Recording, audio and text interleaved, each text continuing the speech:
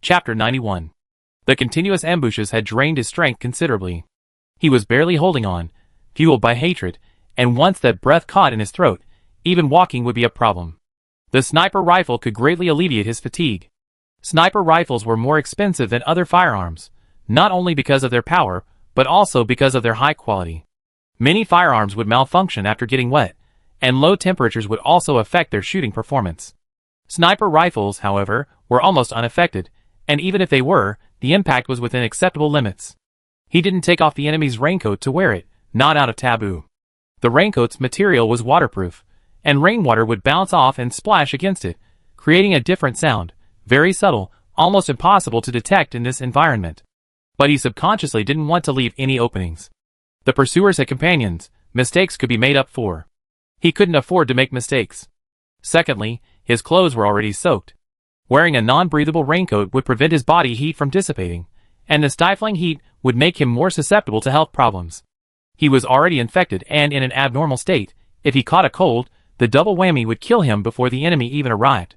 The torrential rain first pounded on the leaves, then dripped down from them, layer upon layer. The leaves acted like a leaky dome, the sound accumulating in the confined space. Li Jushu felt his ears were completely useless as he moved through the rain. Thankfully his vision wasn't too affected.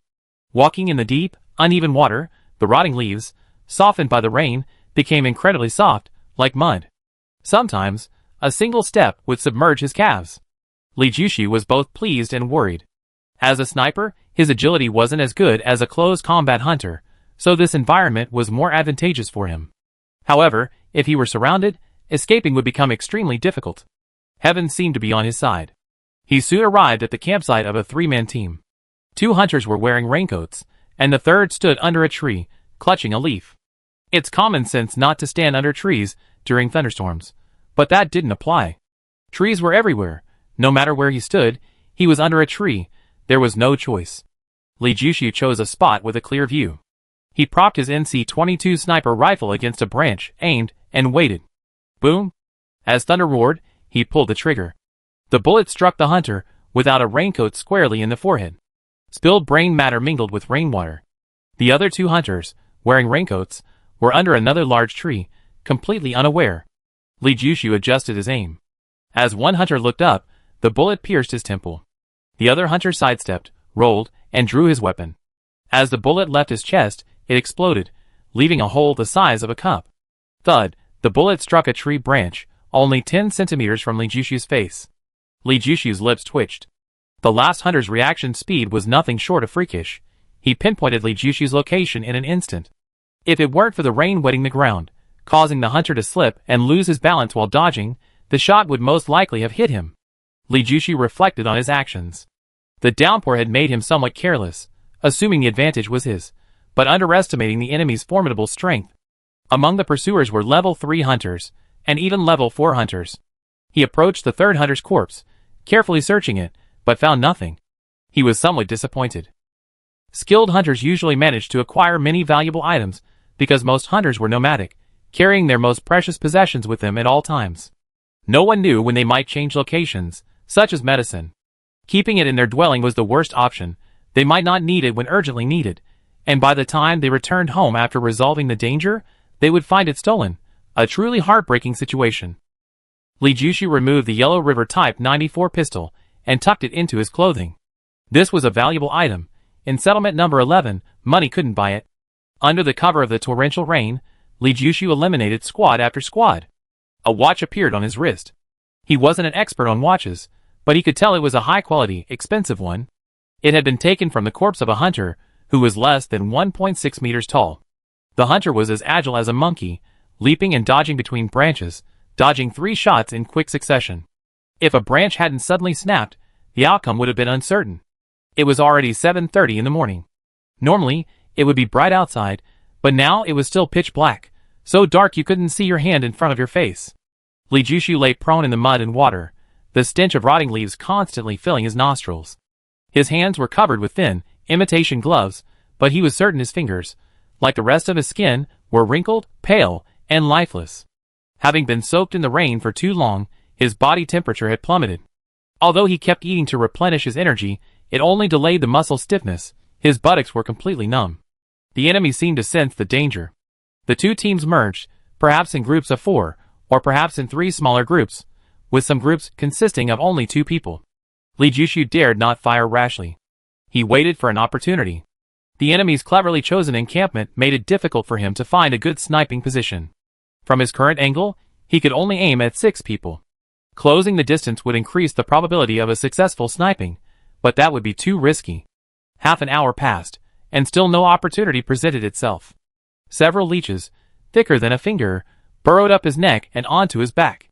His back was already numb, but the psychological impact made Li Jushu uneasy. As another blinding flash of lightning illuminated the earth in a stark white light, a sudden idea struck him. After the lightning subsided, he rose and approached the enemy, the continuous rumbling drowning out all other sounds. Another flash of lightning ripped through the night. A hunter, over 40 years old, suddenly found 7 or 8 grenades at his feet. A wave of immense fear washed over him. With all his might, he lunged forward, and the grenades exploded. Boom! The sound echoed in the confined space, instantly drowning out the thunder above. Li Jushu, hiding behind a tree, rushed out immediately after the explosions, firing his Yellow River 94 pistol indiscriminately shooting at anyone in sight, dead or alive. After 8 shots, no one survived. Bombs are more effective than sniper rifles, but they're risky. The 8 corpses were gruesome. Some were missing limbs, some were disemboweled, and some were unrecognizable. At close range, grenades are most effective. Bulletproof vests were practically useless. Li Jushu began rummaging through the packages, searching for useful items. When he opened the most luxurious package, he froze, his breathing quickened after a few seconds, and his expression turned to shock. Chapter 92. Potions. The backpack was crammed full of potions.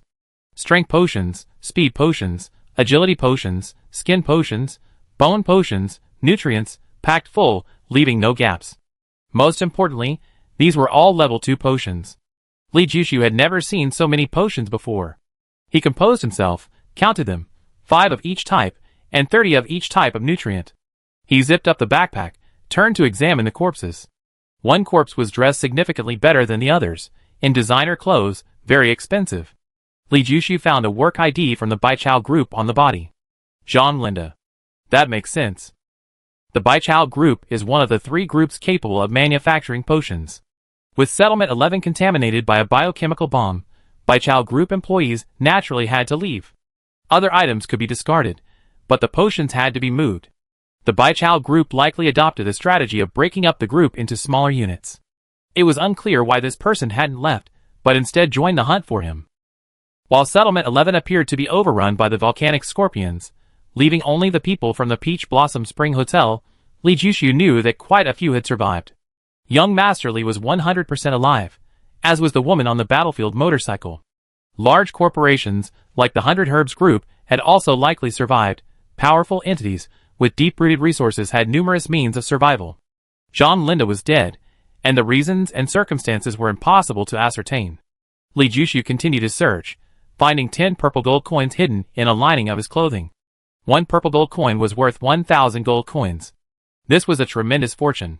Jean Linda's position at Baichao Group must be quite high. He's definitely not an ordinary employee.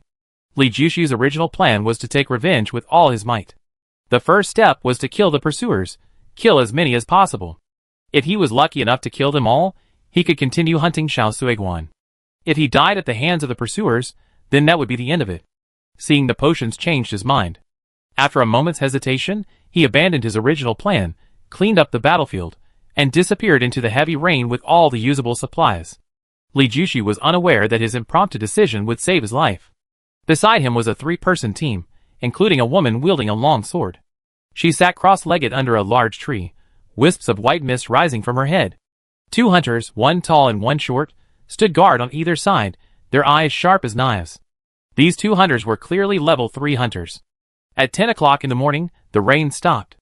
The female swordsman blew a signal, a sharp bird cry carried for kilometers, but received less than a third of the response. What's going on? The taller hunter asked, puzzled. Is everyone else asleep? I have a bad feeling, the shorter hunter said. You're overthinking it. Maybe the thunder has dulled their ears, the taller hunter said. The female swordsman blew the bird song again, and the response was the same as before. 2/3 of the people didn't react. At this point, The taller hunter also realized something was wrong. It was possible for 1 or 2 people to become deaf, but for 50 or 60 people to become deaf? That was impossible. The 3 quickly followed the route and arrived at the nearest campsite. The scene before them made their expressions change drastically, and they immediately went on high alert. After carefully observing their surroundings and finding no danger, the 3 men thoroughly examined the scene. They quickly searched the entire area and, now with a suspicion, remained silent as they continued searching for their next campsite. When the bodies of the last squad were found, the 3 men finally gave up hope, and their suspicions were confirmed. It's him! The tall hunter's face darkened. The younger sister didn't use a sniper rifle, only Li Jushu did. This kid really survived. He's got a real knack for it. The short hunter said, looking at the female swordsman. He should be nearby, not far away.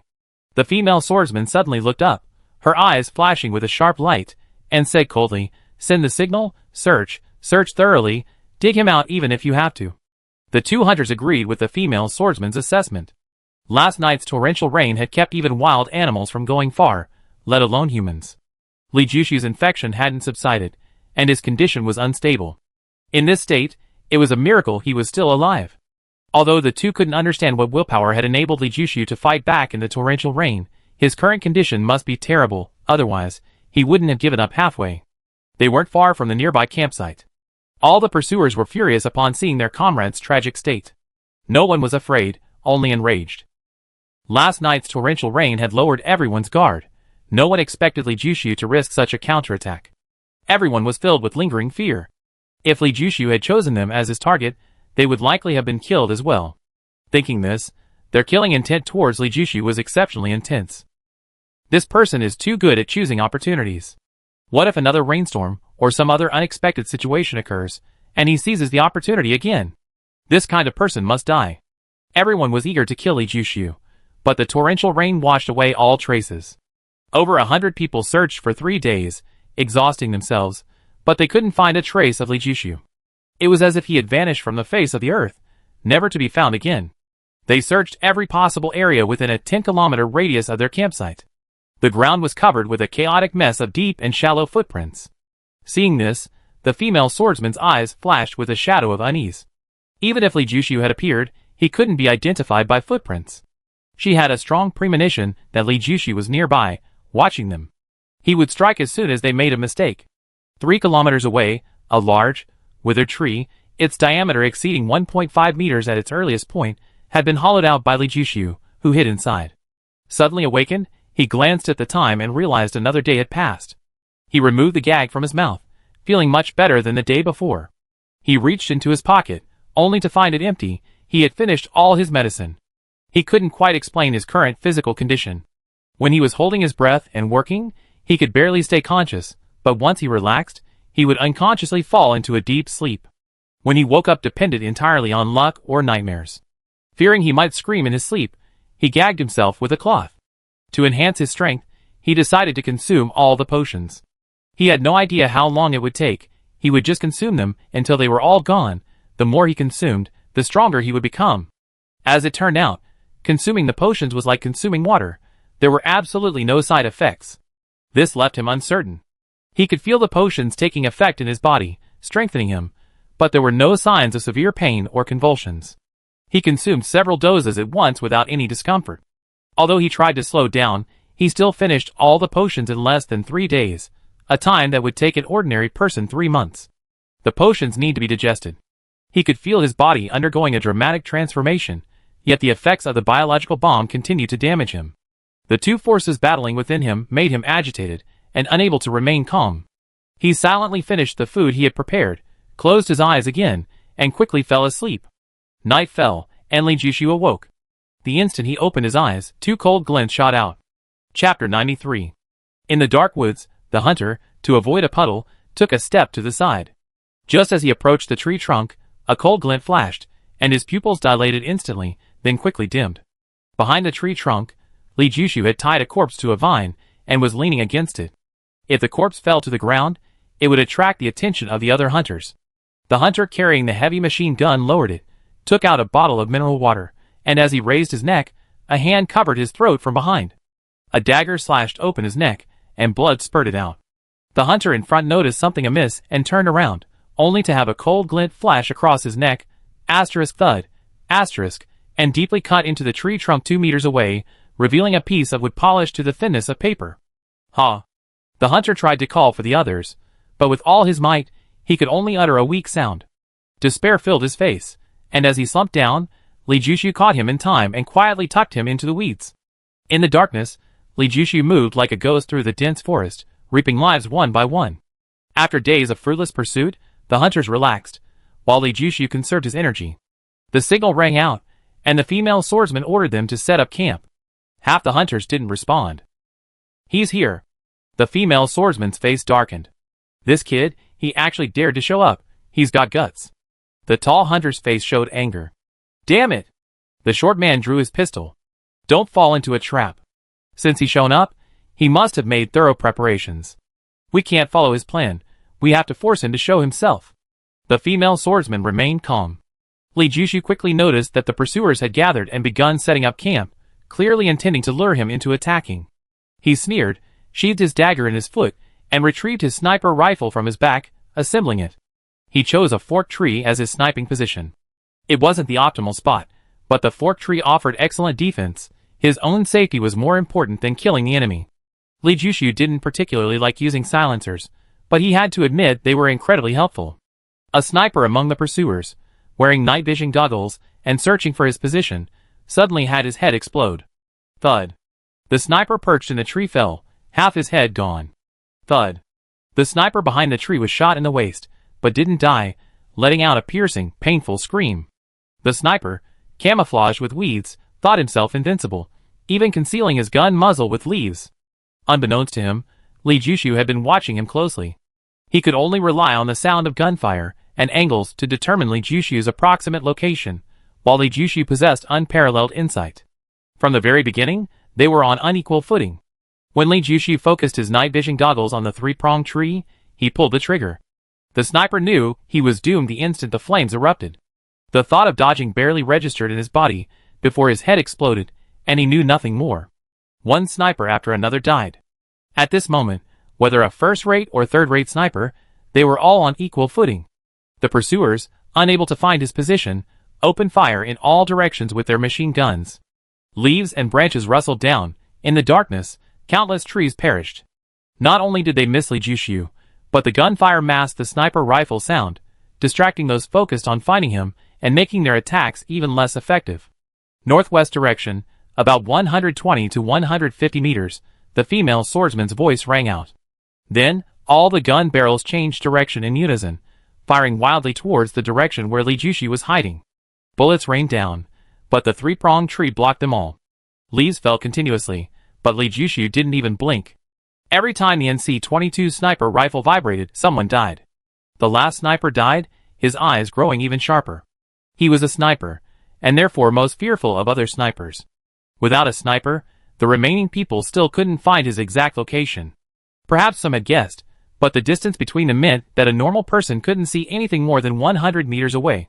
Hunters threw bombs and grenades, but they were all blocked by tree branches, unable to reach him.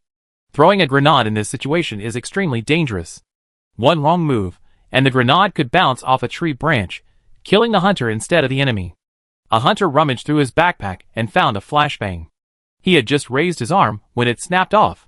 The severed arm and the flashbang flew into the air and exploded, illuminating the world in a blinding white light.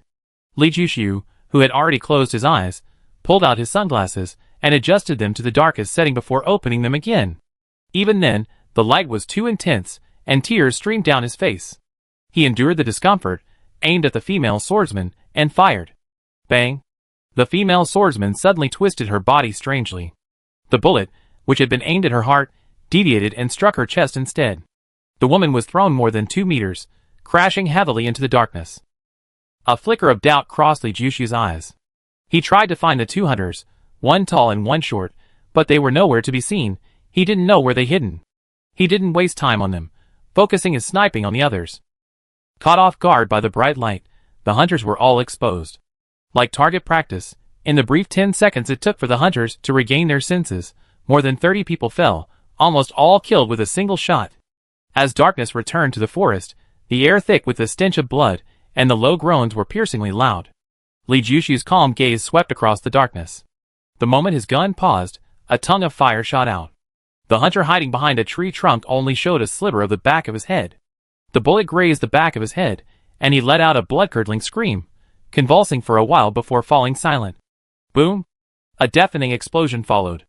The hunter, set flying more than 2 meters, crashed to the ground, motionless. The hunter tried to approach Li Jushu, but accidentally triggered a landmine and was killed instantly. How could Li Jushu, who had single-handedly taken down so many people, have been completely unprepared? Besides, it would be a waste not to use all those grenades he found. Carrying them would be exhausting. A short while later, another explosion occurred, killing one hunter and wounding another. The wounded hunter had a gaping hole in his abdomen, his intestines spilling out, and he let out a painful scream. There are always hunters who refuse to give up. Li Jushu, with candy in his mouth, chewed it to keep himself calm. Several more enemies died, and the remaining hunters became even more cautious. Some huddled motionless behind large trees, while others moved cautiously, revealing no weakness. Suddenly, Li Jushu's finger paused, and he slowly released the trigger, his face darkening. He saw a familiar face, Chao Gang. Chapter 94. If there was anyone on the beast planet who had spent the most time with him, it would undoubtedly be Chao Gang. Although it was just a team, a partnership based on mutual benefit, nearly 2 years had fostered some bond. He never imagined that Chao Gang would be among those hunting him. His eyes searched among the enemies, and sure enough, he saw Mantis and Wang Xiaoxin again. They were incredibly lucky to have survived the volcanic scorpion's jaws. Wang Xiaoxin was hiding behind a tree, bandaging the wound of the hunter with a severed arm. Mantis lay prone behind a large tree, only the barrel of his gun visible, a Type 74 Tiger. Chao Gang, disguised as a corpse, hid behind another corpse, observing quietly with night vision equipment. After a full 10 seconds of silence, Li Jushu, expressionless, aimed at the corpse in front of Chao Gang. Just before pulling the trigger, he slightly raised the muzzle of his gun. Thud, the bullet pierced the corpse, shattering the night vision equipment. Chao Gang let out an agonizing scream as his hand shattered, revealing the white bone beneath, blood gushing uncontrollably. Chao Gang. Wang Xiaoxin recognized her boyfriend's scream and gasped softly. Thud, the tree where the mantis was hiding shook. Before the mantis could even process what was happening, the tree was hit by 2 more bullets. Just as the mantis realized something was wrong, a bullet pierced the tree, entered his back, and penetrated his abdomen. The powerful impact churned his internal organs, and the mantis's vision went black. He immediately fainted from the pain. Li Jushu single-handedly suppressed dozens of people, maintaining a clear advantage. Although the enemy outnumbered them, the darkness prevented them from pinpointing his exact location, putting them at a significant disadvantage. However, the enemy did not give up. They tried various methods to approach, but Li Jushu thwarted them all, leaving several corpses behind without harming him. Time ticked by, and the forest suddenly fell silent. The hunter stopped taking risks, and Li Jushu stopped firing. A brief silence descended, both sides waiting for the other to strike first. Strike first meant gaining the upper hand, but it often came with the risk of failure. Experienced hunters weren't concerned with who struck first, they valued the outcome more. Soon, the hunters realized the danger. The swarms of mosquitoes were manageable with mosquito repellent, but the leeches, blood-sucking flies, and other small insects that could penetrate anywhere were the real problem. The blood had attracted insects from within a kilometer radius. If they didn't leave quickly, even a cow could be sucked dry. No matter how well they were dressed, the insects would always find a way in. The hunters could endure the pain, but the itching was unbearable. Some insect bites were so intensely itchy, they wanted to scratch until their skin bled. The itch was deep, penetrating to the bone, and scratching only made it worse. Snap! A hunter's head was only raised 10 centimeters before it exploded, his skull and brains splattering everywhere, attracting a swarm of mosquitoes. Where Li Jushu was hiding, there was no blood, so only mosquitoes. Normally, mosquitoes don't discriminate between humans and animals, but with blood present, they would definitely choose that spot first, making other areas safer. While the hunter's attention was diverted, Li Jushu quietly left the 3-pronged tree, circled to the other side, climbed a tree, tied a rocket launcher to it, adjusted the angle, climbed another tree, and set up another rocket launcher. He had captured 3 rocket launchers in total, and immediately aimed them all at the hunter's hiding place. Controlling the rocket launchers with a single cable, he found his position, and lay prone, before pulling all 3 cables simultaneously. 3 rockets roared from 3 different angles, illuminating the night. Their red trails were blindingly bright in the darkness. Rockets! The hunter cried out in terror, no longer caring about anything else, rushing from his hiding place towards other positions. However, the rockets were too close, only 50 meters away. Before they even landed, the explosions had already occurred. Boom! 3 rockets exploded simultaneously, instantly killing more than a dozen hunters. Those on the edge were thrown several meters away. Fewer than 10 escaped unscathed. Li Jushu surveyed the entire situation, his NC-22 sniper rifle vibrating incessantly. 1 shot, 1 kill, within moments, the hunters were almost all dead. The flashes of the explosion subsided, leaving only the buzzing of disturbed mosquitoes. Li Jushu silently moved to a second sniper position, aiming at the first, and unleashed a tongue of fire. The hunter, having just reached the first position, didn't even utter a sound before getting a headshot. Bang! A bullet struck the sniper rifle, exploding in a shower of sparks. Li Jushu rolled with lightning speed, successfully dodging the second bullet, curling into a circle under a large tree. His pistol, barely drawn, was sliced in 2 by a military knife.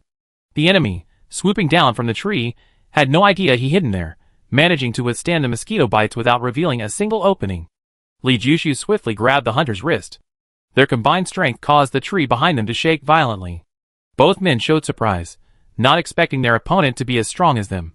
The hunter, 2.2 meters tall and a level 3 hunter, focused on strength. He had never encountered a hunter of his level whose strength matched his own. Li Jushu was at least 2 sizes smaller and lighter.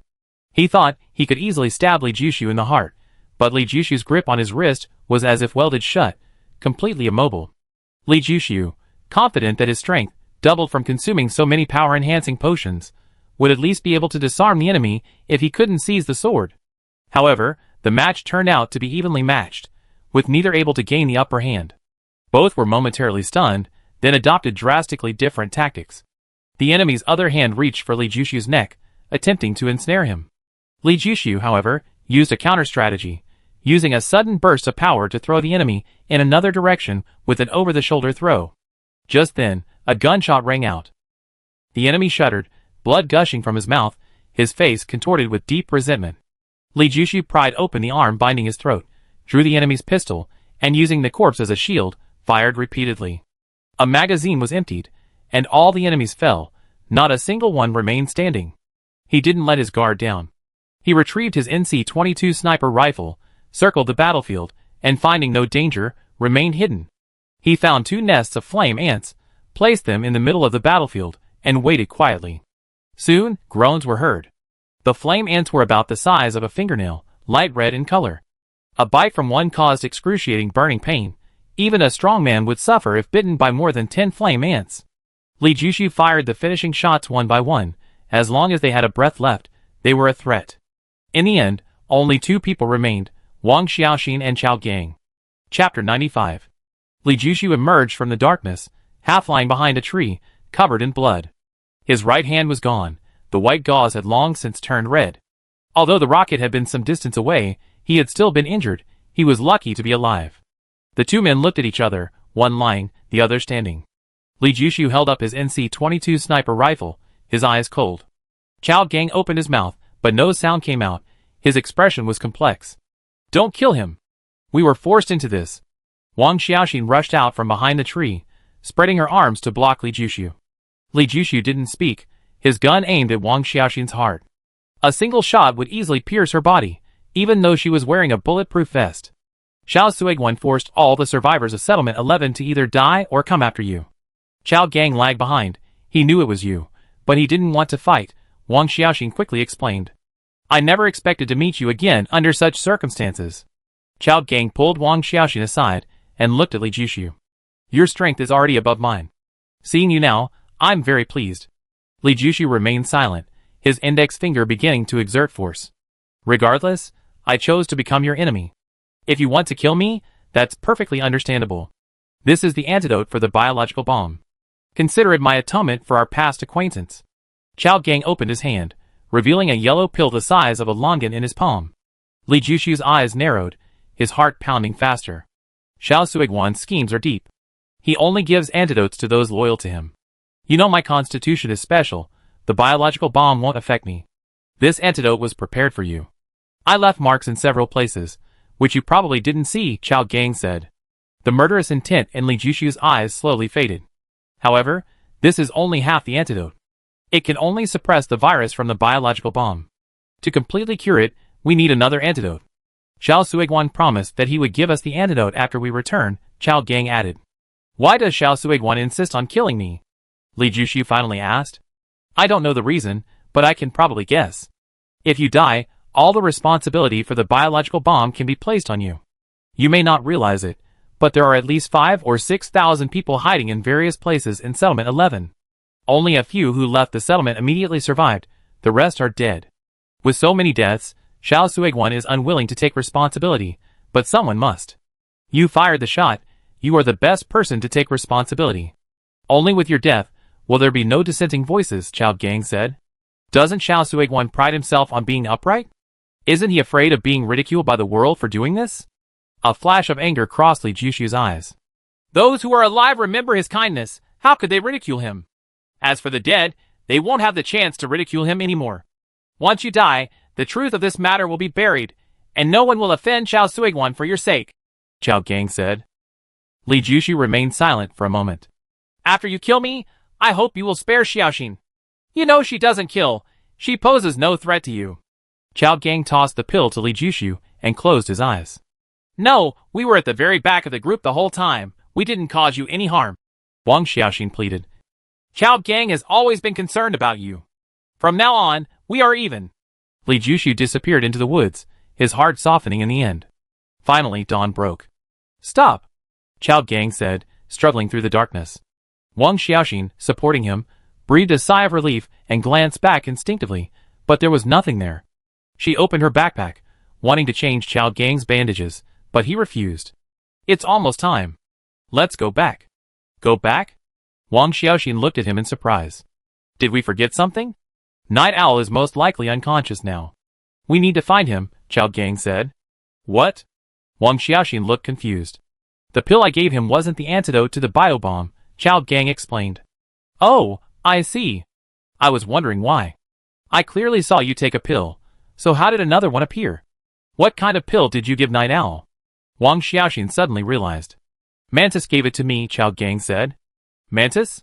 What's he doing carrying pills? Wang Xiaoxin suddenly realized something, her face flushing red. She glared at Chao Gang and spat, You're no good. Mantis frequented the red light district, so he always carried pills, taking one when he was exhausted. Chao Gang had even started taking pills too, going astray.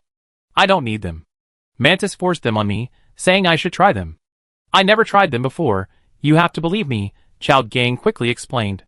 But isn't it wrong to lie to Night Owl like that? Wang Xiaoxin said. What else could I do? If I didn't lie to him, he'd kill us. You saw the murderous intent in his eyes. He doesn't consider me his captain anymore. Chao Gang's face showed anger. Being held at gunpoint by his own member was an utter humiliation for someone as proud as him. Why go back to him? We don't have the real antidote, and even if we found it, it wouldn't save him, Wang Xiaoxin said. Have you considered the consequences of going back like this? Chao Gang looked at Wang Xiaoxin. Wang Xiaoxin's face turned pale instantly. Li Jushu wasn't dead, and Xiao Suiguan would definitely not give them the antidote for the second biological bomb. 1 life for 2 lives. Besides, if we take Night Owl's head back, we won't have to stay on Beast Planet. We can go back to our home planet and live a happy life. I know it's immoral, but do we have a choice? Chao Gang's tone was calm. But Wang Xiaoxin couldn't refute him for a moment. I observed him very carefully last night. Night Owl's skin was pale, like a dead man's, but his eyes were bloodshot, hot inside and cold outside. Although he was wearing gloves, I could vaguely see that his fingernails were all black. He was almost unable to suppress the biological virus. Even if we did nothing, he wouldn't last much longer, at most a day or 2, Chao Gang said. What do we do now? After a long silence, Wang Xiaoxin was finally persuaded by Chao Gang. Find Night Owl, kill him, and bring his head back. I know you're soft-hearted and unwilling to kill, but we can't wait for Night Owl to succumb to the poison. The biovirus will be too potent then, neither of us can withstand it. Besides, have you considered the environmental damage that leaving such a corpse in this deep forest will cause? Chao Gang was thinking far ahead. Night Owl is cautious. So many hours have passed, I'm afraid it will be difficult for us to find him. Wang Xiaoxin was somewhat worried. I understand, Night Owl. I'm confident. Chao Gang was full of confidence. You really are my good captain. A cold voice suddenly interrupted. Chapter 96. Thud. Chao Gang's left hand was severed by a bullet, the arm and the dagger in his hand flying more than 3 meters away. Wang Xiaoxin's hand had just touched the pistol when 2 shots rang out, both her arms being severed. Wang Xiaoxin screamed in pain, blood gushing from her severed arms. Li Jushu parted the branches and appeared before the two. You, how could you? Chao Gang's face was deathly pale, whether from fear or pain, it was unclear. Wang Xiaoxin momentarily forgot her scream, stammering, Night Owl. Captain, people change. Li Jushu's face was devoid of emotion, the sniper rifle radiating a chilling killing intent. Night Owl, listen to my explanation. I absolutely did not intend to harm you, I had no choice. Chao Gang's eyes flickered, racking his brains, but in a short time, he couldn't come up with a good reason. Back in Blood Wolf Canyon, you abandoned me. I don't blame you. Everyone has their own choices, and now, I won't blame you either, Li Jushu said. Really? Night Owl, I knew I hadn't misjudged you. You're a loyal and righteous person. I made a mistake this time. Don't worry, I always stand by your side from now on. If I ever do anything wrong again, may I be struck by lightning or torn apart by 5 horses. Chao Gang was overjoyed. How can you blame others for your own choices? If people can't look for the reasons within themselves, they never grow up. When we start to reflect, it means that some mistakes won't be repeated, Li Jushu said. Yes, Night Owl, you really grown up. Chao Gang's face was full of flattery. Thud. Chao Gang's head exploded. Li Jushu immediately shifted the gun's aim. Wang Xiaoxin's mouth had just opened when a tongue of fire flashed, and her head also exploded. She screamed, still in the womb. If my little sister weren't dead, and we had known each other, I might have let you go. But now that she's gone, what's the point of your lives? Li Jushu took the razor blade from Chao Gang's body. Chao Gang was skilled at throwing stones, but for sheer lethality, it was his throwing knife. This knife was custom-made at great expense. It was as thin as a cicada's wing, capable of slicing hair in an instant, and at close range, it could sever a neck. Li Jushu's obsession with throwing cards stemmed from the influence of Chao Gang's throwing knives. He also took Chao Gang's bank cards without hesitation. The man was dead, keeping the cards was useless. Chao Gang had 2 bank cards, one personal and one for the team. Coincidentally, he knew the pins for both. Chao Gang hadn't told him, nor did he have that much trust in him. He had overheard Chao Gang telling Wang Xiaoxin. Life is truly strange. Although he knew Chao Gang's pins, he had never considered using them. Afterward, he looted Wang Xiaoxin's medicine, making sure nothing was left behind. He then determined his direction, and began running southwest. His speed varied, sometimes fast, sometimes slow. After about 2 hours, he finally spotted shallow footprints on the ground. There were many footprints in the forest, but they all led in the same direction. These footprints, however, were in the opposite direction. As darkness fell, he squinted. His steps suddenly stopped. A white, spiderweb-like line stretched across his path.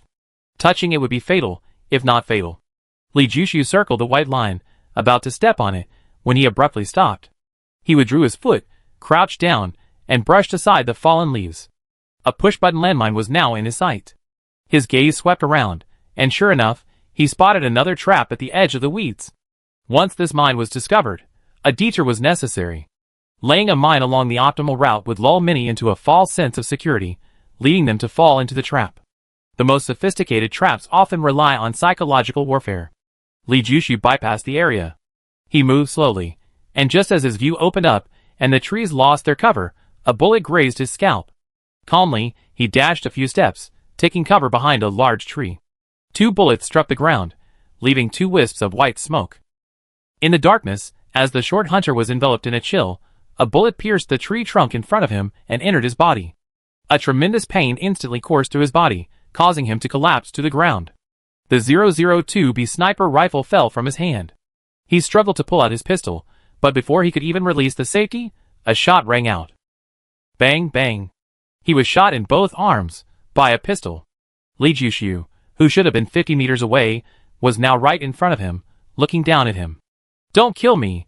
Don't kill me! Don't kill me! The hunter screamed, his face filled with terror, sweat and tears mingling with pain. Give me a reason not to kill you. Li Jushu had never seen a grown man cry before, his face filled with disgust and loathing. You're infected with a biovirus. If you don't take the antidote in time, you die. I have a way to get the antidote, the hunter cried. What way? The reason Li Jushu hadn't killed this man was for the antidote. This man was very shrewd. I'm the young master's confidant.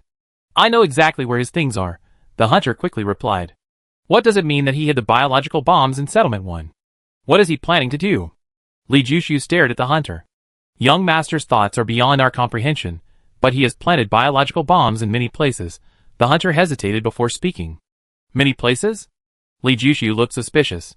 Biological bombs were taboo. Obtaining even one was difficult. He acknowledged Xiao Suiguan's high status, but biological bombs wouldn't be easily acquired. Young Master has 7 biological bombs, the hunter quickly explained. Young Master wiped out a group of space pirates and obtained 7 biological bombs on his spaceship. He didn't hand them over, he secretly hid them, transporting 2 to the Beast Planet. What about the other 5? Li Jushu asked. This? I don't know, but Young Master is very far-sighted. He must have placed them in key locations, the hunter said. If I let you leave, will you come back? Li Jushu asked. I have the wealth I accumulated over the years in my account, 2 billion copper coins. I certainly won't give up my wealth, the hunter had already decided. But I don't believe it. Li Jushu whirled around, about to pull the trigger, when a flash of cold light pierced the air, slicing the NC-22 sniper rifle in two. Li Jushu retreated rapidly, drawing his pistol and firing. Clang! A spark flew as the bullet was deflected by the flash of light. Li Jushu's pupils constricted sharply. He fired repeatedly, but at a distance of less than 3 meters, the female swordsman moved with incredible agility, all 9 bullets missing their mark. However, although he didn't hit the female swordsman, he did manage to block her attack. Li Jushu turned and disappeared into the dense forest, the female swordsman close behind, her longsword radiating a sharp killing intent. Chapter 97. In the darkness, Li Jushu touched his chest, his fingers stiffening as he realized his hand was covered in blood. Looking down, he saw a large gash in his bulletproof vest. The female swordsman's strike had not only severed the NC-22 sniper rifle, but also torn through his vest, leaving a sword wound on his abdomen. The female swordsman was incredibly fast. He had barely climbed the tree when she was already beneath it. Her sharp eyes scanned left and right. Then suddenly she lightly touched the tree trunk with her toe, leaping into the air. A flash of sword light illuminated the branches, slicing them down as easily as cutting tofu. Bang, bang, bang. The female swordsman spun around the tree like a phantom. Li Jushu clearly aimed at her, but realized he had only hit her shadow. Just as the swordsman was halfway up, a sudden explosion occurred. The swordsman let out a painful groan, flying several meters before crashing heavily to the ground. Li Jushu scrambled down the tree at top speed. Just as he approached, a cold glint flashed. Startled, he had no time to fire. He grabbed the swordsman's wrist with his left hand. At the same time, the swordsman grabbed his pistol. Both used all their strength. The two forces collided.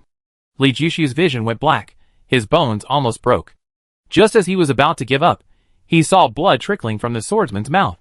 He immediately realized what was happening, his spirits lifted, and he withstood the pressure.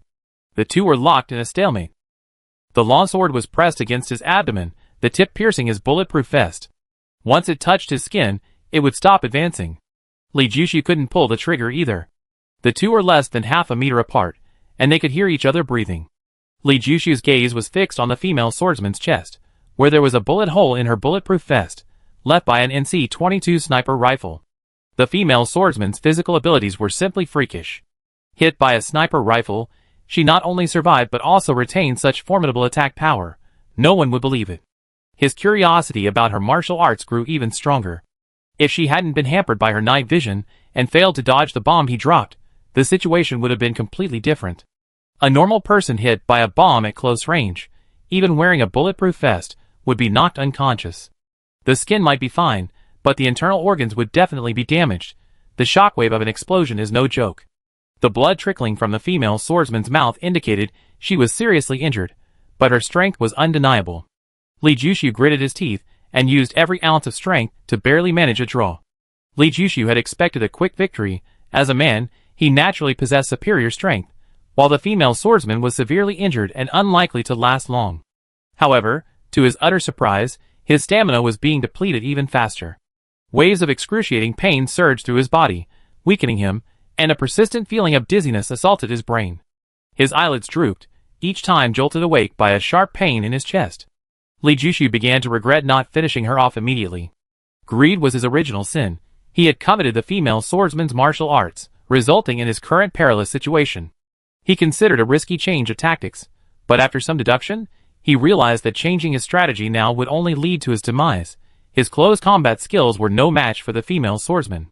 Swarms of mosquitoes swarmed, seemingly capable of carrying him away. Strangely, they only bit the female swordsman, ignoring Li Jushu. Despite this apparent advantage, Li Jushu felt no joy. The mosquitoes were sensitive to blood and scents, knowing his blood was poisonous, and thus avoided him. He didn't know the reason at first, only guessing it after the leech that had sucked his blood died. The female swordsman's willpower was incredibly strong. She seemed completely oblivious to the insect bites. Li Jushu's eyes scanned the darkness, and suddenly, they lit up. He saw a nest of ants, fire ants. He took a deep breath, puffed out his cheeks, and forcefully spat out the remaining half of the chocolate candy, accurately hitting the ant nest. A hole appeared, and pale red fire ants emerged, like springs, searching for enemies. The ant nest was about 2.5 meters away from the two locked in a stalemate. Worried that the fire ants wouldn't dare to travel that far, Li Jushu had a sudden inspiration and spat on the female swordsman. He had just eaten the candy, and his saliva was high in sugar, a deadly attraction for ants. The female swordsman's beautiful eyes widened instantly, her face filled with disgust, loathing, and a hint of fear. Not to mention girls, even men deeply abhor spitting. From her vantage point, she couldn't see the ant nest, and assumed Li Jushu was trying to disgust her. Fortunately, he didn't make any further moves, otherwise, she would rather die than endure such humiliation. Insects possess abilities that are truly unimaginable to humans. A mouthful of sugary saliva, several meters away in the darkness, would be completely undetectable to a human, yet the flame ants could pinpoint it precisely, reappear with their swarm, and within half an hour, the female swordsman was covered in ants. The female swordsman didn't understand how Li Jushu had done it, but she understood his intention. Her expression changed, pain appearing between her brows, but her eyes remained resolute, and her strength undiminished. Their arms were joined together, yet the flame ants only bit the female swordsman, ignoring Li Jushu completely.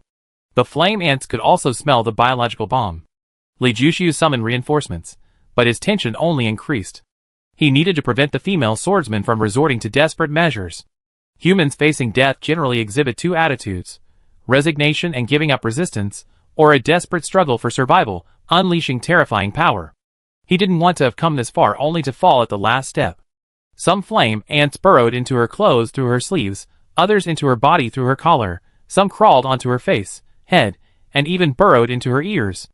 Li Jushu felt pain just watching, but the female swordsman endured it silently. However, besides causing pain, the flame ant's venom also had a sedative effect. Since the flame ants needed to carry their prey back to their nest, if the prey struggled, it would be difficult for them to carry it. A subdued prey was much easier to carry. As the female swordsman's eyes shifted, Li Jushu suddenly erupted, snatching her long sword and flinging the Yellow River 94 sword away without any mercy. He then delivered a full-force punch to her shoulder, dislocating her arm. He twisted her left arm behind her back, pinning her down with lightning speed. The movements were so swift and fluid that even the flame ants couldn't react in time, many crushed to death. The female swordsman tried to struggle, but Li Jushu dislocated her left arm as well, then picked up the Yellow River 94 sword and pointed it at her. "Let's see if your feet are faster, or my spear." The female swordsman's tense legs slowly relaxed. Her eyes gleamed with resentment, but she could only concede defeat. Chapter 98. Li Jushu caught up with a fleeing short hunter, fired a single shot beside him, and the hunter immediately froze, his body stiffening, shouting, "Don't kill me! Don't kill me! I do anything you want! What can you do in this state?" Li Jushu was now holding the explosive 002B sniper rifle, the short hunter's gun, as his hands were useless, and he couldn't use a gun. The short hunter was speechless. "Go back and tell Xiao Suiguan that if he wants to save this woman, he must deliver the antidote to the biological bomb before I die. If this woman is no longer of value, then disregard my words. Choose that mountain peak for the transaction, see it? The highest one. As for the time, you better hurry, I can't guarantee how much longer I have to live." Li Jushu didn't make things difficult for the short hunter. The female swordsman's arms were dislocated, but Li Jushu was still uneasy, leaving them bound behind her back. The female swordsman's face was grim, and she remained silent. I definitely pass on the message, the short man quickly replied. He was quite capable. Despite having both arms broken, he hadn't fainted from the pain, and had even managed to bandage his wounds to stop the bleeding. Even a disabled person would admire such an ability. Good luck, Li Jushu said. The short man's lips twitched. He was confident he could get out of the forest, but he wasn't sure Xiao Suiguan would bring medicine. Those who achieve great things are often not bound by women. Although Miss Luo was excellent, she lacked family background, which was insignificant compared to his ambition. There was a high probability that Xiao Suiguan would abandon her. Therefore, it was Li Jushu, not him, who should be wishing her good luck. The short hunter left, and Li Jushu led the female swordsman to a secluded spot. He drew the long sword that should have belonged to her. It was incredibly sharp, capable of cutting through iron like mud, and though he didn't know its name, it was undoubtedly a treasure. What did I do wrong? Li Jushu looked at the female swordsman, surprisingly calm, without anger. The female swordsman remained silent, as if she hadn't heard Li Jushu's words. Speak with facts. I should consider myself your and Xiao Suiguan's benefactor, your savior, right? Li Jushu's voice carried a hint of sarcasm, but the female swordsman still showed no intention of speaking. We all have different perspectives. Actually, I don't hate Xiao Suiguan, but I despise him. It's said that those who achieve great things don't concern themselves with trifles, but someone lacking foresight clearly can't achieve great things. If I were Xiao Suiguan, I would definitely take everything upon myself. That way, everyone in Settlement 11 would be grateful to him for saving their lives, and I also gain Xiao Zerwei's favor. Why not? The cost of concealing something is too high, especially since there are so many survivors in Settlement 11.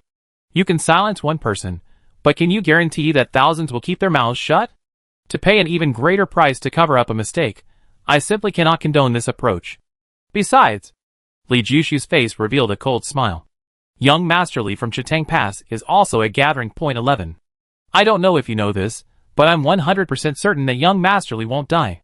Even if Xiao Suiguan can control everyone's mouths, he definitely can't silence young Master Li. Perhaps young Master Li won't offend Xiao Suiguan, but he's still a huge hidden danger. If Xiao Suiguan wants to rise to a high position in the future, this matter will always be a flaw, a time bomb. No matter when it explodes, it will ruin Xiao Suiguan's reputation. But he still did it.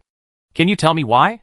You came from the countryside, entered this small town, stood on its edge, and thought the county seat was the whole world. The female swordsman finally spoke. So you don't admit you were wrong, and everything I did was wrong. Is that what you mean? Li Jushu laughed. The female swordsman fell silent. Even with differing stances, she couldn't twist the truth. I heard you cultivate internal energy. Can you teach me? Li Jushu changed the subject. What do you think? The female swordsman looked at him like he was an idiot.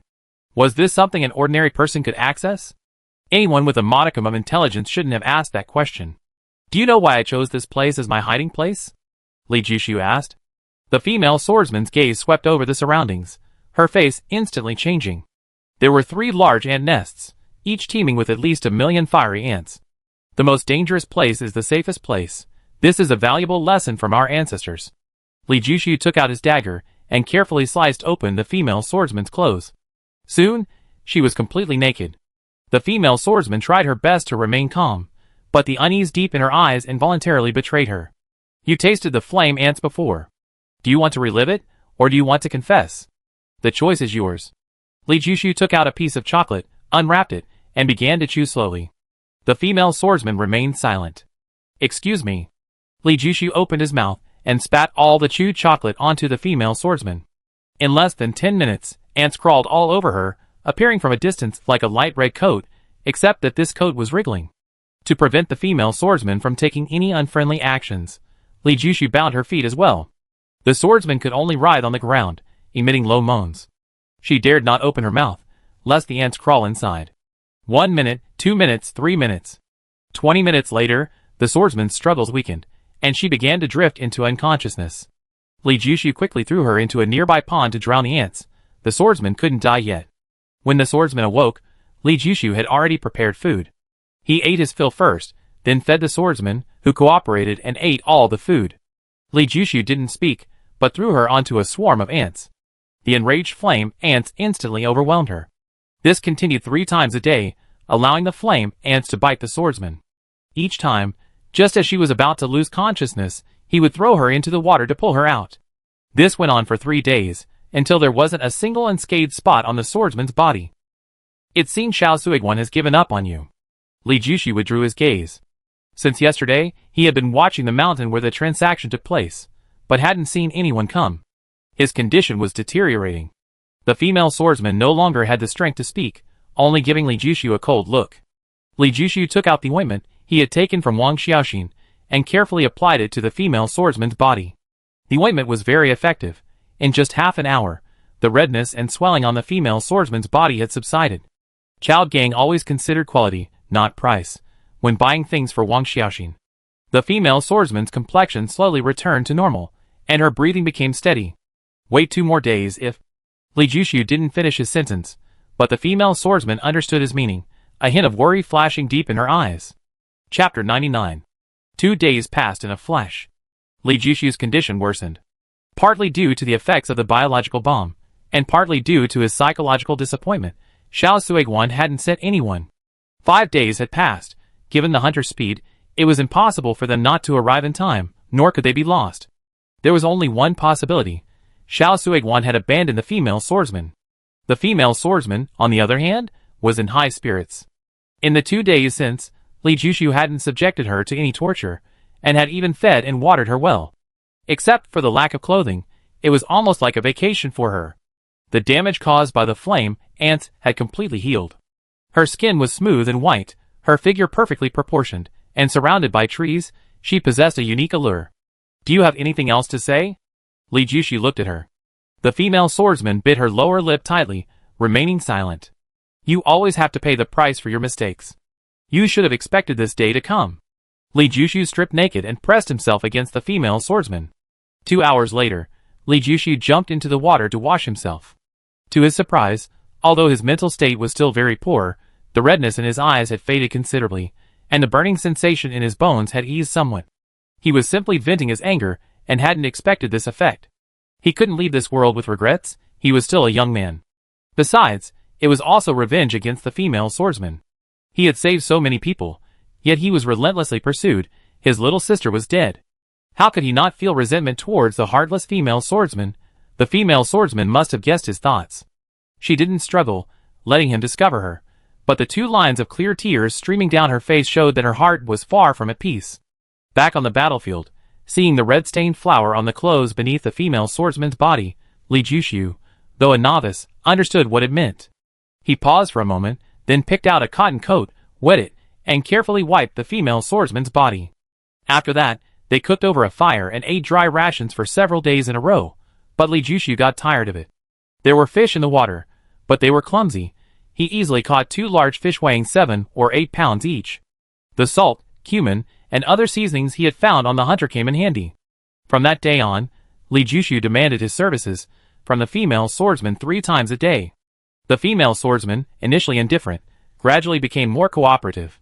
On the 5th day, Li Jushu woke up bleeding from all 7 orifices, his body racked with pain, his mind foggy, as if he had been struck on the head.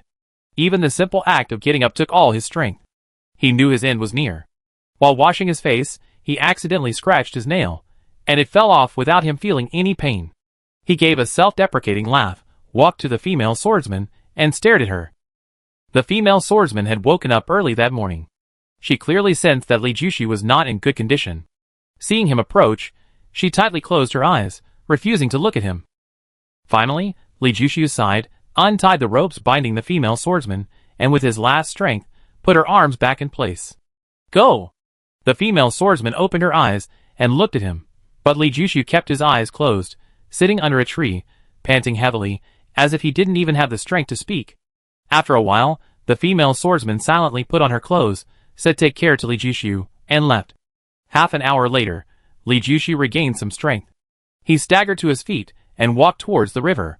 He wanted to return to the cemetery. He wanted to die with his little sister. Wait! The female swordsman suddenly emerged from the woods.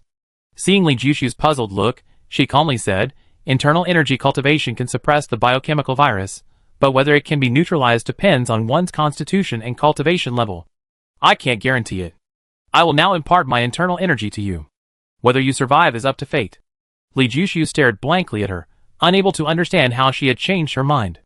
The female swordsman ignored his confusion, reciting the incantation while demonstrating how to practice it. 3 more days passed in a flash. Li Jushu finally mastered the cultivation method and entered a meditative state. The female swordsman watched him for a long time, a complex expression flashing across her face before she disappeared into the woods. 3 months later. At the entrance to Settlement 12, a bustling crowd thronged. After Settlement 11 was designated a forbidden area, hunters who originally belonged there were forced to relocate to either Base 9 or Settlement 12. Base 9 had strict rules, and no one wanted to go there. Most flocked to Settlement 12. 3 kilometers from the city gate, there was a small market where many hunters, who couldn't easily enter the city, traded for supplies. Juan Fugue was a veteran at the market, with a complete supply of goods. Whatever he wanted, he could get it. Even potions, as long as the money was right, he could get them.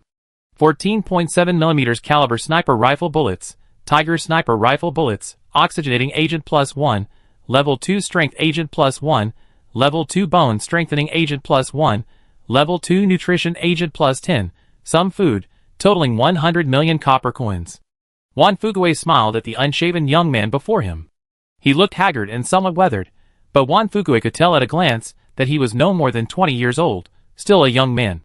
Have you managed to get the antidote for the biochemical virus? The man whose hair had covered his ears was Li Jushu. He had been to Settlement 12 before. Considering everything, among the bases on Beast Planet, Settlement 12 was the most welcoming.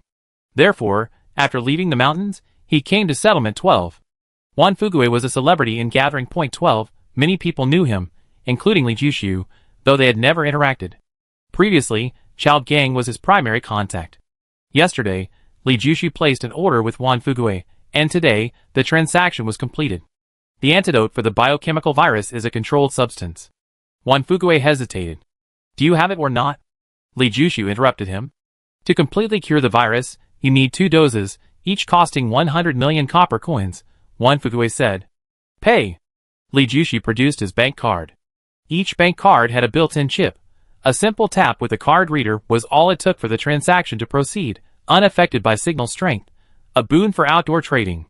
After the transaction, as Li Jushu was leaving with the card, Juan Fugue suddenly called out, Brother, do you still have any of those unclaimed bank cards from yesterday? I can raise the price by 5%. No more. Li Jushu replied without turning back. He wouldn't have traded the bank cards yesterday if it weren't for gaining Juan Fugue's trust. Juan Fugue's offer was too low. There's a device that can read the balance in a bank card. On the black market, the usual price is 80%. For example, if there are 1 million copper coins in the card, the purchase price is generally around 800,000 copper coins, with fluctuations but not significant. Juan Fugue's price is 50%, clearly taking advantage of his inability to enter the city.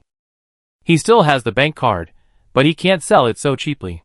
If you have anything good, feel free to contact me anytime. I'm always here, Juan Fugue shouted at Li Jushu's retreating figure. He didn't know Li Jushu's identity, nor was he interested in knowing, but he was certain that the other party was either a wanted criminal or had a powerful enemy, hence the inability to enter the city.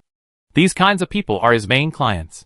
A 10% profit margin on legitimate business is considered lucky. The average profit margin for these people can reach 90%, which is considered exorbitant. For others, the fewer wanted criminals the better. For him, the more wanted criminals the better. He especially enjoys selling weapons and equipment to wanted criminals, as this helps expand his business. Li Jushu appeared indifferent, but he was confident that Li Jushu would come looking for him again in a month, if Li Jushu was still alive. Chapter 100. The oxygen content of planet 10,000 Beasts is 68% less than that of its home planet. Human activity on planet 10,000 Beasts is like entering a thinner plateau. To solve this problem, the first humans to arrive on planet 10,000 Beasts wore spacesuits. Later, scientists, based on human physical capabilities and the planet's climate, developed a special agent, an oxygen-enhancing agent. The oxygen-enhancing agent continuously releases oxygen into the body to meet its needs. This allows humans to move freely on planet 10,000 Beasts without being hindered, rendering spacesuits obsolete and liberating human activity. The oxygen-enhancing agent lasts for 30 days, but this varies from person to person. Some people are physically stronger and have a greater ability to adapt to the environment. This period might be 35 or even 40 days.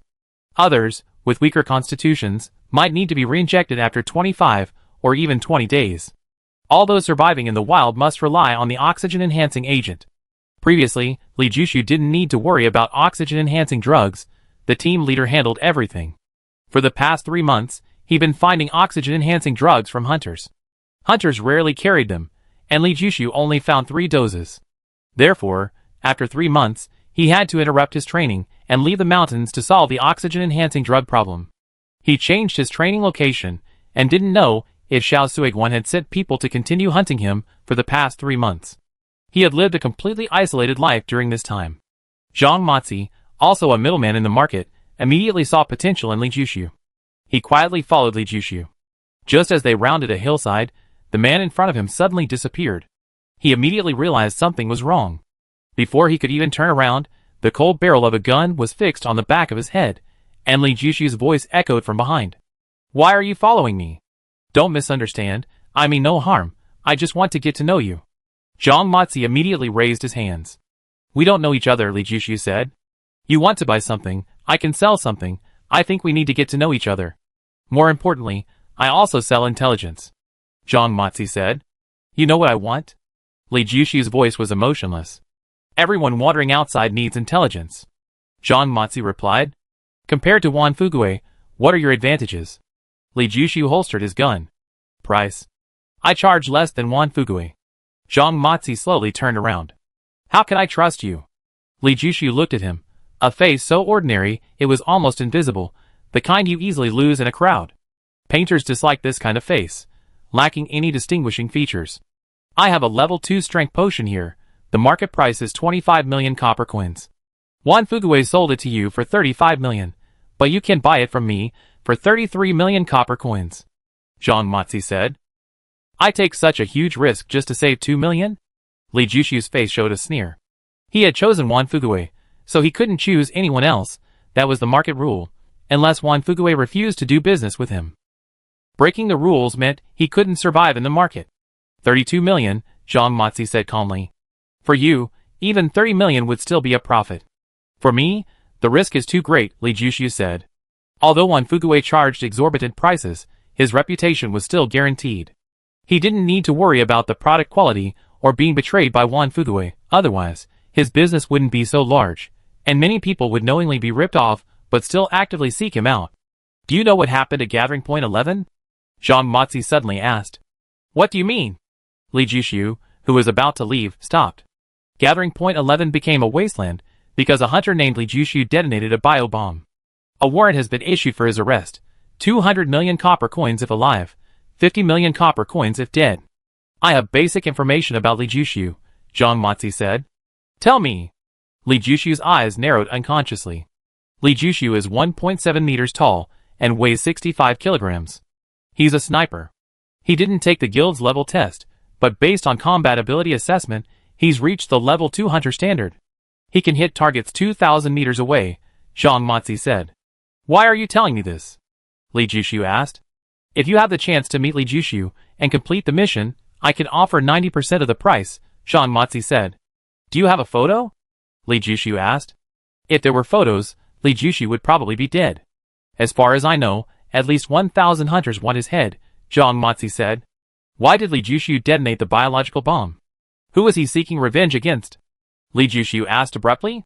According to rumors, Li Jushu is a mentally unstable psychopath who kills indiscriminately. Such a person acts without logic, Zhang Mozi replied. Who issued the mission? Li Jushu asked. A mission jointly issued by the administrators of all the bases, Zhang Mozi replied. Are there any other missions? I don't care about missions with higher rewards, like those with hundreds of thousands or a million, Li Jushu said. There are actually 3. One is to find the golden Bodhi, with a reward of 100 million copper coins. Another is to hunt down the great villain Jutada, with a reward of 30 million copper coins. And the last is to capture 2 live weasels, with a reward of 50 million copper coins. There's also a 12 million copper coin mission. I don't know if you'd be interested. It involves providing clues related to the pagoda wood, Zhang Mozi said. What should I call you? Li Jushu took the handed over information, looked at it carefully for a while, and then returned it to Zhang Mozi. He wasn't interested in the other 3 missions, only the first one appealed to him, the golden Bodhi, which could increase internal energy. The female swordsman had told him that there were only 2 ways to accelerate cultivation, One was medicinal baths, which required a lot of time and money. The second was rare and precious materials, such as the vermilion fruit, which, if eaten, could add 60 years of arduous cultivation.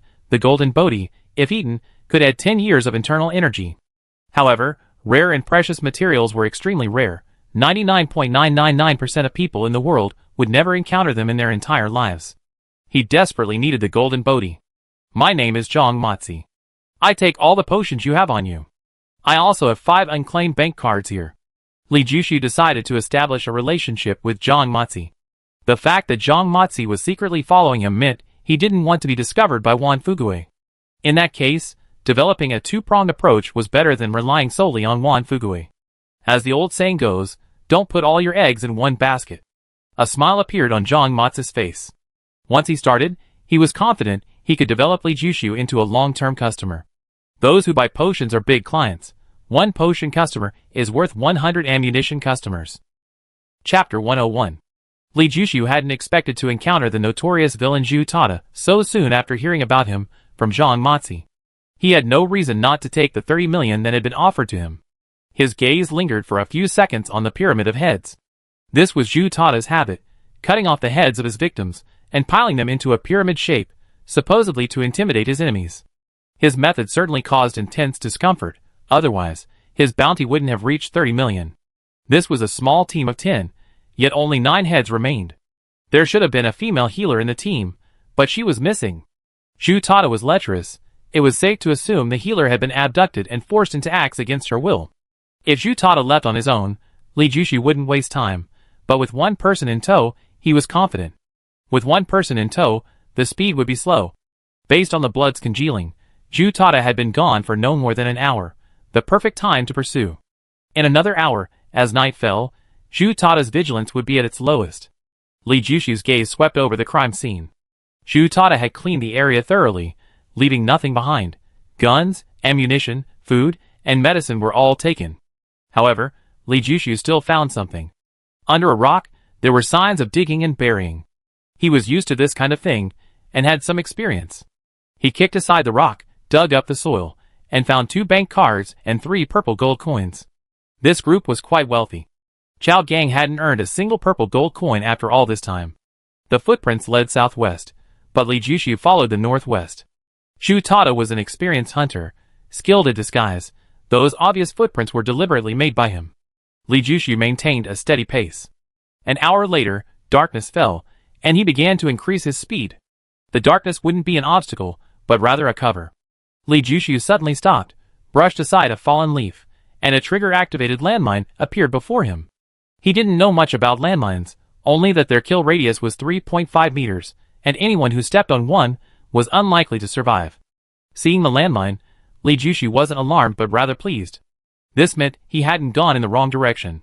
He walked for another hour, entering a dense forest. Carefully avoiding the white line blocking his path, Li Jushu quietly climbed a tree and slowly approached the firelight along the branches. 30 meters was the limit of the firelight's illumination. He stopped, and the explosive 002B sniper rifle appeared in his hand. He silently assembled it. In front of the campfire, the ugly but tall Zhu Tada was on top of a woman. Zhu Tada was making excited noises, while the woman was moaning, her face covered in tears. The man's and woman's clothes were scattered on the ground, the campfire flickering. The instant the gun was aimed at Zhu Tada, he leaped off the woman, rolled to pick up the gun from the ground, and fired in a lightning-fast sequence. He had no time to look behind him. The bullet struck the tree where Li Jushu was hiding, making a whistling sound. Li Jushu remained expressionless, his gaze cold and stern. He let the bullet graze his clothes without even twitching his eyebrows. Zhu Tada, trying to hide behind the tree, inevitably paused in his roll as he changed direction. It was in this almost imperceptible pause that Li Jushu fired. Bang! A hole the size of a bowl appeared in Zhu Tada's chest. He flew a meter, crashed heavily to the ground, convulsed twice, and slowly calmed down. Just as Li Jushu put away his 002B sniper rifle, his body suddenly twisted rapidly, like a python, sliding from one side of the tree trunk to the other. An explosion rang out, the flash illuminating the entire tree. He slid rapidly down the trunk, a volley of bullets chasing him overhead, leaving a straight line of bullet holes in the trunk. The instant his feet touched the ground, he switched to his pistol, firing 3 shots behind him in quick succession. With a roll, he disappeared into the shadows of the tree. The flashes from the explosion had died down, the gunfire had ceased, and the surroundings fell silent. I was careless. Li Jushu tucked his pistol back into his calf. All the intelligence indicated that Ju Tada was alone. Who would have thought he had an accomplice? He silently climbed a tree, his eyes searching the woods. After a moment, a smile appeared on his lips. The enemy had also climbed the tree, but he couldn't pinpoint his location. Holding a flashbang, he hesitated, unsure which way to throw it. Just as the explosive 002B was about to extend it, Li Jushu stopped. He remembered Ju Tada's senses. Skilled hunters are highly sensitive to the cold-killing intent of firearms. Some can even smell gunpowder. The distance was too close, and the explosive 002B's firepower was too intense. He reached for his waist, flicked his wrist, and a cold glint flashed through the air. The enemy was indeed formidable. Just as the throwing knife was about to pierce his heart, he suddenly spun around, the knife grazing his body and drawing blood. As the flashbang flew through the air, a gunshot rang out. Bang! The enemy's chest exploded, and his body flew off the tree branch. Li Jushu closed his eyes, waited for the flashbang to wear off, retrieved his throwing knife, then severed the heads of Ju Tada and another person. He searched them, took the valuables, and quickly left. As for the woman who had been insulted, he didn't even glance at her once. He's now a wanted criminal, and having someone with him is irresponsible to himself and others. Most importantly, they're not relatives or friends, so he's deeply wary of strangers. He knows he'll likely never meet a woman like Xiaomei again. Other women are untrustworthy. He should avoid them if possible. What does it matter to him whether the woman will be in danger in the woods? An adult must learn to be responsible for themselves. Zhang Matzi was puzzled that Li Jushu found him the next day, guessing he needed to buy something. But when he saw the two heads, he was overjoyed. The second head was also that of a wanted criminal, but it wasn't worth as much as 9 million copper coins. The two heads totaled 35 million, meaning Zhang Matzi essentially got nothing, but made a net profit of 4 million. Brother, don't feel it's unfair. In this world, everything is divided into roles. Different roles yield different rewards. In the manufacturing plant, you do the hardest work but get the lowest pay, while the boss does nothing but takes the lion's share. It all stems from the asymmetry of information and resources, Zhang Matzi said with a smile. Any more killing missions? Li Jushu asked. After you've seen it, burn it. Zhang Matzi hesitated for a moment, then took out a photograph. Chapter 102. Niera Bao, male, 58 years old, 178 centimeters tall, 88 kilograms, level 4 hunter, skilled in close combat, runner-up in the 2023 F22 racing competition, climbed Devil's Peak barehanded in 8 hours without safety protection. Station Chief of Base 9. Li Jushu paid no attention to any of the preceding introductions, except for the word Station Chief of Base 9, which made his heart skip a beat. On the Beast planet, only the head of the base could be called a Station Chief. Killing the leader of Base 9, a reward of 5 billion, was this a mission he could accept? Zhang Matzi really thought highly of him. Back in his temporary treehouse, a hollowed-out tree, this type of dwelling was the safest. It protected against mosquitoes and venomous snakes, and also facilitated escape. After the oxygen-enhancing injection, he felt much better, and his face became rosier. Then, he took out the antidote for the biological bomb.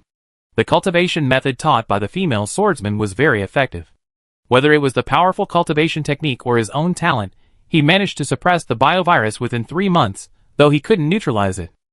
He tried many methods, all to no avail, and finally had to leave the forest. The biovirus, if left in his body for too long, would damage his genes, and he didn't want to become a monster. He initially thought the antidote would be hard to find, but upon leaving, he discovered that Settlement 11 had become a paradise for many adventurers. Settlement 11 was shrouded in the biovirus. Humans who entered would be infected, but the infection could be cured with the antidote if the infection was not severe for long. Thus, many hunters entered Settlement 11 to search for treasure, weapons, ammunition, bank cards, gold coins, and quite a few actually made a fortune. Increased demand naturally led to increased supply, and the antidote, no longer a forbidden drug, became readily available to many. Li Jushu specifically requested the antidote, and Wan Fugue had no doubt. 2 doses were injected. Initially, there was no reaction. About 10 minutes later, Li Jushu experienced a jolt, as if a long-dormant volcano had suddenly come to life, spewing lava. His body heated up, and his skin turned red. He remained silent, simply stripping off his clothes to quietly experience the changes in his body. Blood began to seep from his 7 orifices, and skin, not red, but black and foul-smelling. It took a full 2 hours for his body temperature to drop and return to normal. An unprecedented sense of comfort filled his body. The feeling was like suddenly being freed from a 100-pound shackle, a feeling of ease beyond words. Li Jushu left the treehouse, jumped into the water, washed the black blood off his skin, and went ashore. Passing a tree as thick as a thigh, he suddenly lowered his stance, took a deep breath, and unleashed a thunderous right punch. Bang! His fist struck the tree trunk squarely. The 20-meter-tall tree trembled violently, countless leaves falling. Li Jushu withdrew his fist and stepped back, exhaling slowly. Crack! The tree snapped in half, the break right where the punch had landed. A smile appeared on Li Jushu's face. The force of that punch was at least 800 jin, approximately 400 caddies. Most importantly, he felt no pain in his fist. The bone and skin potions had taken effect. Back in the treehouse, he took all the potions he had bought from Wan Fugue and Zhang Mozi in one go. He himself didn't know the current state of his body.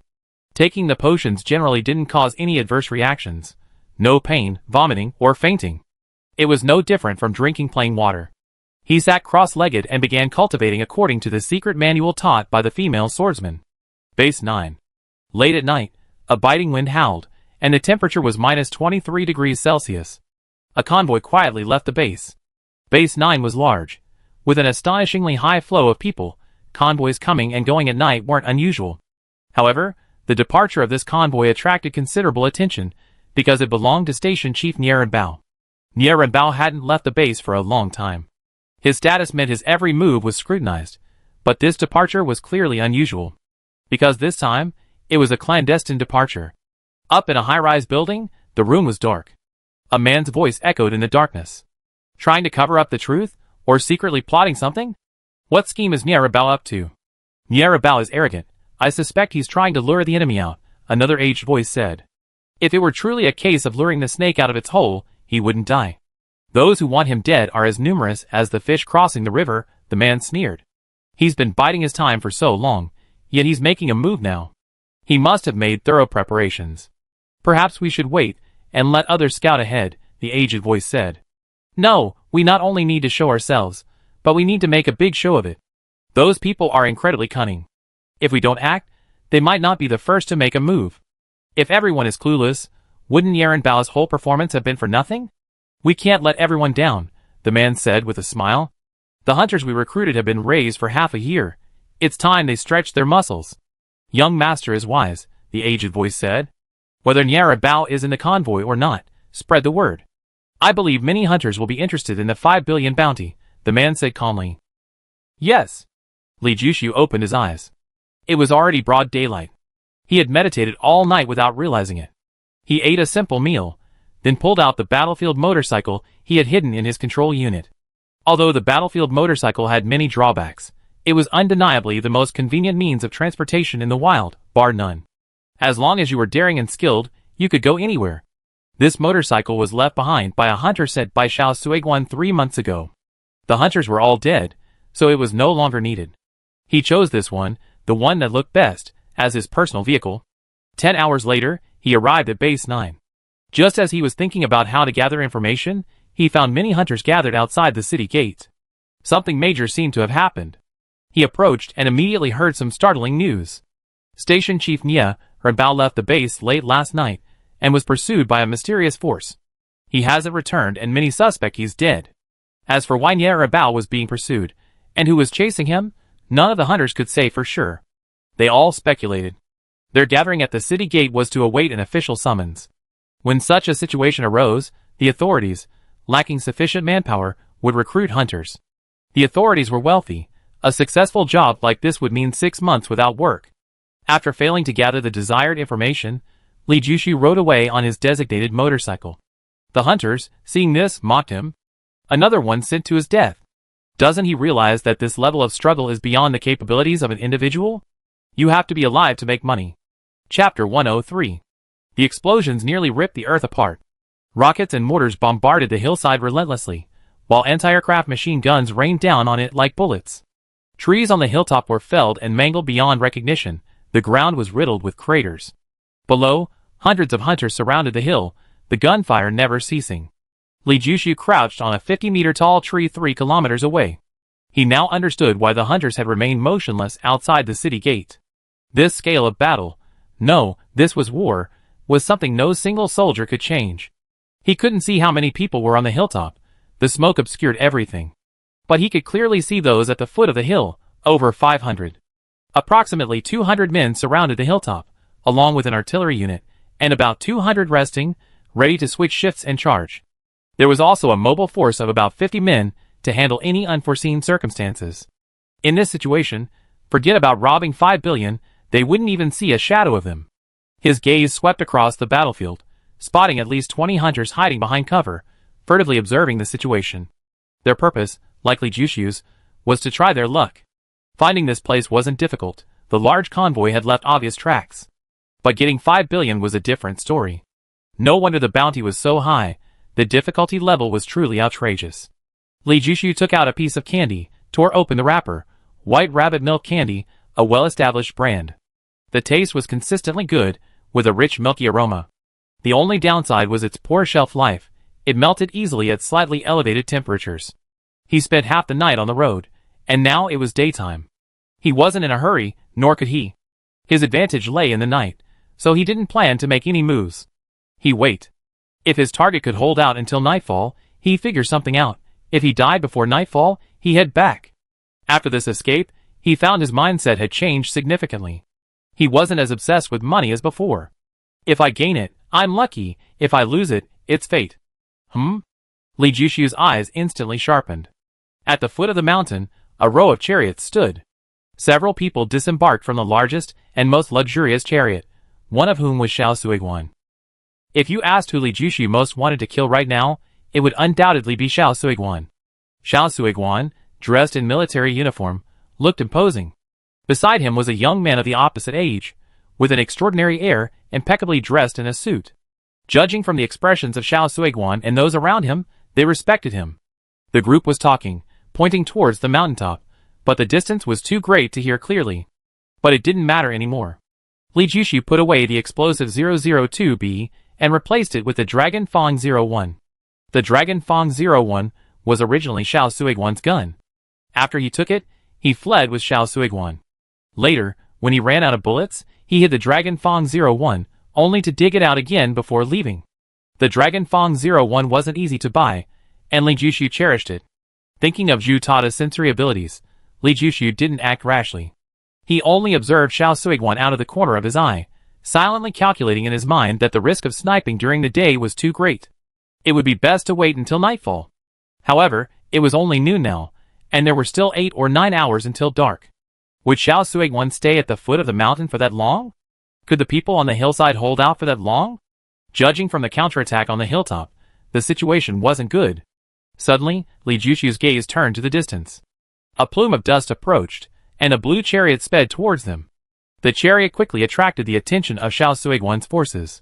While they were still trying to distinguish friend from foe, the chariot suddenly opened fire, for rockets trailing long red plumes as they hurtled into Xiao Suiguan's ranks.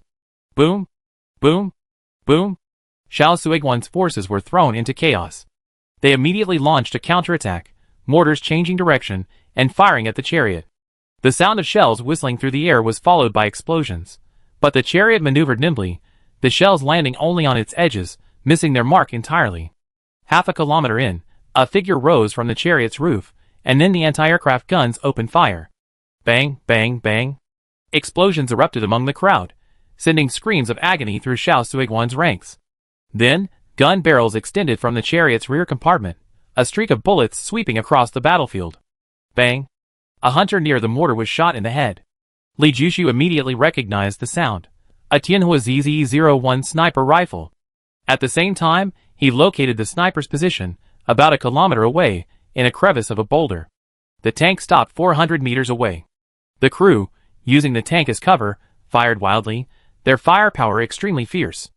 Xiao Suiguan's side suffered over 100 casualties in an instant. The anti-aircraft gun ran out of ammunition. The hunter operating it somehow managed to lower the anti-aircraft gun, and a twin-barreled heavy machine gun rose up. While the machine gun's ammunition wasn't as plentiful as the anti-aircraft gun, its density was superior, The bullets hitting the tank immediately became a whirring, rattling sound. Xiao Suiguan's side returned fire equally fiercely. Bullets converged from all directions. Sparks erupted from the shield in front of the heavy machine gun. Without it, the gunner would have died at least 8 times over. The blue tanks, though outnumbered and outgunned, disrupted Xiao Suiguan's attack rhythm due to their precise timing and angle of entry. Their fierce firepower inflicted heavy casualties on Xiao Suiguan's side. After regaining their composure, Xiao Suiguan's forces mobilized and exerted considerable effort to gradually suppress the blue tanks. But at this moment, the hilltop, which had been silent for a long time, suddenly intensified its firepower, unleashing a barrage of rockets, causing continuous explosions. Xiao Suiguan's side was on edge, needing to watch out for both the front and the rear, the pressure mounting immensely. The blue tanks had only 8 men, but each one possessed exceptional skill. Their movement was masterful, accurately dodging shells before they even hit the ground. This wasn't luck, but intuition and experience honed over long battlefield experience. They could judge the trajectory of a shell in an instant by the sound of it cutting through the air. Li Jushu admitted he lacked such ability. In a quiet environment, with careful observation, he could, but to repeatedly achieve such precision within a short time frame was beyond his capabilities. One of the young men, about 1.8 meters tall, was particularly prominent. He was armed with a Thunder 88 heavy machine gun. He spent most of his time away from the tanks, using rocks, slopes, and low-lying areas to avoid bullets. While running, the gunfire was incessant. He single-handedly suppressed a large group of hunters led by Xiao Suiguan. Most terrifying was his explosive speed. Like a cheetah, he could suddenly leap 5 or 6 meters, and then come to a sudden stop, as if inertia didn't exist for him. The Thunder 88, plus its ammunition, weighed about 90 kilograms, but he carried it like a toy. His agile, almost ethereal speed filled Li Jushu with envy. Suddenly, the machine gunner on the roof of the vehicle had his left arm explode, and the twin-barreled heavy machine gun fell silent. Li Jushu's heart skipped a beat. A sniper. Chapter 104. Li Jushu immediately surveyed the situation below the mountain. He knew the sniper positions on Xiao Suiguan's side, like the back of his hand, but this gunshot was clearly outside his observation. The unknown is the most terrifying. He deduced the sniper's position based on the angle of the machine gunner's weapon, and soon found a clue behind a large rock. Behind the rock was a clump of weeds. While weeds grow in a direction, the weeds behind the rock grew haphazardly, suggesting someone had crawled inside and then reassembled, but the reassembly was inconsistent. Heavy machine guns are always the mainstay of suppressive fire, but they are also the easiest targets for snipers. After this twin-barreled machine gun stopped firing, the blue tank was immediately suppressed, unable to peek out. Even the most skilled young man kept his body pressed firmly into the crater, afraid to look up. Li Jushu aimed his gun at the sniper rifle behind the rock, but didn't fire. Since the blue chariots dared to openly charge 500 or 600 people, they must be quite skilled, otherwise, they'd be idiots. If they were idiots, he couldn't follow them, that would put him in a disadvantageous position. Firing would immediately expose him. He stared at the blue chariots, watching to see what methods they had to turn the tide. On the beast planet, due to the strange magnetic field, many weapons were unusable, such as laser guns and electromagnetic cannons. Currently, only the base could use them. Within the base, humans had used technology to simulate the environment of the mother planet, but their technological capabilities were still limited and couldn't cover the entire beast planet. Without such powerful weapons, turning the tide seemed to depend solely on numbers, and 8 people were clearly insufficient. Just as Li Jushu was wondering, the blue chariots suddenly started, charging towards Xiao Suiguan's area with unstoppable momentum. Stop the tank! Xiao Suiguan's expression changed. In an instant, all firepower was concentrated on the blue tank. Bullets, shells, explosions, and flashes of light intertwined. The blue tank withstood all the fire. When it was about 100 meters away from Xiao Suiguan's tank, its front wheel flew off, followed by the rear wheel on the same side. The blue tank overturned, revealing a giant bomb underneath. It was probably a missile, but it was unclear whether it was ground to air to ground, or air to air. Li Jushu had no knowledge of missiles. He was just a small-time hunter, and had no opportunity to handle such large weapons. Upon seeing the missile, not only Xiao Suiguan's men, but even Li Jushu's expression changed. He immediately slid down from the tree trunk, disregarding the risk of being exposed. Xiao Suiguan and his men also stopped firing and frantically rushed towards the blue tank. Just as Li Jushu's feet touched the ground, a deafening explosion rang out. A sudden whoosh. He was instantly deafened. Although he covered his ears and lay tightly behind the tree, he still felt the howling wind and flying sand and stones, as if he were in the apocalypse. He dared not look up or even look directly at the sky. At this moment, even if someone appeared beside him and shot him, he would have no choice but to accept it. He couldn't see anything, but the shockwaves from the ground clearly conveyed the power of the explosion. Absolutely devastating. A full 15 seconds passed before he felt the wind subside. He opened his eyes and cautiously peeked out. The first thing he saw was dust swirling in the air, slowly settling down. Then came a large, circular crater. Due to the angle, he couldn't see how deep it was. He climbed back up the tree. Half of its branches were broken, like a ravaged little girl. The view from the tree was excellent. He could see everything below. A crater over 5 meters deep, now exceeding 30 meters in depth, was a shocking sight.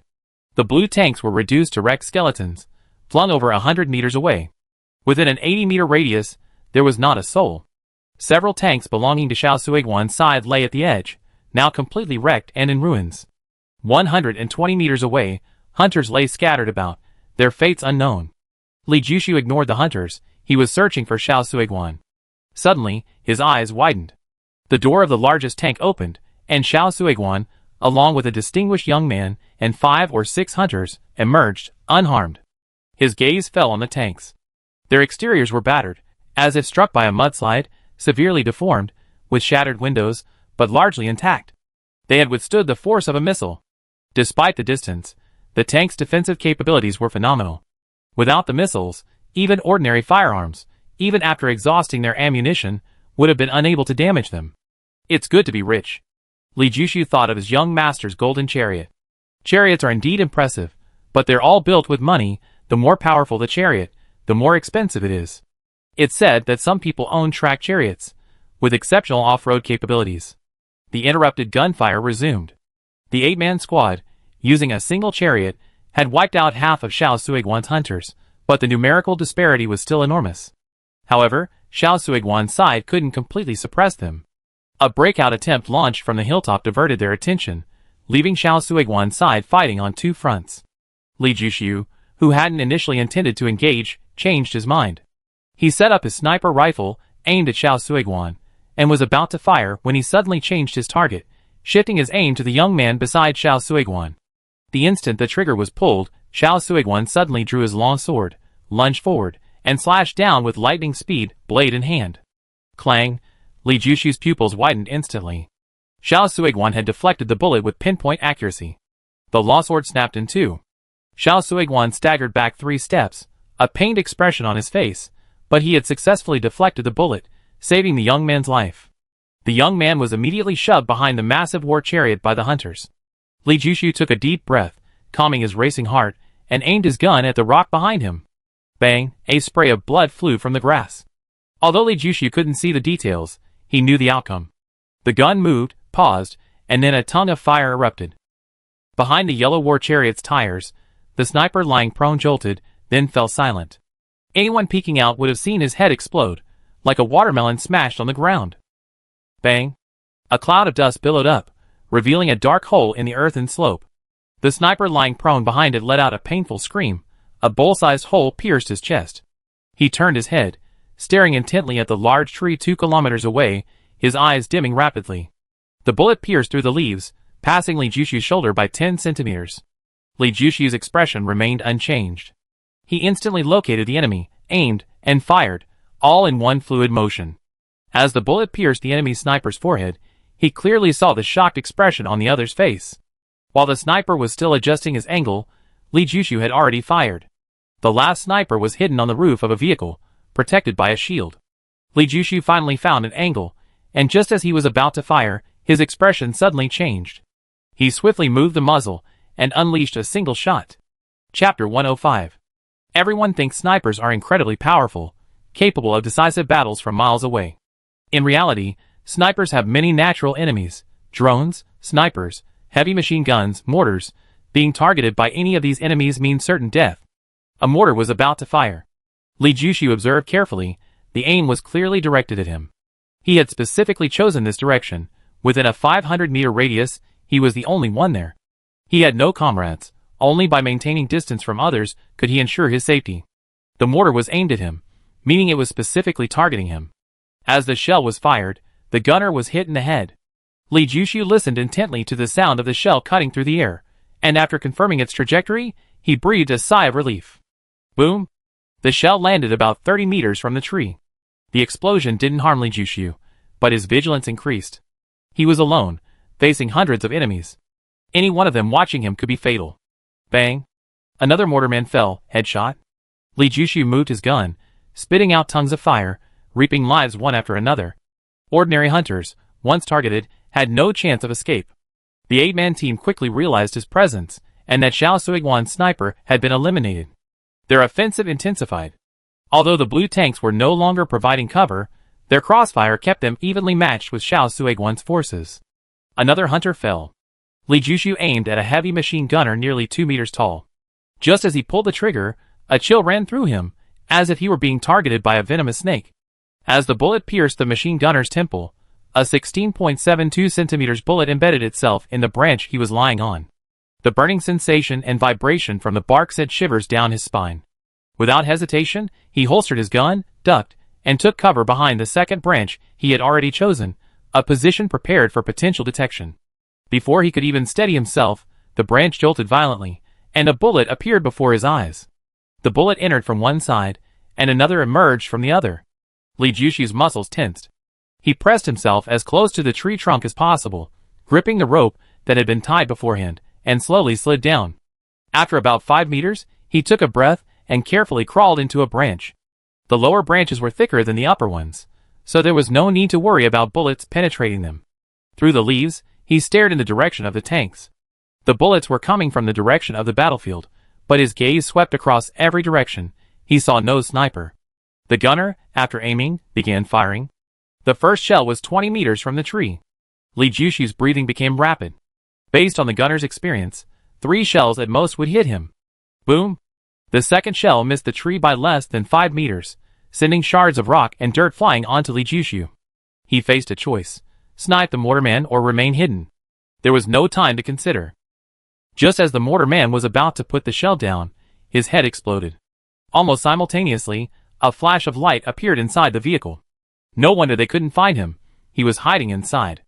Li Jushu released the branch he was clinging to, free-falling, his hand still tightly gripping the Dragon Fang 01 sniper rifle. His muscles were tense. As the sniper inside the vehicle fired the second shot, he suddenly hovered in midair, simultaneously pulling the trigger. Bang! The bullet grazed his tucked-up feet, a terrible tremor echoing inside the vehicle. Blood splattered onto the glass, so vivid. Li Jushu loosened the rope around his waist, clung tightly to the back of the tree, and slid to the ground in 2 seconds, cutting the rope and quickly disappearing into the bushes to conceal himself. He was always a cautious man. A tree offered too little room to maneuver. Once spotted, there was nowhere to hide. Therefore, the rope became his best escape tool. He believed the sniper in the car had thought of the rope when he suddenly stopped, but it was too late. He had risked exposing himself for this fatal shot, and naturally, he wouldn't give the enemy a chance. Sniper duels are always brutal. It's either you or me, and life and death often hang in the balance. The enemy quickly ran out of time to watch him, as the men on the hillside rushed down, joined the 8-man squad, and began their retreat.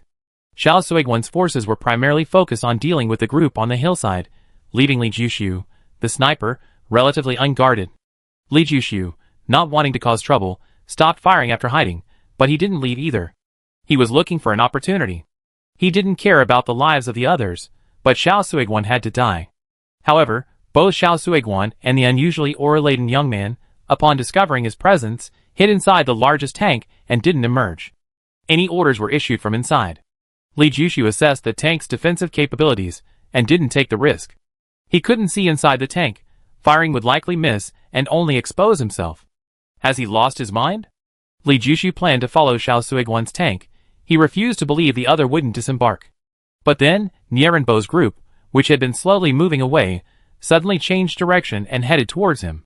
What he wanted was silence, to be left undisturbed so he could track Xiao Suiguan. How could he remain quiet if Nierenbo and his group rushed over? However, he soon realized why Nierenbo's group had changed direction. A powerful enemy force had appeared ahead, forcing them back. The massive war machine Xiao Suiguan was riding and hadn't moved. He assumed they were guarding against him, but it turned out they were prepared, hence their calm demeanor. Previously, the 8-man squad and Nier Bao had flanked Xiao Suiguan's group. Now the situation was reversed, with Xiao Suiguan flanking Nier Bao. Taking advantage of the remaining distance, Li Jushu, sniper rifle in hand, began to retreat. He couldn't snipe Xiao Suiguan today, he had to wait for another opportunity. About a kilometer beyond the sparse trees lay dense forest. Dense forests were advantageous for those escaping. Li Jushu knew this, and so did Nier Bao, which was why they chose this direction when their retreat was blocked. Upon entering the dense forest, Li Jushu set up his Dragon Fang 01 sniper rifle. Nier Bao's situation was dire. During their escape, men were constantly falling, and in this state, falling was practically a death sentence. Xiao Suiguan's forces blocking the road had caught up, and the two groups merged, their firepower extremely powerful. Rockets rained down, forcing Nier Bao's men to constantly shift positions, unable to hold their ground and counterattack. Just then, a mortar team appeared out of nowhere, a full 20 mortars, bombarding Nier Bao's group from another direction. Explosions struck between Nier Bao's troops and the dense forest, effectively creating a defensive line of fire. With this level of firepower, it was virtually impossible for Nier Bao's group to escape into the forest. Li Jushu's eyes flickered. After a few seconds of consideration, he aimed at a mortar gunner. Chapter 106. Boom! A deafening explosion erupted, flames engulfing the hunters within a 15-meter radius. Li Jushu's shot had struck a mortar shell, which detonated other shells, wiping out the entire mortar squad in an instant. A cheer erupted from Nier Bao's side, and they immediately retreated into the dense forest. Despite the retreat, their firepower remained undiminished, their alternating suppression fire perfectly coordinated. Li Jushu moved his gun, initiating a reaping mode. Bang! The hunter carrying the rocket launcher fell, the rocket firing towards the rear, nearly destroying the massive armored vehicle and startling everyone. Bang! The anti-aircraft gun misfired, the hunter clutching the handle, only half his head remaining. Bang! The hunter was thrown more than a meter away, landing heavily. The Gatling gun went silent, the roar subsiding, and a considerable silence descended. Without the mortar bombardment, Li Jushu no longer worried about his own safety and focused entirely on sniping. With his superior vision, his accuracy was 100%. Once he targeted a target, none could escape. The enemy, relying on their numbers, had suffered heavy losses. In smaller groups, over 30 had already perished, the remaining members cowering behind cover, too terrified to show their faces. They were still charging, unlike now. Realizing the threat Li Jushu posed, a dozen hunters rapidly approached from multiple angles, raining bullets down, leaves falling, and weeds being sheared. Li Jushu's face was grim. He instinctively lowered his stance, pressing close to the ground. In the instant his gun paused, a tongue of fire erupted. Bang! Another Thunder 88 heavy machine gun went silent. This hunter was wearing heavy body armor, double-layered. But it couldn't withstand Li Jushu's sniping accuracy. Li Jushu hadn't even considered aiming for the heart, he was aiming for the head. Long-range sniping, using the head as a crosshair, reduces accuracy, but Li Jushu was confident.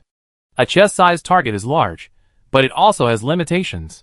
First, there's the anti-sniper body armor, weighing nearly 50 pounds each. Most people couldn't withstand that weight, but these large men didn't care. When providing suppressive fire, they wore 2 armors, plus a full-body shield, making them practically mobile bunkers. In this situation, the best target to kill them was the head, the heart was unlikely to be fatal. After sniping 3 heavy machine gunners, Li Jushu switched from the Dragon Fang 01 sniper rifle to the Tiger Type 84. Snipers carry 2 rifles and ammunition, the weight significantly hindering movement, but Li Jushu didn't care. Even with fewer strength potions, he could carry his younger sister quickly. Now, with so many strength and bone-strengthening potions, carrying 2 rifles and ammunition was easier than carrying a single sniper. Bang, bang, bang. The Tiger Type 84 rifle vibrated continuously, its bursts producing a chain reaction of fire.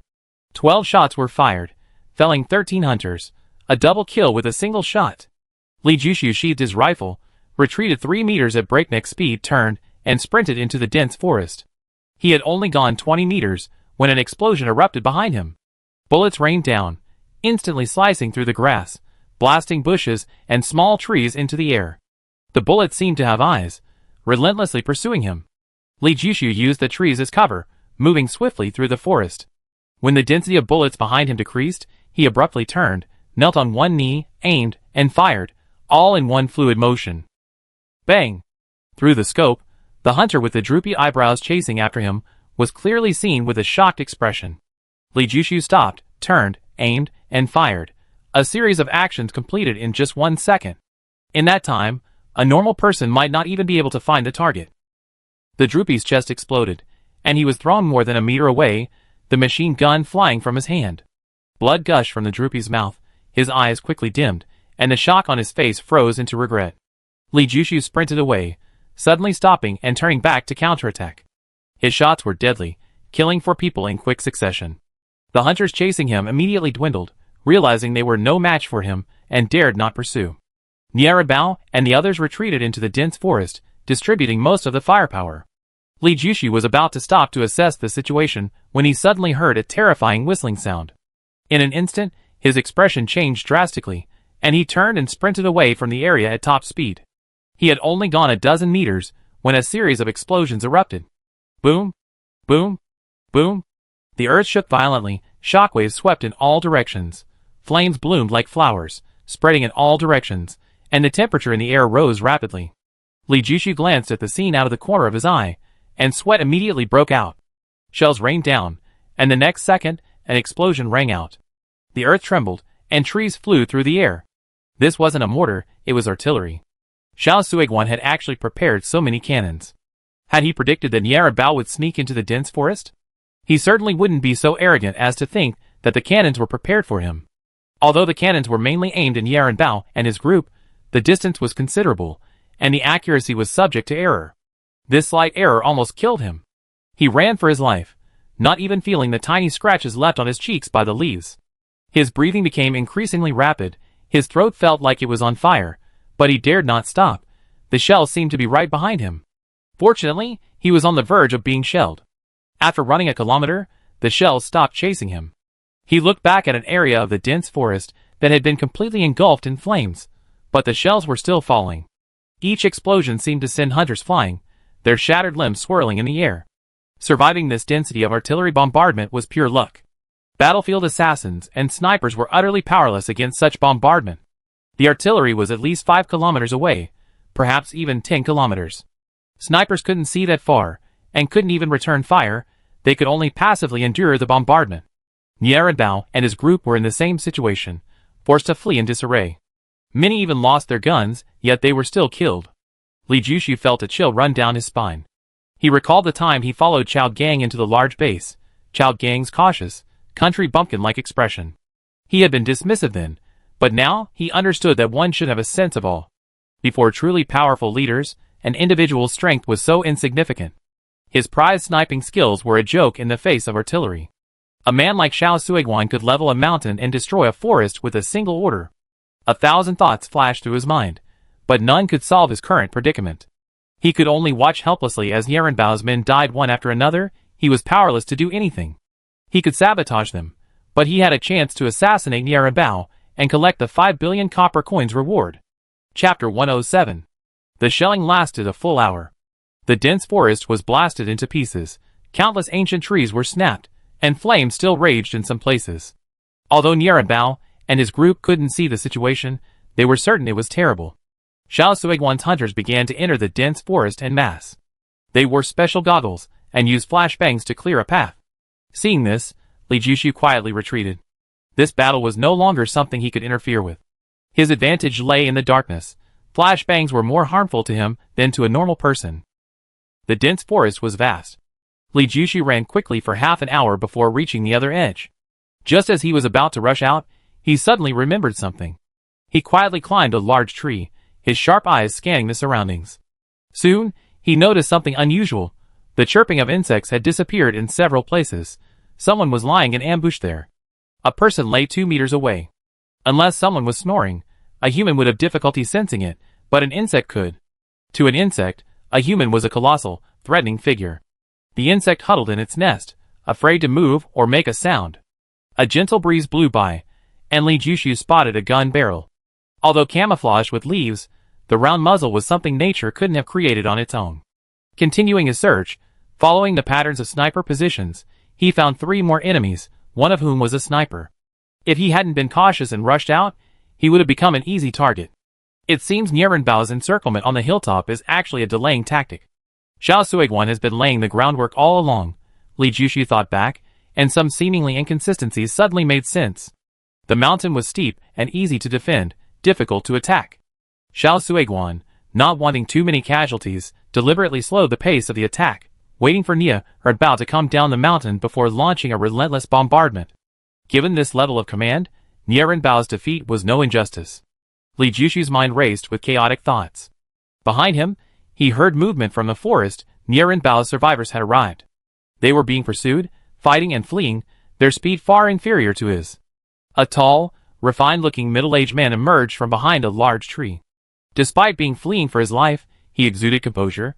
He wore a Zhongshan suit and possessed an excellent bearing. This was Nierenbao, the leader of Base 9. Li Jushu had seen his photograph before. Behind him were his remaining soldiers, each one heavily wounded. Several hunters needed assistance to walk, their brows furrowed with pain. Hurry! Brother Gua and the others are about to be overwhelmed. The hunter, his head wrapped in gauze, was frantic, glancing forward and back intermittently. In his left hand, he held a Yellow River Type 84 pistol, and in his right a Lushan Type 002. The Yellow River Type 84 was fast-firing and powerful, while the Lushan Type 002 had strong penetrating power, and a long range of up to 250 meters, comparable to a rifle. One at a distance, the other close, although they were pistols, their coverage area was considerable. Nierenbao, who had hesitated for a moment, quickened his pace, about to rush out of the dense forest, when he suddenly stopped. His sharp eyes fixed on the tall tree to his left, and his Yellow River Type 99 pistol instantly aimed at the person on the treetop. A swirling leaf reached him, its force exhausted, and fluttered lightly to the ground. Who are you? After a second of silence, as the other hunters raised their guns, Nierenbao spoke, his voice gentle and pleasant to hear. If you rush out like this, you'd be riddled with bullets. The person in the tree was naturally Li Jushu. After much deliberation, he still chose to save the person. Who are you? What's your purpose hiding here? The hunter with a bandage wrapped around his head had sharp eyes, both guns aimed at Li Jushu, his hostility palpable. The one who killed Nierenbao, Li Jushu said slowly. Nierenbao's side tensed instantly, the atmosphere becoming incredibly tense. Nierenbao stopped them. Put down your guns. If he wanted to kill me, I'd already be dead. While they hesitated, Li Jushu slid down from the tree, looking at Nierenbao. I take it on a mission. Kill you, and I get 5 billion copper coins. You seem to have changed your mind, Nierenbao said. How much reward will I get for saving you? Li Jushu asked. 10 billion copper coins, Nierenbao said casually, yet with a resolute commitment. Risk and reward are proportional. It seems my choice was correct, Li Jushu said. Is there an ambush outside? Nierenbao asked, looking at him. Yes, we've been preparing for a long time, Li Jushu replied. Who exactly are you? Why should I trust you?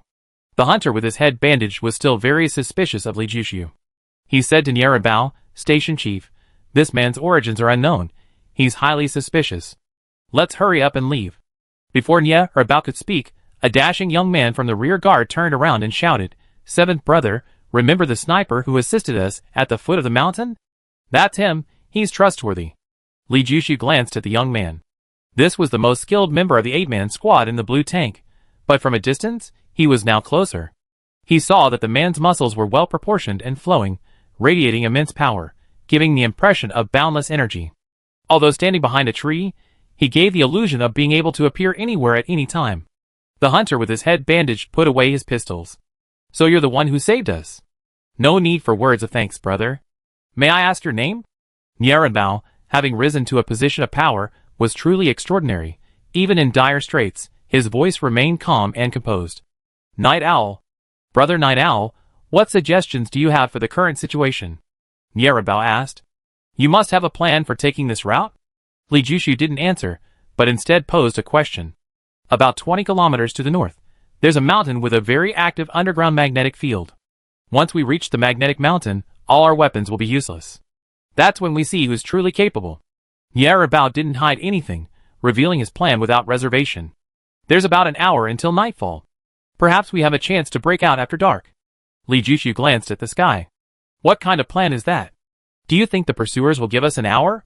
The hunter called Old Seven said disdainfully. This is merely a suggestion. The decision rests with you, Li Jushu said calmly. Find cover and hold out until nightfall. Without hesitation, Nyarabao accepted Li Jushu's advice. All the hunters, whether wounded or uninjured, immediately sought suitable large trees for cover and began counterattacking the pursuers. Old Seven, though unwilling, dared not disobey orders and chose the tree closest to Li Jushu, remaining constantly wary of him. Li Jushu glanced at him, said nothing, and nimbly climbed a giant tree. When the silenced gunfire rang out, the loudest heavy machine gun several hundred meters away went silent. The young man's spirits lifted. He leaned out and fired 2 shots. 2 hunters fell dead among the pursuers. Chapter 108. Bang! The rocket launcher on the hunter's shoulder, which he had just stood up from, was flung away before he could even aim. The rocket flew dozens of meters away, the explosion killing several of his own men. The others were exposed in the flames, but Li Jushu gave up such a good sniping opportunity. These men would naturally be dealt with by Nyarabau's forces. He moved his gun, and in the instant he paused, a tongue of fire shot out, and another heavy machine gun among the enemy went silent. Li Jushu continued firing. Whether the pursuers were hiding in the grass or behind trees, as soon as they peeked out, they were immediately hit by bullets. The dim light in the forest had no effect on Li Jushu. Li Jushu liked this combat mode. With the main force drawing the enemy's attention, his sniper rifle was equipped with a silencer, and almost no one noticed him. Whenever someone spotted him, he would snipe them immediately, eliminating the threat.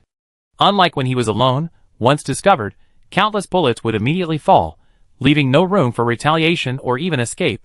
Now, the firepower was evenly distributed. Unlike the heavy machine gunner, he wasn't as conspicuous, and being at the furthest distance, he was one of the safest targets. The pursuers had been on the move without incident, but then a sniper suddenly appeared, his marksmanship divine, making it difficult for them to advance an inch. As darkness fell, each time the pursuers tried to spot the flashbangs, Li Jushu detected them in advance and dodged with a single shot. The flashbangs continued to explode, but all within the pursuers' range, leaving them with little impression of Nyarabao's group. When Nyarabao looked at Li Jushu turned his gun and opened fire on the enemies lying in ambush outside the dense forest. He had predicted 3 sniping positions. 2 of them were occupied, killed without a single shot. He spotted 4 other enemies. In an hour, none of them had changed positions. Li Jushu showed no mercy, sniping them all off one by one. As Lao Chi threw the flashbang, the young man charged forward with incredible ferocity, enemy bullets chasing his figure, each one missing by a hair's breadth. Bang! The heavy machine gun had barely fired before it fell silent. Li Jushu moved his gun, taking down targets one by one, aiming wherever the machine gun was, leaving the ambushed troops bewildered. They never expected Nyarabao's team to have such a skilled sniper. What frustrated them even more was that their own sniper, for some reason, hadn't fired a single shot, as if he were asleep.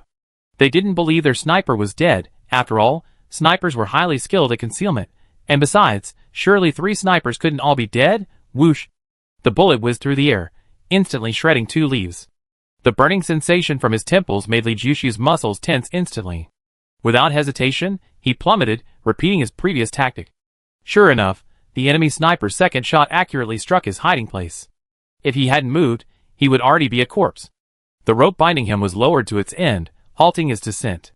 In the instant his body was suspended in midair, the sniper's crosshairs and eye aligned, and a tongue of fire shot out. The bullet struck the enemy sniper precisely between the eyebrows, just as the enemy was aiming at him. Unfortunately, it was a step too late. Li Jushu moved to a larger tree. The original one had been exposed, and he wasn't sure if there were other snipers hidden among the ambush. He started sniping again, but no one was paying attention to him anymore. The young man led the charge, running wildly through the hail of bullets. With a Thunder 88, he kept the ambushed troops from raising their heads. They were the ambushed troops, but they gave the impression that they were the ones being ambushed. The other hunters followed closely behind, unleashing their full firepower and putting immense pressure on the ambushed troops. Li Jushu sniped over 20 ambushers with a single shot, one after another. The last man on Nyarabao's side rushed out of the dense forest. He also climbed down from the tree. The pursuers were closing in, and he had to keep up with the group, or they would be surrounded. Just as he was about to rush out of the forest, a thought struck him. He returned to the forest, his eyes darting around. He chose a giant tree, nimbly climbed it, and put down his excess equipment, including his Tiger Type 84 rifle, carrying only a Dragon Fang 01 sniper rifle, 2 pistols, and a dagger. The pursuers passed beneath the tree without noticing him. After the last pursuer passed, he didn't move, remaining prone in the tree, his breathing steady. A figure moved like a ghost beneath the tree, stepping on the fallen leaves without a sound. Li Jushi waited another 10 minutes before climbing down the tree and returning to another part of the forest at an astonishing speed. Navigating the forest in the dark was extremely dangerous, but Li Jushi felt no discomfort.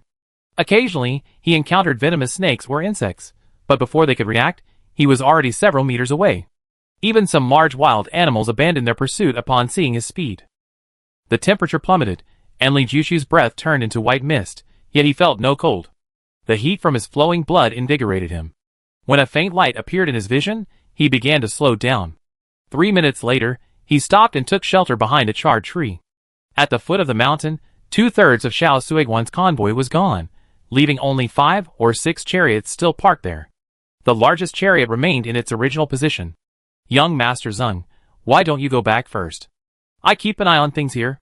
Your arrangements are flawless. Nierabao has no chance of escape, and Sishan will become his burial ground. With the rear of the car sheltered from the wind, young Master Zeng and Xiao Suiguan got out to smoke. Xiao Suiguan smoked, but wasn't a heavy smoker, while young Master Zeng was a heavy smoker. During the day, it was too dangerous for him to get out of the car, resulting in a smoky interior. Even with the exhaust fan on full blast, the smell couldn't be completely eliminated. Taking advantage of the quiet of the night, to get some fresh air, young Master Zeng habitually lit another cigarette. Xiao Suiguan had no choice but to light one as well, but he just stuck it in a tree and didn't smoke it. I don't know why, but I just feel uneasy. Don't you feel that everything is going too smoothly? Young Master Zeng exhaled a sigh of disgust, a hint of worry flashing between his brows. Young Master Zeng, now that you mention it, I think so too. How could someone as shrewd as Nierabao not have guessed we planted a spy? The fact that he guessed but didn't expose it suggests a trap. And another thing, I still can't figure out, is why he suddenly left the base overnight? Xiao Suiguan frowned. There's something I haven't told you. Nierabao has an illegitimate daughter, coincidentally, also on the beast planet, young Master Zeng suddenly said. What? Xiao Suiguan's heart skipped a beat. Such a big thing, and he hadn't heard a thing. He took a deep drag on his cigar to hide his ashen face. The pungent smoke filled his lungs, and he couldn't help but cough violently. Just as he lowered his head, young Master Zeng's head exploded, like a watermelon falling from the 10th floor, brain matter and fluid splattering all over him. Chapter 109. Li Jushi's most desired target was Xiao Suiguan. However, recalling the attack earlier that day, he hesitated. He knew he only had one chance, but he didn't want to waste his trip. After a moment's thought, he changed his target. The distinguished young man was of higher status than Xiao Suiguan, but his martial prowess was inferior. This was evidenced by the fact that Xiao Suiguan didn't react when Li Jushi aimed at him. His thinking was simple. Xiao Suiguan was so respectful, even obsequious, to the young man, killing him would surely bring misfortune upon Xiao Suiguan. He was happy to do anything that would cause Xiao Suiguan pain. As for who the young man was, his status, or whether he was guilty, he didn't consider any of that. One shot to the head, the second aimed at Xiao Suiguan. Xiao Suiguan vanished like a ghost behind the chariot, reappearing as he sprinted, clutching a long-way 55 rifle, firing as he ran. Li Jushi fired 3 shots, all missing. Xiao Suiguan was too fast, there was no way to aim. More than 30 hunters poured out of the chariot, charging forward recklessly. Li Jushi fired several shots, managing only to snipe one. These hunters were terrifyingly skilled. In just a short while, Xiao Suiguan had closed to within a kilometer, bullets clattering against tree trunks. Xiao Suiguan's running speed was in no way inferior to the youths under Nierabao command. Logically, aiming at close range should be simpler, but Li Jushi fired 3 shots, all missing. Each time he aimed, Xiao Suiguan had already changed position, his speed was too fast, and each movement resulted in him being trapped in the sniper's blind spot. The 4th shot grazed the corner of Xiao Suiguan's clothes, leaving him within 500 meters. The other hunters were within 1,000 meters, and bullets rained down like a storm. The tree he was hiding in was quickly riddled with bullets, swaying and about to topple. Li Jushi took a deep breath, moved his gun, and abandoned Xiao Suiguan. A tongue of fire shot out, and the hunter who had raised a rocket-propelled grenade was hit in the head. The rocket exploded in another direction, its flames illuminating the night. Boom! The tree fell. Xiao Suiguan pounced, his sharp eyes sweeping across the surroundings. Finding no one, his face was ashen. He coldly uttered a single word, chase. He had done so much for the Zhang family, risking everything, yet he hadn't earned their trust. The matter of Niarenbao's illegitimate daughter had instilled deep resentment in him towards the Zhang family. However, this didn't mean he wanted Zhang's eldest son dead. Zhang's eldest son was of great use to him while alive. If he died, especially in front of him, he would be in deep trouble. He couldn't face the Zhang family, so he had to catch the murderer, preferably alive. Li Jushi was now experiencing the terrifying pressure of being pursued by a true master. He exerted every ounce of strength, almost dropping his Dragon Fang 01 sniper rifle, but even at this speed, he couldn't increase the distance. In fact, it seemed to be closing. He could see in the dark, and he didn't believe Xiao Suiguan could either. Xiao Suiguan was chasing him too closely, leaving him no time to set up mines or traps. He realized he had been careless. If he had set traps beforehand, he wouldn't be in such a sorry state now. He had become arrogant, thinking that the numerous potions he had taken had greatly improved his strength.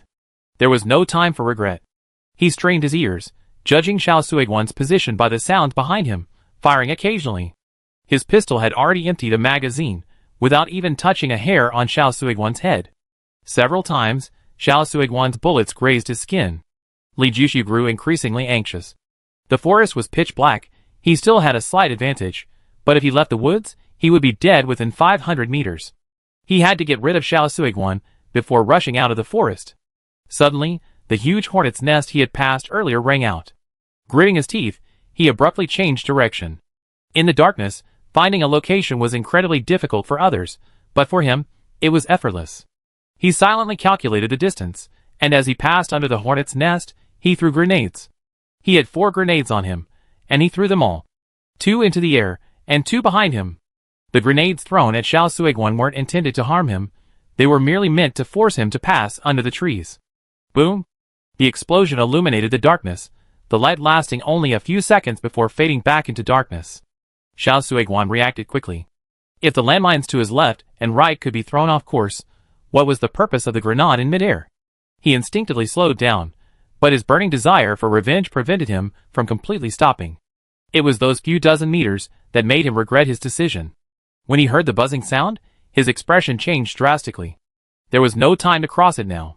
He turned and ran, with the hornet in hot pursuit. If Li Jushu had sniped at that moment, he would have had a very high chance of killing Xiao Suiguan. However, Li Jushu was faster than a rabbit. He was also afraid of the hornet. A hornet thicker than an adult's thumb, one sting from it would be fatal, if not fatal. Hearing the buzzing sound rapidly approaching, Li Jushu gritted his teeth, tossed his Dragon Fang 01 sniper rifle onto a branch of a large tree, where it hung. The weight reduction increased his speed dramatically. He dared not look back, nor take any zigzag paths, rushing through weeds and thorns, ignoring even the stings that grazed his skin. Compared to being stung by wasps, the pain was negligible. Fortunately, although the wasps were furious, they dared not fly too far in the darkness, stopping their pursuit after about 500 meters and slowly turning back. Li Jushu listened to the buzzing sound fade away, but did not stop. He ran to the tree where he had hidden his equipment, retrieved it, and circled back to the chariot from the other side of the forest. Xiao Suiguan had not returned, nor had the other hunters who had pursued him.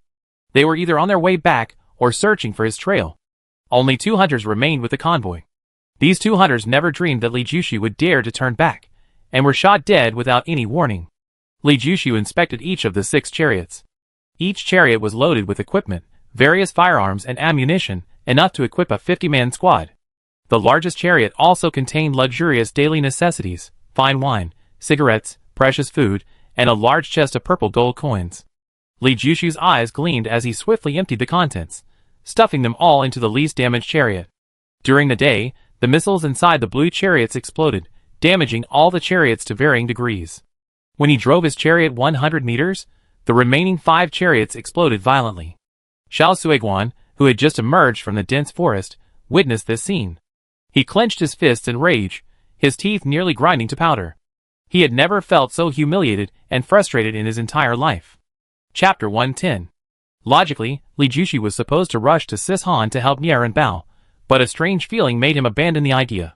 He vaguely sensed that Sishan was a trap, and going there would be a life-or-death situation. Neither Niarenbao nor the young man who was killed were of such high status. It was like 2 trains, and he was just a bicycle in a low gear.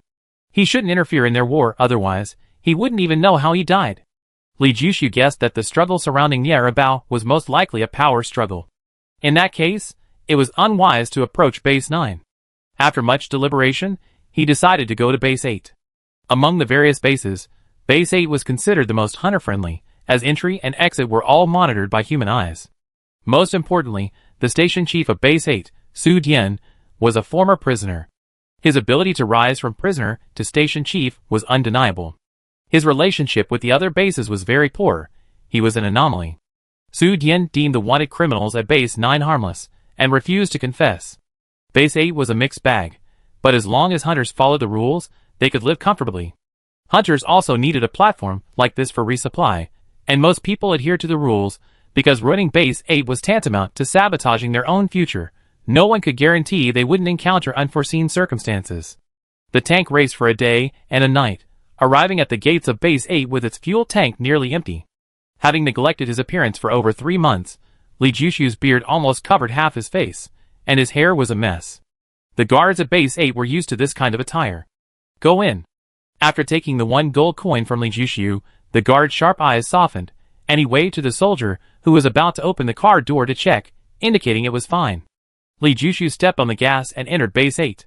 A bustling atmosphere washed over him. Compared to Settlement 11, Base 8 was more than 10 times more prosperous. The hunters were well equipped and exuded a fierce aura, far surpassing those of Settlement 11. Atop the city gate stood 2 Megatron cannons, each with a 13-meter barrel, like 2 giants guarding Base 8. The 2 cannons had a maximum range of 20 kilometers, capable of leveling half a mountain with a single shot.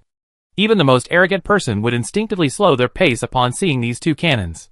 Li Jushu found a spot, and had just parked the car, when a clamor and exclamations erupted from the city gate. Curious, he looked over and saw only heads. He jumped onto the roof of the car, his expression instantly becoming quite interesting. A large transport vehicle slowly entered from outside the city, carrying a colossal creature with a lion's head, horse's neck, ox's body, snake's tail, and 6 legs.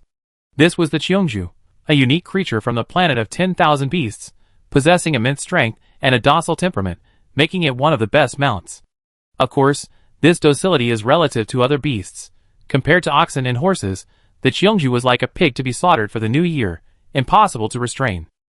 This Cheongju was already an adult, about 6 meters tall at the shoulder, and its body length, excluding the tail, exceeded 15 meters, including the tail, it was probably 23 meters. Firmly bound by iron chains as thick as an arm, the Cheongju was in a deep sleep. It had been given anesthesia, otherwise it wouldn't be so docile. The Blazing Fire Gang is amazing. This is the second Cheongju they captured this month.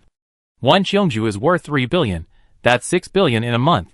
It's a pity my strength is too low. I failed to get into the Blazing Fire Gang twice. Sigh. Indeed, the missions we do are utterly insignificant, barely enough to make a living. To earn real money, we need to capture these large, ferocious beasts. The rich have such peculiar hobbies. Wouldn't it be better to use war chariots as mounts? Why bother with ferocious beasts? They spend billions without a second thought. Li Jushu listened to the discussions in the crowd, as the transport vehicle slowly passed by. Even in his sleep, the aura emanating from the Cheongju was terrifying. The sheer size of the creature was psychologically undeniable. The planet of 10,000 beasts wasn't named arbitrarily.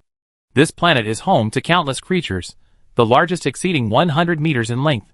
However, these creatures live deep in the forests, rarely seen near the base. The base's location is carefully chosen, far from large creatures, otherwise, constant attacks would leave few survivors. The locations chosen for gathering places 10 and 11 were not carefully considered, both overlooking the nearby volcanic scorpions. A painful lesson indeed. When Li Jushu first arrived on the beast planet, he was also full of enthusiasm and ambition, but after nearly becoming cannon fodder in a battle against Yonggu, he abandoned those ideas. The Blue Fox mercenary group was recruiting, offering generous compensation. Even before the mission began, anyone who didn't join would receive 200 copper coins. Li Jushu, penniless at the time, was extremely grateful for the Blue Fox mercenary group's generosity. He wasn't a woman, otherwise he would have offered himself to them. Following the Blue Fox mercenary group, they traveled for half a month, dealing with Yonggu. Gatling gun fire was like a tickle to Yonggu. Rockets exploding on Yonggu only singed his fur. Yonggu stepped on a landmine, and the explosion couldn't even damage his keratin layer. The Blue Fox mercenary group was almost wiped out. He survived only because he was too weak. Yonggu chased after the main force, and he, being slow, couldn't keep up, thus surviving. After that experience, he faced reality. Large beasts were beyond his reach. He set realistic goals and plans. Join small teams first, survive first, accumulate experience little by little, and improve himself step by step. Before reaching level 3 hunter, it was best to avoid large teams. Normally, no one wanted a newbie. If someone did recruit a newbie, there was only one possibility. They were recruiting cannon fodder. 200 copper coins for one cannon fodder, and there was no compensation or follow-up commission after death. Every time he recalled his experience with the Blue Fox mercenary group, he felt a chill. He was too naive. He sold himself for 200 copper coins. Luckily, his ancestors protected him, otherwise none of this would have happened. He remembered that the Blue Fox mercenary group recruited a total of 580 people, and in the end, no more than 20 survived. As the Cheongju disappeared from sight, the crowd continued their discussion. Many hunters, seeing this creature for the first time, were filled with astonishment. Everyone's attention was focused on the Cheongju, with few noticing the hunters inside the chariots. Most were badly wounded, and most of the chariots were empty, rarely full. The convoy of the Blazing Fire gang passed by, leaving behind a faint smell of blood and disinfectant. Li Jushu jumped down from the roof of one of the chariots, found some paper and pen, and wrote a sign: superior weapons and ammunition, clearance sale at a low price, limited quantity, buy now. Chapter 111. At Base 8, no matter what you buy or sell, no one will ask where it came from. People here only care about price and quality. Xiao Suiguan's team's guns were almost all top of the line, manufactured by major factories. The hunters at Base 8 were discerning, but they couldn't find any fault with him. To quickly convert all his weapons and ammunition into cash, Li Jushu sold them all at 80% of their original price, and they were quickly snapped up. Weapons and ammunition could be bought and sold anywhere in the base, but good quality was rare, and good quality at an 80% discount was even rarer. The hunters were shrewd. They knew exactly what was worth buying. Li Jushu also bought cigarettes and alcohol. He neither smoked nor drank, so he wasn't interested in those things. At a 30% discount, the hunters barely even haggled. Li Jushu had originally planned to sell the chariot as well, but seeing the atmosphere at Base 8, he hesitated and changed his mind.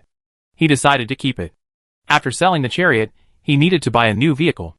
This chariot belonged to Xiao Suiguan's team, and there was a risk of being recognized. However, he already had a plan. He drove it to a repair shop and had it repainted from black to gray. Base 8 also had a hotel called Peach Blossom Spring, and Li Jushu booked a room. The satellite of planet 10,000 Beasts was still under repair, and communications were interrupted. Although Xiao Suiguan was a shareholder of Peach Blossom Spring, as long as he didn't appear at Base 8, he wouldn't know Li Jushu had checked into the hotel. Li Jushu wasn't foolish enough to use his identity. While getting the vehicle painted, he browsed the second-hand market and bought a fake ID for 500 copper coins. The reason he chose Peach Blossom Spring was threefold. Firstly, he had a membership card for discounts. Secondly, Peach Blossom Spring had a good reputation. And thirdly, it was safe. Parking the chariot in Peach Blossom Spring's parking lot meant no worries about it being stolen. Parking it elsewhere would be a different story.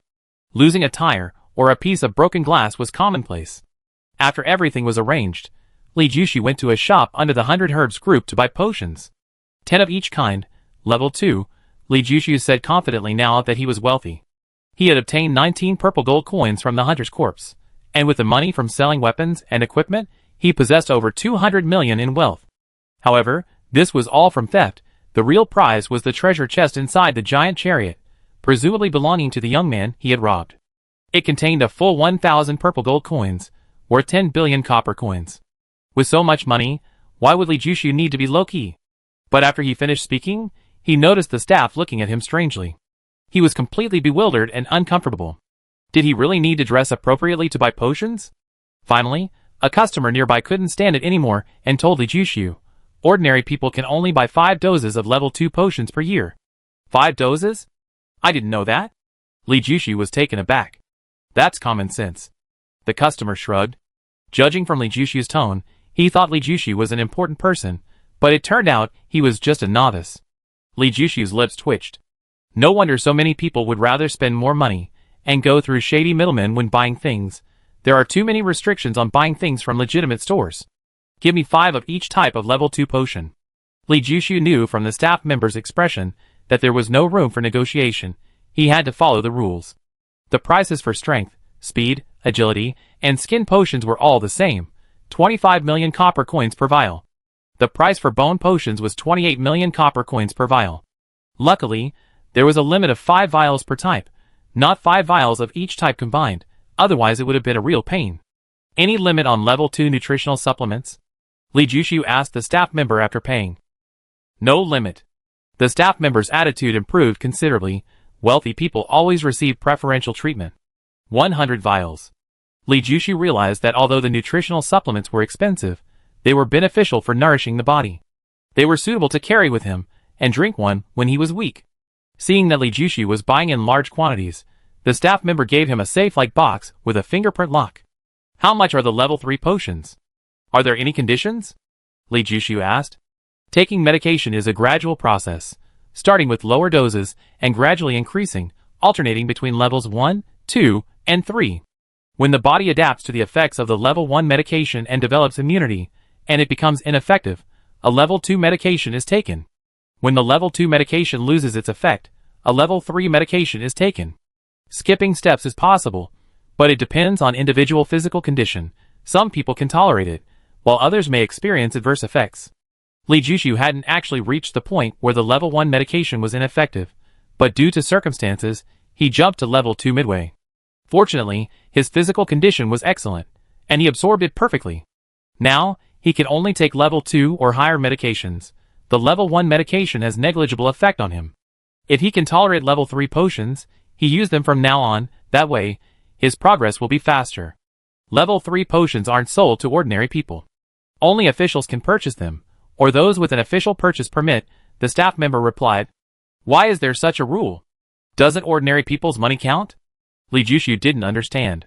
He was too poor before, not even having the courage to enter a store, so naturally he didn't know the conditions for purchasing potions.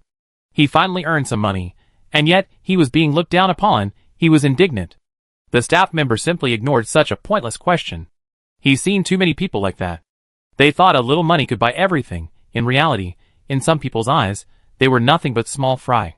Li Jushu could only leave. Just as he stepped out the door, a smiling, fat man called out to him. Brother, do you need level 3 potions? I have connections. Which company's products? Li Jushu immediately recognized the fat man as a scalper, specializing in reselling second-hand goods and also introducing customers.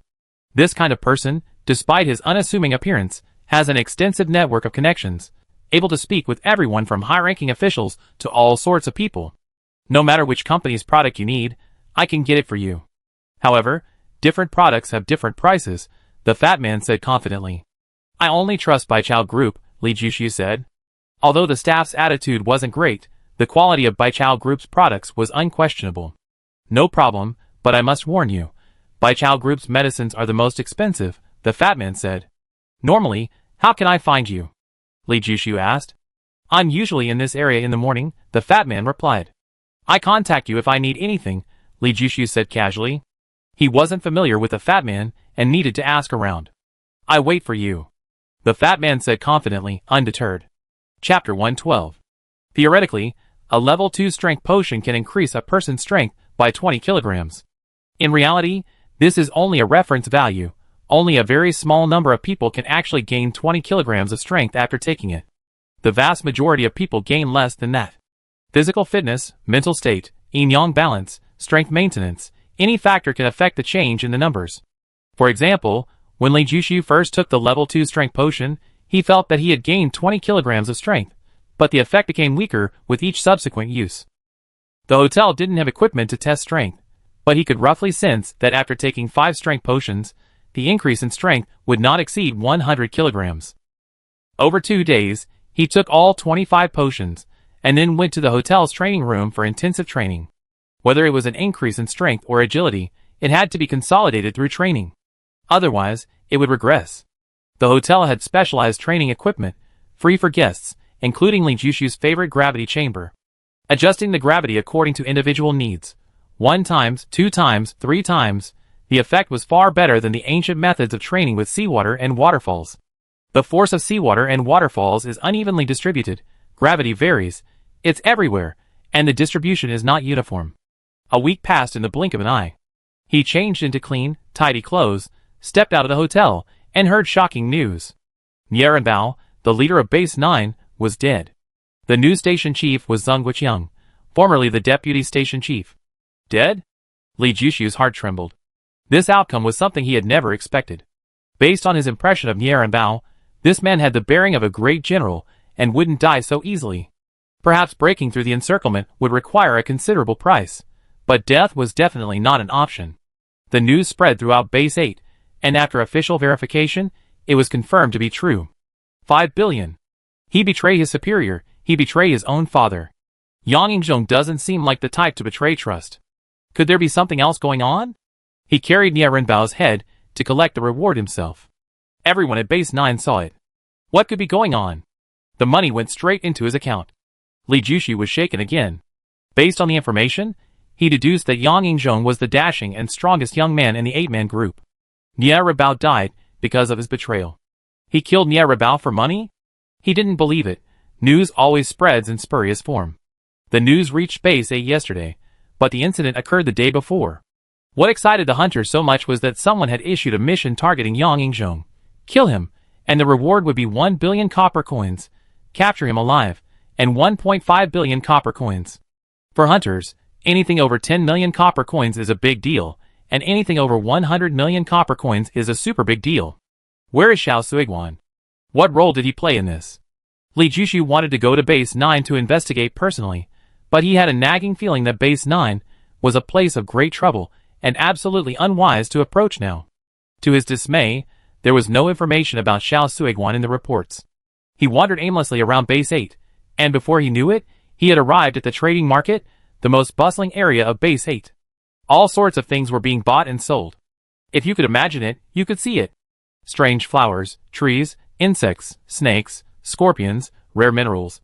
Some things were valuable, like the flowers and herbs, many of which were medicinal materials. But the minerals were a different story. Some were genuine minerals, while others were just worthless rocks, but they were undeniably beautiful, and some female hunters bought them to polish and use as jewelry. Next to the market was the infamous red light district. If you had money, you could enjoy emperor-like treatment here. Girls in miniskirts would smile at you, their voluptuous bodies swaying occasionally, their deep V-necks barely concealing their allure. It wasn't just the hot-blooded, virile young hunters, even elderly men over 70 would be captivated. Hunters passing by would unconsciously sniff the air. The scent of perfume mixed with cosmetics wafted through the air, always stirring the deepest desires within men. Li Jushu was also aroused by those long, snow-white legs. After his encounter with the female swordsman, it seemed as if a switch had been flipped in his body, causing him to feel a surge of desire, something he never experienced before. Back in Gathering Point 11, there was also a red light district. He glanced at it occasionally, but never with this unbearable itch. Suppressing his chaotic thoughts, he focused his attention on the ore. The underground structure of Beast Planet differed greatly from his mother planet, containing many ores and elements not found on his mother's planet.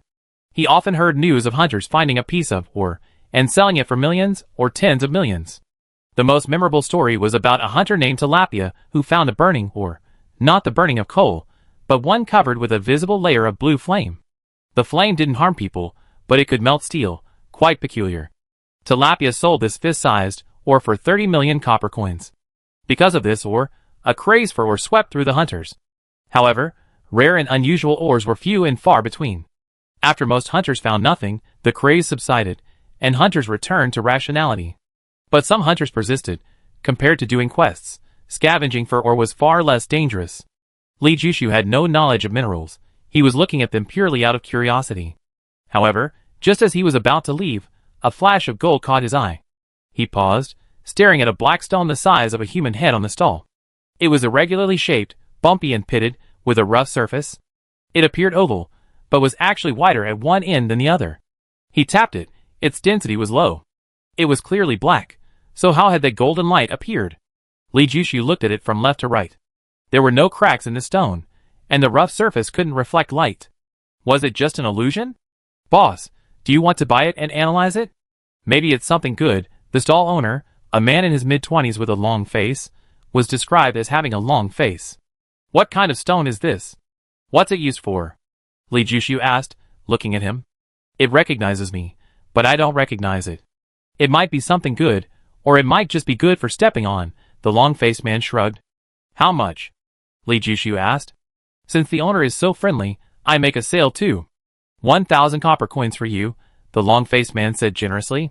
It must be a good item, but unfortunately I can't see through it, Li Jushu said, turning to leave. If the owner thinks it's too expensive, you can try to negotiate. Just name your price, and I sell it, the long-faced man quickly called out. 100 copper coins, Li Jushu said after a moment's thought. Deal. The long-faced man shoved the stone into his hand with lightning speed, giving him no chance to back out. Li Jushu held the stone, somewhat stunned. He thought he had bargained too hard, but it turned out he had been conservative. Chapter 113. In the past, even 100 copper coins would have been a hesitant expense for Li Jushu, but now, he didn't care. After paying the 100 copper coins, he carried the stone back to the inn. The items at the stall were cheap. There wasn't even a plastic bag, let alone packaging. Li Jushu took out his military knife and sliced the stone directly. He had obtained the knife while on the run, killing hunters. It could cut through iron like mud, its sharpness second only to the female swordsman's long sword. He had sold most of the guns, daggers, and other weapons he had taken from the hunters, but he couldn't bear to part with this knife. Little by little, the stone grew smaller, and more fragments appeared on the ground. Finally, only a piece the size of an egg remained. Just when Li Jushu was wondering if he had wasted his time, he sliced it in half. A stream of golden liquid slowly flowed out, and instantly, a fragrant aroma filled the room. Taking a deep breath, he felt instantly relaxed. Li Jushu's mind went blank for a moment, then he immediately remembered the rare and precious herbs the female swordsman had mentioned. Besides plant-based treasures, there were also naturally occurring substances, whose effects were comparable to the Bodhi fruit and the vermilion fruit. He immediately raised the stone, held it to his mouth, and dripped the golden liquid into his mouth. The liquid slid down his throat into his stomach, its rich aroma filling his entire body. The next second, a fiery heat erupted like a volcanic eruption, instantly turning his body into a giant furnace, as if to burn him to a crisp. Li Jushu had experienced the torment of a biochemical virus before. Although the heat was painful, he managed to remain calm. He sat cross-legged and began circulating the mental cultivation technique taught by the female swordsman. With each cycle, the heat dissipated a little, and the swelling in his body eased slightly. Deep within his body, a small ball of energy slowly formed. At first, Li Jushu remembered the intense heat and discomfort, but gradually, his mind became completely absorbed in the practice, entering a wondrous world. There was no pain, no trouble, only birdsong, fragrant flowers, and a gentle spring breeze. A fleeting moment of beauty, 3 days passed in a flash. Li Jushu opened his eyes, the room's light suddenly brightened, then returned to normal. Li Jushu thought it was an illusion and paid no attention. His attention was completely drawn to the changes in his body. He could feel the presence of qi. The female swordsman had taught him the martial arts technique, and he had practiced diligently for 3 months without feeling any qi, constantly filled with anxiety. He doubted his talent, felt unqualified to cultivate, and feared that the female swordsman's teachings were flawed, that she hadn't truly taught him, and that she was deceiving him with her own techniques. He couldn't distinguish the real from the fake. Without any life-saving medicine, he had endured 3 months, which boosted his confidence to some extent, attributing it to the technique. However, because he couldn't see any changes, he felt truly weak. But today, he finally felt the presence of qi. Circulating the technique, he could clearly feel a warm qi flowing within him, as if it were alive. The female swordsman told him that only by sensing the presence of qi could one enter the gate of cultivation. Without sensing qi, it wasn't considered cultivation. He cried. For 3 months, he had been exploring alone, without reference points, without experience, with nothing at all. His life could end at any moment. He didn't know how he had persevered. After consuming 25 doses of level 2 potions, he felt his strength was around 1,000 jin, approximately 500 caddies. Now, he could clearly feel his strength had doubled. Although he hadn't undergone any testing, he was certain of it. The medicine was produced according to the optimal absorption ratio for the human body, but only about 50% could be absorbed. Half of the efficacy remained in the body and wasted over time. Cultivating internal energy stimulated cellular activity and capacity, allowing the body to absorb the remaining unabsorbed portion of the medicine. Furthermore, internal energy enhanced cellular resilience and density, naturally increasing strength. Li Jushu now understood why Xiao Suiguan ran so fast. It was due to internal energy. The female swordsman, despite being hit by a sniper rifle and a rocket, could still match his strength with one hand, also because of her internal energy. Now, he too had mastered this power. A playing card appeared in his hand, which he flung at the wall. The card transformed into a bolt of lightning, embedding itself 2 centimeters deep into the wall. This was a wall. If it were candles, even 10 wouldn't be enough to cut it. Li Jushu, however, was not satisfied. Another card appeared in his hand. He silently circulated his inner energy, and as the warm current reached his right arm, his wrist twitched. Even with his eyesight, he could only see a faint afterimage flash by, too fast. A slight sound came from the wall. He looked up and saw that the playing card was completely embedded in the wall, with only about half a centimeter of its corner protruding. A smile appeared on his face. This power was enough to cut off an arm. His strength had increased, and his mood had improved. After eating something, he didn't go anywhere all day, staying in his room practicing his card-throwing technique, speed, angle, quantity, scenarios. In real danger, the enemy wouldn't stand still as a target. He had to be able to injure the enemy with a card throw from any position, in any movement, preferably killing them instantly. Only then would the card throw have any meaning. The next morning, he appeared at the entrance of the Baichao group. Less than 5 minutes later, the fat man emerged, beaming. "Brother, got anything?" "Potions. Level 2 and 3. I need them all," Li Jushu said bluntly. "Shall we talk somewhere else?" The fat man's smile widened. Of all businesses, potions had the highest profit margin. Even a small profit of 1 or 2% was enough to keep others busy for months. The fat man had rented a shop about 50 meters from the Baichao group store, specifically for business negotiations. There were 4 or 5 cubicles on the first floor, all occupied. Business was booming, especially considering it was only a little past 8. The fat man led Li Jushu directly to the second floor, where a young woman of about 17 or 18 was cleaning in a luxurious office. "What's your name, brother?" The fat man expertly offered him a cigar. "Night Owl." Li Jushu waved his hand. He didn't smoke. "Let me explain my rules first. You place the order, I find the goods, and you pay a 20% deposit. If the goods aren't found, the deposit is fully refunded. If the goods are found, but you don't want them, the deposit is non-refundable." The fat man, seeing that Li Jushu didn't smoke either. He boiled water to make tea. Despite his short, thick hands, they were incredibly nimble. "Price." Li Jushu glanced at the tea in the cabinet behind the fat man. There were more than a dozen kinds. The fat man took the middle jar. 50% more expensive than in a regular store, but you can rest assured about the quality, they're all genuine. The fat man said. "Give me 5 of each level 2 potion. This is our first time working together, so I won't haggle. If the quality is as you say, I believe we have many opportunities to cooperate." Li Jushu said. "Brother, don't worry. I, Li Sanpeng, have been doing business at base number 8 for 5 years, and so far, no one has said anything wrong with my goods. I value my reputation even more than you do." The fat man pushed the black tea in front of Li Jushu, speaking seriously. "That's good." Li Jushu picked up the teacup, sniffed it gently, but did not drink it. Chapter 114. Leaving Li Sanpeng's office, Li Jushu went to the trading market and headed straight for the ore stall. The long-faced man had just set up his stall and was arranging stones. He looked listless, clearly having slept poorly the night before. However, his eyes lit up the moment he saw Li Jushu. "Boss, I got a few more good pieces. Interested?" Even after 3 or 4 days, he still remembered Li Jushu. "What good pieces?" Li Jushu's gaze swept over the ore, finding nothing unusual. This one was found in the desert. You know, deserts are all sand, no rocks, but this rock is as hard as iron, very unusual. This blue stone is soft, you can leave fingerprints when you pinch it. Never seen such a magical rock before, have you? And this rock, every facet is spiraled, perfect for a high-class ornament. This big rock, doesn't it remind you of the Monkey King Sun Wukong? The long-faced man's words were rapid fire. "Do you still have the stone I bought from you a few days ago?" Li Jushu had to interrupt, otherwise he would keep talking. "A black stone?"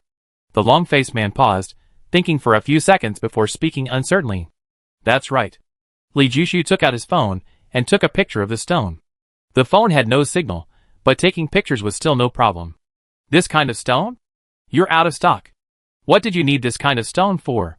The long-faced man asked curiously. "You want to know?" Li Jushu looked at him. The long-faced man immediately shook his head. Even street vendors have their rules. Once a purchase is made, it's over, and no further questions are asked. Unless the customer reveals it, the vendor, no matter how curious, has to suppress his curiosity. Where did you get the ore? Li Jushu asked. I got it from a friend. I didn't ask where he got it from, the long-faced man replied. Find out. If there are any more stones like this, I take them all, no matter how many. Li Jushu tossed the long-faced man 500 copper coins. If the boss doesn't mind, wait a bit. I go ask my friend. He's currently taking a nap. The long-faced man's feigned enthusiasm turned into genuine enthusiasm the moment he saw the money. I wait, Li Jushu said. The long-faced man ran off, abandoning his half-set stall. About half an hour later, he returned, dragging a sleepy-eyed young man with a reluctant expression. This is the boss. He's interested in the stones you found. The boss has money. Tell him everything you know, the long-faced man said, seemingly oblivious to the reluctance on his face. What do you want to know? The young man asked, glancing sideways at Li Jushu. Li Jushu tossed 10 silver coins to the long-faced man, then gave another 10 to the young man. I'm interested in this stone. How did you get it? The young man's expression softened considerably as he looked at the silver coins. He glanced at the long-faced man, who gave him a reassuring look. He then spoke. About half a month ago, I was on a mission with my team when something went wrong. I got separated from my team and accidentally entered a canyon. I tripped over this stone in the canyon. Because I never seen such a black stone before, I picked it up. At first, I thought it was coal or something, and I was hoping to make a fortune. But wow, nobody wants it for half a month. Is this the only one? Are there any more? Li Jushu pressed. I found the stone in the dark. I only found one. As for whether there are any left in that area, I don't know.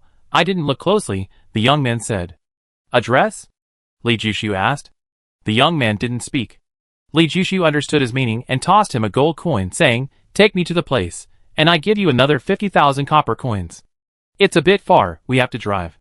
The young man's coldness turned into enthusiasm. I have a car. When do we leave? Li Jushu asked. I need to prepare. We meet at the city gate in an hour.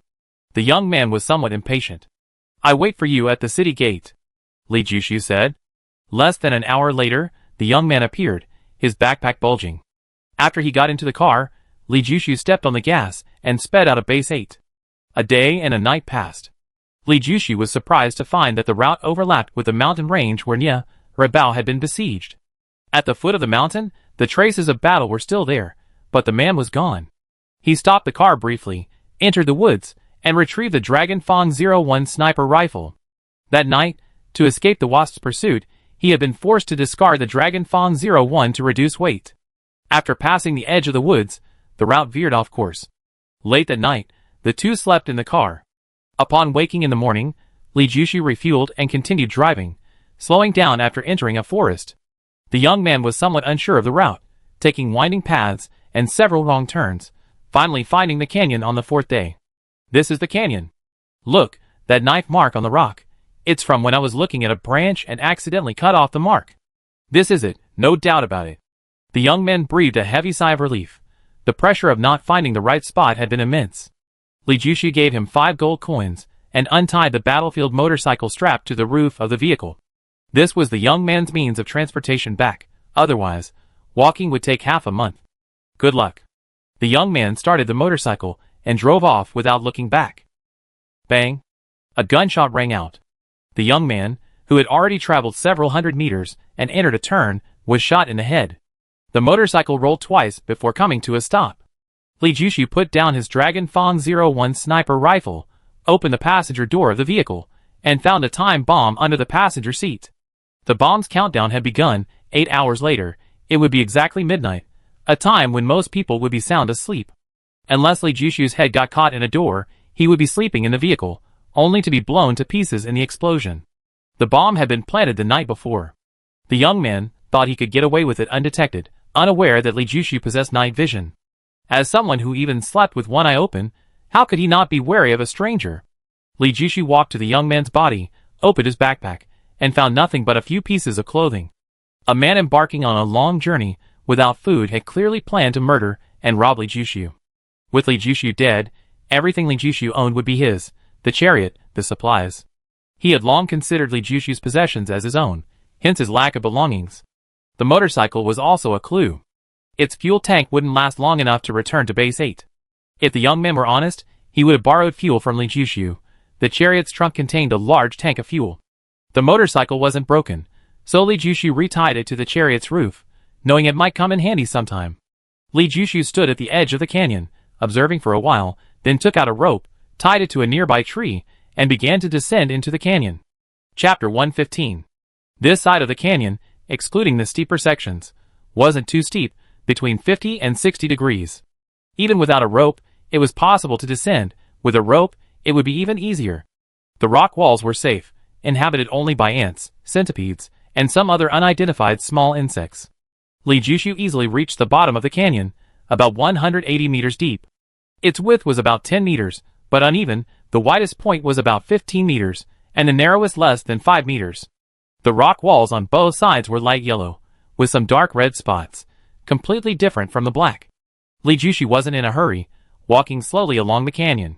The ground was sand and pebbles, which suggested the canyon was formed by water erosion. The black stones were either buried underground and eroded by the water, or they flowed down from upstream. The canyon meandered for half an hour, until he reached the downstream end, where an underground cave opened with only a 3-meter diameter entrance, smoothed by thousands of years of erosion. Li Jushu peered into the cave for a while. It was pitch black, with a pool of water at the bottom, its depth unknown. He picked up a stone and threw it in, and only after a long while did he hear the splash. Judging by the time, the distance from the cave entrance to the water surface was about 300 meters, but the depth from the surface to the bottom of the pool was impossible to determine. He didn't waste any more time at the cave entrance and began walking upstream. The canyon was a full 5 kilometers long. As darkness approached, he finally saw a towering mountain blocking his path, its slopes covered in snow and ice. It turned out that the melting snow and ice had eroded the canyon with flowing water. Did the stone come down from this mountain? Li Jushu carefully observed the mountain. The rock layers were darker, but quite different from the stone he had obtained. He couldn't determine if there was any connection between the two. Too hasty. Li Jushu shook his head and smiled bitterly. He had a bad feeling when he didn't see any stones in the canyon, and when he saw the mountain blocking his path, he gave up. Even if he wasn't sure if the stones came from the mountain, there was nothing he could do. Dig with his bare hands? He was smaller than an ant before the mountain. When would he ever find the stones he needed? The fact that there were no stones on the surface meant there weren't many. Although Li Jushu was disappointed, he still took out his pickaxe and struck the mountain a few times. Clang, clang, clang. The pickaxe struck the rock, sparks flew, and the recoil made his hands ache slightly. This hardness. Li Jushu looked at the small piece of rock he had chipped away, feeling powerless. Seeing that it was getting dark, he shook his head, put away his pickaxe, went back to his carriage, got some sleep, and would reconsider later. The next day, he came down to the canyon early in the morning and carefully searched it. He found 3 black stones, one the size of an egg, one the size of an apple, and one shaped like a baby's head. None of them contained the golden liquid, but this proved the young man wasn't lying. The stones had indeed been found in the canyon. He then went to the foot of the mountain and dug for half a day, his palms blistered, his back aching, but he only found a pile of useless rocks, not a single hair out. This isn't human work, Li Jushu said, throwing down his pickaxe and giving up. He either needed to hire a construction team or use heavy machinery. Trying to mine on his own was a pipe dream. Back in his car, he was still pondering the problem. He couldn't bear to part with the golden liquid, but he had tried mining before. It was like finding a needle in a haystack. Forget it, let's go back and discuss this further. After thinking for a long time without any solution, Li Jushu started the tank and returned to base 8. Amidst the explosions, Grizzly's joyful cry rang out, "There's a cave here, hurry in." "How deep is it? Is it dangerous?" Yang Yingzhong didn't even turn his head to ask. Firing machine gun bursts, and 2 pursuers fell. "Looks pretty deep, I go in and scout ahead." Golden Leopard took the lead, and soon his voice came back. "The cave is deep, there's no danger, but we're not sure if there's an exit. If there isn't, we'd be stuck inside. We can't worry about that now. Survival is the priority." Old Seven's face was contorted with pain from his wounds, looking somewhat ferocious. "Grizzly, carry Miss in," Yang Yingzhong ordered. "No need, I can still walk." The woman's clear voice was full of determination, her clothes already stained red with blood, but there was no trace of pain on her face. "Seventh brother, don't waste bullets." Seeing everyone else had gone inside, Yang Yingzhong shouted at Seventh brother to leave, but he himself remained blocking the entrance. Explosions rang out around him, and dirt splattered on him, but he seemed oblivious. Seventh brother crouched at the entrance, but didn't go in. He stared at the approaching pursuers, his face grim. They were already short-handed, and ammunition was running low. Even their leader's superb marksmanship couldn't withstand the overwhelming numbers of the pursuers. Click, out of bullets. Yang Yingjun pulled his head back, leaning against the cave wall, panting heavily. A finger-long gash ran across his forehead, blood staining half his face. He didn't bother wiping it away. His brow was furrowed with worry. Unless the cave was open, with an exit at the other end, they were doomed. They had given everything, only to end up like this. Shells rained down near the cave entrance, the flashes of light reflecting off their faces, creating an unpredictable dance of light and shadow. Dust rained down, but neither of them flinched. Yang Yingjun didn't get up, yet he seemed to see the pursuers closing in. He discarded his heavy machine gun and drew his Yellow River Type 94 pistol from his waist. Known as the Hexagon among hunters, he was proficient in sniping, suppressing fire, pistol combat, and close-quarters fighting, virtually without weaknesses. His endurance, stamina, speed, and strength far surpassed that of ordinary people. After less than a minute of rest, his energy had recovered to 70 or 80%. He glanced at Lao Chi. "You're faster than me. If Jin Qianbao finds no other exit in the cave, I cover you. You try to steal their heavy machine gun." "Okay." Lao Chi agreed without hesitation, even though the mission was almost impossible. "Damn it, a fatal weakness, no exit." Jin Qianbao's rough voice rang out, filled with resentment. "How many bullets do you have?" Yang Yingjun asked, his expression unchanged. "More than 20 rounds." Old Seven's voice was cold. "Get ready." "Damn it." Yang Yingjun's words were cut short as he and Old Seven rushed into the cave almost simultaneously. The next second, a shell landed at the cave entrance, an explosion, the shockwave sweeping in all directions. The cave was hit hardest. Old Seven coughed up a mouthful of blood, while Yang Yingjun didn't cough up blood, but his face turned ashen instantly. Dust engulfed the two. Before Old Seven could recover, Yang Yingjun had already returned to his original position. He had just poked his head out when he saw a rocket launcher aimed at the cave entrance in the distance. In an instant, his body went cold, his blood almost freezing. At that critical moment, a bullet pierced the air and struck the hunter carrying the rocket in the temple. Bang! The hunter was thrown back. The rocket changed direction and exploded among the pursuers. Chapter 116. Sniper. Dragon Fawn 01 Sniper Rifle. Yang Yingjun's reputation as a well-rounded warrior wasn't for nothing. He immediately recognized the sniper rifle model and pinpointed the sniper's location. The pursuer's successive headshots reminded him of the sniper who appeared during the rescue of Yaren Bao. Night Owl. He wasn't wrong. The shooter was none other than Li Jushu, nicknamed Night Owl. He hadn't expected to encounter Xiao Suiguan as one of the warring parties. Fighting among hunters was commonplace. Wherever there were people, there was a martial world. That was the truth. Regarding the fighting of others, whether innocent or pitiful, his attitude was usually one of indifference, keeping his distance. But the moment he saw Xiao Suiguan, his attitude changed. He parked his vehicle in a concealed spot, grabbed his sniper rifle, and charged into the battlefield. His first shot headshot a rocket launcher. The rocket launcher was too threatening. He then moved the muzzle and fired in rapid succession, headshotting 2 heavy machine gunners, 1 anti-aircraft gunner, and a sniper. His sniping speed was incredible. 7 or 8 men died before Xiao Suiguan's side could react. By the time the bullets rained down, he had already moved to a new position. Bang, bang, bang. Yang Yingjun peeked out and fired a 3-round burst, felling 3 pursuers. As he pulled his head back, he fired again, a blind shot, headshotting a pursuer lying on the ground with only half his head showing. The other pursuers, witnessing this, broke out in a cold sweat. Yang Yingjun's marksmanship was terrifying. "You guys continue dealing with these remnants, I go sniper." Xiao Suiguan also recognized Li Jushu from the sound of the sniper rifle. He was the sniper who had shot Zheng Dashao that night, then returned and drove away their tanks, even blowing up the extra tanks, causing his image in the eyes of the Zheng family to plummet. His recent suffering was all thanks to this sniper.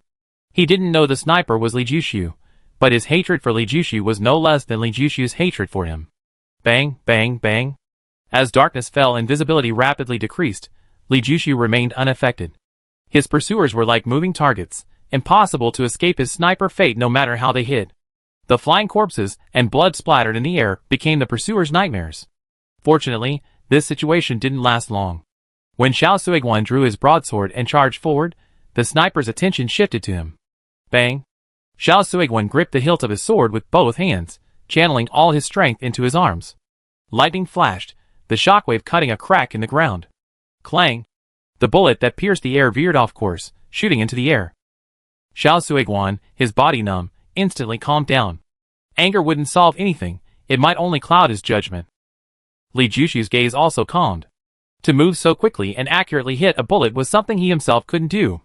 Moreover, the penetrating power of the sniper bullet, combined with Xiao Suiguan's ability to keep his knife in his hand, was terrifying.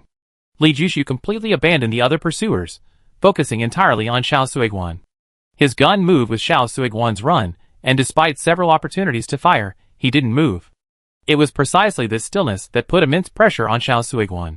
He sprinted along an S-shaped path, his movements as nimble as a cat, sometimes accelerating, sometimes leaping into cover, giving Li Jushu no chance. The distance closed, and the pressure on Li Jushu intensified. He maintained steady breathing, his eyes fixed on Xiao Suiguan. Finally, he discovered Xiao Suiguan's weakness. When Xiao Suiguan exhausted his breath, his burst of speed was slightly slower than normal, a very brief moment. But this brief delay, occurring during a turn, was magnified infinitely.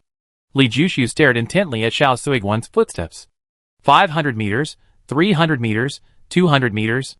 As they approached 100 meters, Xiao Suiguan's breathing and S-shaped turn overlapped. In that fleeting fraction of a second, Li Jushu fired. Bang!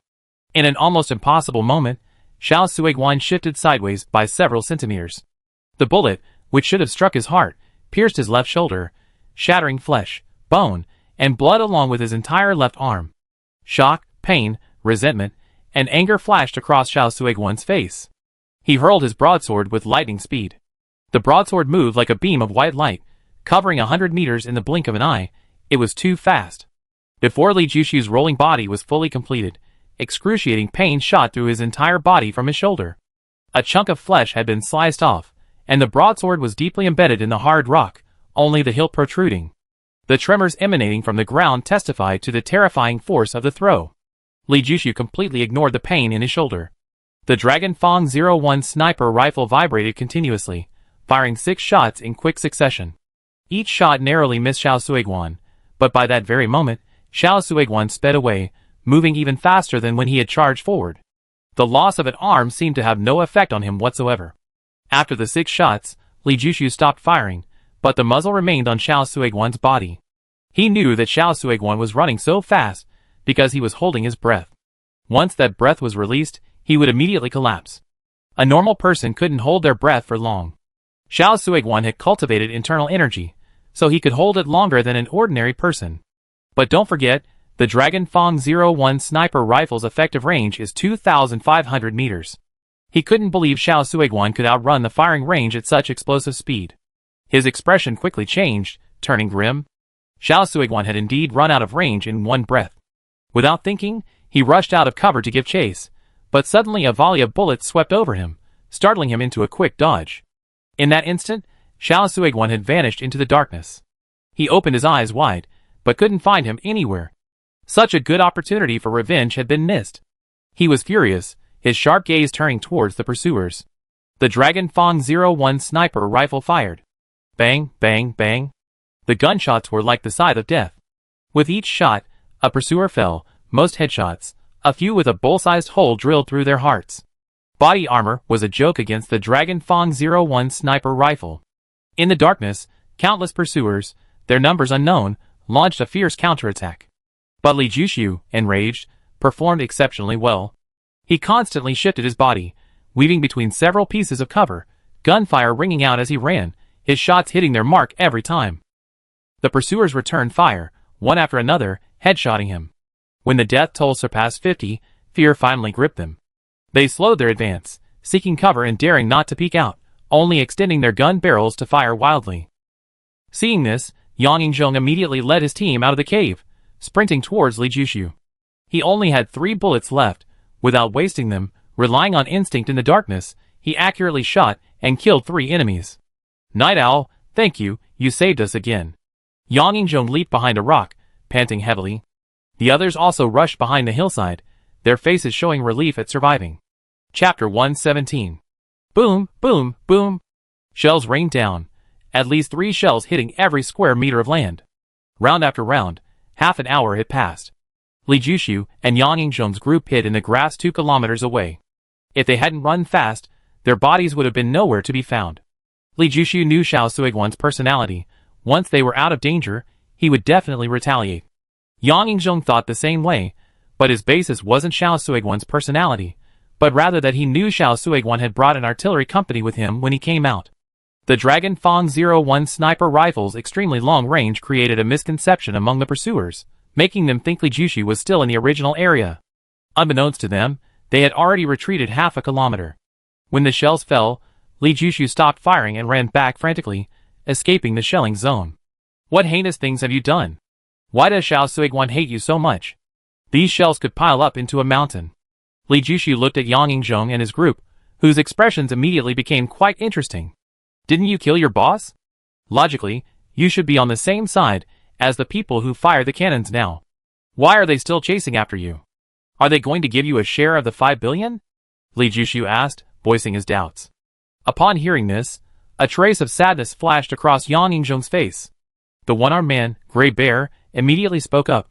Boss, to save Miss, he had no choice but to take the station chief's head to gain Zhang's trust.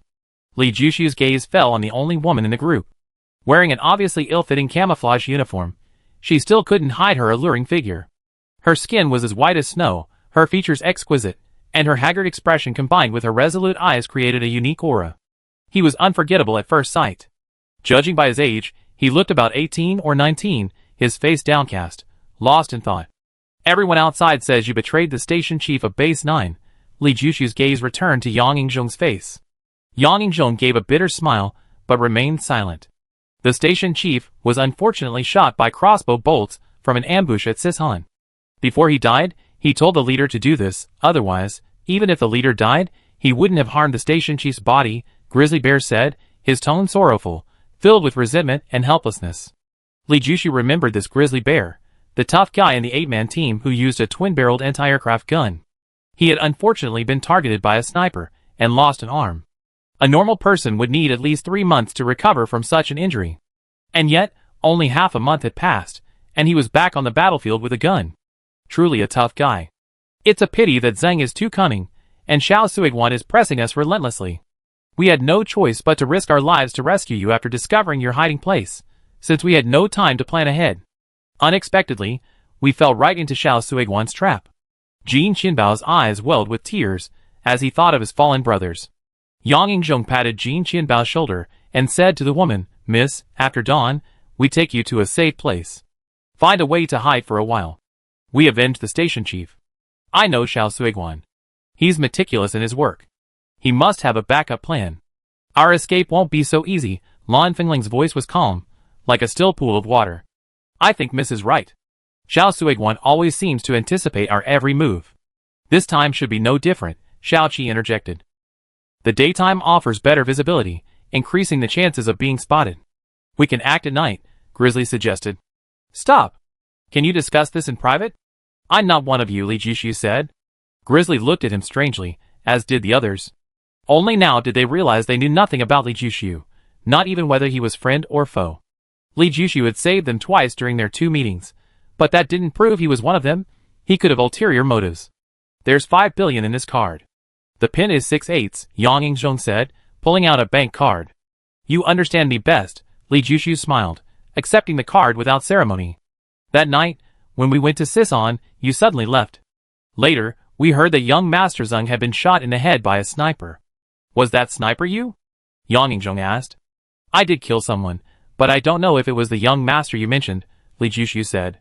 The man standing with Xiao Suiguan was in his 20s, dressed extravagantly, Yang Yingzhong described. I killed him, Li Jushu confessed. Young Master Zheng was the eldest son of the Zheng family. The Zheng family wields considerable power on the Beast planet. The current station chief of Base 9 is surnamed Zheng, and he's the uncle of the deceased young Master Zheng. The Zheng family has issued an order to find the murderer of young Master Zheng. The bounty is 2 billion, Yang Yingzhong said. Such a powerful background? Li Jushu was surprised. Even Xiao Suiguan had to bow and scrape before the Zheng family, Yang Yingzhong said. What is Xiao Suiguan's relationship with the Zheng family? Li Jushu asked curiously. The Zhang family, being officials, sometimes needs financial support, so they sent a trusted retainer to go into business. This retainer's surname is Xiao, Yang Yingzhong said. I see. 2 billion. I didn't expect my head to be worth so much. Li Jushu chuckled, but immediately asked, Xiao Suiguan failed to protect his master. Why wasn't he punished? Why didn't the Zhang family chop off his head? Retainers aren't suicide soldiers. Yang Yingzhong rolled his eyes. If the Zhang family acted so recklessly, they wouldn't be in such a difficult situation today. What a pity. Li Jushu looked regretful. When he assassinated Zhang Daxiao, his goal was to bring misfortune upon Xiao Suiguan, but he hadn't expected to fail. We're in the same boat now, Yang Yingzhong said. I feel like I've been tricked. Li Jushu frowned, glancing at Lan Fengling. Are you rested enough? If so, it's time to retreat, the enemy is catching up. For the next few hours, no one had time to rest. Li Jushu, with his night vision, weaved through the gaps in the pursuers' lines, successfully evading their searches, and pursued time and again. However, the pursuers were formidable, sticking close and never losing them. The pursuers were too numerous, and with artillery support, Li Jushu's ammunition was running low. He dared not engage in a direct confrontation. Yang Yingzhong's group had long since run out of ammunition and supplies, and they dared not risk their lives either. Alright, finally, they're free. Now I can rest a bit. Once again narrowly escaping the pursuer's edge, Li Jushu breathed a sigh of relief. As the saying goes, the most dangerous place is the safest place. Now, hiding in the area initially bombarded, the pursuers would never expect it. Everyone took a break. When Lao Chi went out to relieve himself, he secretly took out a pen and drew an arrow on a plant. Just as he put the pen away and turned around, he stopped, his whole body stiffening. It took him a while to relax before he called out hoarsely, "Boss!" Why? Yang Yingzhong's face was full of pain. He couldn't believe that his brother of so many years would betray him and the station chief. Chapter 118. Seventh brother, why did you do this?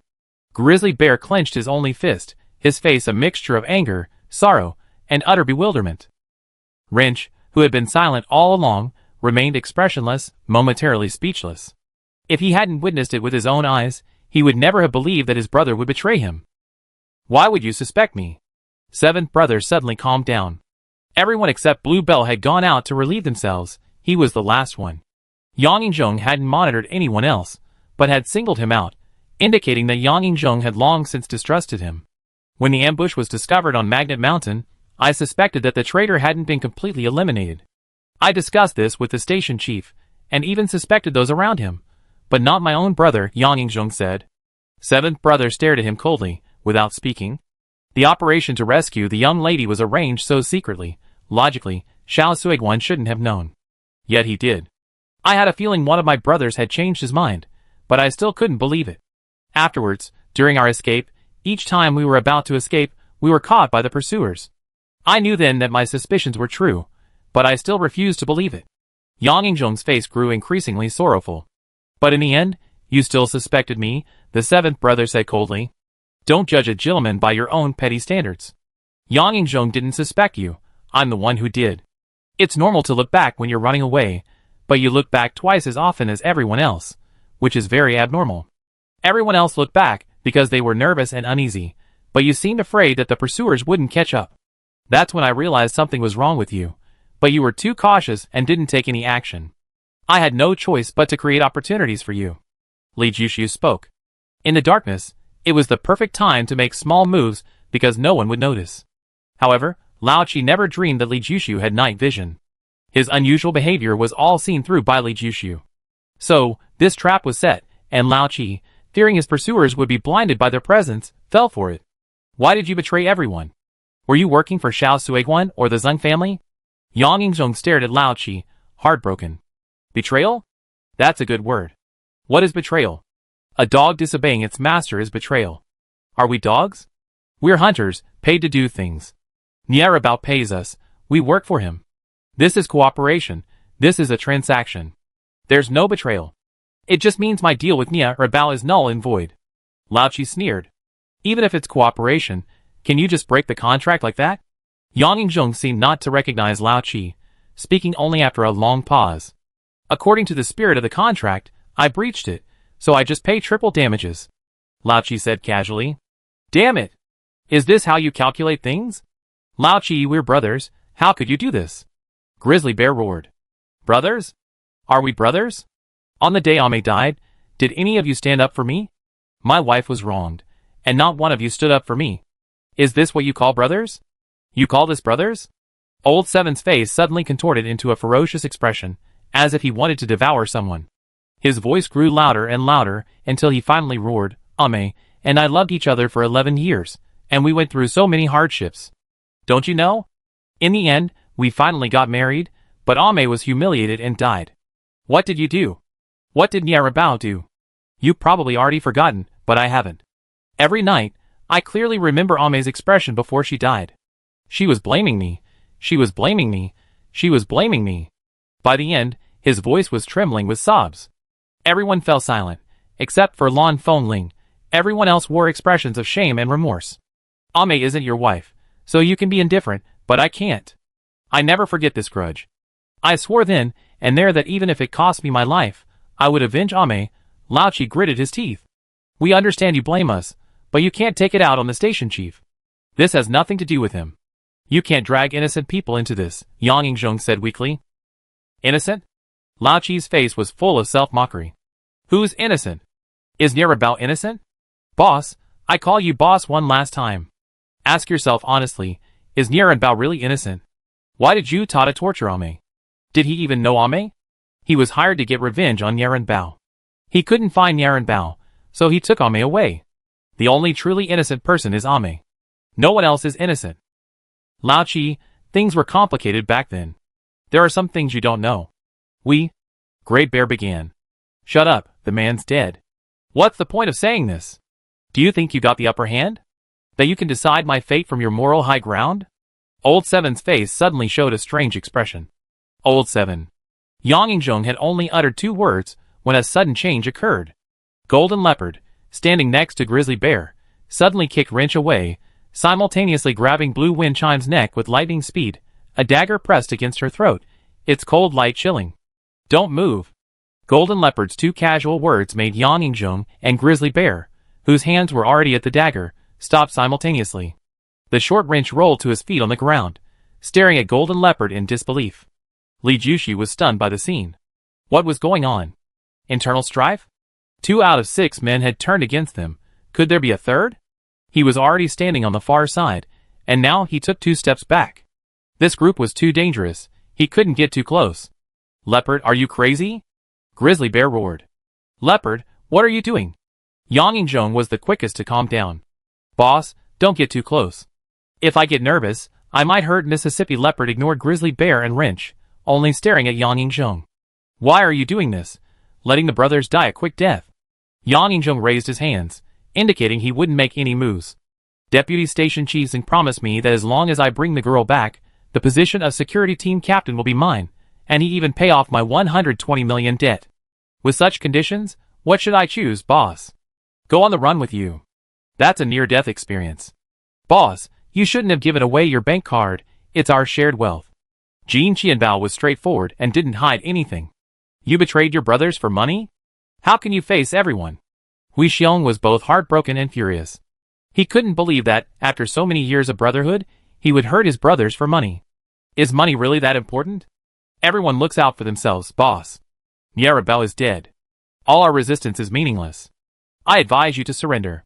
Deputy Station Chief Zhang won't treat you unfairly, Lao Chi said.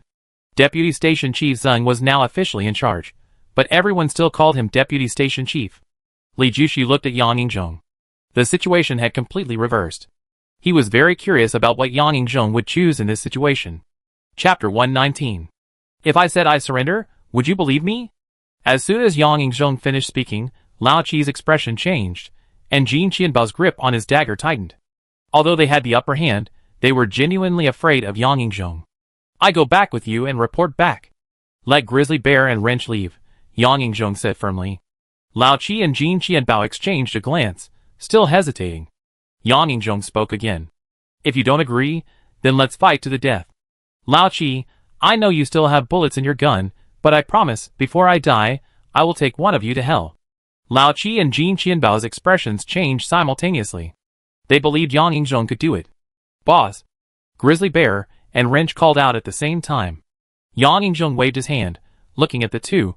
Our relationship ends here. I hereby announce the disbandment of the team. Take care of yourselves from now on. If you have the chance, leave the beast planet. Grizzly Bear and Wrench were silent for a few seconds, then turned and left. The instant the two turned around, Yang Yingjung made his move, covering the 3-meter distance with incredible speed to appear before Lao Chi. Snap!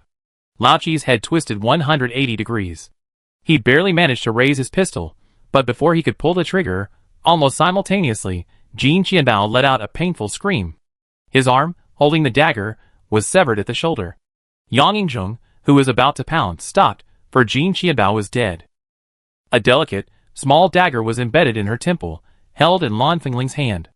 At this moment, Wrench and Grizzly Bear took 2 steps forward. Their departure was feigned. Their true intention was to ambush. In the blink of an eye, the situation had completely reversed. An internal conflict ended with the deaths of Lao Chi and Jin Qianbao. Yang Yingjung, however, felt no joy. He picked up the bloodstained playing cards from the ground, presented them with both hands to Li Jushu, and sincerely said thank you. Li Jushu's flying card was crucial. If the young lady died, killing everyone would be meaningless. The severed arm of the golden leopard was key to turning the tide of the internal strife. Let's get out of here. We can't stay any longer, Li Jushu said, taking the card. Both Lao Chi and Golden Leopard still had ammunition hidden on them. Yang Yingjung took everything useful from them. Grizzly Bear assisted Wrench in planting landmines nearby. The landmines belonged to Li Jushu, but unfortunately, only 3 remained. The group quickly left. After walking about 3 kilometers, an explosion sounded behind them. A landmine had been triggered. The group instinctively slowed their pace. The pursuers would be slowed by the landmines, giving them more time to recover. What's your plan now? Li Jushu asked. Going in circles like this wasn't a solution. Let's break out of the encirclement first, replenish our ammunition, and then we think about revenge, Yang Yingjung said. Xiao Suiguan has a car. We only have 2 legs. Even if we break out of the encirclement, it's useless. Interested in pulling off a big heist? Li Jushu asked. Yang Yingjung and his 3 companions all stared at him. Take out Xiao Suiguan's artillery company, Li Jushu said. There's nothing we wouldn't dare to do, but we're out of ammunition now. Yang Yingjung's eyes lit up. The idea was risky, but if successful, the benefits would be immense. Follow me. Li Jushu led the 4 men around, finally arriving at the tank. He lifted the camouflage weeds, and even the grizzly bear was stunned. A tank was hidden deep in the ravine. Stop staring. Grab the weapons. We're leaving immediately. There's less than an hour until dawn. We need to hurry. Li Jushu opened the trunk. The trunk, besides a large can of fuel, was crammed full of weapons and ammunition, mostly ammunition, with relatively few weapons. These were the weapons from the last robbery of Xiao Suiguan. He had replenished his own ammunition, as he was a sniper and primarily used sniper rifle bullets. Grizzly Bear, seeing so many weapons, showed excitement. He grabbed a shotgun and slung it around his neck, then grabbed a Gatling gun. You only have 1 hand. Why don't you switch weapons? Li Jushu was quite worried. Aside from the issue of changing ammunition, could he handle the recoil with 1 hand? Underestimating me, Grizzly Bear snorted, clearly angry. To Li Jushu's surprise, Yang Yingjung's team had a particular fondness for heavy firepower. They took all the rocket launchers and heavy machine guns, leaving only 2 light machine guns in the vehicle, which they didn't even glance at. Even Lan Fengling chose a heavy machine gun, the Thunder 88. Having chosen their weapons, Li Jushu led the way, quickly heading towards the artillery company. Halfway there, he suddenly stopped. Everyone was startled and quickly dropped to the ground, hiding in the weeds, their eyes scanning their surroundings warily. Finding nothing amiss, Yang Yingjung was about to ask when Li Jushu spoke. Whether our raid on the artillery company succeeds or fails, the search party will definitely arrive, and there might be other pursuers. Isn't it too late to worry about that now? Grizzly couldn't help but say, thinking they had discovered the enemy, but it turned out Li Jushu was just scared. Wrench, we give you all the landmines. You're in charge of planting them. Whether we survive or not depends on you. Yang Yingjung understood Li Jushu's meaning.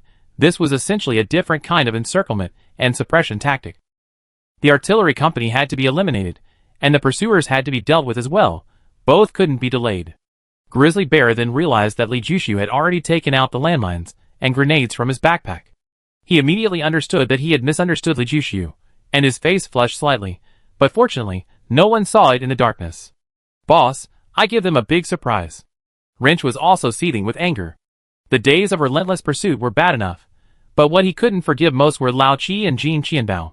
Years of brotherhood had turned into bitter enmity because of these people, and he desperately needed a cathartic slaughter to vent his rage. Li Jushu, Yang Yingzhong, Grizzly Bear, and Blue Wind Chime left landmines and advanced rapidly, while Wrench stayed behind to lay out the minefield. Li Jushu's night vision gave him a huge advantage.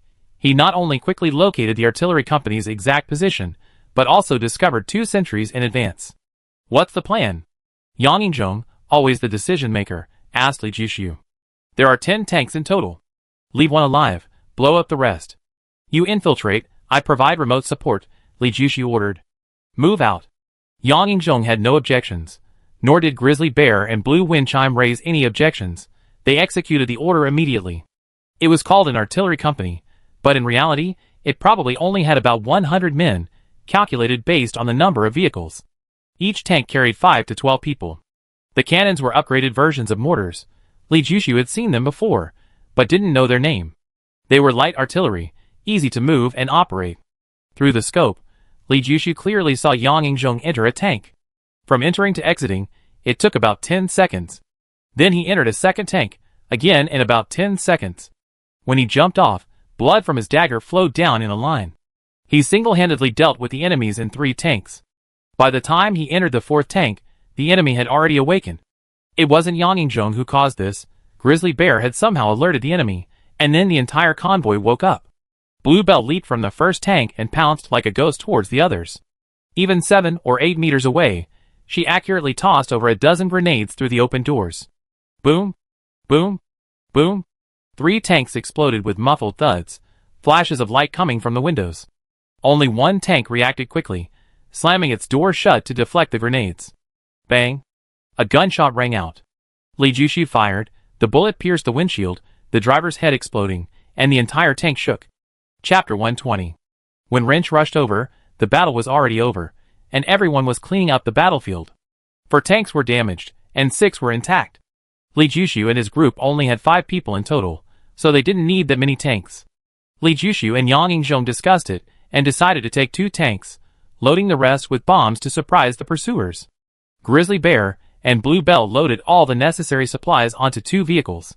Yang Yingzhong was fiddling with the cannon, occasionally firing one, a signal to the pursuers to hurry up. The faster the pursuers arrived, the lower the probability of them discovering the minefield. After loading all the supplies onto the vehicles, Wrench also planted time bombs, set for 2 hours. Whether they hit the enemy depended on how fast the pursuers were. The explosion rang out in the distance, and the flash was still faintly visible even here. Everyone looked at Wrench, who nodded, indicating that the mines he had planted had been triggered. These lackeys are really hot on our heels. Grizzly spat. Luckily, they laid landmines, otherwise, the pursuers would have run right into them. What should we do with these cannons? Wrench walked up to the cannons. There were 10 cannons, all intact. As a mechanical enthusiast, he couldn't bear to destroy them. Place a mine in each shell. Let's see how lucky they are, Yang Yingzhong said. Li Jushu looked at the sheer number of shells, and felt a chill. He hoped the pursuers wouldn't be so greedy, otherwise, the explosion would be quite a spectacle. After firing the last shell, Yang Yingzhong took out his dagger, and stabbed it hard into the tire of the tank with the time bomb. With a forceful slash, he sliced off a chunk, leaving the rubber scraped to shreds. The tire was solid, but even it couldn't withstand such damage. Escape was impossible. At first, Li Jushu thought Yang Yingzhong's actions were unnecessary. With time bombs planted in the cars, sabotaging the tires was a waste of effort. But he quickly realized it was a psychological tactic. If the pursuers saw the vehicles undamaged, they would be suspicious. But discovering the damaged tires would immediately divert their attention. Even if someone else checked the vehicles, they wouldn't be as thorough, minimizing the chance of the time bombs being discovered. Having done all this, the pursuers came into Li Jushu's view. Let's go! Li Jushu put away his sniper rifle. You drive for the young lady, I go first. Yang Yingzhong grabbed Wrench, who was walking towards the first car. Boss, don't you trust my driving skills? The usually obedient Wrench didn't back down. It's precisely because of your superb driving skills that you are the only one for this job. My driving is too fuel inefficient, and might bump the ladies. Everyone, get in the second car. Wrench's driving skills are top-notch, no kidding. Yang Yingzhong shoved Wrench aside without room for argument, climbed into the driver's seat of the tank, and slammed the door shut. Wrench silently returned to the second car and sat in the driver's seat. Li Jushu, observing his gloomy face, seemed to understand. Xiao Suiguan was a very cautious man. Having been tricked once, he should be wary. There was a high possibility of landmines planted on the road, and the car in front was essentially acting as a mine detector, extremely dangerous. Wrench had considered this possibility, so he went to the first car without hesitation. Yang Yingzhong had also thought of it, and didn't want his men to die.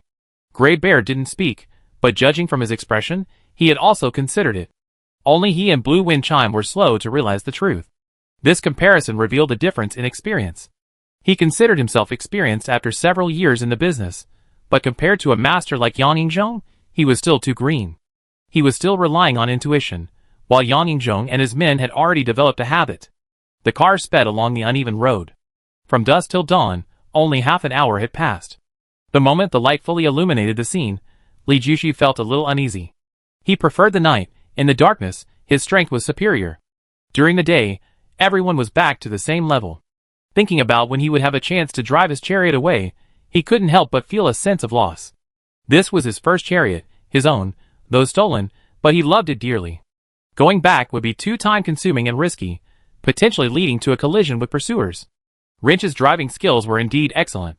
On the same difficult road, he drove with a smooth, consistent speed, without the jerky acceleration or braking of some other driver. It was the most comfortable car Li Jushu had ever ridden in.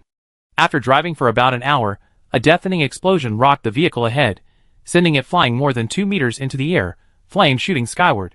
Wrench slammed on the brakes, the tires leaving long black tracks on the ground, but no one noticed. Before the vehicle had even come to a complete stop, Grizzly had already jumped out of the car and rushed towards the overturned vehicle, ignoring the various parts and debris falling from the sky. Li Jushu, Bluebell, and Wrench got out almost simultaneously, took a few steps, and then suddenly stopped. Yang Yingzhong, covered in dust and dirt, crawled up from the weeds beside him. His forehead was cut open, and the bright red blood was quite striking. He shouted at Grizzly, "Stop crying. I'm not dead yet." "Boss!" Grizzly turned around, startled, but more than anything, overjoyed, and rushed forward for a bear hug. "Don't pull too hard, he has internal injuries, probably a broken rib." Sweat instantly beaded on Yang Yingzhong's forehead. Grizzly quickly released him, startled. Wrench stepped forward and carefully unfastened 2 bulletproof vests. Thank goodness for those vests, otherwise, Yang Yingzhong would have been in serious trouble. Yang Yingzhong's assessment was accurate. He did indeed have a broken rib. Wrench skillfully set the bone, and Lan Fengling retrieved a first aid kit from the vehicle. After securing the ribs, they lifted Yang Yingzhong into the car, and Wrench started the engine and continued on their way. Throughout this process, Li Jushu kept a close watch on their surroundings. Thankfully, no enemies appeared. The people who laid the mines were most likely drawn to the artillery unit, or perhaps Xiao Suiguan's men were insufficient, and these men participated in the pursuit. Without the mine detectors, everyone's hearts were on edge. Wrench tried to walk along the edge of the road, choosing the most difficult sections to traverse. Whether it was good luck or Xiao Suiguan's men had only planted one mine, their tanks drove all the way to Base 9 without encountering any. The tanks didn't stop and headed towards Base 8. After passing Base 8 for about a kilometer, the tanks stopped. Li Jushu, Yang Yingzhong, Gray Bear, and Blue Wind Chime got out and walked into Base 8. Wrench continued driving to Base 7. This was to prevent skilled trackers from finding their way based on the tire tracks.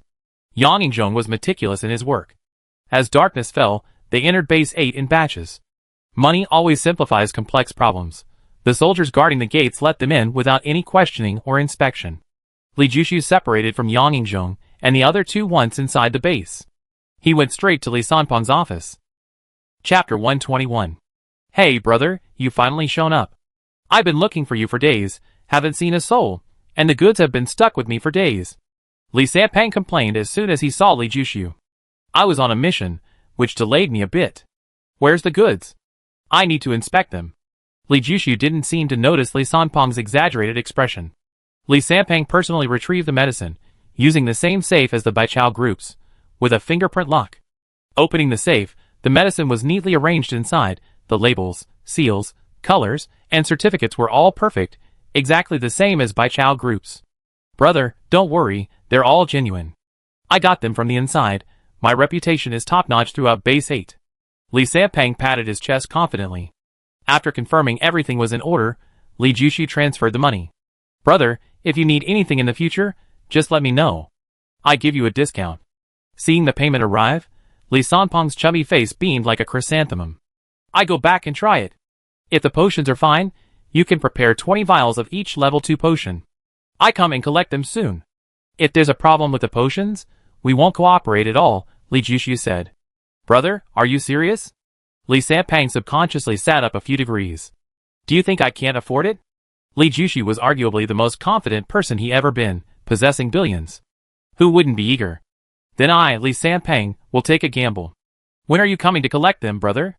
Li Sanpeng's expression became serious. If you're confident in your potions, I can come and collect them tomorrow, Li Jushi said. Okay, I place the order right away. I have 100% confidence in my potions, Li Sanpeng said excitedly. Also, 10 vials of each of the 3 types of level 3 potions, Li Jushi said. This? Li Sanpeng immediately looked troubled. Brother, I know you have money, but level 3 potions are hard to come by. I admit I boasted before, but I can only get 5 vials a month. Only 5? Li Jushi was somewhat dissatisfied. Brother, level 3 potions are strictly controlled. Each vial is limited. Even insiders don't dare to take too many at once. This stuff is about a steady, long-term approach. If you go too far, you cut off your escape route, Li Sanpeng explained. 5 it is fine, Li Jushi said, seeing that Li Sanpeng wasn't lying. There was no reason not to make money. There are only 3 vials of strength and speed potions. I sold a few before, Li Sanpeng said somewhat embarrassedly. Li Jushi was speechless. Even with just 5 doses, they were cutting corners. He couldn't even spend the money. Suddenly, he realized that money wasn't everything. After a few seconds of silence, he asked, what about the price? A big client can't be treated like a big client, right? A 3% discount on each potion, that's the biggest discount, Li Sanpeng said through gritted teeth. I hope we can meet again tomorrow. Li Jushi left with the safe.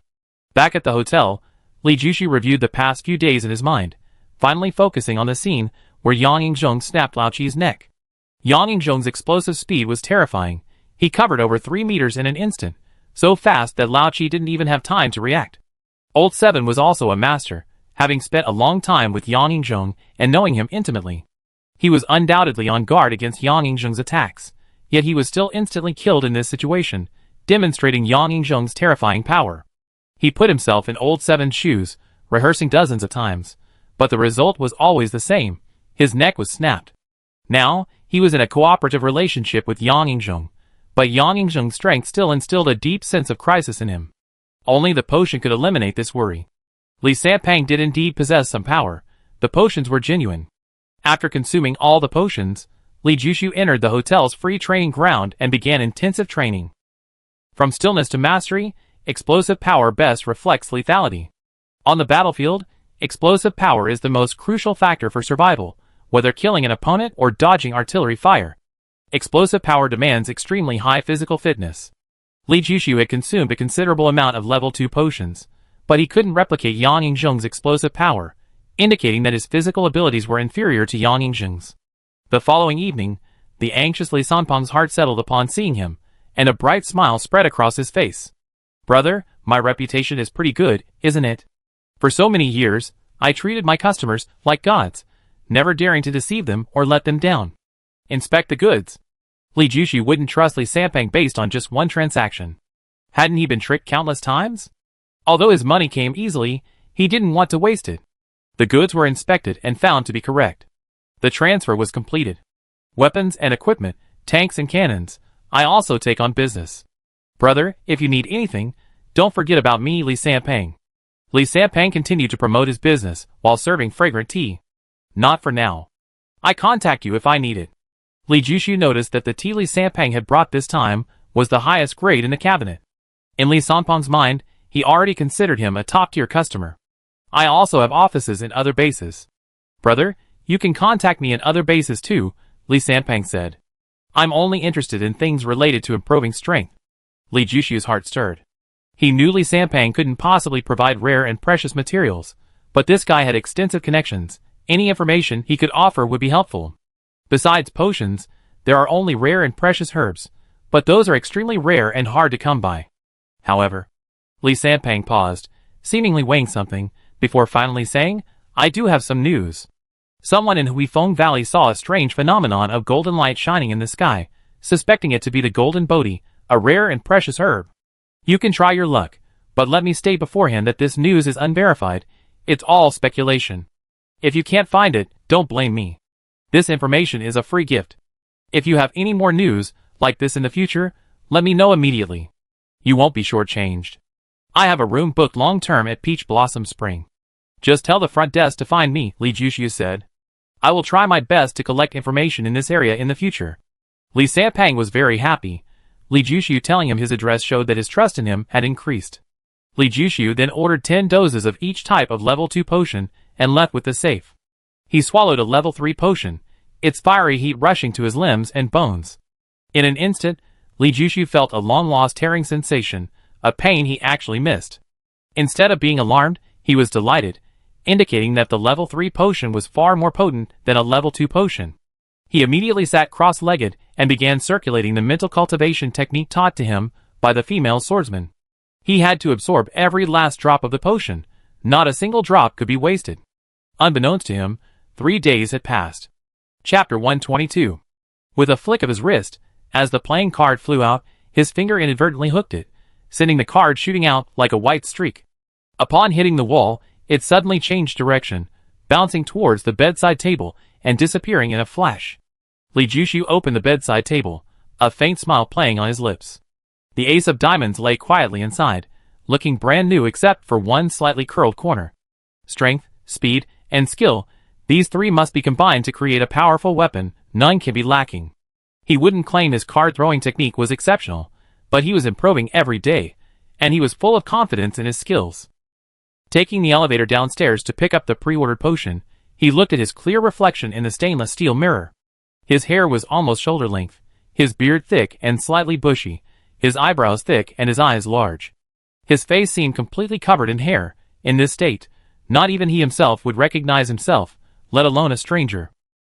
His physique had changed drastically. He used to be thin, but now he was tall and sturdy, and had grown several centimeters taller. Hardship, however, is a test of character. Some people can't withstand hardship and are ruined, while others endure difficulties and are reborn. Brothers here, please inspect the goods. Li Sanpeng had been waiting for a long time. No one knew how much effort he had put in behind the scenes, but on the surface, his job seemed quite easy. He just strolled around the streets every day, went back to his office to drink tea, and with a few words, easily made hundreds of thousands, even millions. When it comes to making money, you really have to be a businessman, Li Jushu thought to himself. After inspecting the goods and finding no problems, he transferred the money, picked up the safe, and left. He didn't order any more medicine, because he planned to leave. He's still a wanted criminal. Although his appearance has changed drastically, there's still a possibility he could be discovered. He can't stay in one place for too long. He plans to move on after finishing this batch of medicine. The Peach Blossom Spring is doing very well, with a large number of guests checking in every day.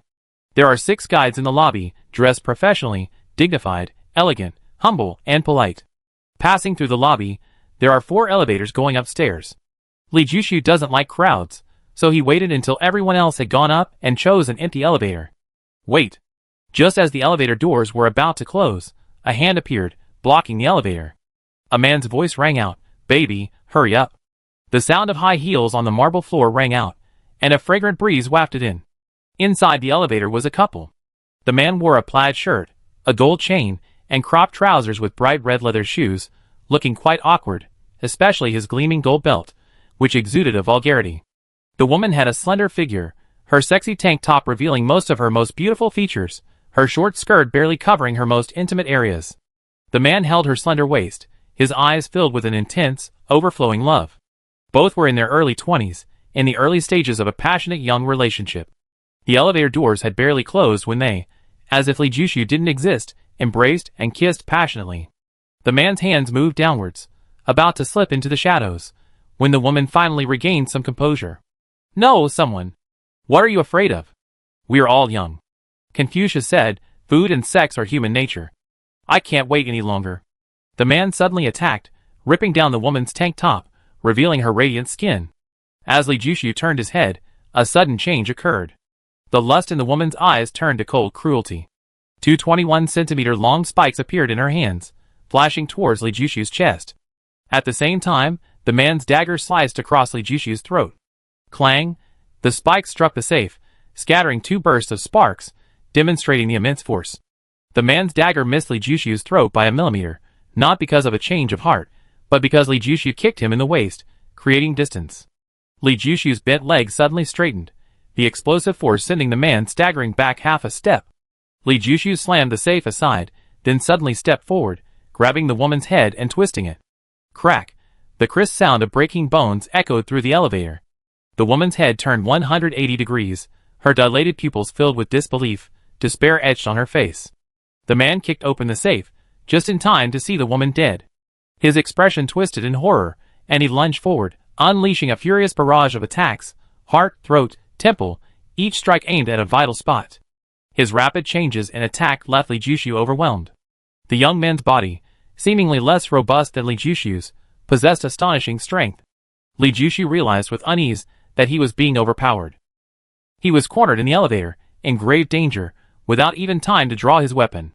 The young man's offensive was too fast. His arms, thighs, and shoulders were repeatedly slashed by the dagger. His brand new suit was quickly torn to shreds. Li Jushu remained silent. Now it was a test of endurance. He knew the young man couldn't sustain this relentless pace for long. The elevator ascended, floor after floor.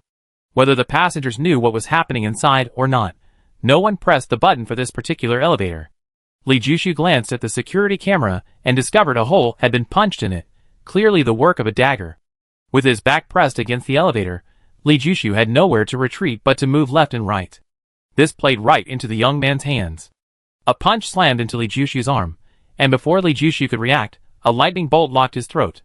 A tremendous sense of crisis overwhelmed Li Jushu. With the young man's strength, once his throat was locked, it wouldn't just be suffocation, but a direct snap of the neck. He absolutely couldn't give him that chance.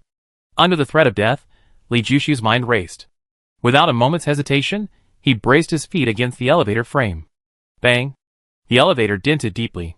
Using the recoil, the back of Li Jushu's head slammed heavily into the young man's nose.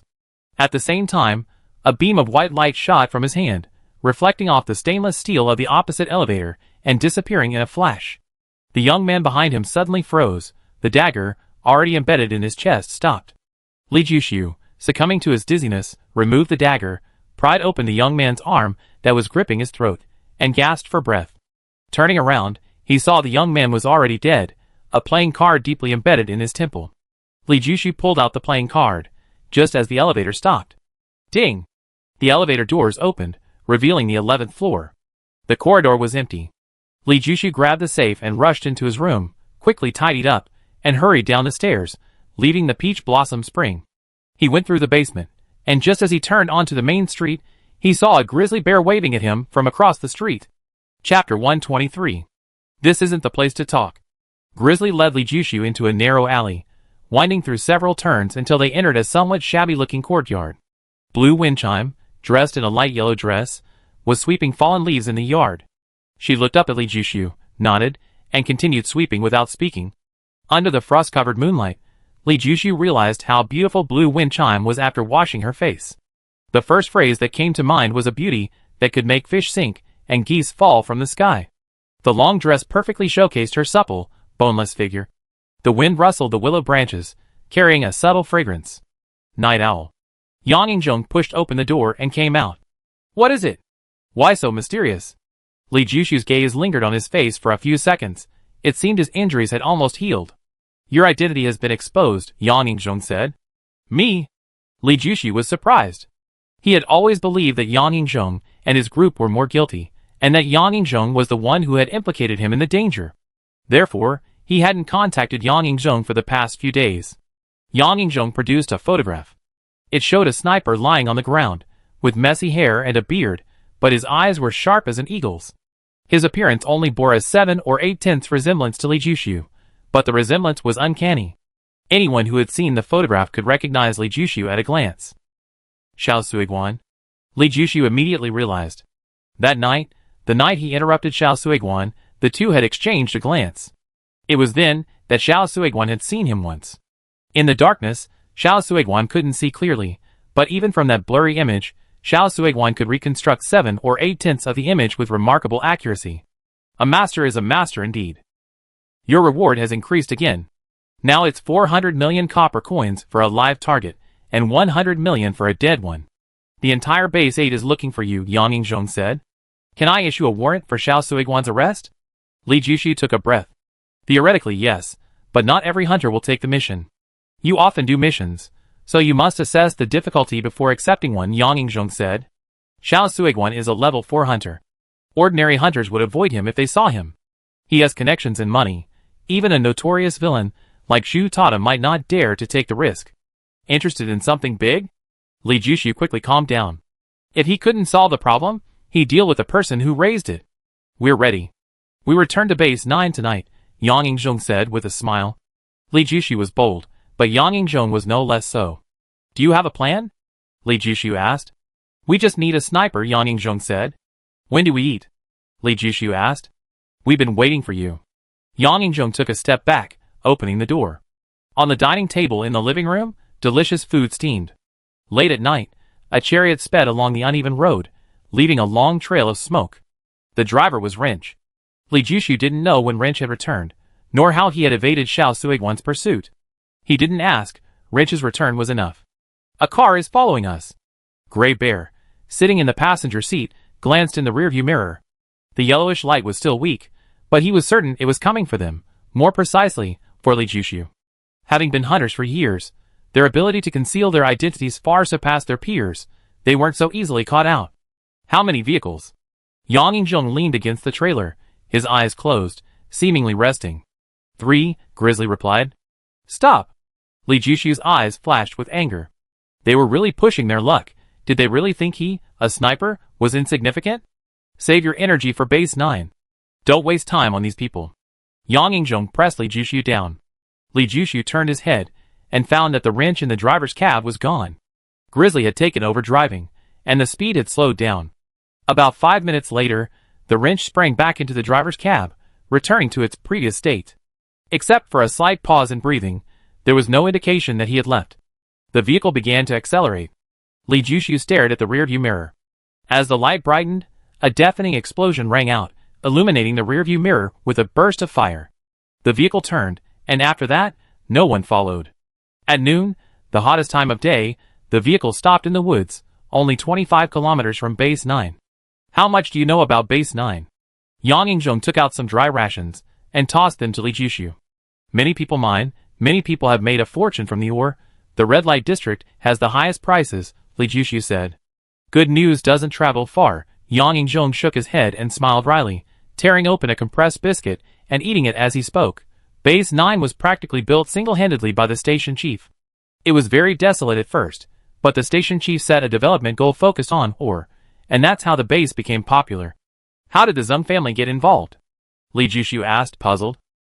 The ore is heavily reliant on machinery, and Planet 10,000 Beasts can't manufacture it. It has to be transported from elsewhere. The Zeng family has a say in flight path allocation, so the station chief has no choice but to rely on them. Unexpectedly, this has led to them inviting trouble. The Zeng family wants more than just money. They want the station chief to submit. The station chief doesn't want his life's work to be used as a stepping stone for others. Just as he began to clip the Zeng family's wings, they struck first. Before, when the station chief was in charge, everyone at base 9 listened to him. Now that Zeng Fandong has taken the position, those opportunists have probably all sided with him. Our entry into base 9 this time is fraught with danger, Yang Yingzhong said. Surely there are some trusted confidants? Li Jushu asked. Zeng Fandong seems humble, but he's actually two-faced and ruthless. I suspect the station chief doesn't have many trusted confidants left, Yang Yingzhong said, his eyes filled with deep worry. If Zeng Fandong dies, what will become of base 9? Li Jushu asked, looking at Yang Yingzhong. It's hard to say, but once Zeng Fandong is dead, our lives will be easier. Base 9 still has 2 deputy station chiefs, both with powerful connections. They both want the station chief position. If Zeng Fandong dies, their first priority will be seizing the station chief's position. They won't have time to deal with us, Yang Yingzhong said. Doesn't anyone support the old station chief? Li Jushu glanced at Lan Fengling. Wasn't she Nirenbao's daughter? Mrs. Identity is a secret. Outsiders don't know, Yang Yingzhong said somewhat awkwardly. It seemed Yarabao was indeed a failure. He toiled half his life for Base 9, but in the end, few thought of avenging him. Everyone was after his legacy. There's something I always been curious about. Isn't your station chief surname Nia? How come? Li Jushu quickly shut up when he saw the expressions on their faces. Chapter 124. Yang Yingzhong had some backup plans at Base 9. As night fell, several men blended in with a large mercenary group and silently entered the base. That's the station chief's office building, Yang Yingzhong said, showing Li Jushu around the base. Doesn't Zheng Fangong go home to sleep at night? Li Jushu asked, puzzled. How could someone who's done something wrong dare go home? The station chief's office building has the highest level of security in the entire base. These days, he's been working and living in this building. Yang Yingzhong, though not physically present, knew the base inside and out. How do we get in? Li Jushu paused. With such high security, how could they assassinate him? We can't get in, Yang Yingzhong replied. Li Jushu didn't speak, continuing forward. The building was a standard square structure, about 400 meters long and wide, with 18 floors. Due to the night, some floors were completely dark, while about a third of the floors were lit. There was only one main entrance. There was no back entrance, and a security booth stood at the main entrance. There's only one way. Force them out, Yang Yingzhong said. What's the plan? Li Jushu asked. When the station chief built the building, he anticipated the worst-case scenario. A bomb was planted beneath it, enough to destroy the entire building, Yang Yingzhong said. Doesn't that make things simpler? Li Jushu asked, puzzled. With such a method, why the tension? The bomb's countdown is 1 minute. Once detonated, it will sound an alarm, Yang Yingzhong explained. Then what's the point of the bomb? Li Jushu looked at Yang Yingzhong strangely. Wasn't this just a warning to escape? This is actually a self-destruct device, not intended for humans, but mainly for the monsters on Beast Planet, Yang Yingzhong said somewhat awkwardly. Your station chief is a good man, Li Jushu said. Some things are unpredictable, Yang Yingzhong said. How powerful is the bomb? How far away do I need to be? Li Jushu asked. 1,000 meters away. Li Jushu looked around and quickly found a suitable sniping position. You better abandon that spot, Yang Yingzhong immediately reminded him. Why? Li Jushu was still staring at the rooftop. The view was wide, the distance was suitable, and importantly, there was a slightly shorter building nearby, making escape easier in case of danger. That's the home of a deputy station chief, guarded by over 100 level 3 hunters, and 1 level 4 hunter, Yang Yingzhong said. What's the background of this deputy station chief? His security is even higher than your station chief's? Anyone who didn't know better would think he was the head of the station. Li Jushu's face showed surprise. I suggest you go to that building. Yang Yingzhong pointed to a brightly lit, ancient-style building adorned with large red lanterns, from which faint laughter could be heard. What place is that? Li Jushu had a premonition. Drunken Laughter Pavilion, Yang Yingzhong said. Is Base 9 really that eccentric? A brothel right next to the station master's building. The staff must be under a lot of pressure. Is it convenient for them to relax after get off work? Li Jushu was shocked. Your imagination is too vivid, Yang Yingzhong said. Is there anything else I should be careful about? Li Jushu asked. There are more people at Base 9 who want to kill you than at Base 8, Yang Yingzhong said. Thank you for reminding me, Li Jushu said. You're welcome. Yang Yingzhong suddenly quickened his pace. Do you have a plan for unexpected situations? Li Jushu asked. We adapt. Yang Yingzhong's words were barely out of his mouth when he and Li Jushu turned and dashed off almost simultaneously, their speed like a cheetah descending a mountain. The two hunters following behind had just entered the alleyway and hadn't even had a chance to see clearly when their vision blurred, followed by the crisp sound of bones breaking. A sharp pain shot through them, and then their consciousness plunged into endless darkness. Li Jushu and Yang Yingzhong each threw one of the two corpses into a trash can. From turning, sprinting, killing, to disposing of the bodies, only 3 seconds had passed. Not only did the pedestrians on the street not notice anything amiss, but even those at the other end of the alley didn't detect anything unusual. A gunshot rang out, its sound fading faintly through the bustling street. Yang Yingzhong's expression immediately changed. The sound came from his chosen temporary hideout. He led Li Jushu to investigate the scene, while Grizzly, Wrench, and Bluebell waited at the hideout. It was too risky for all 5 of them to go together. Li Jushu, observing the change in Yang Yingzhong's expression, understood what was happening. He immediately said, Let's split up. I'm fast, you're slow. As Yang Yingzhong uttered the last word, he had already rushed out of the alley and onto the street. The fact that their hideout had been discovered so quickly was unusual. He suspected betrayal by his own people. His successful entry into Base 9 was through contact with former trusted confidants. People's hearts can change. A tight net had likely been laid around them. He had to rush to their aid, even knowing certain death. The slower Li Jushi was, the better he could see, and if things went wrong, he had a chance to escape. More importantly, Li Jushi was a sniper. Long-range attacks were where his true power was maximized. Li Jushi didn't leave the alley. Instead, he climbed onto the adjacent building, scaled the security bars, and vaulted onto the rooftop. The gunfire in the distance intensified, explosions erupted, and the roar of Gatling guns silenced several streets. Passers-by fled the area, causing considerable chaos in the night market. Li Jushi sprinted across the rooftops, easily crossing the 20 to 30 meter gaps between buildings. As the gunfire grew closer, he suddenly stopped. He saw a large group of uniformed guards surging in from all directions, their target the source of the gunfire. He quickly crouched on the rooftop, assembled his Tiger Type 84 rifle in 5 seconds, aimed in 1.5 seconds, and without hesitation, pulled the trigger. Bang! The moving tank abruptly changed direction, crashing violently into the wall. The entire tank slammed sideways, blocking the tanks behind it. The guard in the passenger seat yelled, "Enemy attack!" Bang! His head exploded, blood splattering onto the back of the seat. Li Jushi's third bullet was an armor-piercing incendiary round.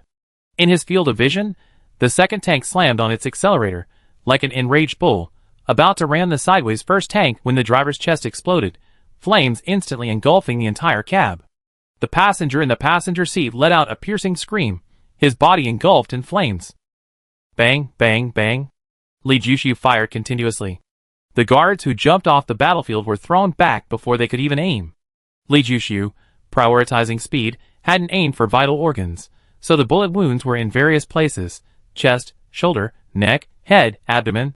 However, at a distance of less than 300 meters, no matter where the bullet hit, survival was practically impossible. Li Jushi killed more than 20 men. By the time the guards found his position and formed a counterattack, he had already traversed 2 buildings, appearing in the area of the most intense gunfire. He immediately spotted Lan Fengling and Wrench, suppressed by the firepower. Great Bear lay on the ground, covered in blood, his life hanging in the balance. Chapter 125. The gaze shifted downstairs. Yang Yingzhong was forced behind a pillar, riddled with bullet holes. Yang Yingzhong tried several times to rush out, but was driven back each time. The bullets were too dense. He couldn't even peek out and could only fire blindly. His marksmanship was indeed terrifying. Even in blind firing, his hit rate was still 35%. Li Jushi's gaze swept across the entire battlefield. Wrench and Blue Wind Chime were in dire straits, surrounded by enemies on 3 sides, with all kinds of firepower. The only saving grace was that their rear had been destroyed by a bomb, preventing the enemy from attacking from behind for a short time. Otherwise, the battle could have ended. In the current situation, Blue Wind Chime, Wrench, and Yang Yingzhong's deaths were inevitable. They couldn't hold out for long. Leaving aside the numerical disadvantage, their ammunition alone wasn't enough to kill the enemy, not to mention the enemies surging in from all directions. Li Jushi's best course of action was to turn and run. Perhaps there would still be a sliver of hope for survival. But Li Jushi didn't do that. The advantage of being on high ground is having a complete overview. Li Jushi's eyes suddenly sharpened. He aimed, fired, and the gunshot still echoed in the air. 300 meters away, the burly man carrying the rocket launcher was thrown more than a meter. The rocket traced an arc and landed on the street. Amidst the huge explosion, a rain of dismembered limbs fell from the street. Bang, bang, bang. Uniformed guards were thrown out in a row. Li Jushi's eyes were brighter than ever before, making the sniper fire like a submachine gun. As the gun barrel turned in another direction, Lan Fengling and Wrench extended their barrels and opened fire wildly. The enemy was still searching for Li Jushi's position, when he had already blown 3 heads off. The 1.9 meter tall man had just raised his gun when his head exploded. Li Jushi didn't even glance at him. The Tiger Type 84 rifle vibrated continuously, and the guards beside the burly man fell one after another. Just as a guard raised his arm, his heart exploded, leaving a hole the size of a bowl. His grenade fell limply to the ground. Boom! In the flash, 4 nearby guards were blown to the ground. Bullets swept across the rooftop, several whizzing past Li Jushi's head. Li Jushi didn't even blink, his gun continuing to spit fire, headshotting the enemies who had turned their attention to him. The last heavy machine gun misfired. He rolled, reloaded in a second, and fired rapidly again. Bang! Bang! Bang! In a few breaths, 6 enemies surrounding Yang Yingjong fell. Yang Yingjong immediately noticed. He risked his life, rushing out from behind a pillar, smashing through a wooden door, and bursting into the room. He covered the 6 meters in less than 2 seconds, firing 4 shots in the process, 3 dead and 1 wounded. Enemy bullets struck the wooden door, but Yang Yingjong had already leaped out the window, emptying a magazine in 3 seconds. Before the wounded enemy even fell, he had already reloaded and continued firing. Reloading with one hand while keeping firing with the other, the pistol in his hand was no different from a submachine gun. Explosions rang out one after another. They weren't from Yang Yingjong. He wasn't carrying grenades. The enemy, each time trying to identify a grenade, spotted it before Li Jushu and shot it dead. The grenades missed Yang Yingjong, instead killing several of their own men. Yang Yingjong ran faster than a cheetah, leaping over obstacles. Throughout, the gunfire never stopped. He wasn't firing randomly. His accuracy was a staggering 90%. With 2 guns, he killed more enemies than Li Jushu. Go! Yang Yingjong shouted as he rushed to within 20 meters of Lan Fengling and Wrench. He kept changing magazines on both pistols and firing continuously. With Li Jushu sniping from a high vantage point, they managed to suppress dozens of enemies around them. Grizzly he! Wrench's eyes welled with tears. Go! Yang Yingjong's eyes were icy, tinged with bloodlust. Grizzly's other wounds could still be treated, but a bullet to the throat meant there was no time or opportunity for treatment. What followed was a long escape. Grizzly was still clinging to life, but they lacked the means to save him. Yang Yingjong's expression suddenly changed.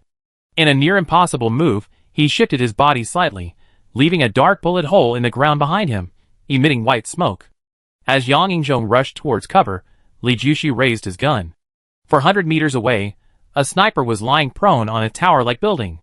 As Li Jushu aimed at the sniper, he saw the sniper's gun also move in his direction. Bang! The sniper's head exploded. Li Jushu felt no joy, only lingering fear. The sniper had chosen the wrong target. He had aimed at Yang Yingjong first, but Yang Yingjong's senses were too sharp, dodging his shot. If he had chosen Li Jushu, the consequences would have been unpredictable. Li Jushu wasn't sure if he possessed the same sensory abilities as Yang Yingjong. Wrench threw out a dozen grenades and rushed out. Blue wind chime, a woman carrying a Thunder 88 pistol, its barrel already slightly red-hot, ran and fired, her speed no slower than Wrench's, spent cartridges rained down. Bang! Li Jushu's gun moved, and in the instant it paused, a tongue of fire shot out, blowing the head off a guard behind the trash can. The metal of the trash can couldn't stop a Tiger 84 bullet. Yang Yingjong cleared the way. Li Jushu brought up the rear, his Tiger 84 suppressing dozens of guards, who dared not pursue. Half a minute later, Li Jushu turned his gun around to clear a path for Yang Yingjong and his 2 companions, as enemy reinforcements had arrived and blocked their escape route. Bang! The bullet pierced straight into the rocket launcher, unleashing a terrifying explosion that engulfed an area of 15 meters in flames. Countless guards were killed or wounded. Yang Yingjong couldn't help but glance up at Li Jushu. A self-deprecating smile played on Li Jushu's lips. This shot was pure luck, a fluke. He had just turned around when he saw the rocket launcher. Unfortunately for him, the launcher was aimed at him, about to pull the trigger.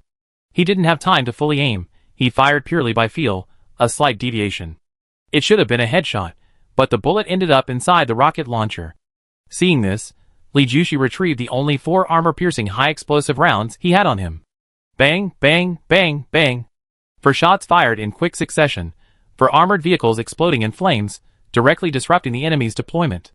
Lan Fengling charged out, carrying a heavy machine gun, followed by Yang Yingjong. Their 2 pistols were like the Grim Reaper scythes, with a 100% hit rate at close range. A backpack had somehow appeared on Wrench's back, and he was throwing grenades in all directions without restraint. Amidst the continuous explosions, Yang Yingjong and his 2 companions broke through the encirclement and fled towards the most densely populated trading area of Base 9. Li Jushu, after shooting down 2 Gatling guns, prepared to holster his weapon and retreat. Before his finger could even leave the trigger, his body stiffened, as if a venomous snake had slithered up his neck. Every hair on his body stood on end. Damn it, we've been targeted by a sniper. Chapter 126. His body tumbled rapidly across the rooftop, disappearing into the darkness of the wall. The short 5-meter distance had almost exhausted all of Li Jushu's strength. 3 bullet holes, still steaming, were clearly visible in the path he had rolled. Ignoring his pounding heart and shortness of breath, Li Jushu quickly retrieved the Dragon Fang 01 sniper rifle from his back. Going deep into enemy territory, he couldn't afford to be unprepared. Carrying 2 sniper rifles was naturally inconvenient, but he had no complaints. These were his livelihood. No matter how tiring it was worth it. And thankfully, this was why he now had a chance to fight back. To escape, he hadn't even taken his Type 84 Tiger rifle. This was arguably the most pathetic he'd been during his escape. He assembled the Dragon Fang 01 sniper rifle in 3 seconds and began to ponder this sniper enemy. This person posed too great a threat. He had to be eliminated, otherwise, they would become a huge problem later. By observing the bullet marks, he could roughly pinpoint the sniper's location. However, since the enemy had fired, they had undoubtedly moved. To locate them again, he would have to lure them into firing, a highly risky move. He took off his coat and threw it out, but the enemy, cunning, didn't fall for it. He then slowly removed part of his bulletproof vest, but the enemy still didn't fire. Li Jushu wanted to probe further, but the enemy didn't give him the chance. It wasn't a sniper, but a guard. A rocket exploded on the rooftop. He was fortunate enough to be behind a wall and unharmed, but he noticed that 2 more rocket launchers were aimed at the rooftop. The angle meant the impact point would be precisely where he was hiding. In an instant, he was in dire straits. The rocket, trailing a long red tail, pierced the night. Li Jushu leaped, startling the enemy with his madness. The rooftop was over 30 meters above the ground. At that height, even a tank would be reduced to scrap metal, let alone a human body. The sniper, who hesitated for a moment before not firing, immediately regretted his decision. Li Jushu, falling rapidly, suddenly stopped midair. The rocket exploded, illuminating the entire rooftop in daylight. The sniper could see it clearly. Li Jushu, aiming midair, saw the flames erupt, but it was too late. Bang! His body jolted, and he knew nothing more. It wasn't until the daytime body collectors arrived that they saw the sniper's gruesome state, his head completely blown apart, like a watermelon dropped from the 10th floor, shattered beyond recognition. Bang, bang. 2 men carrying rockets were killed instantly, their heads blown off. Li Jushu, unwilling to suffer even the slightest loss, risked being hit on the head by falling bricks to kill them both. His body swung, and as he approached the security bars on the lower 2 floors, he untied the rope around his waist, swung his military knife, and swiftly sliced a large hole in the security bars. As bullets whizzed past, he had already broken through the window and entered the room. The enemy was still searching for him. Some had already rushed downstairs, trying to block him, but unexpectedly, he returned to the rooftop. Half of the rooftop had collapsed, but Li Jushu used the remaining half to leap onto the adjacent building, making several leaps before disappearing completely from the enemy's sight. The focus of the battle shifted to the trading area. The trading area was a melting pot of all sorts of people. The uniformed guards, upon entering, immediately felt immense resistance. Otherwhere, ordinary people who were accidentally killed or hit by stray bullets could only accept their fate and dared not do anything. The people in the trading area were seasoned veterans. They weren't afraid of the guards. If they were hit, they would retaliate. Every time the guards fired, they inflicted more friendly fire, leading to more hunters retaliating. The more they fired, the more enemies the guards faced. Yang Yingzhong and his 2 companions paid no heed to this, firing wildly. Outnumbered and with less visible targets, their losses would ultimately fall on the guards, who were easy targets. Yang Yingzhong successfully used the trading area's environment to hold off the pursuers. Li Jushu had originally intended to rendezvous with Yang Yingzhong and his companions, but a sight he encountered on the way changed his mind. Xiao Suiguan, now a one-armed swordsman, sat in the passenger seat of a chariot heading north, completely ignoring the pursuit of Yang Yingzhong. Li Jushu immediately prepared to snipe, but before he could even aim, the chariot had already turned onto another road. He quickly gave chase. Running on rooftops was naturally less convenient than on the ground. Some buildings were not connected, so Li Jushu had to go downstairs. By the time he caught up with the chariot, Xiao Suiguan had already gotten out. It was a hospital. Seeing the guards on duty at the hospital, Li Jushu didn't act rashly. He circled the hospital and finally found a gap in the southwest. It wasn't exactly a gap, it was an iron gate specifically for transporting garbage and corpses. Because these were considered unclean things, they were usually transported out at night. Li Jushu wasn't sure if the hospital's cleaning staff would still be working properly given the chaos tonight, but he decided to take the gamble. The guards were still searching for him, and no one expected him to target the hospital. Suddenly, an idea struck Li Jushu. He quietly appeared on the street, found a lone guard, and just as the guard turned his head, he swiftly pounced, covered his mouth, and slit his throat. The guard shuddered, then immediately deflated like a punctured balloon, lifeless. Li Jushu dragged the body to a secluded corner, quickly took off his uniform and put it on, then stuffed the body into a trash can to avoid being discovered. He walked back down the street, looking smug and confident. Skin was indeed important. Because of the gunfight, most people had returned to their residences.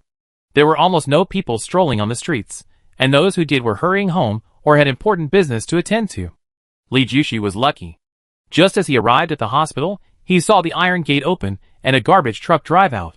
He stopped it just as the gate was about to close. "Sir!"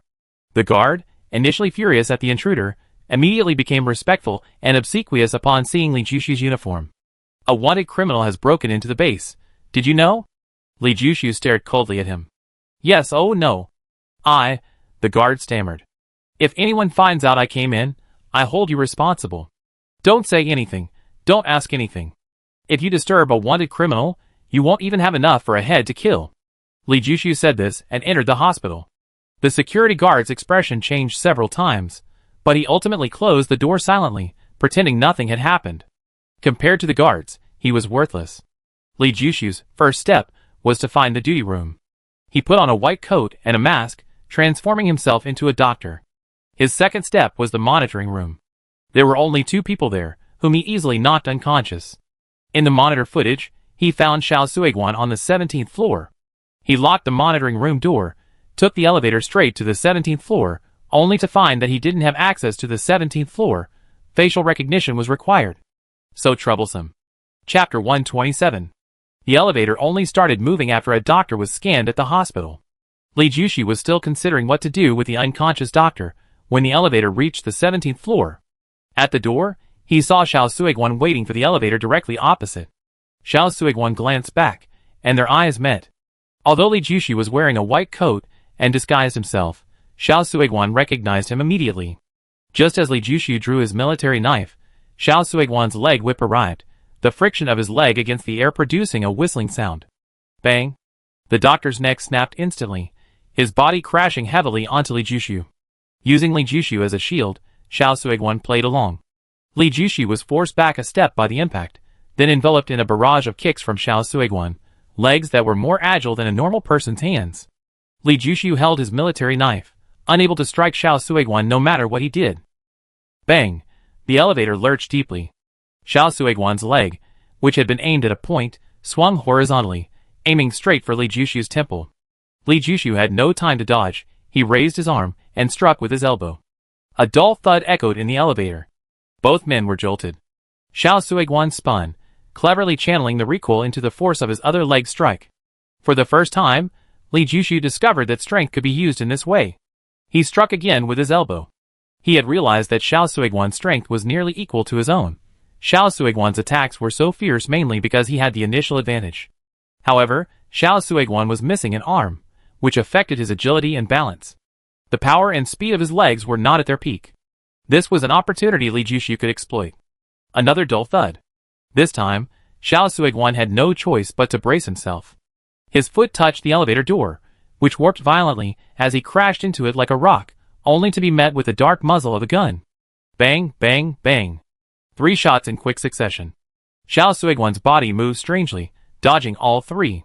His right leg straightened, delivering a powerful kick to Li Jushu's chest. Bang! Li Jushu's back slammed into the elevator, his chest feeling as if struck by a sledgehammer. Enduring the pain, Li Jushu fired 3 more shots. The thrown Xiao Suiguan, ultimately suffering from his severed arm, only managed to dodge 2 bullets. The third struck his abdomen, blood gushing out, and he crashed heavily to the ground. Li Jushu was overjoyed, about to finish him off, when suddenly someone appeared, blocking Xiao Suiguan's path. The bullet struck the man's chest, preventing Li Jushu from firing his second shot. The newcomer was a female swordsman. She held a sword, but didn't thrust it. She stared intently at Li Jushu, her expression complex. "Get out of the way!" Li Jushu pointed his gun at the female swordsman. The female swordsman seemed not to hear him, remaining motionless. "Get out of the way, do you hear me?" Li Jushu roared, but the female swordsman still didn't budge, blocking Xiao Suiguan's path. Just then, the elevator doors opposite opened, and Xiao Suiguan rolled into the elevator, quickly pressing the silence button. The elevator doors slowly closed. Li Jushu rushed out of the elevator, and just as he aimed, his vision blurred. The female swordsman had blocked his gun again. "What do you think you're doing?" Li Jushu was furious. In that brief pause, the elevator doors closed completely, and the elevator rapidly descended. He stared intently at the female swordsman, his eyes filled with rage. "I was adopted by the Xiao family when I was little. Without the Xiao family, I would have died long ago. My life belongs to the Xiao family." Just as Li Jushu was about to return to the elevator, the female swordsman spoke. "Don't think I won't kill you," Li Jushu said viciously. "The pursuit of you was Chao Zirwei's order. Xiao Suiguan was merely the tool. Killing him is meaningless." The female swordsman revealed a shocking piece of information. "Chao Zirwei? Why did he want to kill me?" Li Jushu's expression froze. That night, Chao Zirwei was the highest-ranking person. If the blame wasn't placed on you, then he would have to bear it. When everyone thinks you're the culprit, no one will pay attention to him. "Have you seen anyone talk about Chao Zirwei these days?" the female swordsman asked. "What is the relationship between Chao Zirwei and Xiao Suiguan?" Li Jushu asked. "The Xiao family wants to curry favor with Chao Zirwei," the female swordsman replied. "Is there anything else you want to tell me?" Li Jushu's expression changed several times, his tone softening considerably. "Don't get too close to Yang Yingzhong and his group. They're Nierenbao's henchmen. Zheng Fangong won't let them go," the female swordsman said hesitantly. "I think there was some young master from the Zheng family who got his head blown off by my brother," Li Jushu said. "Many of Yang Yingzhong's men have betrayed him. His men are untrustworthy." "Be careful," the female swordsman said, a rare hint of concern in her eyes. "Don't be reckless," Li Jushu said, helping her sit down. His expression was complicated. "Only one of me and Xiao Suiguan can live. Don't go with him. You can save him once, but not a second time. I'm a sniper, I have many ways to kill. Take care." He then straightened the deformed elevator door, pressed the button for the B1 floor, and surprisingly, the elevator was still working properly. The elevator descended, but he ripped open the ceiling and went straight to the top floor. The hospital was vast, and the nearest building was at least 130 meters away, impossible to jump over unless you were Superman. Li Jushu stood on the rooftop, watching as the hospital was surrounded by armored vehicles. Large numbers of uniformed guards poured into the hospital from the front and back doors, quickly spreading upwards and becoming bustling with activity. While the rooftop was still dark, Li Jushu silently adjusted his breathing, ran, accelerated, sprinted. He pushed off the edge and leaped, soaring more than 3 meters into the air, beginning his parabolic descent. As he accelerated, Li Jushu pressed a button, and a triangular arrow, secured with a rope, shot into the wall of the opposite building like lightning. In the hospital's basement, dozens of guards, armed with machine guns, watched the elevator. Ding! The door opened, and the guards nearly pulled the trigger, only to find the elevator empty. They exchanged bewildered glances. Where was he? While the guards searched the entire hospital for Li Jushu, he had already left through the building across the street. The chaos in the trading area was escalating. Explosions and flames dispelled the chill of the night. A large number of tanks and guards rushed towards the trading area. Li Jushu, heading towards the trading area, suddenly stopped, a thought striking him. Explosions were occurring simultaneously in multiple locations. This was clearly beyond the capabilities of Yang Yingzhong and his 2 men. Had all of Yang Yingzhong's men stepped forward? Just as he was pondering this, a commotion erupted from the station master's office building. Then, he saw guards surging back towards the station master's office building from all directions, ignoring the hospital and the trading area. What had happened? Chapter 128. Li Jushu quickly understood what had happened. Yang Yingzhong had single-handedly stormed into the station master's office building and kidnapped Zheng Yuhang, the son of the newly appointed station master, Zheng Fangong. A real man. Li Jushu was still figuring out how to infiltrate the office building when Yang Yingzhong had already accomplished his goal. But why not kidnap Zheng Fangong? While everyone's attention was focused on the office building, Li Jushu quietly climbed to the top of Zuishio Tower and set up his sniper rifle. A piercing scream was followed by a man's voice. "Don't come in! You bastards! Didn't I tell you not to come in? Do you want me dead?" His tone was a mixture of pain and rage. The guards who had just rushed through the gate immediately stopped. They recognized the voice as belonging to the crown prince, Zheng Yuhang. If anything happened to Zheng Yuhang, even 10 heads wouldn't be enough to pay for it. "Don't be impulsive, let's talk this out." Yang Yingzhong, please don't do anything rash. A middle-aged man, clearly from the leadership, hid behind a riot shield, holding a large megaphone. Let Zheng Fangong come out and speak. Yang Yingzhong's voice was also loud, likely using a megaphone or something similar. He was well prepared. Li Jushi recognized the voice. It was coming from the 17th floor. The station chief left the base yesterday, went outside, and hasn't returned yet, the middle-aged man replied. I don't believe it. As soon as Yang Yingzhong finished speaking, Zheng Yuhang's scream rang out. If you don't believe me, then don't believe me. Why did you stab me? Yang Yingzhong, I'm not lying to you. Even if you kill him, the station chief can't possibly appear now. He's really not at the base, the middle-aged man shouted. What a coincidence. I came today, and he left yesterday? Yang Yingzhong wasn't easily fooled. If the station chief were at the base, he would have shown up without you even calling him, the middle-aged man said. Everyone knew the station chief valued Zheng Yuhang the most. Knowing Zheng Yuhang was in danger, how could he sit idly by? Where are my men? Bring them all inside the building, Yang Yingzhong demanded. Li Jushu saw Lan Fengling and Wan Shou, both covered in blood, being dragged out of the station vehicle, seemingly having suffered considerable torture. Ah! Zheng Yuhang let out another heart-wrenching scream. He cursed. Yang Yingzhong, are you out of your mind? Weren't your men released? Why are you still stabbing me? Are you addicted to stabbing people? Can't you understand me? My men? Just these two? Aren't the ones in jail my men too? If you try to play tricks on me again, I chop off Zheng Yuhang's hand, Yang Yingzhong's voice rang out. Did you hear me? Get him out of here right now. Don't you know the pain if you weren't the ones getting stabbed?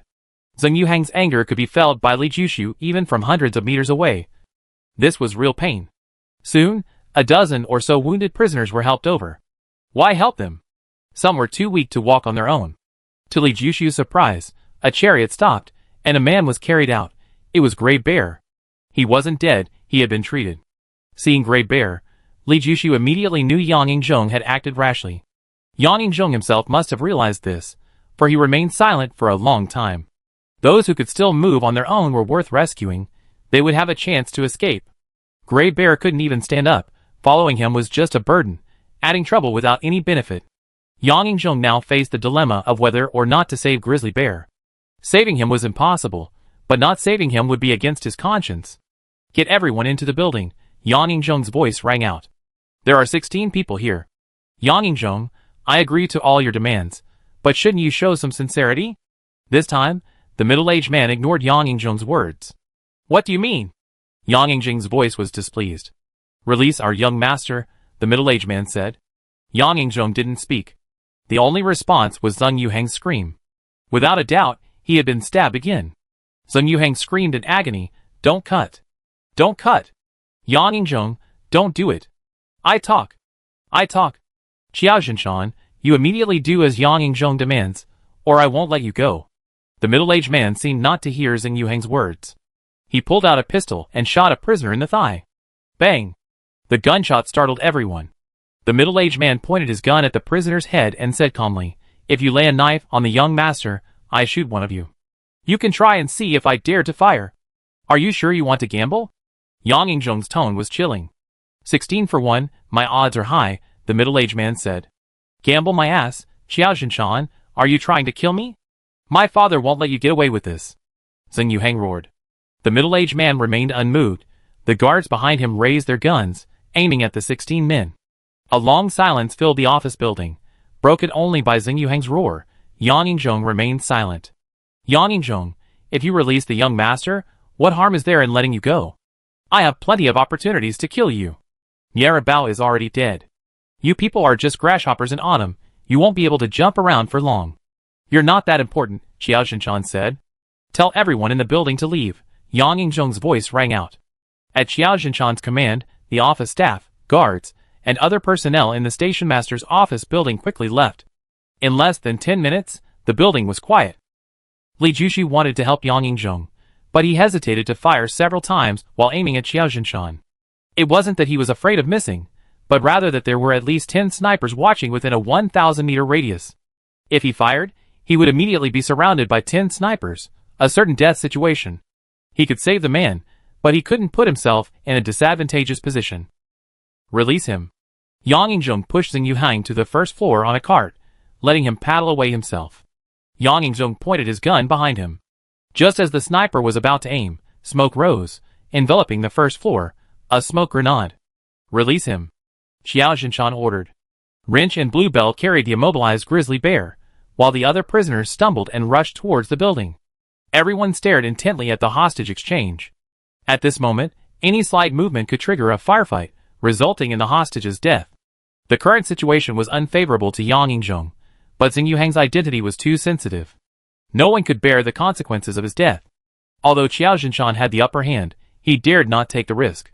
He knew very well that if anything unexpected happened, Yang Yingzhong would shoot Xing Yuhang immediately. Li Jushi was pondering how Yang Yingzhong could safely evacuate after rescuing the people. Undoubtedly, once Xing Yuhang returned to Xiao Zhinshan's side, Xiao Zhinshan would launch an attack without hesitation. How could Yang Yingzhong withstand an attack of nearly 1,000 men? With these remaining troops, just as Xing Yuhang slid his cart into the encirclement of riot shields, a piercing alarm suddenly blared, echoing terrifyingly throughout the base. Wu. Chapter 129. Yang Yingzhong activated the self-destruct bomb in the station master's building. The ordinary guards didn't understand what the alarm meant, but Xiao Zhinshan suddenly realized something and immediately ordered, "Everyone, leave the building immediately. Do not approach within 1,000 meters." He climbed into the armored vehicle himself, and quickly left with Xing Yuhang. The guards were confused, but they couldn't disobey their superior's orders. In fact, they had a vague premonition of something. No one cared about Yang Yingzhong and his group anymore. They quickly left. The hunters watching nearby were also confused, but they knew two things. Following the guards was the right thing to do, and the alarm was definitely not a good sign. Panic filled the air. Everyone was discussing the station master's building. Li Jushu didn't move because he was outside the blast radius, unless Yang Yingzhong was lying to him. The smoke on the first floor quickly dissipated, and Yang Yingzhong and his group vanished without a trace. Just as Li Jushu was pondering how Yang Yingzhong and his companions had escaped, Yang Yingzhong's figure appeared on the rooftop. In the darkness, no one else noticed the rooftop. Without light, ordinary people couldn't see that far. Only Li Jushu saw it. Yang Yingzhong and his group donned bat suits and performed a wingsuit glide. While Li Jushu admired Yang Yingzhong's methods, he also felt a pang of unease. Yang Yingzhong hadn't told him about the wingsuits, even though he had saved their lives several times. It was possible that Yang Yingzhong had come up with the idea on the spot, but bat suits couldn't be obtained so easily. Soon, 10 minutes passed. Li Jushu put on his special glasses, switched them to blackout mode, and with a muffled explosion, the 18-story office building was reduced to ruins within 3 seconds. Flames soared into the sky, and the shockwaves spread in all directions. All the glass within a 900-meter radius was shattered, and nearby buildings suffered varying degrees of damage and collapse, leaving roads riddled with holes. Smoke and dust rose hundreds of meters into the sky, and within a radius of a kilometer, shards, glass, bricks, rained down like raindrops. Li Jushu, who had prepared a soft shield beforehand, covered himself with it. The rain lasted for 5 or 6 minutes before it stopped. Yang Yingzhong and the others had left. The office building was destroyed. After a night of chaos, Li Jushu reflected that he hadn't accomplished anything. He hadn't killed anyone, and had even shot the female swordsman. Yang Yingzhong, on the other hand, had gained a great deal, saving more than a dozen brothers. These brothers would definitely be loyal to him in the future. Li Jushu now faced his biggest problem: how to leave. Leaving through the main gate was definitely out of the question. That would be walking into a trap. Going out with the convoy was also impossible. He had no connections at Base 9, and no one would help him. He still hadn't figured out how to escape by dawn. The area in front of the now ruins office building was bustling with activity. Xiao Zhinshan had returned with a large number of guards, rummaging through the ruins for a long time. The hunters who lived nearby returned, and seeing their homes riddled with holes, they howled in despair. How could this happen? Who did this? These bastards. I saved up for 3 years to buy this house, and I haven't even lived here for a month. They're such scoundrels. Is no one going to take responsibility? Our property can't just be vandalized for no reason, and then nobody cares. Xiaolan had offended a customer, and hadn't had any business for half a month. Even her maid had been dismissed by the madam. Xiaolan was very anxious. No customers meant no income. In their line of work, income was high, but expenses were also high. Half a month without business, and she was about to collapse. Just as she was preparing to bow her head and apologize to the madam, surrendering to reality, the door suddenly opened, and a strange man barged in. Seeing the uniform he was wearing, Her face changed drastically, and her questioning tone turned into fear. Who are you? Shu. Li Jushu said to Xiaolan without room for argument, I'm on a special mission. I be using your room for a day or two. Don't worry, you won't suffer any losses. 2 gold coins were tossed onto the table, and Xiaolan's wariness instantly vanished. This was equivalent to a week's income. She asked somewhat uneasily, Is there anything I can do? You stay in the room. Don't leave my sight. Don't alert anyone. And don't worry, I won't touch you. Li Jushu took over the only chair. Yes, yes. Xiaolan's mind was a little confused. She didn't know what to say. Is there anything to eat? Li Jushu asked. Yes. Xiaolan didn't dare to hide anything and obsequiously took out her snacks. She suddenly realized that if she could curry favor with Li Jushu, she would have a powerful backer in the future. The madam always held government officials in high regard. 2 days passed in the blink of an eye, and Li Jushu still hadn't found a way to leave. Although he had food and drink in Xiaolan's room, and a scantily clad beauty by his side, he appeared calm on the surface, but inside, he was panicking. He was completely isolated and helpless at base number 9. If he revealed any weakness, it would almost certainly mean death. In these 2 days, he saw large numbers of hunters leaving the base. He knew without a doubt that they were going to hunt down Yang Yingzhong and his group. Yang Yingzhong and his group were all wanted criminals with high bounties, the lowest being 5 million each. Li Jushu was still somewhat worried about Yang Yingzhong. Among the 13 prisoners, some might have already betrayed Yang Yingzhong, using a ruse to follow him. Given the right opportunity, they might turn on him like Lao Qi and Jin Qianbao. Both Qiao Zhinshan and Xiao Suiguan were intelligent men. They couldn't possibly have ignored such a simple plan. It was practically an open conspiracy. Even if Yang Yingzhong knew, he could only pretend not to. He couldn't possibly suspect his brother before the traitor was exposed, hurting his brother's feelings. That would make him unfit to be the eldest brother. On the 3rd night, a convoy slowly entered the base. The convoy consisted of over 100 armored vehicles, a truly massive force. It stopped briefly at the entrance before heading straight for the station chief's office building, now a ruin. Li Jushu, observing, was startled, vaguely guessing who was in the convoy. Such a large entourage, Qiao Zhinshan, and a group of men clearly leaders, were waiting neatly in front of the ruins. Even the wounded Xiao Suiguan was among them. Uniformed guards surrounded the ruins layer upon layer, as if fearing any unforeseen events. 4 armored vehicles were parked around the perimeter. A 5th vehicle pulled up to the center before stopping. Qiao Zhinshan personally opened the door, and a dignified middle-aged man, bearing a striking resemblance to Zheng Yuhang, bent down from the back seat. Just as his head emerged from the car door, a bullet pierced through a gap in the bodyguard's ranks, striking Qiao Zhinshan in the temple. His head exploded instantly, splattering brain matter and blood all over Qiao Zhinshan's face. Li Jushu was unaware of what happened next. After firing, he immediately holstered his weapon and used a rope to leave the sniper position. He moved between 3 buildings before casually walking onto the street. Only then did the commotion begin to spread from the ruins in all directions. Chapter 130. Chaos spread in all directions with alarming speed. Li Jushu had just sneaked into Xiao Suiguan's residence when a sharp blade flashed towards him. His hair stood on end, and he slashed horizontally with his military knife, but missed. Just as he was about to throw a playing card, he suddenly whispered, "It's me." The long sword, about to pierce his heart, was withdrawn, and the female swordsman's sharp aura softened. "How dare you? I knew you hadn't left. You were waiting here to ambush me?" Li Jushu's face darkened. "You should leave quickly, he'd be back soon," the female swordsman said anxiously. "You're worried about me?" Li Jushu felt somewhat relieved. "Don't overthink it. I'm just returning a favor," the female swordsman said coldly. "Xiao Suiguan probably won't be back tonight," Li Jushu said. "What happened?" "There's been a huge commotion at the station master's building. Could it be related to you?" The female swordsman was clever. She immediately connected it to the spreading chaos. "I killed someone who looked 7 or 8 parts like Zheng Yuhang. If I'm not mistaken, it's Zheng Fangong," Li Jushu said casually. "Do you know what you're doing?" "Who is Zheng Fangong? You went and assassinated him? Are you courting death? Do you know how powerful the Zheng family is on the Beast Planet?" The female swordsman was quite exasperated. "The feud is already established. Whether I kill him or not, there's no way to reconcile," Li Jushu said calmly.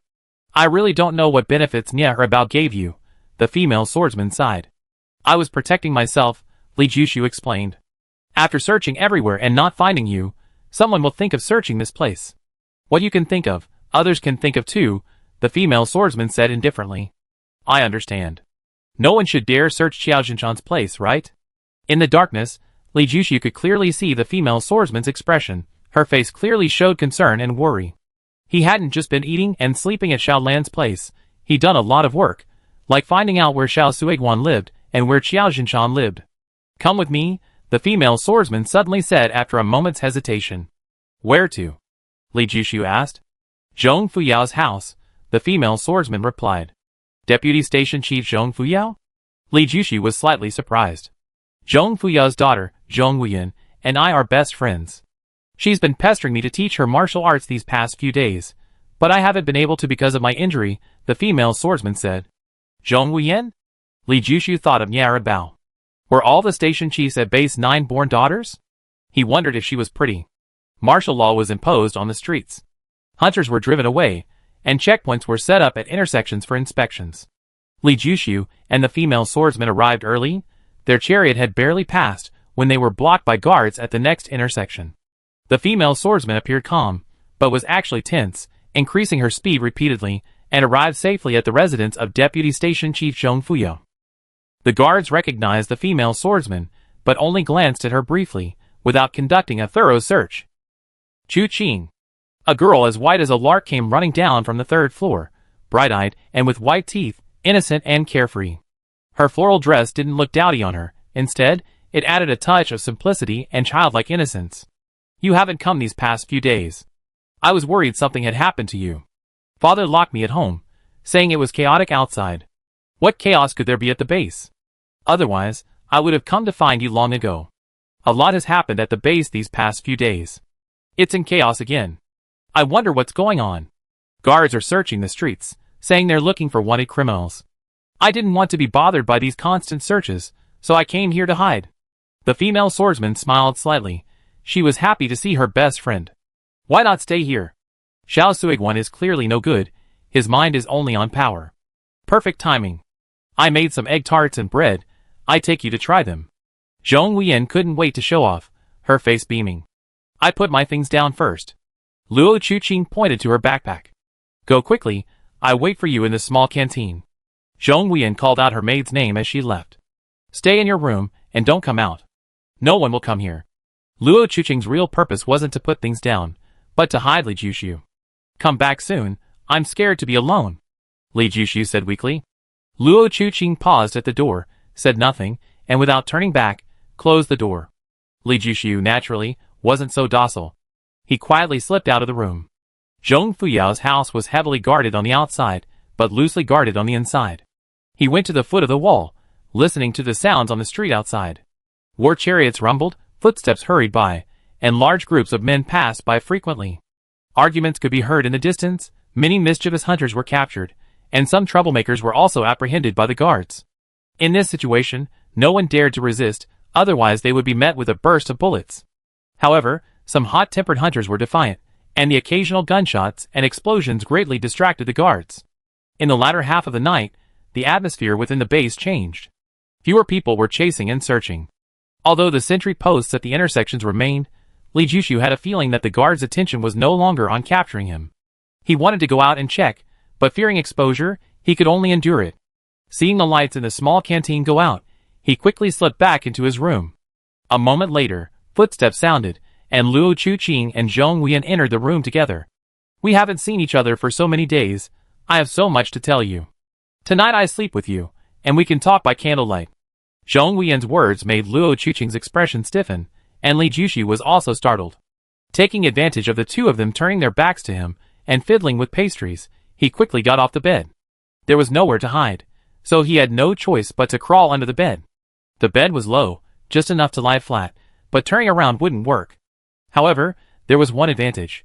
Unless someone lay down, no one could see what was under the bed. Li Jushu felt helpless. Life on the run was tough, and he even had to hide under the bed.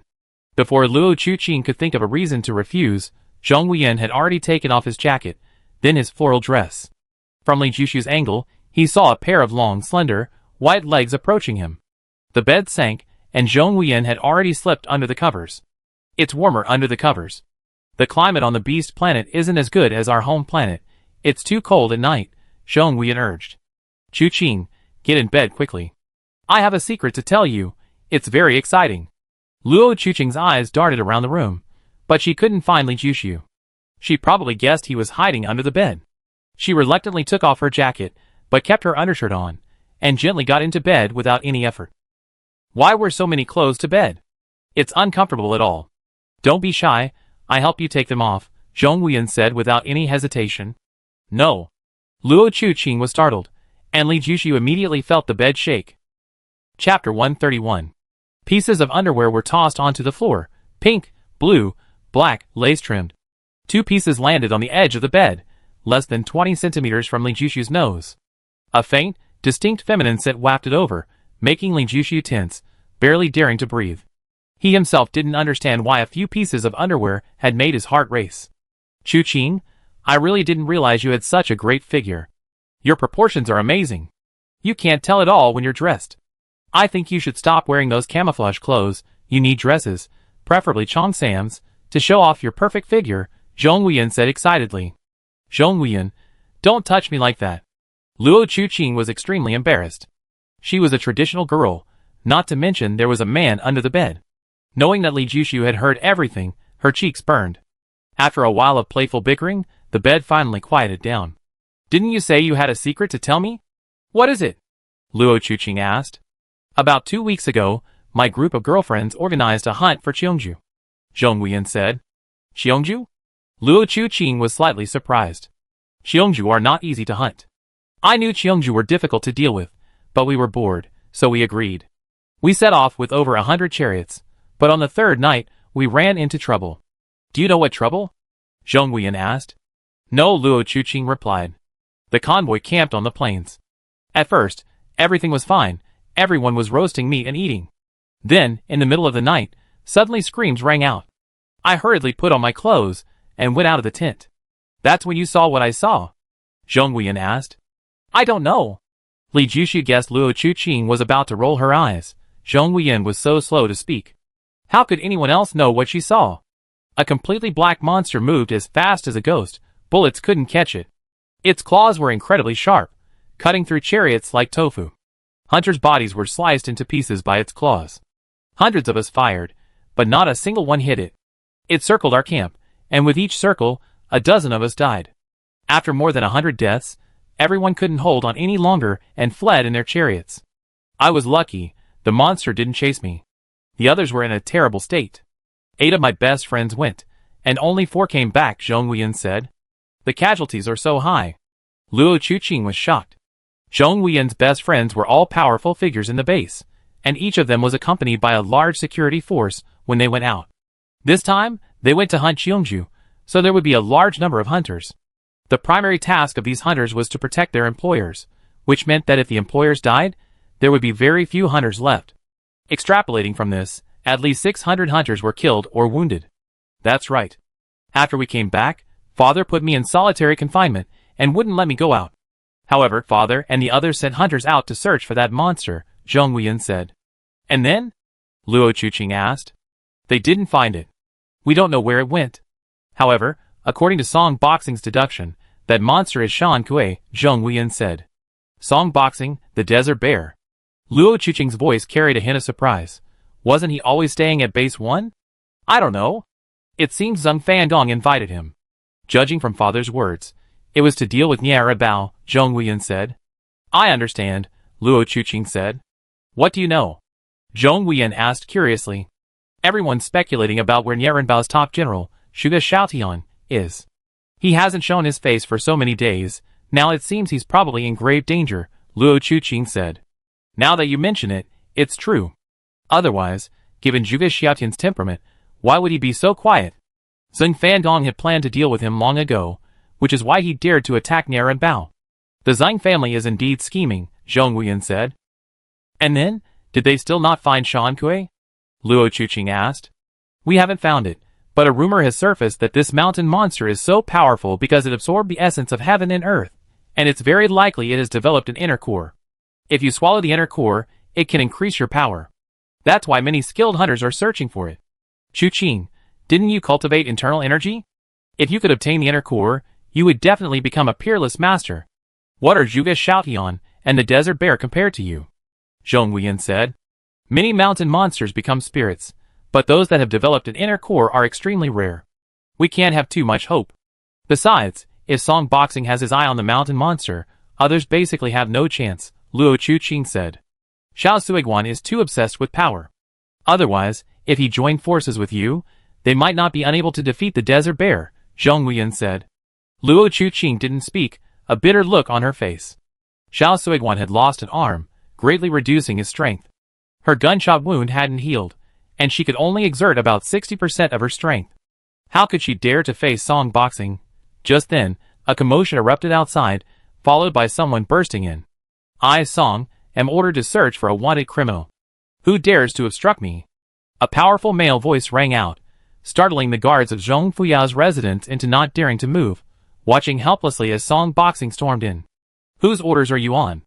Zhong Huiyan roared, jumping out of bed to rush out. Luo Chuqing quickly reminded her, "Clothes, clothes, you're not wearing any clothes." Zhong Huiyan paused, looked around, grabbed a bathrobe, wrapped it around herself, opened the door, and roared at Song Boxing, who had just entered the courtyard. "Song Boxing, how dare you barge into my house? Do you think this is base number 1? Miss Zhong, I, Song, am ordered to track down a wanted criminal. Are you going to stop me? Or do you have some connection with the wanted criminal?" Song Boxing was tall, dressed in military uniform, his eyes sharp as knives, exuding an intense aura of intimidation. "Don't try to pin this on me. Do you think I don't know what you're up to? I let you search, but if you don't find anything, I ask the deputy station chief for a job, to search your place every few days. I'm in the security team, I have a job too." Zhong Huiyan stepped aside, coldly staring at Song Boxing. "Miss Zhong, don't be so angry. I mean no harm. I'm just worried that the wanted criminal might disturb you. Of course, I know Miss Zhong couldn't possibly have any connection with a wanted criminal." Song Boxing chuckled. Through the dim light, he saw women's underwear scattered on the floor, and roughly guessed what Zhong Huiyan was doing. A thorough search would indeed embarrass Zhong Huiyan, but it would also completely offend her. Considering he would be staying at base 9 for a while, he said a few polite words and left with his men. "You'd be laughing soon enough."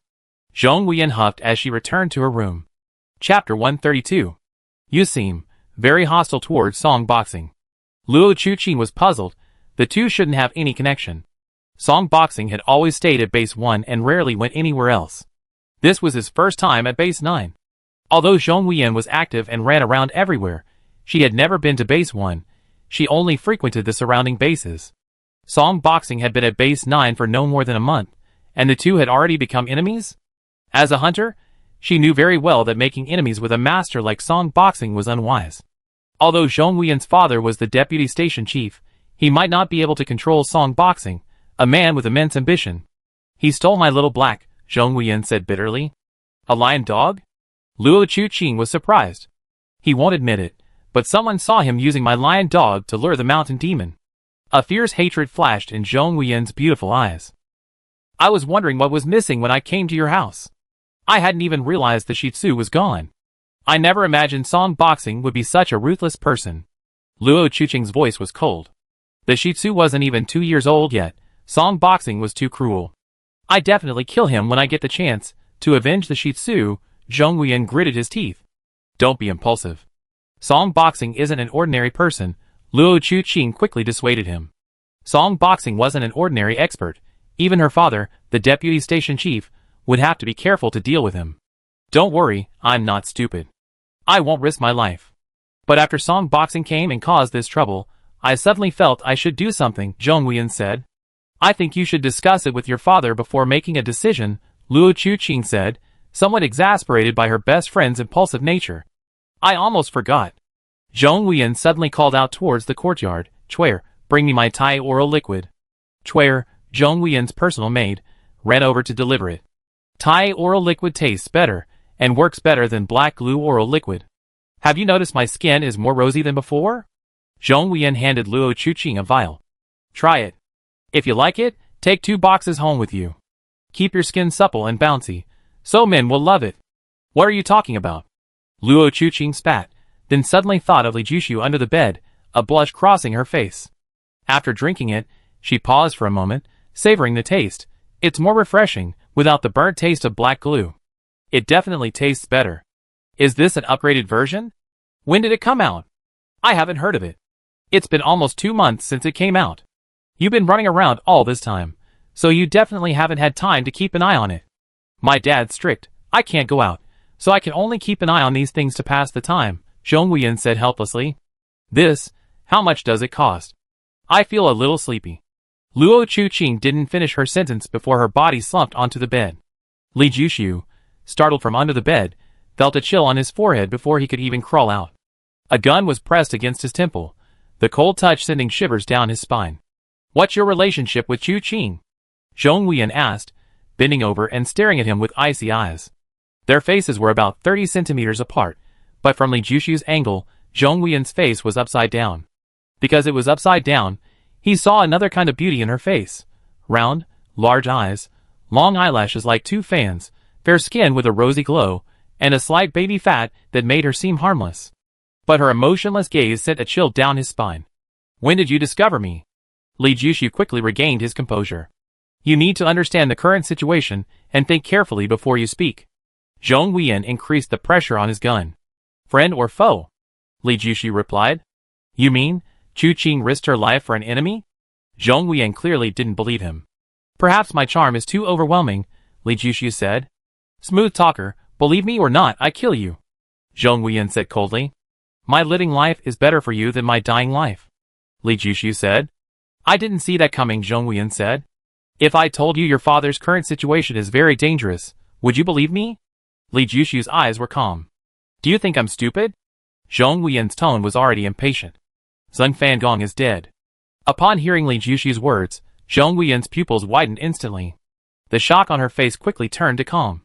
She remembered her father's sudden departure, the chaos emanating from the ruins of the station master's building, and Song Boxing's unusual behavior that evening.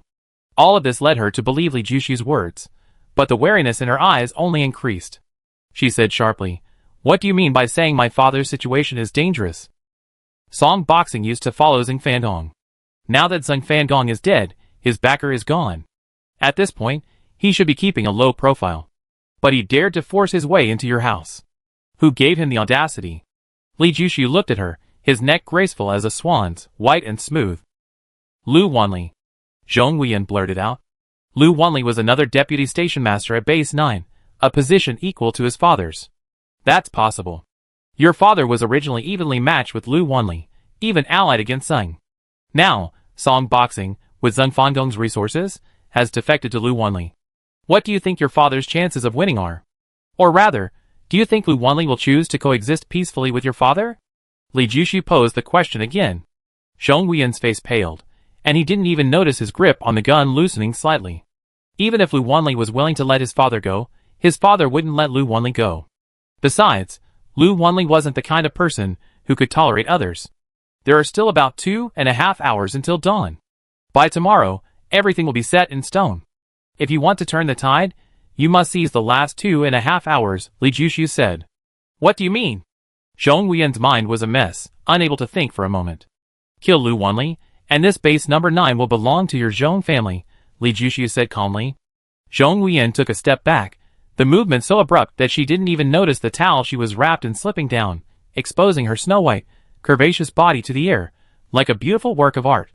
Her mind raced, weighing the pros and cons and the feasibility. Li Jushu crawled out from under the bed, involuntarily twisting his neck. The feeling under the bed was awful. The space was cramped, restricting movement, and in case of danger, he couldn't even fight back. He decided that from now on, no matter how dangerous the situation, he would never crawl under the bed again.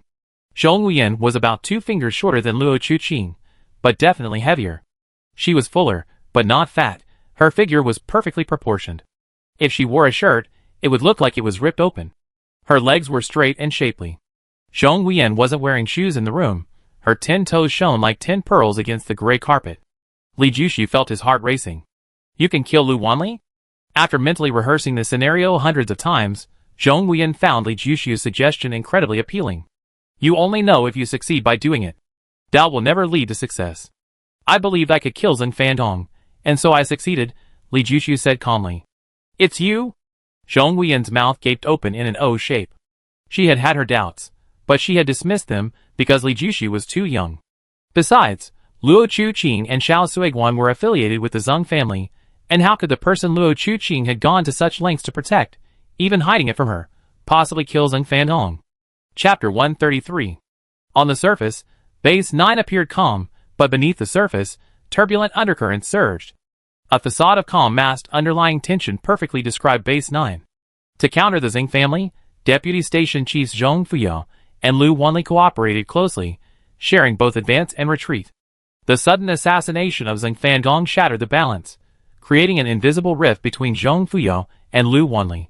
While both maintained their composure and smiles, their subordinates were already locked in a fierce confrontation, some even harboring murderous intent.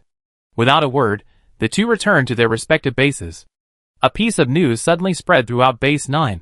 Shan Kuei had appeared. Then, someone saw Song Boxing hurriedly leaving Base 9 with a group of men. Can't Song Boxing see that this news is fake? Inside the building, Lu Wanli was furious. Song Boxing had fallen for such a simplistic diversionary tactic. He rather believe it than not. His subordinates knew exactly what Song Boxing was thinking. Song Boxing was after Shan Kuei. He wasn't particularly interested in power struggles. He already wasted a lot of time, and his patience was wearing thin. He wouldn't let go of any possibility, no matter how small. Song Boxing didn't actually think highly of Lu Wanli, which was probably the main reason he left without hesitation. How are the people you arranged? Lu Wanli quickly composed himself. Song Boxing would leave sooner or later. He hadn't placed his bets on him. They already set off. Besides White Lightning, there's also Red-Eyed Rabbit. His deputy's words were full of absolute confidence in the two. Both were level 4 hunters with brilliant achievements. Only 2 hours until dawn, and that old fox Qiao Zhinshan still won't make a move? Lu Wanli's mood soured again. Qiao Zhinshan was Zeng Fandong's loyal dog, but times had changed. When Zeng Fandong was alive, loyalty was valued, but now that Zeng Fandong was dead, loyalty was meaningless. The moment Zeng Fandong died, Base 9 had already broken free from the Zeng family's control. Qiao Zhinshan was a smart man, he couldn't have missed this, yet he refused to make a statement. What was he thinking? He probably wants to maintain the status quo, waiting for the Zeng family's support. His deputy observed more closely. The Zeng family's influence at Base 9 was still considerable, and more importantly, they had a vast base across the entire Beast planet, ready to make a comeback at any time. They weren't isolated. That old bastard, once I deal with Zhong Fuyao, I make him pay. Base 9 didn't belong to the Zeng family before, and it won't belong to the Zeng family anymore, Lu Wanli snorted. A sudden, violent explosion sent the entire building trembling violently, plunging it from light into darkness. Chaos erupted inside. What happened? An attack! The power's cut off. Use backup power. Backup power destroyed. Damn it, poison gas. Get out of here. Across the street, Li Jushu lay prone on the rooftop, watching every move inside. In his hand, he held a Tianhua ZZ-01 sniper rifle, the best sniper rifle in the Tiangong group. Zhong Wuyan had given him a large quantity of ammunition. Zhong Wuyan was also a sniper, albeit with mediocre skills, but she was obsessed with guns and had collected a vast number of sniper rifles. In her armory, Li Jushu saw all types of sniper rifles, some of which he had never even heard of. Good weapons are half the battle, especially against snipers. Li Jushu's eyes were calm. Zhong Fuyao and Lu Wanli, cooperating yet wary of each other, must have been preparing to deal with each other long ago. Otherwise, Zhong Wuyan couldn't have so easily destroyed the building's electrical system, even the backup power supply, and accurately controlled the ventilation system. The biggest weakness of the security fortress wasn't electricity or food, but ventilation. Controlling the ventilation meant death. The people inside the building were clearly unprepared in this regard. Without gas masks, they had no choice but to leave. Li Jushu squinted, carefully observing their faces. The building had 3 exits, the front, the back, and the basement. The basement was blocked. The explosion must have destroyed its exit. Zhong Wuyan was in charge of the back. Despite her harmless appearance, she controlled an astonishing amount of resources. Li Jushu chose the front. He had a hunch Lu Wanli would emerge from the main entrance. A group of burly men, all heavily armored and carrying bulletproof shields, rushed out, escorting a man wearing a hat. They surrounded the hat-wearing man like an iron barrel. Li Jushu tensed, his scope following the hat-wearing man's movements, unable to find an angle to fire. Just as the man was about to board the armored vehicle, under the protection of his bodyguards, he prepared to risk firing. Just as his index finger was on the trigger, He suddenly shifted the muzzle, aiming at one of the bodyguards. The bodyguards all wore uniforms, and had a uniform appearance, but this man's shoes were different from the others. Such a small detail would go unnoticed in the dark, but unfortunately, Li Jushu's eyesight was unaffected by the darkness. He noticed this, and looking at the others' positions, seemingly protecting the hat-wearing man, the angles and directions of their movements clearly indicated the presence of the bodyguard with the different shoes. They switched him. The most dangerous place is the safest place. Lu Wanli was incredibly daring, not only choosing to exit through the main entrance, but also blending in with the bodyguards instead of other staff. Unfortunately, even the best plans can have flaws. Just as he bent down, the bodyguard behind him, wanting him to get into the vehicle first, exposed half his body. Thud. A gunshot rang out. Lu Wanli's back exploded, and he slammed heavily into the armored vehicle, causing the 8-ton vehicle to shake violently. The next second, Li Jushu was enveloped in a blinding searchlight, exposed to everyone's view, and Zhong Wuyan's righteous voice rang out from the loudspeaker. This man killed Deputy Station Chief Lu Wanli. I urge everyone to open fire, and avenge Deputy Station Chief Lu Wanli. The rabbit is killed, the hound is cooked. This was the first idiom that flashed through Li Jushu's mind. Zhong Wuyan's move truly caught him off guard. He had considered the stability of their cooperation, but he never expected the betrayal to come so quickly. 1 second, he fired a sniper shot at Lu Wanli, and the next he was betrayed. The transition was so smooth, smoother than a drop of lubricant. Anger erupted like a volcano, filling his entire body. He grabbed his Tianhua ZZ-01 sniper rifle, turned, and sprinted towards the other end of the rooftop, bullets raining down behind him, searchlights moving, following him like a shadow. Chapter 134. The bullet struck the bulletproof vest, stopping it, but the force of the bullet couldn't be neutralized. Li Jushu nearly suffocated from the pain, his entire back was numb, devoid of feeling. At the end of the rooftop, Li Jushu leaped, his body twisting with lightning speed. He raised his Skyfire ZZ-01 sniper rifle, aiming at the searchlight in a second. Bang! The light went out, plunging the night sky into darkness, only the bullet flashing golden points as it pierced the void. The rope reached its end and retracted. Li Jushu used the momentum to jump to the 6th floor, rolling several times in the corridor, to dissipate his strength before retrieving the rope. He poked his head out and fired 6 shots at the ground. The men lying in ambush below were all hit in the head, without uttering a sound. Li Jushu's hatred intensified. He had schemed against Lu Wanli. Zhong Wuyan had schemed against him. He had risked his life to snipe Lu Wanli, but Zhong Wuyan had cut off his escape route, laying a trap. The only thing Zhong Wuyan hadn't anticipated was that he could see in the dark. While the fire raged downstairs, he had already moved to another location, gun barrels protruding. Bang, bang, bang. 3 enemies were blown to the head. Before the others could react, he had already pulled his head back, reappearing a few seconds later in another spot, firing another 3 shots. Zhong Wuyan was outmaneuvering him, but the gun he given was genuine. The Tianhua ZZ-01 sniper rifle was very easy for him to handle. As the dense bullets swept over, he threw 7 or 8 grenades. Boom, boom, boom. The ambushing men covered their heads, cowering, too afraid to move. After the explosions, no more gunfire rang out from upstairs. When they cautiously climbed the stairs, they found Li Jushu was already gone. Beneath the adjacent building, Li Jushu had just stepped off the stairs when a sense of alarm rose within him. He sprinted to behind a pillar. Thud.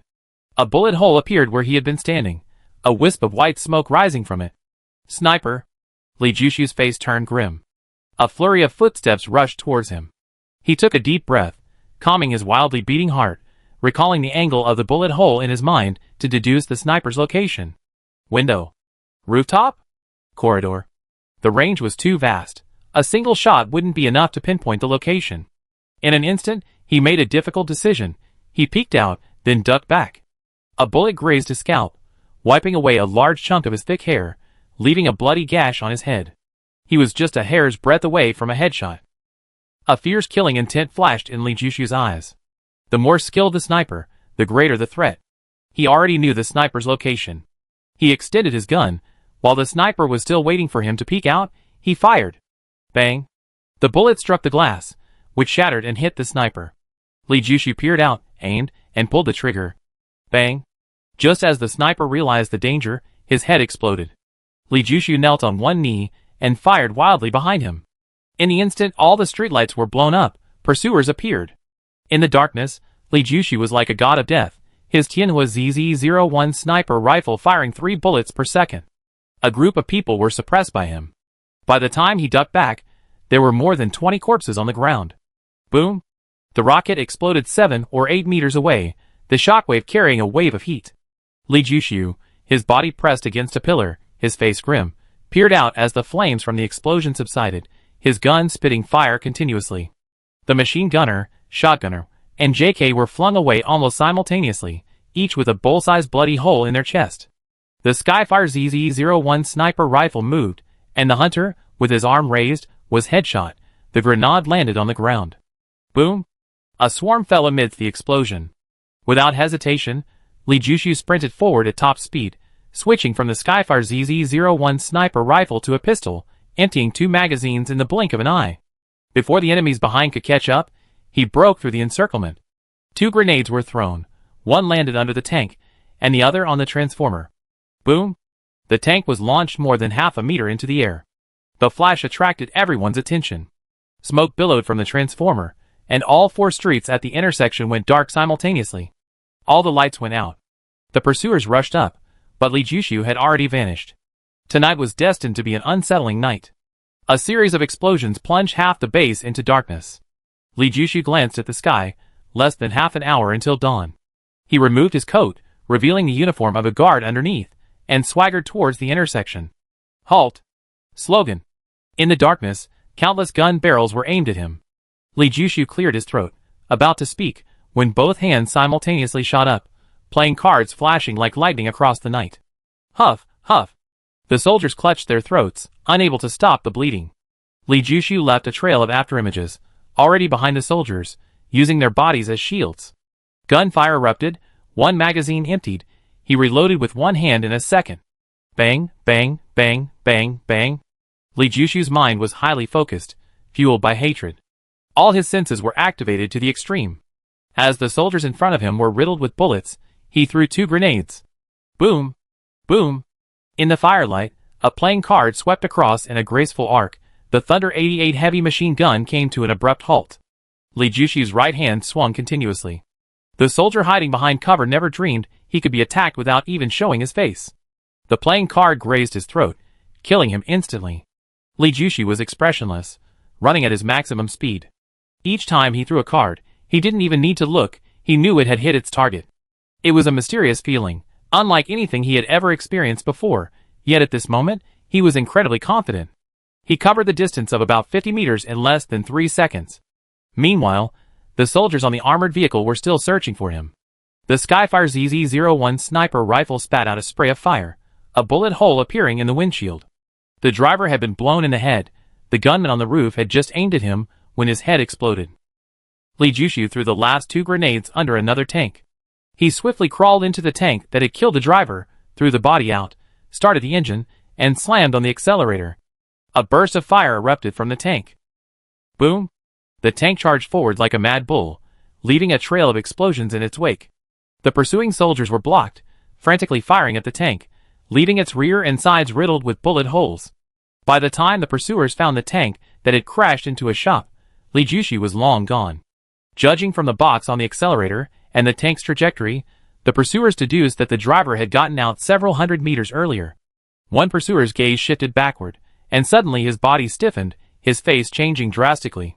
Not good. The tank had passed right where Zhong Wuyan was directing the overall situation. Chapter 135. Who are you? Why are you helping me? Li Jushu jumped out of the car halfway through the journey, wanting to find a place to hide before figuring out how to leave Base 9. Unexpectedly, a man suddenly jumped out of an alley and told him Zhong Wuyan's location. Yang Yingzhong. The man uttered a name softly. Could you do me a favor? Li Jushu's mind raced. He guessed this was one of Yang Yingzhong's trump cards. He had been operating at Base 9 for so long, and with Niera Bao as his boss, there were bound to be some loyal people. Speak, the man said calmly. Create explosions in various locations, Li Jushu said. I already arranged for people to do that. Good luck. As the man disappeared into the darkness, Li Jushu heard explosions in the distance, faint flashes of light piercing the night. Boom, boom, boom. Each explosion caused a commotion.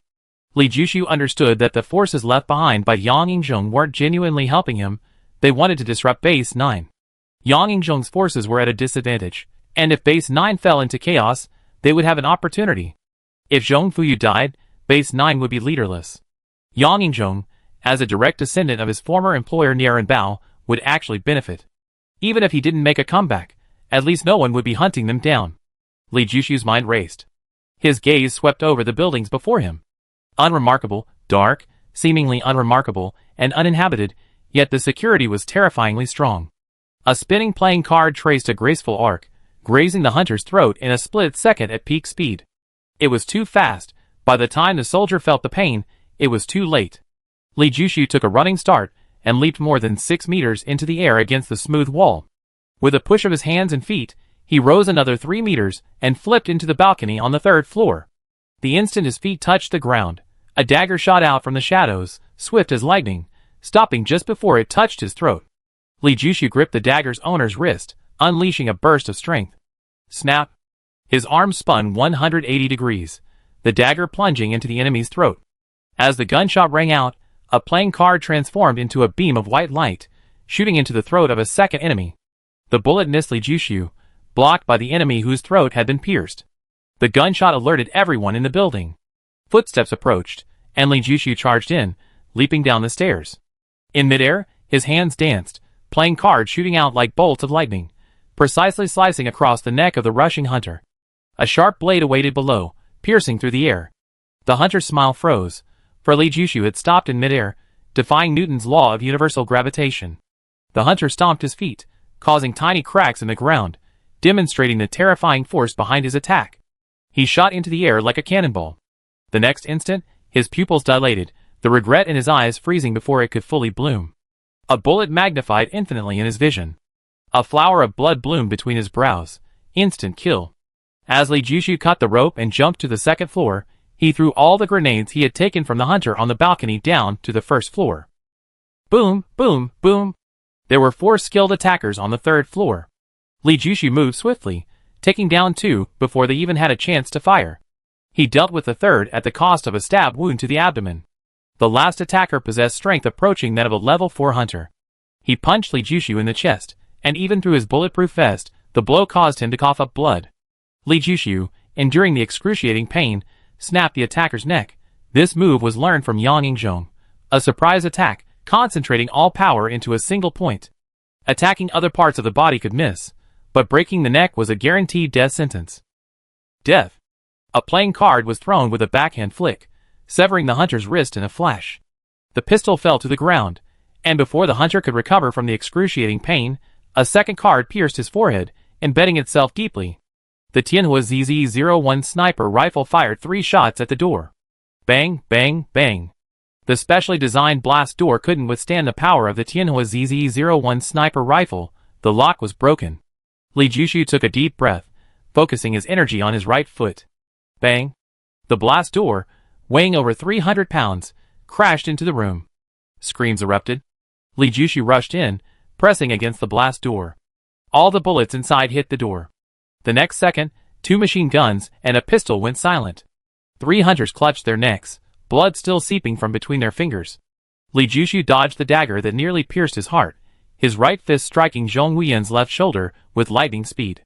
Crack! Zhong Wuyan's left shoulder shattered, emitting a painful scream.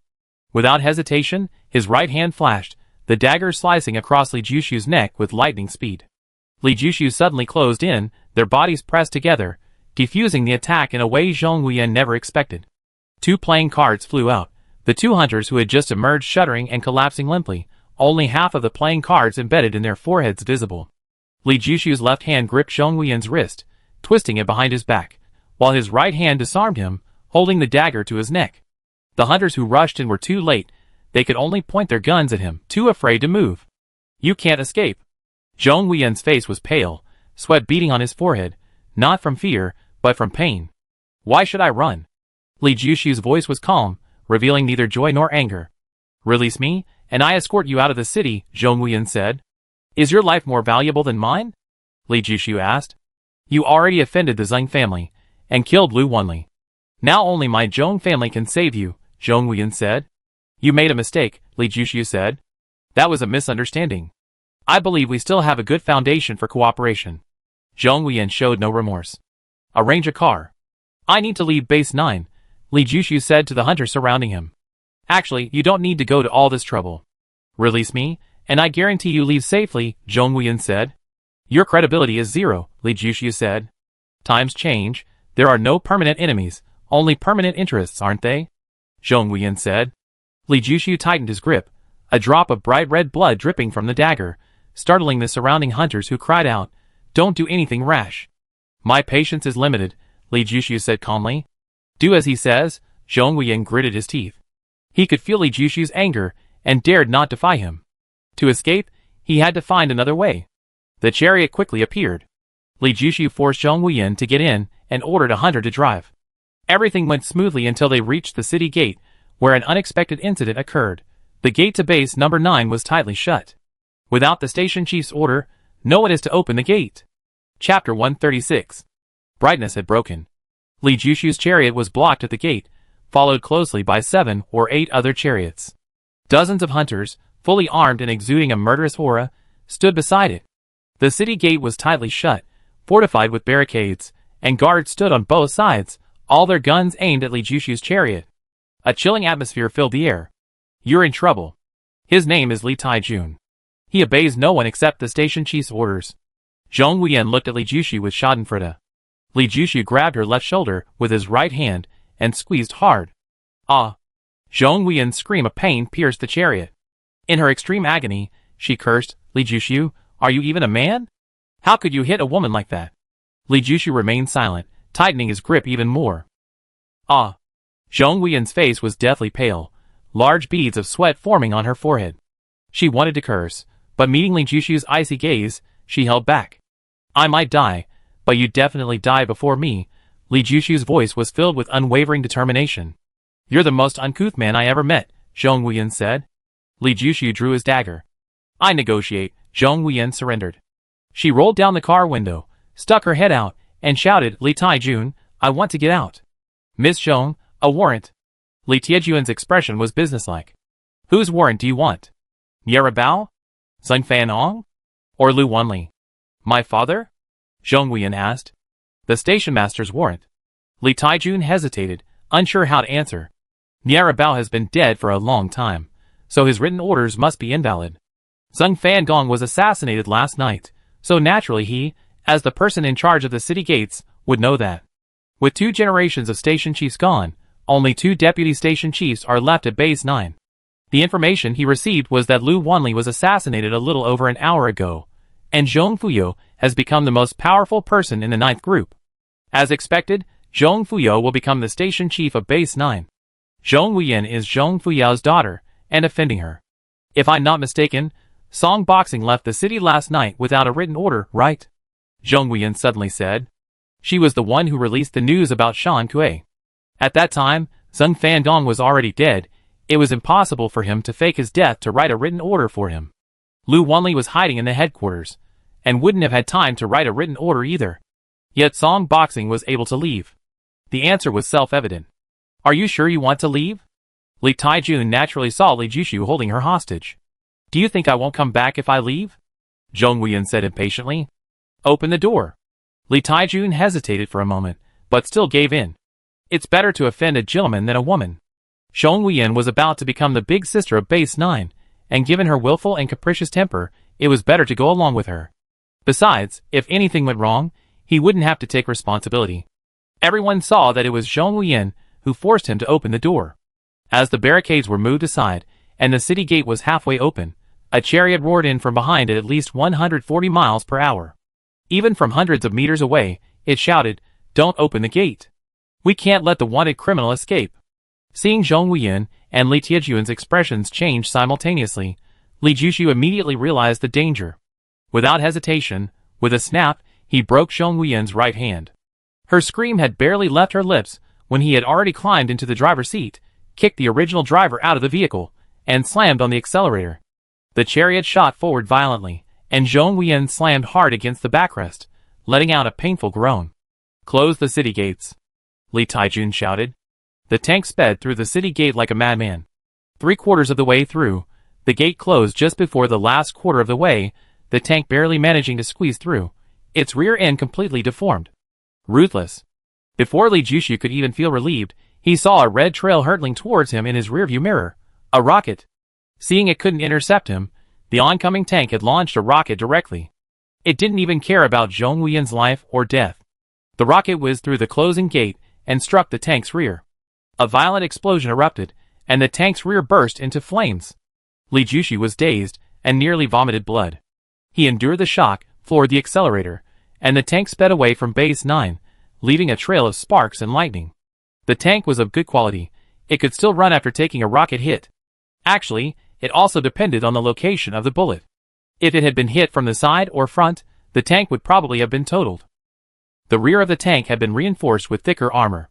The correct course of action would have been to stop, extinguish the fire, and then decide whether to continue based on the condition of the vehicle. However, Li Jushu had no such option. When the tank had traveled 200 meters, the city gate slowly opened, and through the gap, Li Jushu saw a series of tanks behind it. Losing the tank at this point was tantamount to waiting to die. 2 legs couldn't outrun a 4-wheeled tank. Even if he wanted to dismount, he would have to wait until the road conditions were poor. Li Jushu was wondering why Zhong Wuyan hadn't taken the opportunity to cause trouble. Turning his head, he saw that she had already fainted, probably from the shock of the rocket explosion. That was for the best. It saved him a lot of trouble.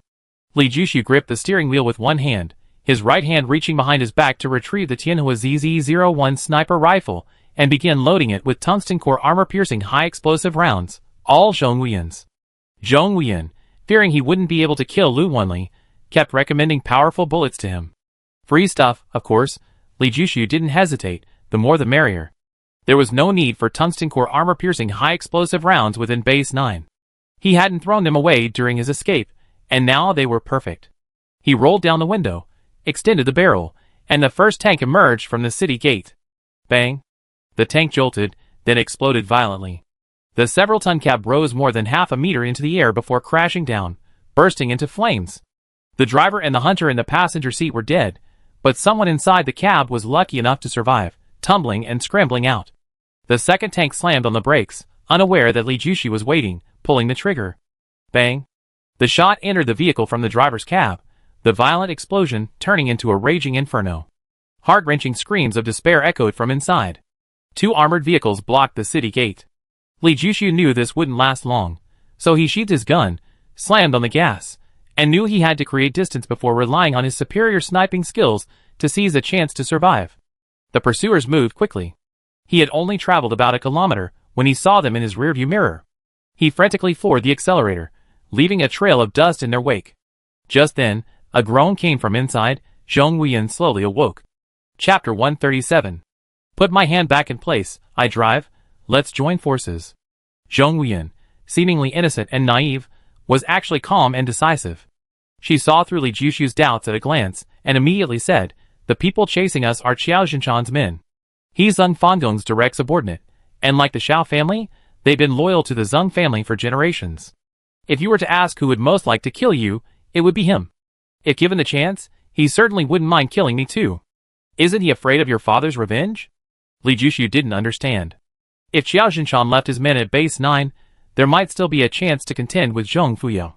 If he joined forces with Lu Wanli, they might have a fighting chance. But he focused all his attention on him, which didn't make sense. You know, without a powerful backer, Qiao Jinshan's own safety wouldn't be guaranteed.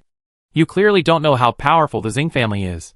Besides a fool like you, who would offend the Zheng family? A complex expression flashed across Zhong Wuyan's face.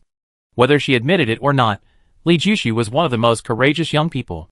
Your father just watched you get kidnapped and killed? Li Jushu couldn't understand the relationship between Zhong Wuyan and her father, Zhong Fuyao. Logically, the first to rush out after their daughter was kidnapped should have been Zhong Fuyao's men. However, it was Qiao Jinshan's men who were the first to catch up. The situation at Base 9 was truly complicated. No wonder even their leader, Niera Bao, was taken down. Zhong Wuyan suddenly fell silent. "Come here." Li Jushu reclined the passenger seat. Zhong Wuyan couldn't use her arms, but that didn't faze her at all. She easily slid over in a split.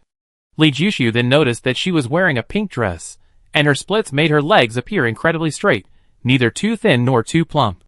Her snow-white thighs, accentuated by the red dress, possessed an extraordinary allure. The man Chu Qing values should, by all accounts, be a gentleman. Zhong Wuyan glared at him, knowing full well that her current situation was indecent, yet she made no attempt to conceal it, showing absolutely no gentlemanly conduct. Chu Qing likes me for who I am, nothing else matters. Li Jushu grabbed her right arm, pulled, twisted, and pushed. With a snap, the arm was back in place. He wasn't wearing handcuffs or anything like that. In the heat of the moment, he had dislocated Zhong Wuyan's arm to ensure his own safety.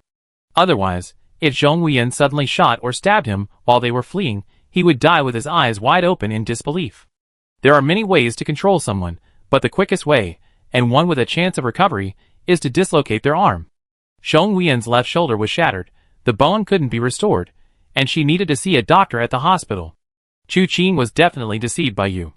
The first thing Zhong Wuyan did after her right arm recovered was to press down her lifted skirt. If you truly consider Chu Qing your best friend, you shouldn't have betrayed me, Li Jushu said coldly, turning and shrinking into the back seat. Zhong Wuyan shifted her position, sitting in the driver's seat. Their exchange was seamless. Li Jushu circled back to the passenger seat, raising it upright. The flames at the rear of the car had extinguished, but smoke was still billowing out, drifting backward as the car moved forward. If you don't die, Chu Qing will face a difficult choice, Zhong Wuyan said. What choice? Li Jushu glanced at her. She was undeniably cool driving with one hand. Especially her legs.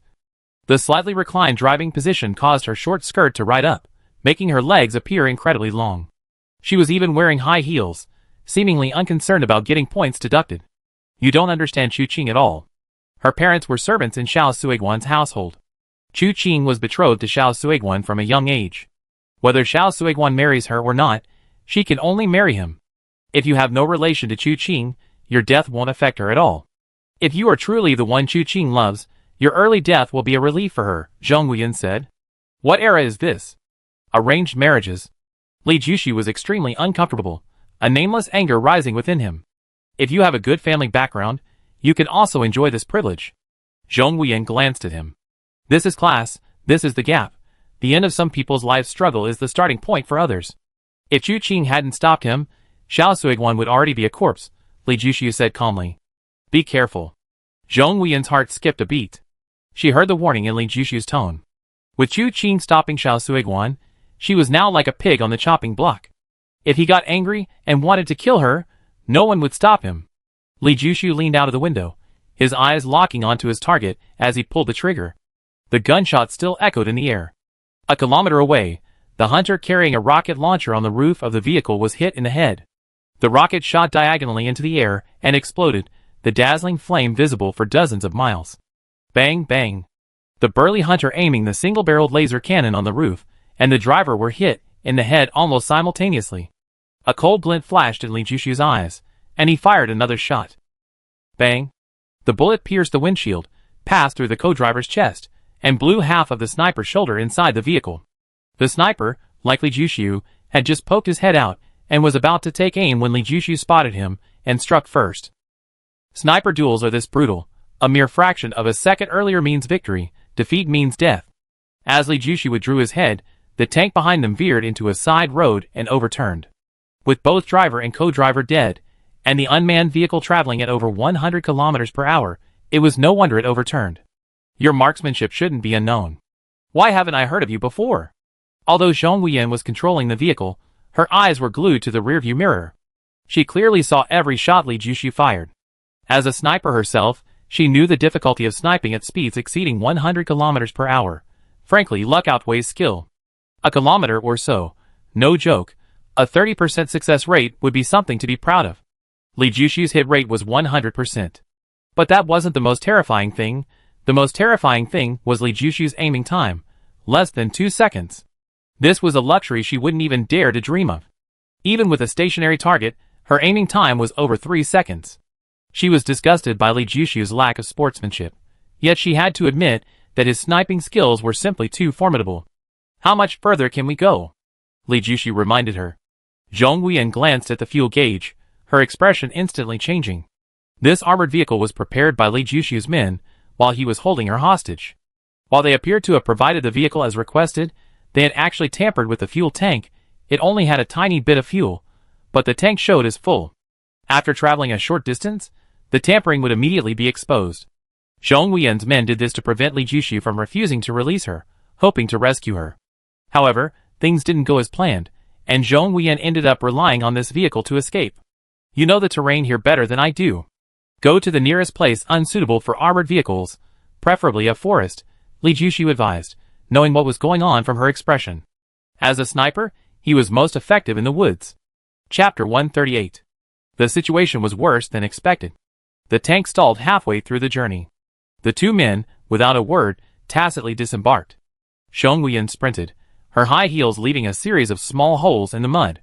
Li Jushu turned and lay prone on the tank, aiming at the pursuers and firing repeatedly. Bang!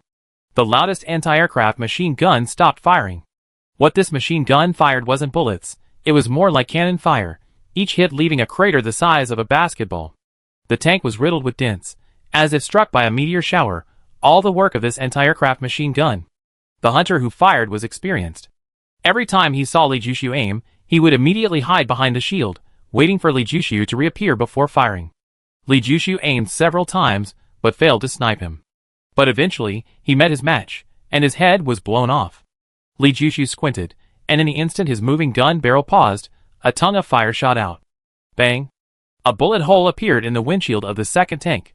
The driver's chest exploded, the backrest almost deformed, and the tank immediately veered out of control and swerved to the side. The hunter in the passenger seat tried to save him, but was shot dead. Bang, bang, bang. Li Jushu kept his breathing steady, continuously pulling the trigger. Below his eyes, pursuers fell one after another. The roar of the machine gun often stopped almost as soon as it began. The pursuer's counterattack was also sharp. Bullets almost always grazed his body, most striking the tanks with a sharp, metallic clang. Even the 2-centimeter thick tank body couldn't stop some bullets, leaving the bullet heads exposed. Twice, bullets ricocheted off Li Jushu's face, scorching his thick beard. Li Jushu didn't even blink until the pursuers were within 500 meters. Then, a blue light swept over, startling him so much that he turned and ran. Boom! A blue light swept across the tank, which exploded and shattered into pieces. The shockwave from the explosion caused Li Jushu, who was running, to stumble and nearly fall. He gritted his teeth and sprinted along an S-shaped path, bullets raining down on him, hitting the ground and puffs of white smoke. He dared not stop, bullets have no eyes. Zhong Wuyan, despite wearing high heels, was no slower than him. She had already covered 300 meters, crested a hill, and disappeared from sight. All the firepower was concentrated on Li Jushu alone. The bullets grew denser and denser. Li Jushu had pushed his speed to the limit, now definitely reaching 80 kilometers per hour, but the pursuers were going 100 kilometers per hour. A sense of alarm rose. The feeling was like a venomous snake crawling on his neck, goosebumps rising all over his body. He didn't have time to think, he leaped to the side. In midair, he caught a glimpse of a blue light flashing past.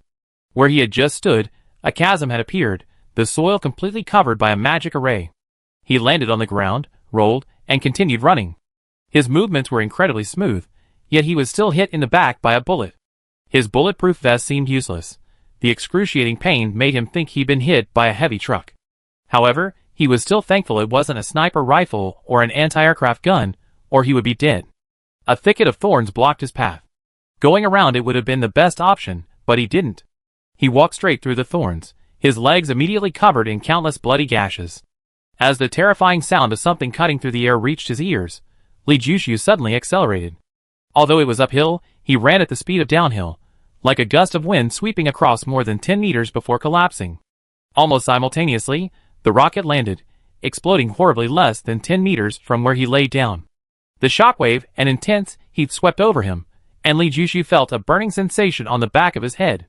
When he reached up to touch it, his hair was singed. He sprinted to his feet, using all his strength to accelerate repeatedly. Finally, as another rocket-propelled grenade landed, he tumbled to the other side of the hillside. Bullets whizzed overhead, the friction against the air carrying the scorching smell of gunpowder. Huff, huff, huff. His heart felt like it was going to jump out of his throat. Lying on the ground for 2 seconds, sweat pouring down his face, Li Jushu drew his Skyfire ZZ-01 sniper rifle in the 3rd second. In the instant his breath caught in his throat, a tongue of fire shot out. Bang! The light gray hunter seemed to sense something, shifting his body to the side, but he was still a fraction too slow. The bullet struck his right shoulder, the powerful impact severing his entire shoulder. The hunter was thrown more than 2 meters, blood still splattering in the air. He curled up and disappeared behind a tank. A master? This was Li Jushu's inner thought. To be on the safe side, he hadn't aimed for the head, but had still missed. The hunter's reaction speed was too fast. His severed arm fell to the ground, his fingers still clutching the particle gun.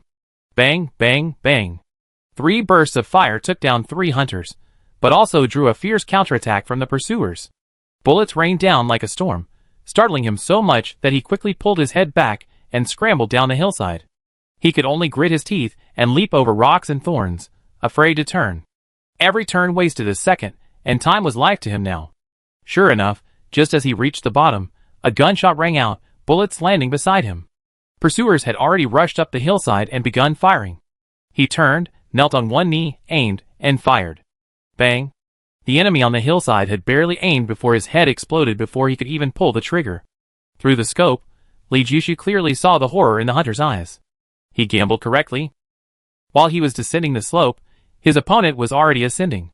He knew his descent speed was faster than his opponent's ascent.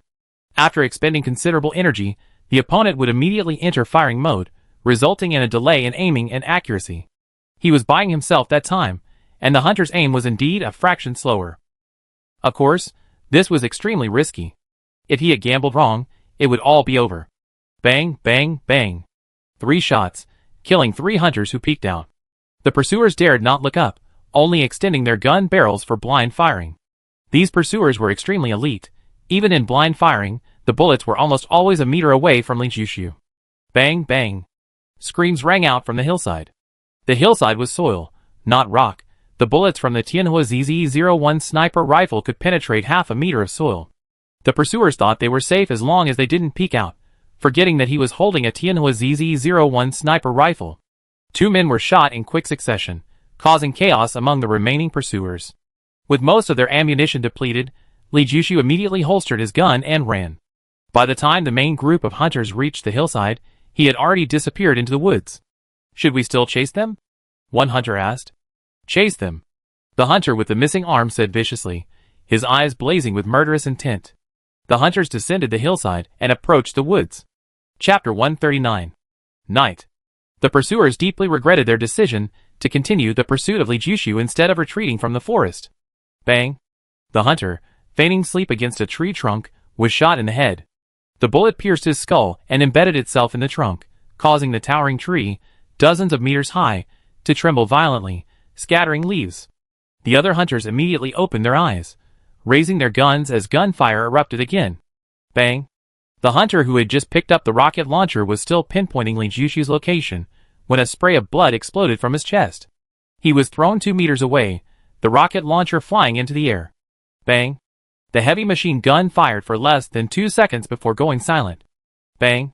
The sniper, hidden behind a large tree with only one eye visible, had half his head gone. In the darkness, normal people cannot see, especially in the forest where everything is obscured beyond 3 meters.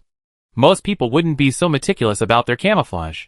The sniper hadn't expected Li Jushu to be so unpredictable. A small mistake sealed his fate. As bullets rained down, Li Jushu quietly slipped away, shifting his position to watch from a distance. When the hunter stopped, he silently approached again, firing 2 shots, killing 2 hunters, then quickly retreating, repeating this process. The hunters didn't want to give up, but they simply couldn't. The forest terrain was treacherous. They risked being bitten by venomous snakes or insects, or being blocked by thorns. A moment's distraction as they searched for their way meant Li Jushu's bullets arrived. Bang! A direct headshot, the splattered brains mixing with blood, triggering a frenzy among the forest's insects. Turn off all the lights, the hunter shouted, realizing the problem lay with the light source. But they quickly discovered it had nothing to do with light. Li Jushu continued to headshot them. In the darkness, his marksmanship was unaffected. 1 shot, 1 kill, perfect accuracy. A beam of blue light burst forth, shattering trees into fragments and creating a 200-meter-long chasm in the ground. Li Jushu, crouching a meter from the edge of the chasm, broke out in a cold sweat. If he hadn't reacted quickly, he would already be a pile of rubble. Against a particle gun, any cover was useless. Even a hunter with 1 arm shot off, now only possessing 1 hand, could still pose a formidable threat. Send a few men, check if he's dead. The 1-armed hunter, holding his particle gun, his gaze cold and stern, couldn't determine if he had hit Li Jushu. 3 hunters switched on their spotlights and advanced side by side. The others remained still, but their guns were aimed in this direction. Li Jushu didn't move. He was currently concealed by the swirling leaves. Any movement would immediately reveal him to the hunters. The spotlights were too intense, illuminating the area as bright as day. The distance closed, and just as one hunter's gaze fell upon him, a beam of white light shot out. A playing card, like lightning, grazed his neck, piercing a nearby tree with a trickle of blood. The slight noise immediately attracted the attention of the other 2 hunters, who opened fire instantly. At that moment, Li Jushu moved. 2 playing cards shot out like lightning, and his Skyfire ZZ-01 sniper rifle was aimed at the one-armed hunter in a second. The hunter's attention was drawn to the gunshot, but he quickly returned it. Realizing the danger, he ghost-like darted into a nearby giant tree. In the instant his figure completely disappeared, a bluish light bloomed. Li Jushu leaped into the air with all his might. Before he even landed, the blue light had already swept past him, instantly pulverizing weeds, leaves, and branches, followed by the tree trunk turning to fragments, a horrifying scene. Upon landing, Li Jushu rolled and dove behind a large tree. Bullets followed, striking the trunk with a series of whooshing sounds. At least 10 guns were firing. Luckily, the tree was thick enough, otherwise, it would likely have snapped. The one-armed hunter revealed only one eye. In the next instant, he regretted it. Before he could even raise his particle gun, a bullet pierced his eye, tearing his eyeball to shreds with its powerful force, and half his head exploded. Thud! The one-armed hunter fell straight to the ground, the resentment and regret that had just appeared on his face frozen in place.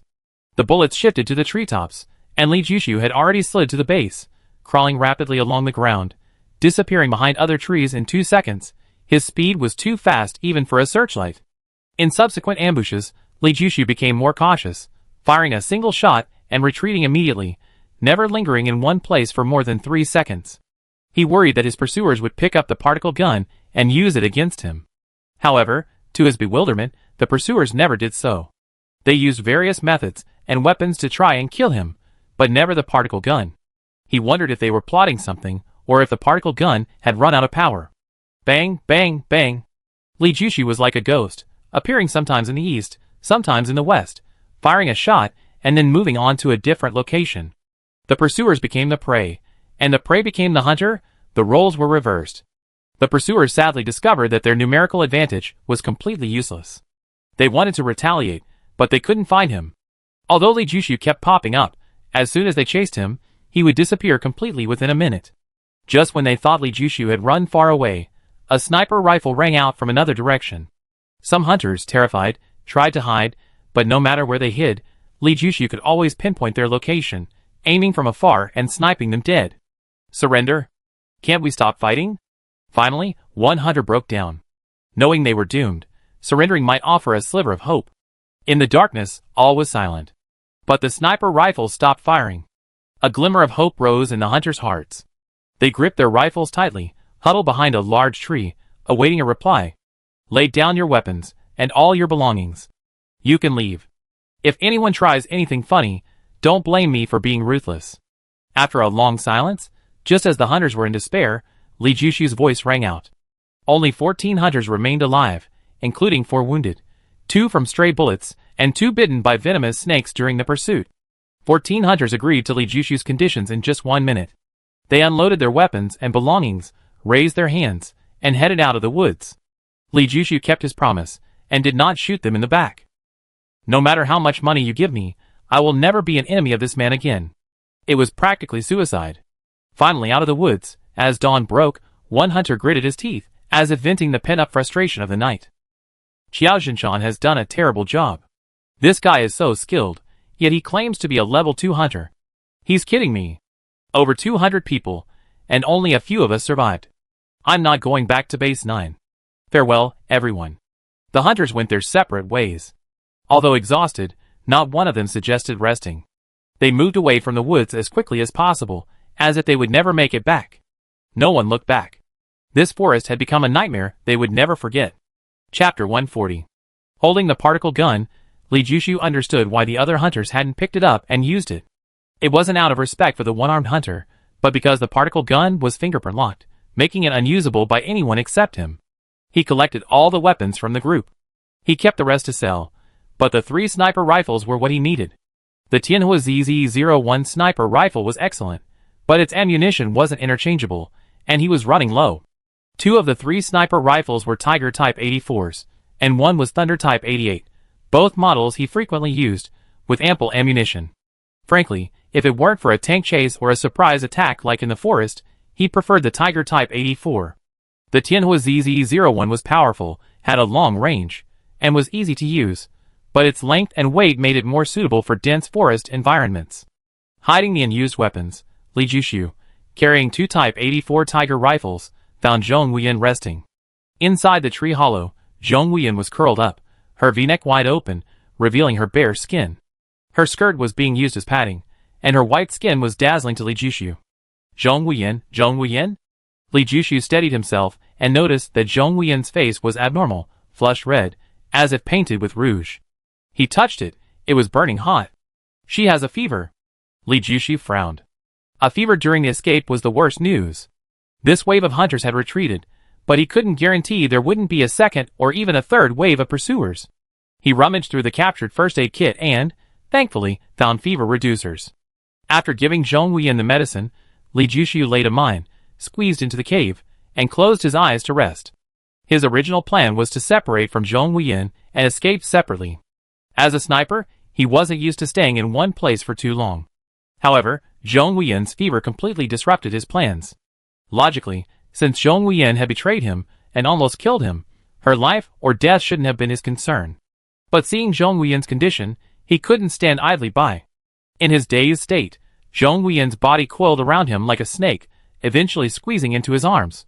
He had a dream, mistaking Zhong Huiyan for Luo Chuqing. He suddenly opened his eyes, and realized it was already dark. His hand, which had been inside Zhong Huiyan's skirt, was jerked out as if electrocuted. He checked his own clothes, thankfully, they were still on. He hadn't made an irreparable mistake. He touched Zhong Huiyan's forehead, it was still a little hot, but much better than during the day. Just as he was considering whether to eat dry rations or catch a small animal for a barbecue, the sound of a branch snapping in the distance made his heart leap. He cautiously peeked out and instantly covered Zhong Huiyan's mouth. A hunter, gun in hand, searched the woods, his sharp eyes gleaming. Most terrifying of all was his equipment: grenades, landmines, tactical knife, pistol, searchlight, combat boots. Each piece was incredibly valuable. Besides the machine gun in his hand, there was another machine gun on his back, and a rocket launcher. This equipment didn't seem like a hunt for a single person, but rather like the initiation of a cautious war. A glance revealed 2 similarly dressed hunters, one to his left and one to his right, about 3 to 5 meters apart, forming a triangular formation. Li Jushu was a seasoned jungle escape expert. He almost never left a trace. Yet, the 3 men had accurately followed his route. Putting everything else aside, their tracking skills alone were astonishing. "Don't move, there are enemies," Li Jushu whispered in Zhong Huiyan's ear. The struggling Zhong Huiyan immediately quieted down, slowly opening her beautiful eyes, a complex light flashing across them. "You stay here and don't move, I go out and take care of them." Li Jushu carefully put Zhong Huiyan down from his arms. Her skirt was disheveled, her posture resembling that of someone caught in a secret affair. Li Jushu's hand touched her skin, a strange, electric sensation washing over him. As he put her down, he playfully pinched her skin lightly. Zhong Huiyan stiffened, her whole body tensing, biting her lower lip, glaring fiercely at Li Jushu's retreating back. Bang, bang, bang. After 3 gunshots, the gunfire in the woods never stopped.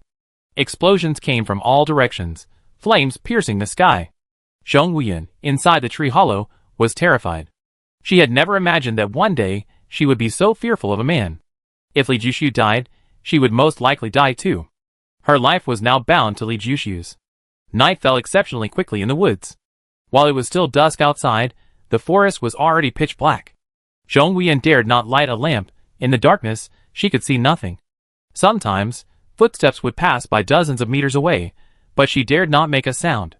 The gunfire was constantly shifting. Sniper rifles were firing from all directions. Zhong Huiyan even suspected that Li Jushu wasn't alone. No human could move that fast. How could a normal person run so fast in the dark? Even in daylight, such speed was difficult to achieve in the woods.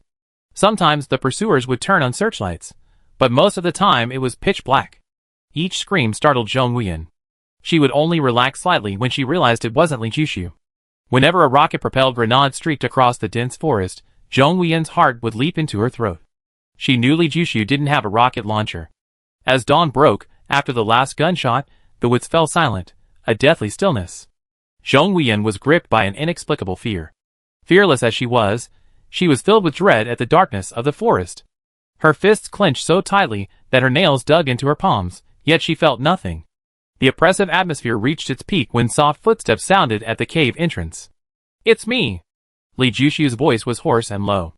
Zhong Wuyan felt a wave of relief, but the next second, Li Jushu collapsed onto her, unconscious. Then she smelled a strong stench of blood. Reaching down, she saw that Li Jushu was covered in blood. His back, stomach, hands, and feet were riddled with wounds of all sizes, especially his bulletproof vest, which was embedded with at least 20 bullets. Zhong Wuyan was secretly horrified. Daylight quickly followed. Zhong Wuyan, tending to Li Jushu's wounds with one hand, discovered that his injuries were far more severe than he had initially suspected in the dark. Many wounds exposed bone. His vitality was truly remarkable. An ordinary person would likely have bled to death long ago, yet Li Jushu's wounds had stopped bleeding on their own without any treatment. After stripping Li Jushu naked, his entire body was covered in 107 wounds, large and small, enough to fill a mountain of Liangshan heroes. By the time the last wound was treated and bandaged, Zhong Wuyan was drenched in sweat. Just then, Li Jushu opened his eyes and forced an awkward smile. "We're even." Chapter 141. You did all this by yourself? At noon, when the light was at its best, Li Jushu and Zhong Wuyan emerged from the tree hollow. Zhong Wuyan was stunned when he saw the trees lying haphazardly and the corpses scattered about. Half the forest had been ravaged, and it was all the work of one person. Li Jushu rolled his eyes. Wasn't that obvious? He wished someone could help, so it wouldn't be so difficult, but Zhong Wuyan had just recovered from a high fever last night and was barely able to take care of himself. How could he help? He'd be grateful if he didn't become a burden. Yellow Scorpion, a level 3 hunter. Zhong Wuyan suddenly exclaimed, recognizing a familiar face among the corpses. The wound on my buttocks was inflicted by this guy. He's incredibly skilled with a dagger, Li Jushu said. My god, Black King Kong, you actually killed him. Zhong Wuyan stopped abruptly, his eyes widening in shock. This guy is incredibly tough. He has the strength of a bear, and the reflexes of an ape. The wound on my chest was all his doing. Li Jushu recalled the close-quarters combat last night, still shaken. In those few seconds, he had repeatedly teetered on the brink of death. Black King Kong's strength was terrifying. Even wearing a bulletproof vest, he felt excruciating pain far greater than bullets. Finally, it was under the cover of the shadowy figure that the battle ended when a playing card sliced through Black King Kong's throat. Do you know that Black King Kong possesses the strength of a level 4 hunter? He just didn't take the test, otherwise he definitely would have passed.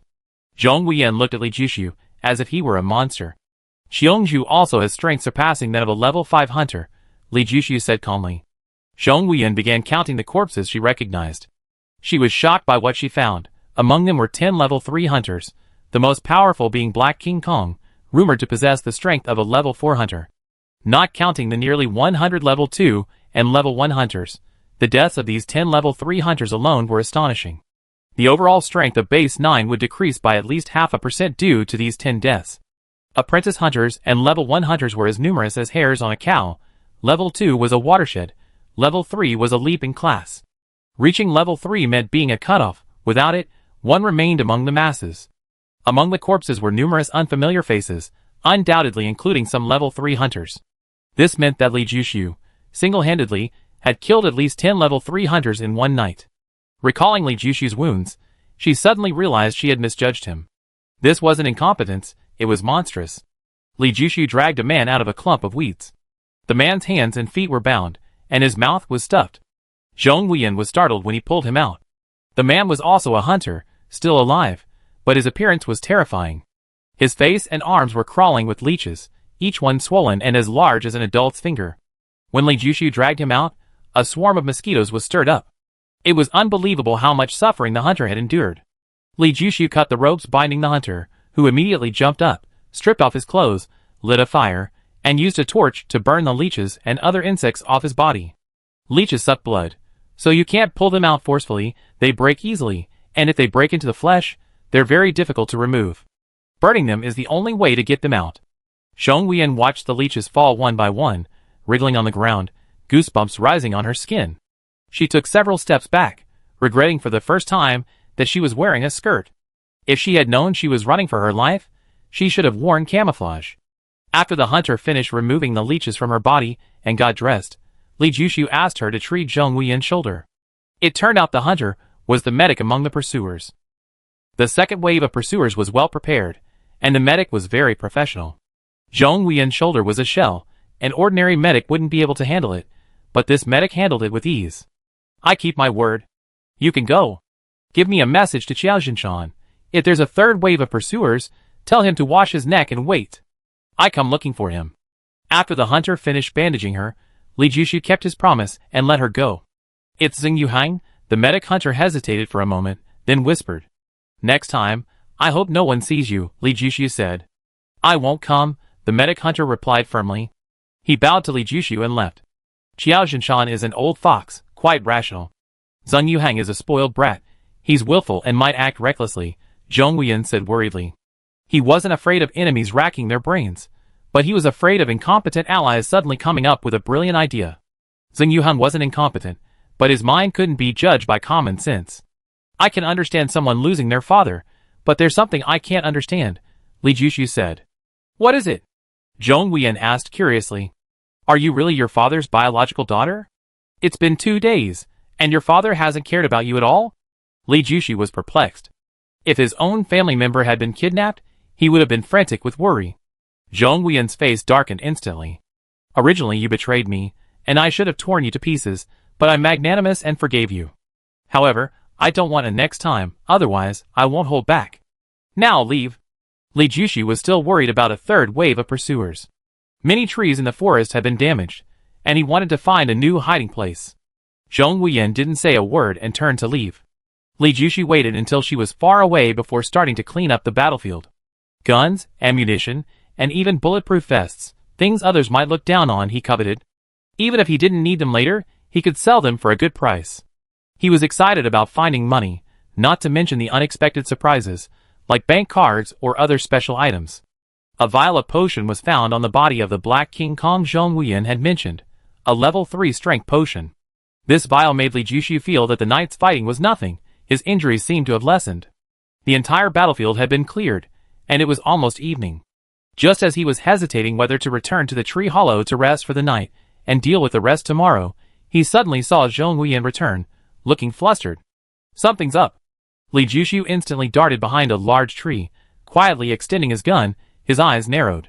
He saw Zhong Huiyan walk to where they had parted, looking around anxiously, seemingly searching for him. There was nothing behind her.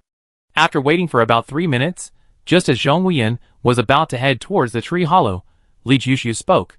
You're not reluctant to leave me, are you? I thought you were gone. Zhong Huiyan patted her chest, relieved. What is it? Li Jushu stood up from behind the tree. You let me go, and I repay you with a favor, Zhong Huiyan said. What do you mean? Li Jushu asked. Shan Kuei. Chapter 142. Life is truly wondrous. Zhong Huiyan got lost when she left, unable to find her way back to Base 9, and instead stumbled into a battlefield of humans and beasts, where hundreds of hunters were besieging a black, ape-like monster.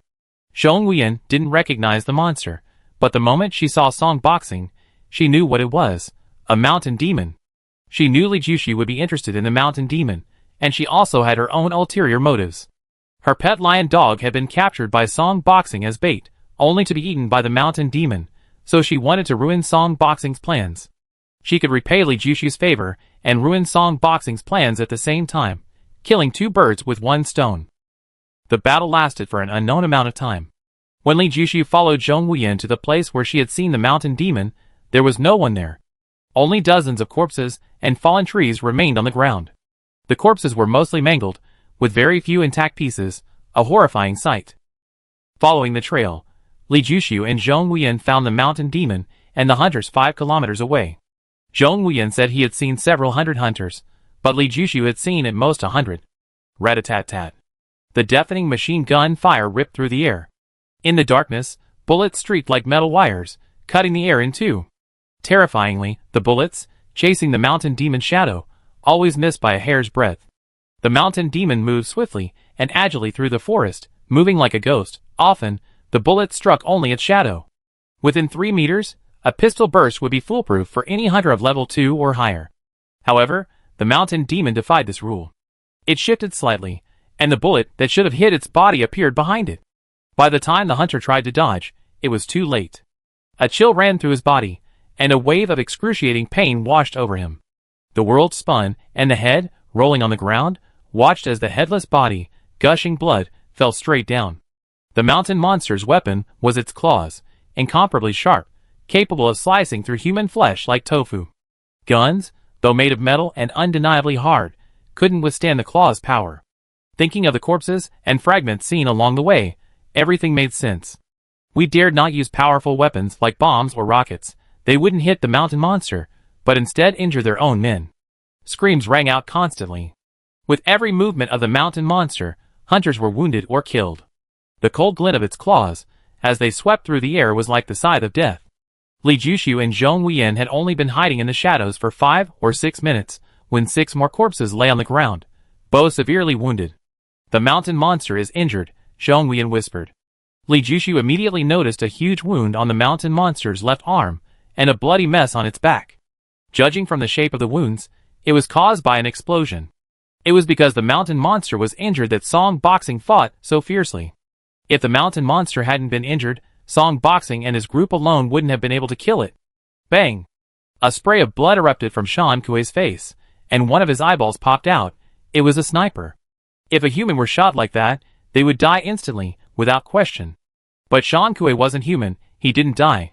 Shan Kuei let out a deafening roar, the sound carrying for kilometers, like a wolf or an ape. Li Jushu felt his blood boil, his chest churning.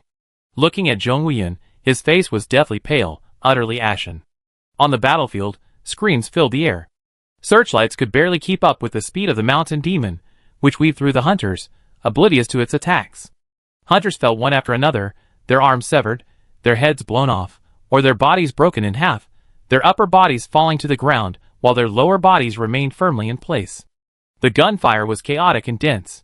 Ordinary bullets had no effect on the mountain demon. Sniper rifles struggled to lock onto its shape, and while heavy machine guns were powerful enough to harm it, they couldn't keep up with it. The main problem was that heavy machine guns couldn't fire continuously, as they were prone to friendly fire. Seeing the number of hunters rapidly dwindling, Song Boxing suddenly rushed forward, shoving the machine gunner aside, and taking matters into his own hands, the roar echoing through the night. Bang, bang, bang. One hunter after another exploded. Song Boxing, disregarding the lives of his own men, wiped them all out. The effect was remarkable. The moving mountain monster was flung away, its abdomen and chest exploding in sprays of blood. Upon landing, the mountain monster let out a painful roar, crawling rapidly along the ground on all threes, bullets flying past it, always just a hair's breadth away. A rocket exploded, blasting the mountain monster away, along with 3 hunters, who landed motionless, their fate uncertain. The heavy machine gun seized the opportunity, firing at the mountain monster. Sprays of blood erupted from its nearly 3-meter-long body, a horrifying sight. Even with such heavy blows, the mountain monster still lacked the fighting power of a zombie. It ran rapidly around the battlefield, its speed exceeding human limits. Bang! A hunter was sent flying, lifeless midair. 3 hunters fired, trying to stop him, but the bullet struck the mountain monster. Unmoved, the monster swung its claws, snapping all 3 hunters in half at the waist. Good. The mountain monster's real target was the hunter, who had used a rocket-propelled grenade to attack it. This hunter, standing at 2.2 meters tall and extremely muscular, didn't flinch when the mountain monster charged at him. Instead, his face lit up with excitement. He discarded the rocket launcher, lowered his stance, and unleashed a lightning-fast punch. The friction of his fist against the air produced a thunderous sound. Li Jushu's eyes narrowed. His attention had been focused on Song Boxing. He hadn't even noticed such a formidable fighter within the group. Bang! A dull thud, like a landmine exploding, sent the 2.2-meter-tall hunter flying more than 3 meters, rolling over 2 meters on the ground before coming to a stop. The mountain monster was also forced to stop. As soon as it stopped, the heavy machine gun caught up, spraying blood everywhere. But then, an unexpected event occurred. The machine gun stopped firing, its ammunition exhausted. Song Boxing dropped the machine gun and rushed out, drawing his pistol from his waist.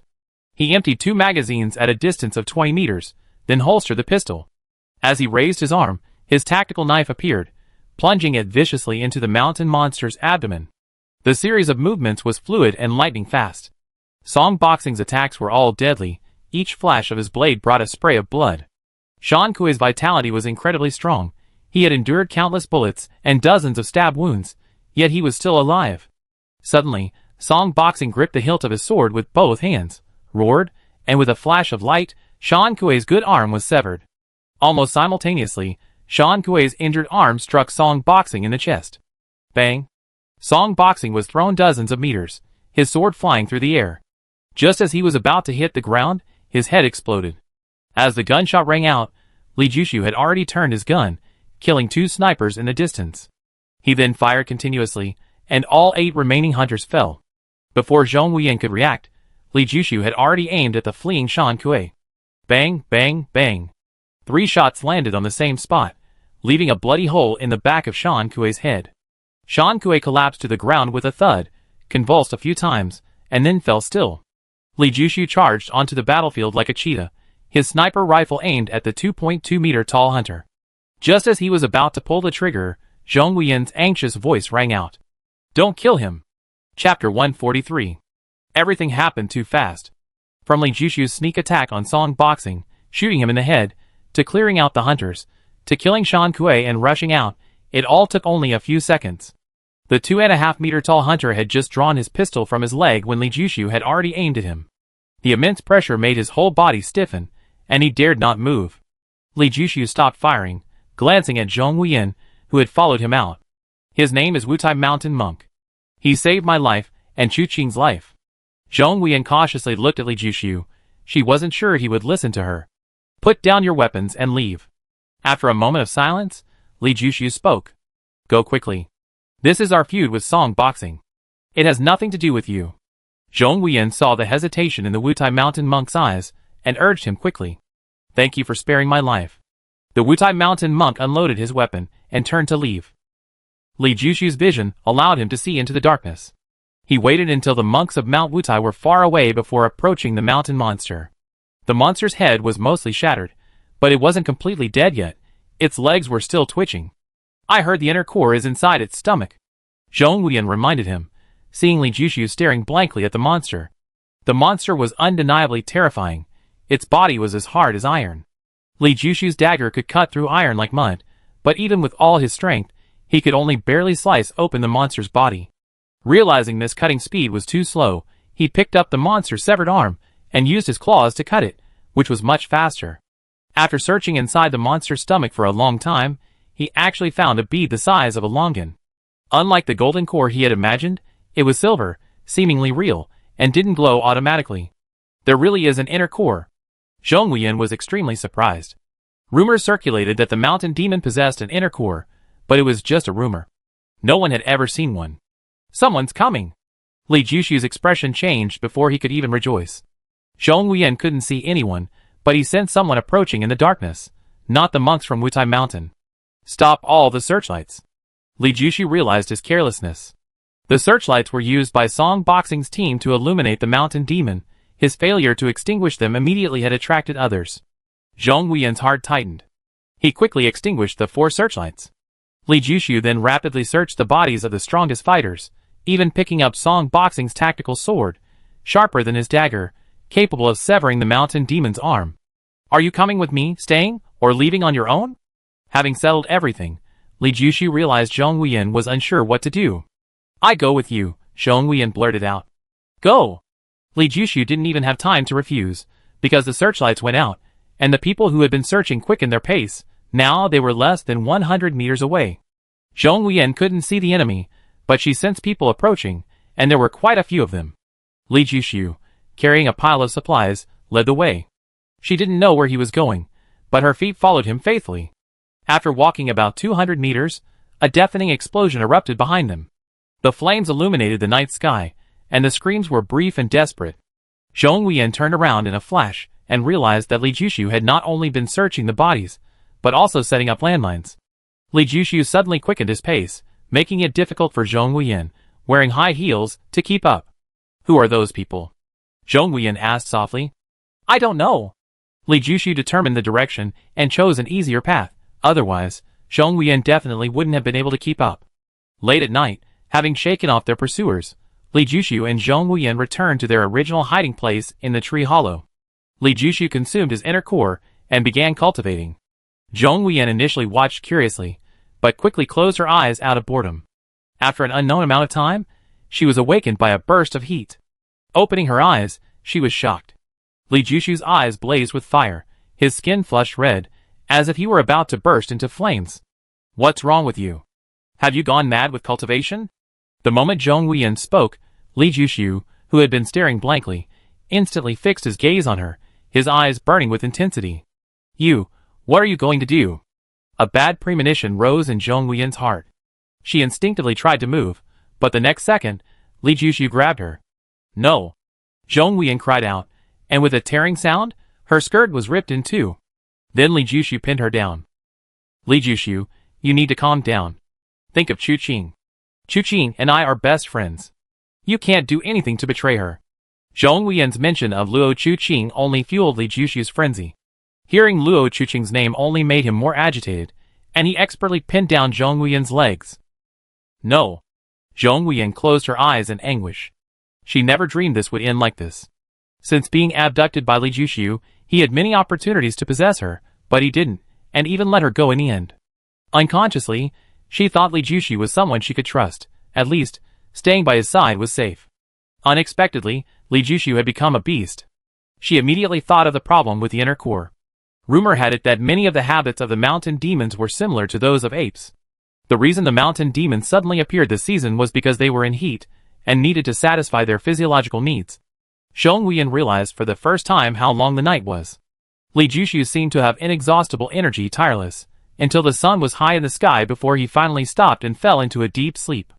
Zhong Huiyan felt relieved and drifted off to sleep. When Li Jushu woke up, it was already 4 or 5 in the afternoon.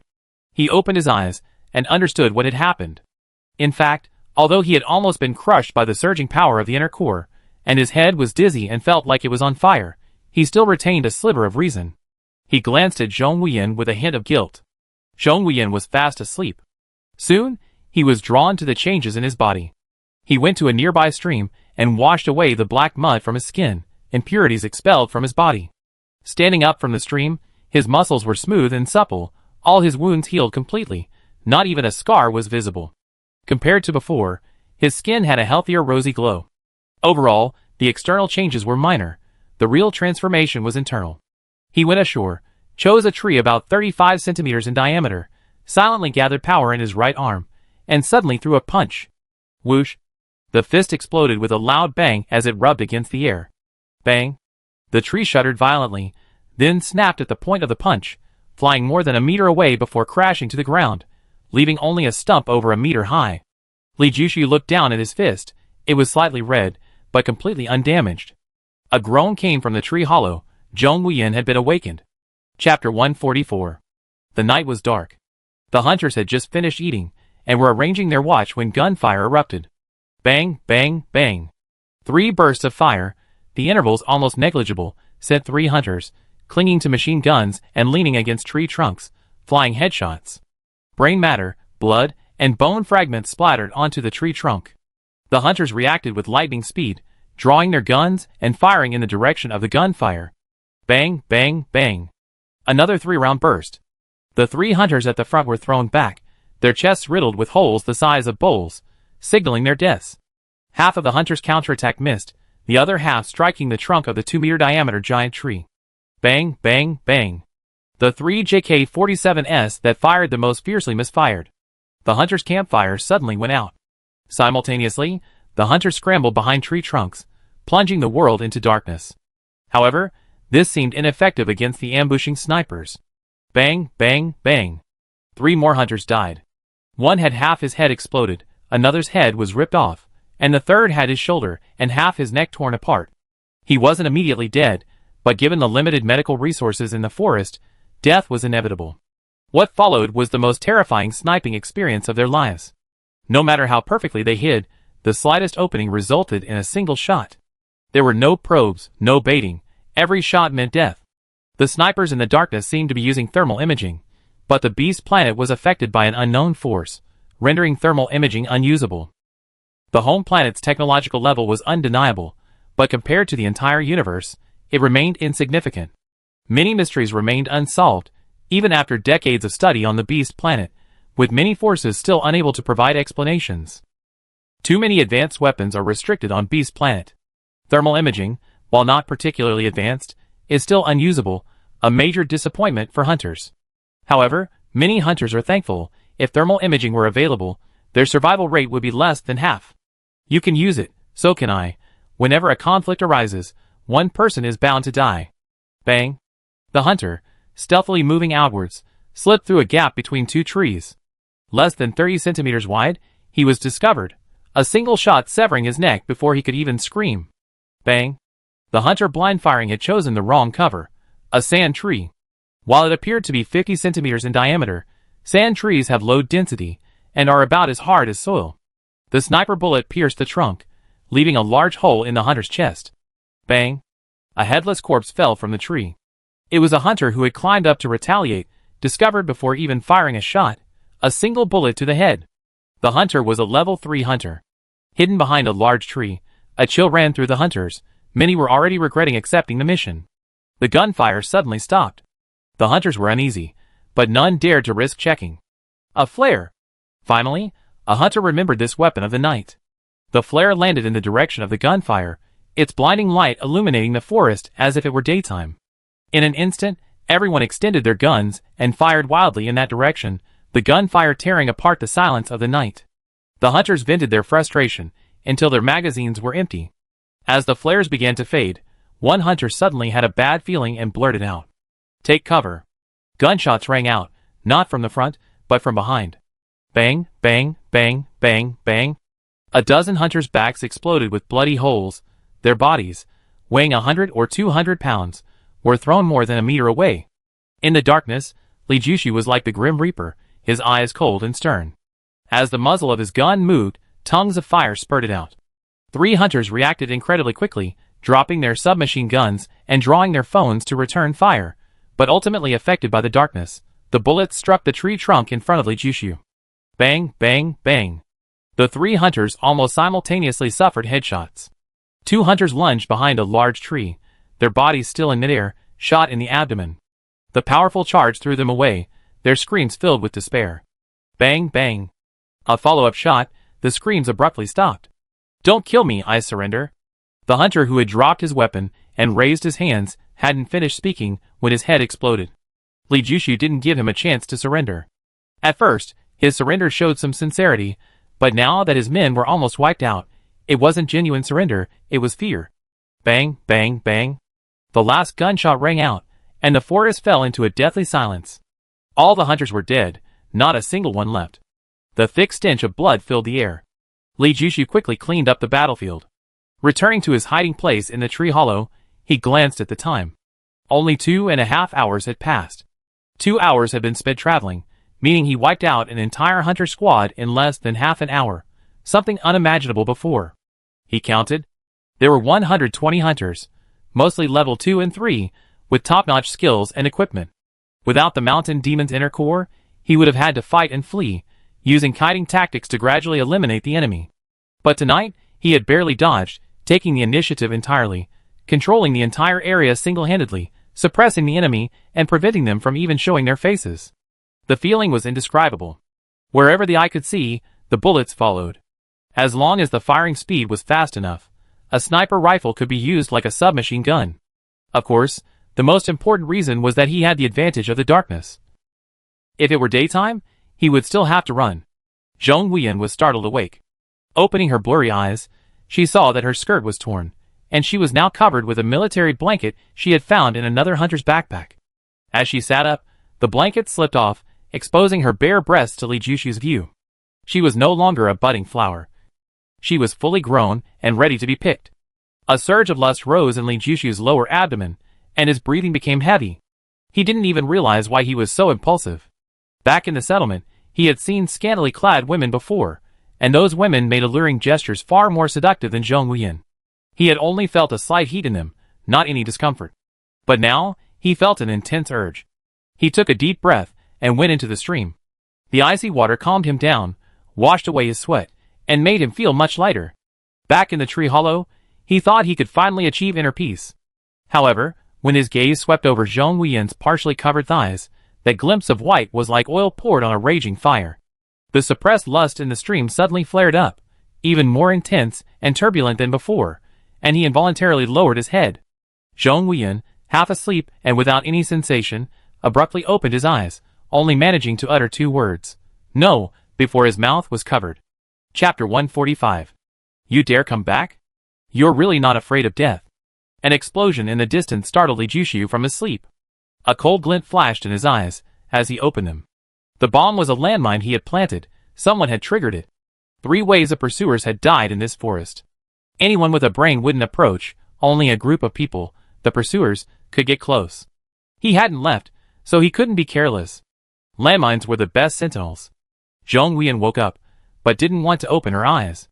She was angry. Li Jushu had disrespected her. Li Jushu somewhat understood her thoughts, but he couldn't explain. He couldn't very well say he lost his temper, could he? He got up, dressed, checked his equipment, and the moment Li Jushu left, Zhong Wuyan opened her eyes, watching his retreating figure with a complex expression. Seeing the mortars behind the pursuers, Li Jushu realized the seriousness of the situation. Even worse, the pursuers were also laying minefields, which meant his movement was restricted. 300 meters is a considerable distance in the forest. Li Jushu raised his Type 84 Tiger rifle and pulled the trigger without hesitation. Bang, bang, bang. The 3 hunters who were laying the mines were thrown back, each with a gaping hole in their chest. As the pursuers raised their guns to aim, a bullet accurately struck a mine that was not yet fully laid. A violent explosion rang out, felling several hunters. Within a 10-meter radius, everyone was either dead or wounded. Bang, bang, bang. 3 more hunters fell, 2 shot in the chest, 1 blown out of the head. Bang, bang, bang. 3 more shots rang out. A heavy machine gun stopped firing, a rocket launcher soldier was blown out of the head, and a female hunter's chest exploded open, letting out a painful scream before she died.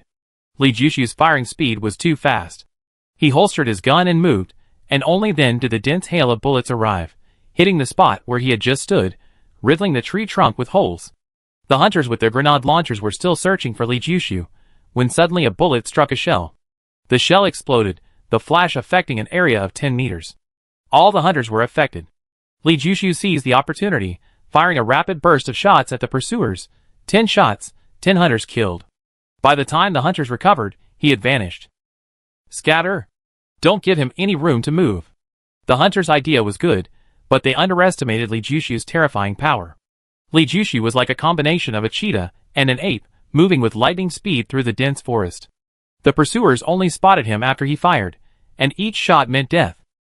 With each hunter's death, Li Jushu's danger decreased. A handsome hunter with incredibly keen senses sensed Li Jushu's gaze the moment it landed on him. Li Jushu immediately shifted his head, and just then, a bullet pierced his temple, the powerful impact causing his skull to explode. His senses were indeed astounding, but Li Jushu's marksmanship was even more remarkable. The moment his gaze locked on Li Jushu, he fired, giving the enemy no chance to react. The first time he sniped Xiao Suiguan, the bullet was deflected by Zhao's knife. Now, if he encountered Xiao Suiguan, Xiao would have absolutely no chance to draw his knife. The bullet would appear almost simultaneously with Li Jushu's sense of being targeted. Li Jushu wasn't sure what level he had reached, but he could clearly feel the improvement in his marksmanship. Things he couldn't do before, he could now do with ease. A faint rustling of leaves reached Li Jushu's ears. With lightning speed, he turned his gun, and as the muzzle flashed, the gaunt hunter pulled the trigger. Li Jushu's body shifted to the side with superhuman speed, dodging the bullet before it left the barrel. The bullet grazed his camouflage uniform, but the gaunt hunter wasn't so lucky. His nerves reacted to the dodge, but his body couldn't keep up. His head exploded, and he was killed instantly. In the distance, a burst of bullets swept in. Li Jushu didn't even blink. In the brief pause, a spray of fire erupted. Bang! The running hunter was thrown back, and the machine gun came to an abrupt halt. The bullets that had been fired reached Li Jushu's feet, less than 5 centimeters from his toes. Li Jushu moved rapidly backward, firing continuously. The pursuing hunter hadn't even seen him before his movement ceased. The hunters approached in a fan shape, but as they chased, the hunter on the left became uneasy, noticing the gunfire on the right had ceased. Realizing something was wrong, deafening gunfire erupted from behind them. Li Jushu had somehow circled around to their backs. Bang, bang, bang. Li Jushu chose sniping positions, with the best visibility and widest coverage. For the enemy to hit him, they had to overcome numerous obstacles. The irregular trees were the biggest obstacle to bullets. Each time the hunters expended considerable effort to close the distance, they found Li Jushu had already vanished. Mortars and rockets were useless, because they couldn't even pinpoint Li Jushu's exact location. Either they were sniped by Li Jushu before they could even aim, or they aimed but found he was already gone. Boom! 3 hunters pursuing the hunters were blown up by a landmine, 2 died instantly, and 1 lost both legs, letting out a pig-like scream. A kind-hearted hunter tried to help, but Li Jushu, who was waiting, shot him in the head. Another hunter opened fire wildly at him, but all the bullets were blocked by tree trunks. Li Jushu calmly aimed and fired. Bang! The roar of the heavy machine gun abruptly stopped. Li Jushu disappeared before the barrage of bullets could reach him. The hunters cautiously approached, only to miss. While they were still searching for traces, Li Jushu had already aimed at them from another direction. Bang, bang, bang. 3 shots rang out, and 3 hunters fell. The remaining hunters fired furiously. He disappeared again, then reappeared in another direction. The gunfire grew sparser. After a final, deafening shot, the screams of the hunter with severed legs ceased. Li Jushu holstered his gun and left. Unbeknownst to him, the moment he disappeared, a figure silently slid down from a large tree, chasing after him. The hunter moved nimbly, landing silently, skillfully using the trees for cover. Once again, as he pressed himself against a tree trunk, a slight sound came from beneath his feet. Drip! Damn! The hunter leaped into the air with superhuman speed, grabbing a horizontal branch to propel himself forward before the shockwave of the explosion hit him. His reaction was quick, but the flash of the explosion still grazed his body. Despite wearing a bulletproof vest, he felt as if he had been hit by a heavy truck, flying 7 or 8 meters before crashing heavily to the ground. Before he could stand up, a gunshot rang out, and he knew nothing more. Li Jushu, who had seemingly vanished, returned. He searched the hunter, whose head had been blown off, and found only a photograph. The photograph showed a woman smiling sweetly. It was likely taken secretly from a distance. Li Jushu disdainfully placed the photo back into the corpse's arms. What he wanted now wasn't a beautiful woman, but power. No matter how beautiful a woman was, without strength, she was nothing but a mirage. Back in the tree hollow, Zhong Huiyan was already awake and eating. He instantly flew into a rage. He had been fighting fiercely ahead, yet she was eating without waiting for him. It was utterly outrageous. He slammed her against the tree trunk, and Zhong Huiyan was terrified. What do you take me for, Chapter 146. The hunters who had miraculously survived earlier certainly hadn't warned the later hunters. Never attack Li Jushu at night, or you suffer a terrible fate. Another wave of pursuers appeared, choosing to ambush him at night, and in the latter half of the night no less. They probably thought their numbers were overwhelming, and with the cover of darkness, even a wild beast like Li Jushu couldn't escape their inescapable trap. Soon after entering the forest, the pursuers regretted their decision. Before even seeing their target, 7 or 8 were already dead. One unlucky man stepped on a landmine, not one Li Jushu had set, but one set by the previous group of hunters, intended to restrict Li Jushu's movement. Li Jushu saw it, but dared not touch that area, becoming the hunter's prey. The moment the sniper rifle fired, the hunters realized what kind of opponent they had provoked. It was clearly a sniper rifle, but fired like a submachine gun. In an instant, 5 or 6 hunters were headshot. From finding the target to aiming to firing, it took only 3 to 4 seconds. 15 or 16 of their men were already dead. The two sides exchanged fire. Logically, with over 100 of their own men and over 100 guns, even a mouse or a sparrow like Li Jushu should have been hit. However, no, Li Jushu didn't die, it was their side that died. More than 20 fell. As the remaining hunters scrambled for cover, Li Jushu vanished, reappearing in the east. In the 5 or 6 seconds from the start to the end of the gunfire, more than 10 of their men fell. Li Jushu disappeared, and their retaliatory bullets no longer hit the trees. For the next 10 minutes or so, Li Jushu circled the ranks, firing a few shots here and a few shots there. Before they knew it, several of their men were dead. The last hunter fell, and Li Jushu cleaned up the battlefield before returning to his tree hollow. "We should go," Li Jushu said to Zhong Huiyan. "Where to?" Zhong Huiyan asked hesitantly. "I'm continuing my escape." Are you going back to base 9 or coming with me? A rare glimmer of expectation appeared in Li Jushu's eyes, but Zhong Wuyan couldn't see it in the darkness. I'm going back to Group 9, Zhong Wuyan said hesitantly. Okay, I take you back. Li Jushu was somewhat disappointed, yet also seemed relieved. Are you going to try to persuade me to stay? Zhong Wuyan suddenly became angry. Following me is dangerous, I could die at any moment. Li Jushu was stunned, not understanding why Zhong Wuyan was suddenly angry. You're so irresponsible, you're abandoning me after you've done your bidding, Zhong Wuyan said angrily. I respect your opinion. Li Jushu suddenly felt guilty. You make irresponsibility sound so elegant and refined. Do you think I don't know what you're thinking? Zhong Wuyan's voice was loud. Or you could come with me and not go back? Li Jushu asked cautiously. I'm not that cheap, I don't want charity, Zhong Wuyan said. That's a bit unreasonable, Li Jushu frowned. I am unreasonable. Did I let you touch me? What are you doing in my house for no reason? Did I offend you? What right do you have to do whatever you want to me without my permission? What do you think I am? Your merchandise?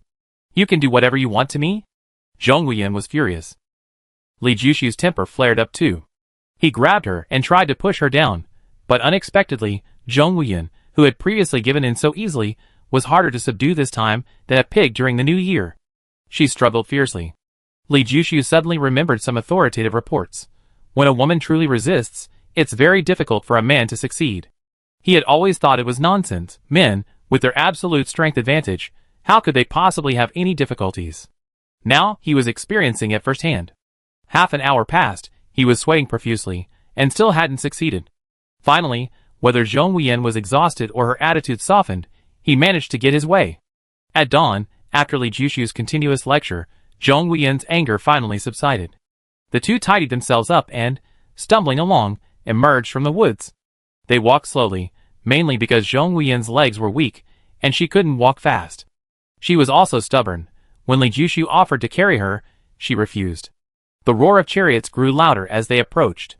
When they saw the dozens of cannons following behind the chariots, both Li Jushu and Zhong Wuyan's expressions changed.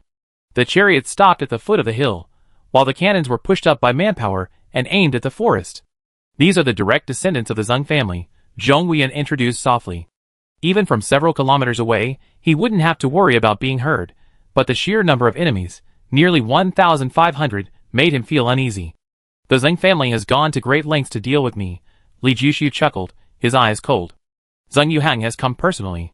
That red chariot is Zheng Yuhang's vehicle. That gun on the roof is a close and weapons system. It can blow up the city gate in 10 seconds, Zhong Wuyan said. So what if he's here?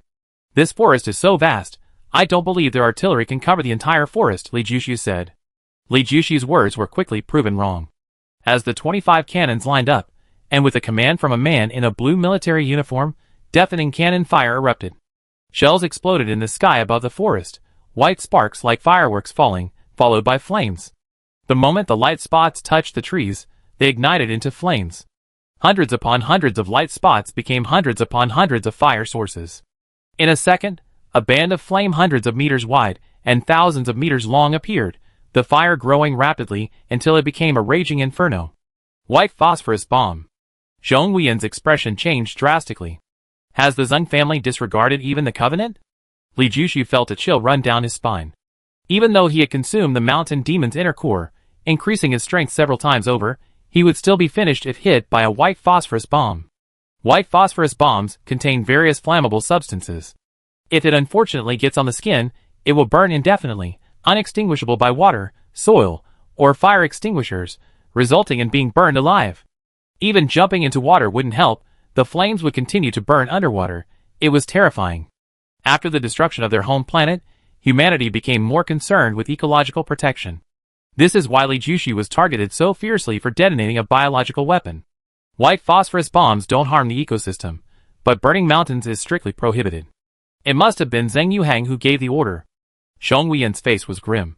She had thrown a tantrum last night, and if Li Jushu hadn't spent several hours persuading her, the two of them would probably still be trapped in the forest. With the white phosphorus bombs raining down, even with Shan Kuei's speed, they wouldn't have been able to escape. Boom, boom, boom. The cannons roared, round after round. After the fifth round of firing, from Li Jushu and Zhong Wuyan's perspective, the forest was no longer visible, only raging fire stretched from left to right, the flames turning the sky blood red. The fire had grown to a considerable size, impossible to extinguish, spreading at an alarming rate into the depths of the forest. Li Jushu clenched his fists, thinking about the weapons and equipment he had painstakingly collected and buried in the forest. They feared they were doomed. Zhong Wuyan watched him nervously, thinking he was angry at Xing Yuhang's ruthlessness, and worried he might open fire at the slightest provocation. They couldn't afford to expose themselves now, or they would surely be trapped. Chapter 147. Who exactly is your father? Does he really not care about you at all? Li Jushu couldn't understand. Did Zhong Fuyi believe his daughter was dead, hence his inaction, or did he have absolute confidence in Zhong Wuyan, believing she could handle all difficulties and return safely, or perhaps Zhong Fuyi simply didn't care about Zhong Wuyan's life or death? If Xia Jinshan had previously sent hunters to deal with him, the hunters might have been wary of Zhong Fuyi and wouldn't harm Zhong Wuyan, as she wasn't considered dangerous. And Zhong Fuyi's indifference could be somewhat explained. However, Xing Yuhang's chariots had been personally deployed. Such a large-scale operation couldn't have gone unnoticed by Zhong Fuyi, nor could he be unaware of Xing Yuhang's character. For him to still do nothing under these circumstances was incomprehensible to Li Jushu. Was there really a father who didn't care about his daughter's life or death? I don't want to talk about it, don't ask. Zhong Wuyan's face instantly darkened. What I mean is, if we wiped out Xing Yuhang's forces, wouldn't that be considered a great gift to your father? Li Jushu asked. Don't do anything reckless. If you die, no one will avenge you, Zhong Wuyan said. Don't worry, I won't do anything reckless. However, Xing Yuhang has made such a big fuss, I can't just pretend I didn't see it, Li Jushu said calmly, his dark eyes flashing with a dangerous glint. What do you want to do? Zhong Wuyan considered herself a daring person, but she couldn't bring herself to do anything about this suicidal act. They can't find anyone and are going back to base, right? I brought a lot of landmines with me, Li Jushu said. He was a man without any backup or supplies, relying on himself for everything. Therefore, wherever he went, he carried a lot of things, mainly ammunition. In the past few days, he had killed more than 1,000 hunters, obtaining a large amount of ammunition, many of which were top quality. Most of it remained in the forest. He had tried to take as little as possible, but even when the backpack was full, it weighed 150 pounds. This weight would make an ordinary person stagger, but it posed no problem for him now. Need my help? Perhaps because he felt there was no danger, or perhaps because he disliked Xing Yuhang, Zhong Wuyan unusually offered her help. Protect yourself. Li Jushu tossed her a Type 84 Tiger pistol and a handgun. He hadn't given her any weapons along the way, not because he didn't trust her, but because her legs were weak and she struggled to walk. Carrying weapons would only make things more difficult. Although their hours of deep conversation had created a spiritual resonance, the physical exertion was undeniable. Li Jushu's mine-laying skills were quite professional. Having laid mines many times, he had developed some expertise. However, he was particularly adept at using the forest. Every blade of grass, every flower, every tree leaf could become his tool. On the main road, there were few usable objects, the light was bright, and the probability of discovery was high. Li Jushu knew there were significant flaws, but it was enough to deal with Xing Yuhang's group. Zhong Yuhang was in a convoy. People on chariots couldn't see as carefully as they did on foot, and small flaws wouldn't be noticed. He chose to plant the mines at bends to reduce the risk of being discovered, and also to avoid being seen by Xing Yuhang's team on the hillside. Once all the mines were planted, he returned to Zhong Wuyan's side, satisfied. By this time, the fire had spread 5 kilometers into the distance. As far as the eye could see, everything was a red glow, and the scenery was distorted. Fueled by the wind, the fire burned faster and faster. The larger the flames, the higher the temperature, and the faster the fire burned. Deep in the forest, the methane gas from centuries of decaying leaves ignited, and even the lush green trees couldn't escape the fate of burning. Li Jushu decided to send Zhong Wuyan back to base 9 first. Xing Yuhang was outside, and returning now would be relatively safe. If Xing Yuhang hadn't returned by nightfall, he would ambush him on the way. If Xing Yuhang returned before dark, it could only mean he was still alive. The two hadn't taken 2 steps when their expression suddenly changed, and they almost simultaneously dropped to the ground, their gazes fixed on the distance. Dozens of shells whistled in, landing precisely on the hillside. Xing Yuhang's troops' cannons were on the hillside, exploding violently and shattering into pieces. Boom! Boom! Boom! Wave after wave of shells, continuous and relentless, the explosions forming a continuous mass. The flames instantly turned to smoke. Countless cannons were destroyed, but many soldiers near the cannons were killed or wounded. their limbs flying dozens of meters into the air. The shells came too suddenly and too fiercely. The soldiers could only flee and panic down the hillside, unable to retaliate. As everyone's eyes turned towards the direction from which the shells came, 7 or 8 people emerged in a circle on the opposite side of the hill, each armed with a 4-barreled rocket launcher. To the horrified eyes of Zheng Yuhang's team, 7 or 8 rockets, trailing long red plumes, crashed into the convoy. Boom, boom, boom. In the flames, 2 tanks were totaled, and 3 others sustained varying degrees of damage. Countless soldiers beside the tanks were killed. The scene was horrific. Whoosh, whoosh, whoosh. The 4-barreled rocket launcher had limitations. It could only fire 1 rocket at a time. If all 4 were fired simultaneously, the power would undoubtedly be even more terrifying. But the current power was already surprisingly good. Before the rocket launchers had even finished firing, dozens more hunters appeared, unleashing a furious attack on Zheng Yuhang's convoy. The most conspicuous weapon was undoubtedly the Gatling gun. Its spinning barrel emitted a deafening roar, bullets leaving metallic trails in the air, causing the air to boil wherever they passed. It's Yang Yingzhong. Li Jushi recognized a familiar face in the crowd. He's using you as bait. Zhong Wuyan naturally recognized Yang Yingzhong. She immediately realized this was a premeditated scheme. Yang Yingzhong wouldn't have appeared here randomly, nor would he have just happened to be here. He had calculated Zheng Yuhang's arrival, and was waiting here. Why did Zheng Yuhang appear? Because of Li Jushi. Yang Yingzhong knew Li Jushi would face immense danger from wave after wave of hunter attacks, yet he chose to stand idly by. She felt deeply sorry for Li Jushi. He had not only avenged Niaran Bao, but had also repeatedly helped Yang Yingzhong and his team. It's all about mutual exploitation, Li Jushi said nonchalantly. He could easily understand what Zhong Wuyan had thought of, but he didn't want to dwell on it. As long as Yang Yingzhong hadn't intentionally harmed him, as long as he was alive, that was enough. You're too kind, you suffer for it. Zhong Wuyan glanced at him, feeling a pang of heartache. Go behind that rock. Don't fire until I give the signal. Li Jushi smiled. Often, many things are beyond one's control. Zhong Wuyan didn't speak again. Clutching his sniper rifle, he lowered his head, and quickly ran to the best sniping position. Just as he settled down, the familiar gunshot rang out. Li Jushi had fired. Chapter 148. The moment Zheng Yuhang's side launched their counterattack, the gunfire from Yang Yingzhong's side immediately subsided. The numerical advantage was undeniable in gunfights. This was unlike the era of cold weapons, where there were limitations.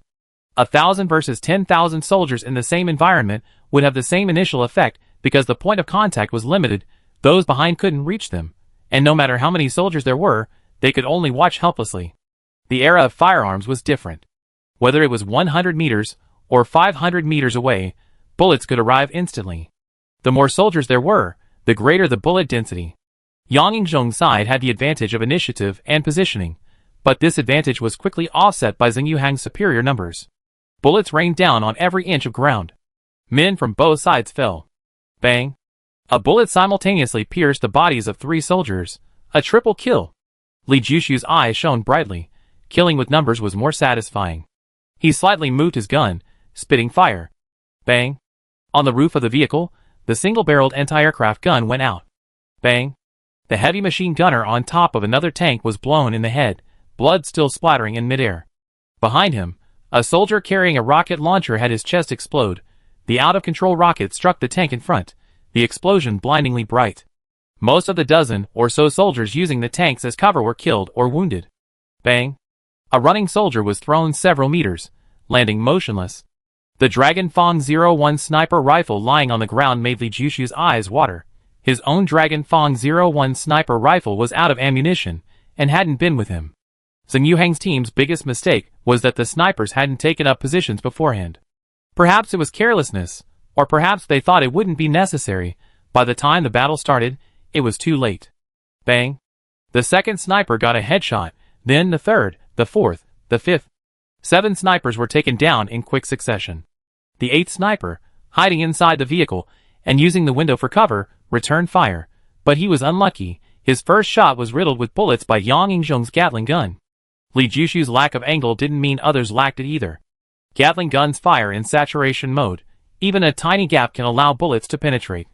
Zheng Yuhang's team had spotted Li Jushi and began to counterattack. However, while they had the momentum, their firepower was insufficient.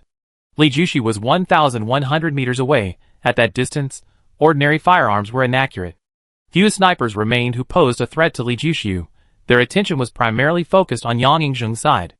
Mortars and artillery are effective against snipers, but Zheng Yuhang's artillery was mostly destroyed. A few remaining were retaliating against Yang Yingzheng's artillery fire. Soldiers were setting up mortars, but Li Jiushu gave them no chance. Whenever a soldier was seen with a mortar, he was ruthlessly sniped. Perhaps Li Jiushu had killed too many people, incurring the wrath of the crowd. A dozen heavy machine guns on the roof of the vehicle simultaneously targeted him, bullets raining down like a storm, the surrounding earth churning. Terrified, Li Jiushu buried his head in the mud, not daring to look up, and quickly signaled to Zhong Huiyan. Bang! Zhong Huiyan's first shot missed, but she quickly recovered. Her second shot killed a machine gunner. When the second machine gunner was shot in the chest, the enemy fire split, some aiming at the rocks. Li Jiushu still couldn't peek out. He waited for an opportunity. A dozen seconds later, the firepower was reduced by half again as they reloaded. He immediately looked up, locked onto his target in a second, and pulled the trigger. Bang! The heaviest machine gunner was headshot and thrown off the roof of the vehicle. Li Jiushu ducked back, dodging a burst of bullets. The heat from the friction of the bullets, whizzing past his head, heated the entire area. Bang, bang. In a flash, 2 bursts of fire, 2 machine gunners headshot. Zhong Huiyan's pressure eased considerably. He raised his hand and fired a shot, missing the enemy, but startling the machine gunner. Li Jiushu seized the opportunity to kill 2 more, then lowered his gun and fired 7 or 8 more shots. 7 or 8 soldiers charging towards them exploded in the chest and were thrown out, causing the other soldiers to scramble for cover. The soldiers wanted to close the distance and eliminate Li Jiushu and Zhong Huiyan, but they hadn't expected Li Jiushu to be so monstrous. His sniper rifle could not only snipe from a great distance, but also function as a heavy machine gun, instantly taking down 7 or 8 soldiers, more effective than the suppression of a Vulcan cannon. Before Li Jiushu withdrew his head, he fired 2 more shots. A machine gunner was headshot, and a soldier's shoulder was blown off, his submachine gun flying several meters away. Li Jiushu and Zhong Huiyan exchanged fire. Although they lacked a heavy machine gun, they steadily suppressed the soldiers in this direction. The soldiers' main attention was still on Yang Yingzheng, unable to commit too many troops to the two. However, ignoring them was not an option, making the fight very frustrating. Finally, Zheng Yuhang's side was enraged. 3 armored vehicles moved, approaching Li Jiushu's position. Li Jiushu moved his gun, headshotting the heavy machine gunner on the roof of one of the vehicles, and then ignored them. The Tiger 84 rifle vibrated at a terrifying frequency. With each vibration, a soldier was sniped. Zheng Yuhang's team organized 3 assaults, all of which failed, being routed before advancing even 50 meters. Bang, bang, bang. The soldiers firing the loudest were the primary targets. Once Li Jiushu got into position, he could complete the entire process from aiming to firing in a fraction of a second. He relied entirely on feel when sniping. He wasn't skilled at measuring wind speed, gravity, temperature, or air pressure. He was a self-taught shooter, without formal training. Initially, this purely instinctive shooting method was a disadvantage, as accuracy was inconsistent. When his feel was good, his hit rate was 100%. When it was bad, he couldn't hit anything within 200 meters. However, Li Jiushu was quite talented at shooting, and most of the time, his feel was excellent. This feel had been further enhanced after consuming the mountain demon's inner core. He knew whether he had hit the target without even looking. This confidence allowed him to fire at an astonishing speed, breaking through the soldiers' barrages one by one. A deafening explosion rang out. Li Jiushu knew without looking that the tanks moving towards them had unfortunately run over a landmine. The first tank was overturned, and the 2 following tanks quickly braked, paused for about a minute, and then maneuvered around it to continue advancing. Then the second tank struck a landmine, resulting in another violent explosion and overturning. Only half of the soldiers inside managed to escape. The remaining half were presumably dead. The third tank stopped, hesitating whether to continue. They quickly decided to send soldiers to scout ahead, but at that moment, Li Jiushu and Zhong Huiyan simultaneously locked onto them. Gunfire erupted, and within 7 or 8 seconds, all the soldiers who had disembarked fell, not a single one remaining. Chapter 149. No more white phosphorus bombs landed in the forest, but the fire not only showed no signs of abating, it grew even fiercer, billowing thick smoke that rose into the sky, clearly visible from dozens of miles away. Dust rose into the air, drifting a distance before settling back down. Li Jiushu lay on the ground, dust constantly settling on him. Soon, A layer of ash covered his back and face, still warm to the touch when wiped away. The forests of the beast world were not isolated, they were interconnected. If this continued to burn, who knew what kind of disaster it would cause? Li Jushi was helpless in this situation, only able to condemn it in his heart, his anger transforming into bullets that rained down on Zheng Yuhang's convoy. Yang Yingzhong's group was small, but each man was elite, with extremely high marksmanship, especially Yang Yingzhong himself, who, with one gun, could suppress more than a dozen men. They drew most of the fire, giving Li Jushi a significant advantage. Bang! The bullet left a hole in the glass, hitting a soldier inside the carriage, and a heavy thud echoed from within. Li Jushi moved his gun, and in the brief pause, a bullet fired. Bang! The soldier lying prone under the vehicle exploded. Li Jushi didn't know which part of the body he'd been hit in, but after that, no more gunfire came from under the vehicle. Bang! The soldier who had rushed onto the roof had just touched the heavy machine gun when his head exploded, blood splattering in the air, his body falling off the roof. Li Jushi narrowed his eyes and pulled the trigger repeatedly, firing 3 shots in quick succession. Bang, bang, bang. 3 soldiers who rushed out from behind cover were thrown back almost simultaneously, each with a hole the size of a bowl in their chest. They had tried to charge simultaneously to distract Li Jushi, but they had underestimated his sniping skills. Even at a distance of a kilometer, his accuracy remained flawless. Aim, and pull the trigger quickly. Li Jushi clearly saw the first soldier's left eye explode, then the temple of the next soldier explode, and finally, a spray of blood erupted from the chest of the soldier on the wheel. A triple kill. Such a coordinated attack is extremely rare, but achieving it is still very satisfying. Soon, Li Jushi's joy turned to despair. Over 100 soldiers were closing in on him, suppressing him with heavy firepower, bullets raining down, advancing with shields. He had probably thoroughly enraged Zheng Yuhang's side. Li Jushi was hoping to hold out for a while, waiting for Yang Yingzhong's forces to regain their strength and draw attention back, when suddenly, a deep rumble echoed across the area, as if the earth itself was trembling. The close and weapons system on the red tank had fired. A blinding white line extended from the cannon barrel, traversing the opposite slope. Wherever the line swept, only mangled corpses remained, no living souls survived. Rocks shattered instantly, craters were carved into the ground, dust billowed, and the sheer force of the attack was terrifying. Sniper bullets were already formidable, capable of creating a hole the size of a bowl with a single shot. A close-in weapon system, CIWS, bullet could slice a person in two with a single shot. This thing could truly be called a cannonball. Such penetrating power was utterly overwhelming for human flesh. CIWS were designed to defend against fighter jets and missiles. The roar lasted approximately 20 seconds. Yang Yingzhong's forces were reduced to half their original size. No corpses were visible, only mangled flesh. Li Jushi, his back drenched in cold sweat, decisively abandoned his current position and rushed to Zhong Wuyan's location. Fortunately, the close-in weapon system, CIWS, was aimed at Yang Yingzhong. If it had been aimed at him, he would not have had any chance of surviving. A meter of soil is not much stronger than tofu in the face of the Silza's penetrating power. Is this guy out of his mind, firing a close-in weapon system, CIWS, at people? Even though he was hiding behind the rocks, Li Jushi still felt unsafe. He doubted that the rocks could withstand the CIWS for more than a few seconds. I already told you Zheng Yuhang has something wrong with his head. Zhong Wuyan's face was also pale. It was the first time she had ever seen a CIWS firing at someone. It was too bloody. People hit by it were blown apart, worse than a watermelon thrown from the 10th floor. With other weapons, even rockets exploding nearby, she felt there was still a sliver of hope for survival. But being hit by a CIWS, even an embalmer would have to shake their head. This is troublesome. Li Jushi stared at the red tank, feeling a headache coming on. Unlike heavy machine guns, close-in weapon systems, CIWS, don't have someone aiming at them. There's no one on the roof, the operator is inside the vehicle, which is bulletproof. He tried, the Tiger Type 84 couldn't penetrate the red vehicle's armor. The Dragon Fang 01 sniper rifle, using armor-piercing rounds, might be able to break through, but he didn't have it with him. Let's retreat. Zhong Wuyan was frightened. Li Jushi hesitated, then a deep rumble sounded again. Bullets formed a bright line, moving back and forth on the opposite slope. The hunter who had narrowly escaped earlier wasn't so lucky this time.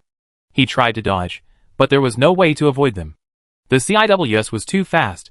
Before he could even react, he was swept by bullets, blood and flesh splattering in the air, which seemed to turn pink.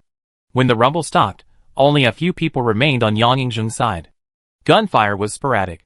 Yang Yingzheng was lucky, neither of the two volleys hit him. Go! Li Jushu made a snap decision, a strong premonition that the close-in weapon system's third shot would target him. Sure enough, the thought had barely formed when he saw the close-in weapon system on the red tank rotating, and when the barrel stopped, the muzzle was directly in his direction. Damn it! In an instant, Li Jushu's hair stood on end, the smell of death was so intense. He grabbed Zhong Wuyan and turned to run wildly into the distance. He swore he'd never run so fast in his life. Even a world sprint champion would be dumbfounded by his speed. Zhong Wuyan was pulled so far that his feet left the ground. Asterisk thud. Thud. Thud. Asterisk as the deep rumble reached his ears, Li Jushu heard the sound of shells hitting the earth, sending up puffs of dust. He couldn't describe the feeling. Goosebumps rose all over his body. The shells whizzed past him, only 30 centimeters away, yet he could feel the intense heat. His soul trembled, his muscles tensed instantly, and the threat of death forced him to run frantically. He complained that Zhong Wuyan was too slow and pulled her into his arms, though he knew it was futile. Whether one or two were hit, it made no difference. Death was inevitable. Li Jushu pushed all his strength and senses to the limit. His ears and peripheral vision were focused entirely on the gleaming lines. As the moving lines circled around him, his breath caught in his throat, his speed suddenly increased dramatically, and he shot over 2 meters away in a flash. The burst of speed was so fast that it seemed as if afterimages appeared in the air. At close range, the trajectory of the bullets is difficult to discern with the naked eye, but the smoke and sound rising from the ground can roughly indicate their path. Li Jushu, running at high speed, abruptly stopped. The force of inertia impacted his body as he went from maximum speed to stillness, causing him excruciating pain that nearly made him vomit blood. The next instant, his heart stopped beating. A volley of bullets passed in front of him, less than 20 centimeters apart, creating a series of basketball-sized craters in the ground, forming a line. Less than 2 seconds after stopping, a tremendous sense of danger washed over him again. Ignoring his physical discomfort, Li Jushu unleashed his power in his legs, reaching peak speed in an instant. He shot forward like a cannonball. The moment he left, a bright line swept across the spot where he had just stood, leaving a row of craters and billowing dust. Bang! Zhong Wuyan, her eyes still closed, felt a heavy slam into the ground, but felt no pain. It turned out that Li Jushu had twisted his body just before landing, cushioning his fall. The two rolled a few times on the ground before stopping. Zhong Wuyan opened her eyes, and saw the line of pursuit suddenly stop just before her toes. A deafening explosion rang out. She looked up in horror to see dozens of shells ripping through the sky and crashing into the red tank. It was Yang Yingzheng's mortar fire. Chapter 150. It feels so good to be alive. After several seconds, Li Jushu finally exhaled, greedily inhaling the fresh air. His heart was pounding. The sprint, the sudden stop, the burst of energy, all within a few seconds, had been more exhausting than running for 7 or 8 hours normally, draining all his strength. Now, his whole body was weak, and he didn't want to move a single finger. Zhong Wuyan, pressing down on him, was too weak to push him away, unable to catch her breath. You saved my life again. Zhong Wuyan was still in shock. Those few seconds had been a blank in her mind. The feeling of brushing past death multiple times was something she would never forget. She had been carried by Li Jushu the whole time and hadn't run, yet her heart was beating just as fast as his. She was too tense. I always thought cannons were the ultimate weapons on the battlefield. I was wrong. Li Jushu staggered to his feet, his face full of relief at surviving. He wanted to smile, but his muscles were stiff, and he couldn't. When the close-in weapon system, CIWS, is quiet, the pressure is imperceptible. But the moment it roars, the pressure is like a mountain pressing down, enough to break even the strongest person. If Yang Yingzheng had fired earlier, so many people wouldn't have died.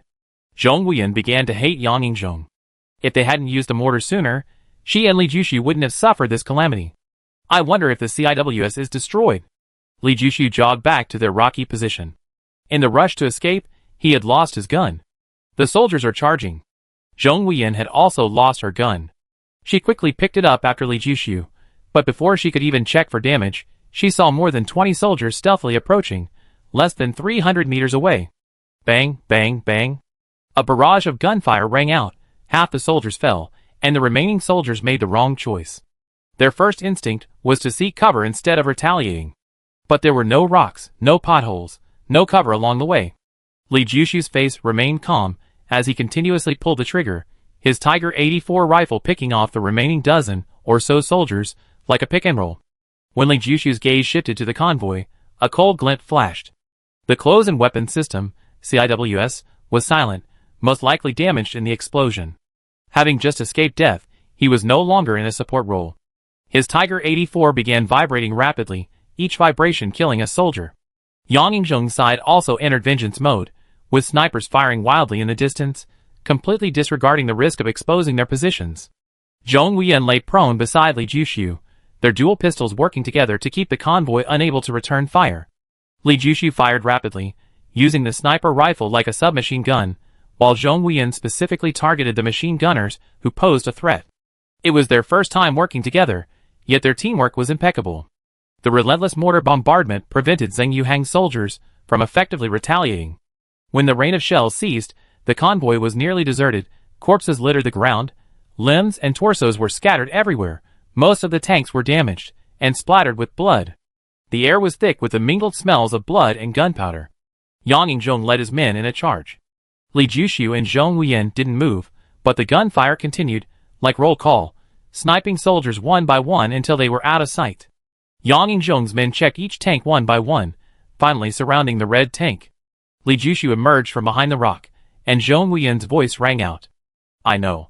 Yang Yingzheng wanted to seize these chariots. These chariots originally belonged to Uncle Nya, but after Uncle Nya's death, they fell into Zheng Yuhang's hands. Go down and take a look. Li Jushu and Zhong Wuyan approached, and saw the young master Zheng Yuhang emerging from a red chariot. His face was very ugly. Yang Yingzheng, you stray dog. Instead of hiding, you dared to ambush me. How dare you? Zheng Yuhang showed no remorse as a prisoner, gritting his teeth. You're still the same as before, without any improvement. I said before, dealing with you is as easy as dealing with an ant, Yang Yingzheng said calmly. How many men do you have left? My clothes and weapons system is still quite powerful, isn't it? Zheng Yuhang mocked. Yang Yingzheng punched him in the face, almost dislocating his jaw. At a time like this, you better watch your words. A glint of rage flashed across Yang Yingzheng's face. So what if I was careless? Do you still dare to kill me? If you dare to lay a finger on me, all of you will die. Zheng Yuhang's face was contorted with pain. Night Owl, it's good to see you. Yang Yingzheng ignored Zheng Yuhang, and greeted Li Jushu and Zhong Wuyan, who were approaching. If heaven won't take us, there's nothing I can do. Li Jushu's gaze swept over Wrench and Grizzly Bear. Grizzly Bear probably felt guilty towards him. They had abandoned Li Jushu that night, and although it was due to circumstances, it was still dishonorable. He didn't dare to look Li Jushu in the eye, but Wrench greeted him openly. Night Owl, long time no see. Your name is all over Base 9 now, the king of the jungle. Countless hunters idolize you. Yang Yingzheng's eyes were full of admiration. Being hunted down, not only surviving, but also killing over 1,000 pursuers, such a feat was unthinkable for ordinary hunters. He himself couldn't even be sure he could do it. More people hate me, don't they? Li Jushu sneered. Thank you. Yang Yingzheng's tone was sincere. If it weren't for Li Jushu's help, even if today's operation succeeded, the casualties would be unbearable, although the current casualties are already heavy. Aren't we partners? Li Jushu's words had a double meaning. I remember that. Yang Yingzheng's gaze shifted to Zhong Wuyan. Miss Zhong, congratulations on your father becoming the station chief of Base 9. That's none of my business. Zhong Wuyan's reaction was indifferent. However, I don't recommend you return to Base 9. Yang Yingzheng didn't care about her attitude. I go wherever I want. Zhong Wuyan showed no gratitude whatsoever. What should we do with this guy? Li Jushu asked, pointing at Zheng Yuhang. Your Night Owl? Zheng Yuhang stared intently at Li Jushu, his eyes flashing with malice. He had heard the name Night Owl countless times in the past few days, but this was the first time the two had actually met. He didn't know that Li Jushu had seen him before. Sorry, I killed 2 people from your family, one of whom was your father. Li Jushu's apology lacked any sincerity. Fuck your ancestors? Zheng Yuhang's veins bulged, his eyes blazing with fury. If he hadn't been held down by Yang Yingzheng's men, he would have jumped up and fought Li Jushu to the death. Can I handle this man? Li Jushu asked Yang Yingzheng. Sure. Yang Yingzheng hesitated for a moment before agreeing. His target wasn't Zheng Yuhang's men, but Zheng Yuhang's value was undeniable. If used properly, he could be extremely useful. However, Li Jushu had spoken, and he couldn't refuse. Bang! Li Jushi raised his hand and fired a shot, the bullet striking Zheng Yuhang squarely between the eyebrows. Zheng Yuhang never dreamed that Li Jushi would dare to kill him. Without the slightest hesitation, a hint of astonishment flashed across his fierce face, and his eyes quickly dimmed. Yang Yingzhong and his men were also caught off guard by Li Jushi's sudden attack, staring blankly at him. I still prefer my enemies to be dead, Li Jushi said nonchalantly, tucking the pistol back into his lap. Chapter 151. You're still as decisive as ever. A bitter smile appeared on Yang Yingzhong's face. Can I kill her? Li Jushi looked at him, a deep smile playing on his lips. Since Miss Zhong left Base 9, the main obstacle for Deputy Station Chief Zhong has been the Zheng family. Zheng Yuhang and Qiao Jinshan alone are no match for Deputy Station Chief Zhong. Base 1, worried about potential losses, specifically dispatched a team to assist Zheng Yuhang. Yang Yingzhong spoke tactfully. News of Li Jushi's abduction of Zhong Wuyan had already spread throughout Base 9. Now, Li Jushi's relationship with Zhong Wuyan didn't seem like one of active and passive. He was a smart man. He didn't ask what he shouldn't. A team? Zheng family reinforcements, right? Li Jushi asked. Zheng Yuhang is eager to prove his abilities, so he wants to kill you before reinforcements arrive, preferably capture you alive. He's mobilized his entire force for this, probably guessing someone would seek revenge, but he doesn't know it's me, Yang Yingzhong said. The reinforcements haven't arrived yet? Li Jushi's heart skipped a beat. According to the schedule, they should arrive tonight, Yang Yingzhong replied. You want to use Zheng Yuhang as a pretext? Li Jushi understood Yang Yingzhong's meaning. That was originally the plan, but a change of plans isn't a bad thing. Yang Yingzhong spoke casually. He already had a backup plan. Do you need more manpower? After a moment's thought, Li Jushi proactively made the request. From the logic of hatred, the Zheng family killed Nieren Bao, so Yang Yingzhong wanted revenge. He had killed 3 members of the Zheng family, so the Zheng family wanted revenge against him. Eliminating the Zheng family's reinforcements would be most advantageous for him. Welcome. Yang Yingzhong extended his hand. He valued Li Jushi's sniping skills highly. They were already formidable, and after today's battle, Yang Yingzhong discovered Li Jushi's abilities had improved further. He could no longer fathom Li Jushi's true strength. This was the reason he handed over Zheng Yuhang without hesitation. Strength equals power. I need to get some sleep, Li Jushi said, extending his hand to shake his, signifying that they had put aside their previous unpleasantness and were cooperating again. Li Jushi didn't concern himself with what happened afterward, choosing a tank that hadn't been destroyed in the explosion to sleep in.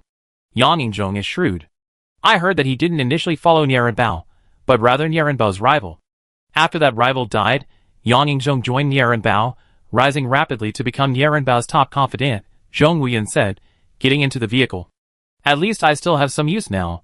Li Jushi could easily see through this, but he also knew that he had no conflict of interest with Yang Yingzhong. The Zheng family was the real enemy. You can build your own team, Zhong Wuyan said. Human hearts are unpredictable. Li Jushi smiled. He wasn't afraid of other difficulties. He believed there were ways to overcome them. The only thing he couldn't control was the human heart. There was no way to trust strangers. A team filled with mutual suspicion was ineffective. If, after finally building a cohesive team, a member suddenly betrayed them, it would be a disaster. He felt he couldn't bear the pain of betrayal. But you have to walk this path sooner or later. You can't fight alone forever. Even if this isn't the planet of 10,000 beasts, a world where numbers matter, even if you return to your home planet and were given a spaceship, you couldn't pilot it alone. You still need a team. You need people to cooperate, Zhong Wuyan said. Li Jushi's heart skipped a beat, and his sleepiness vanished instantly. Zhong Wuyan was right.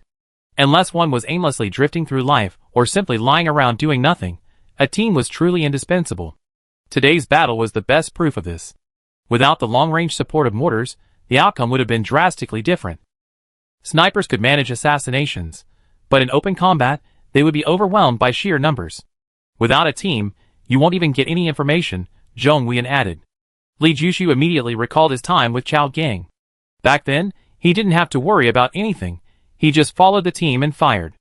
Ammunition, medical care, logistics, transport, food, communications. He didn't have to think about anything.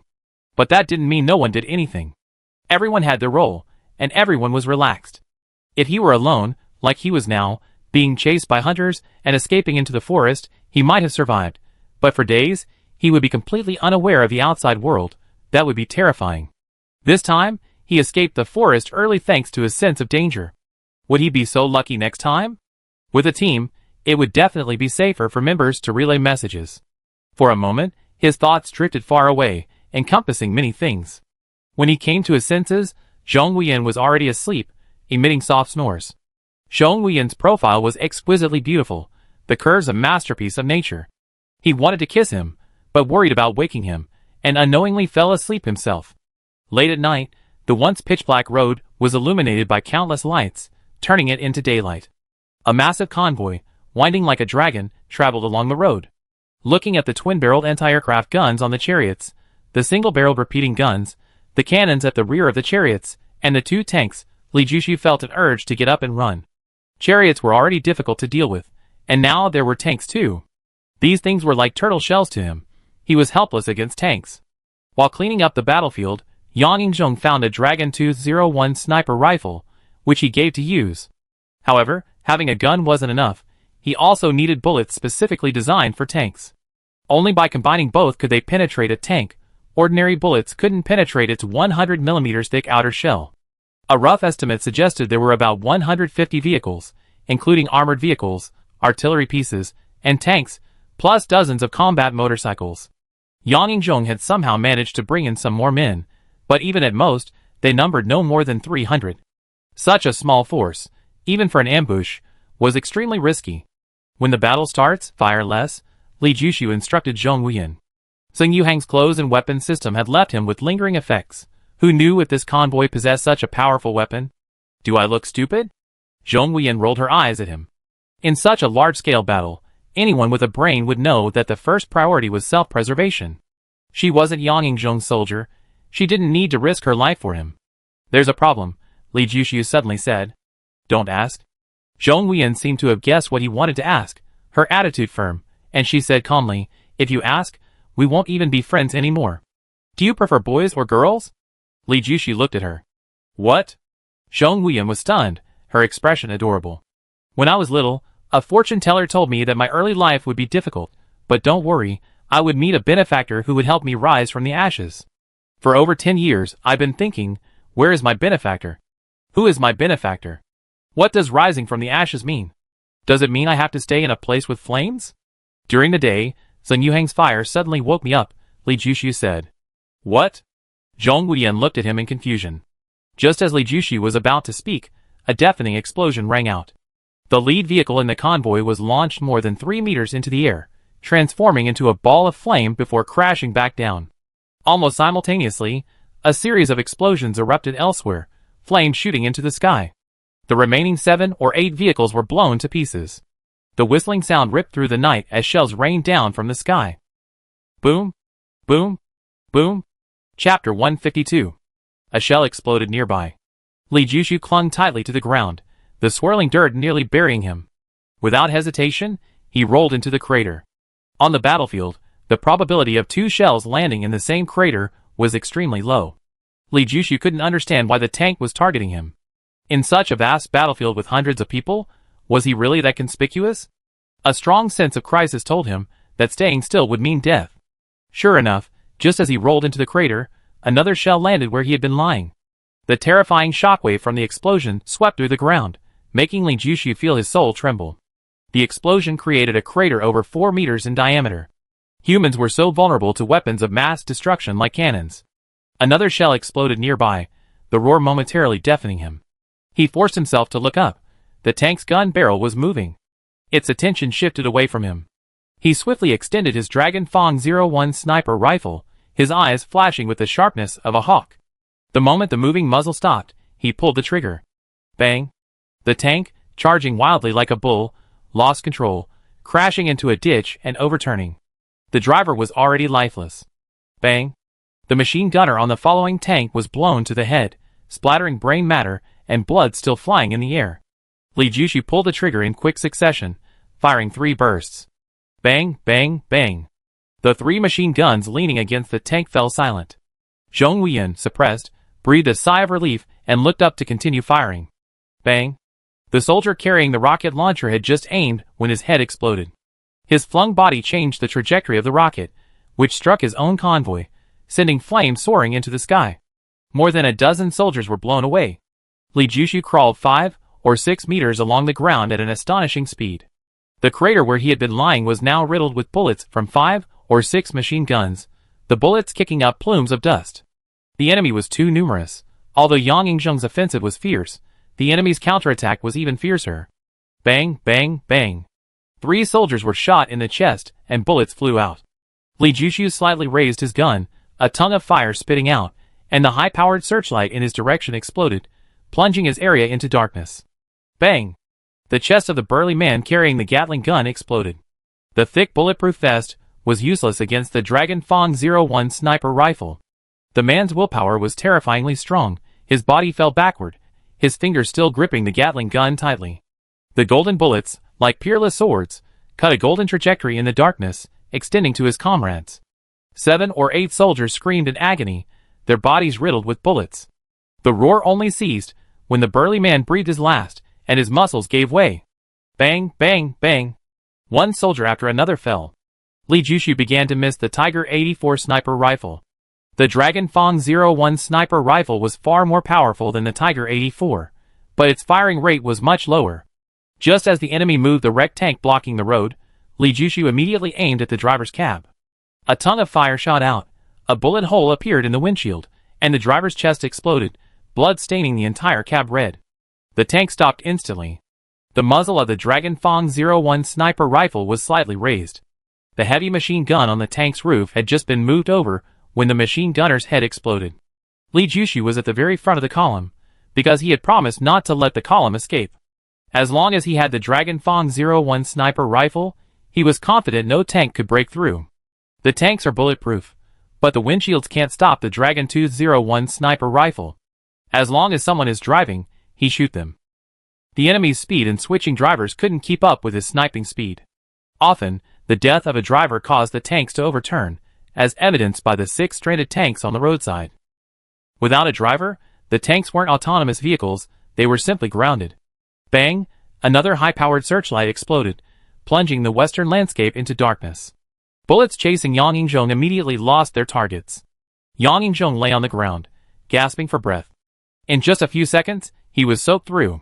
Without time to thank Li Jushu, he rolled to his feet and began firing wildly at the convoy. The last high-powered searchlight went out, plunging the world into darkness.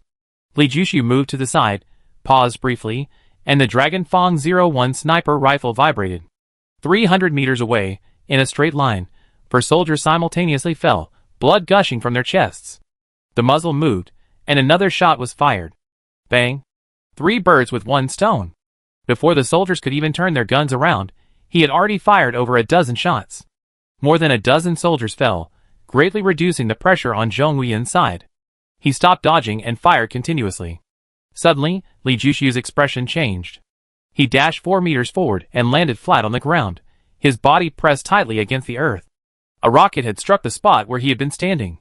The flash illuminated the night, leaving a crater 2 meters in diameter. The soldier carrying the rocket launcher, still checking if he had hit the target, had his head blown off and was thrown into the air.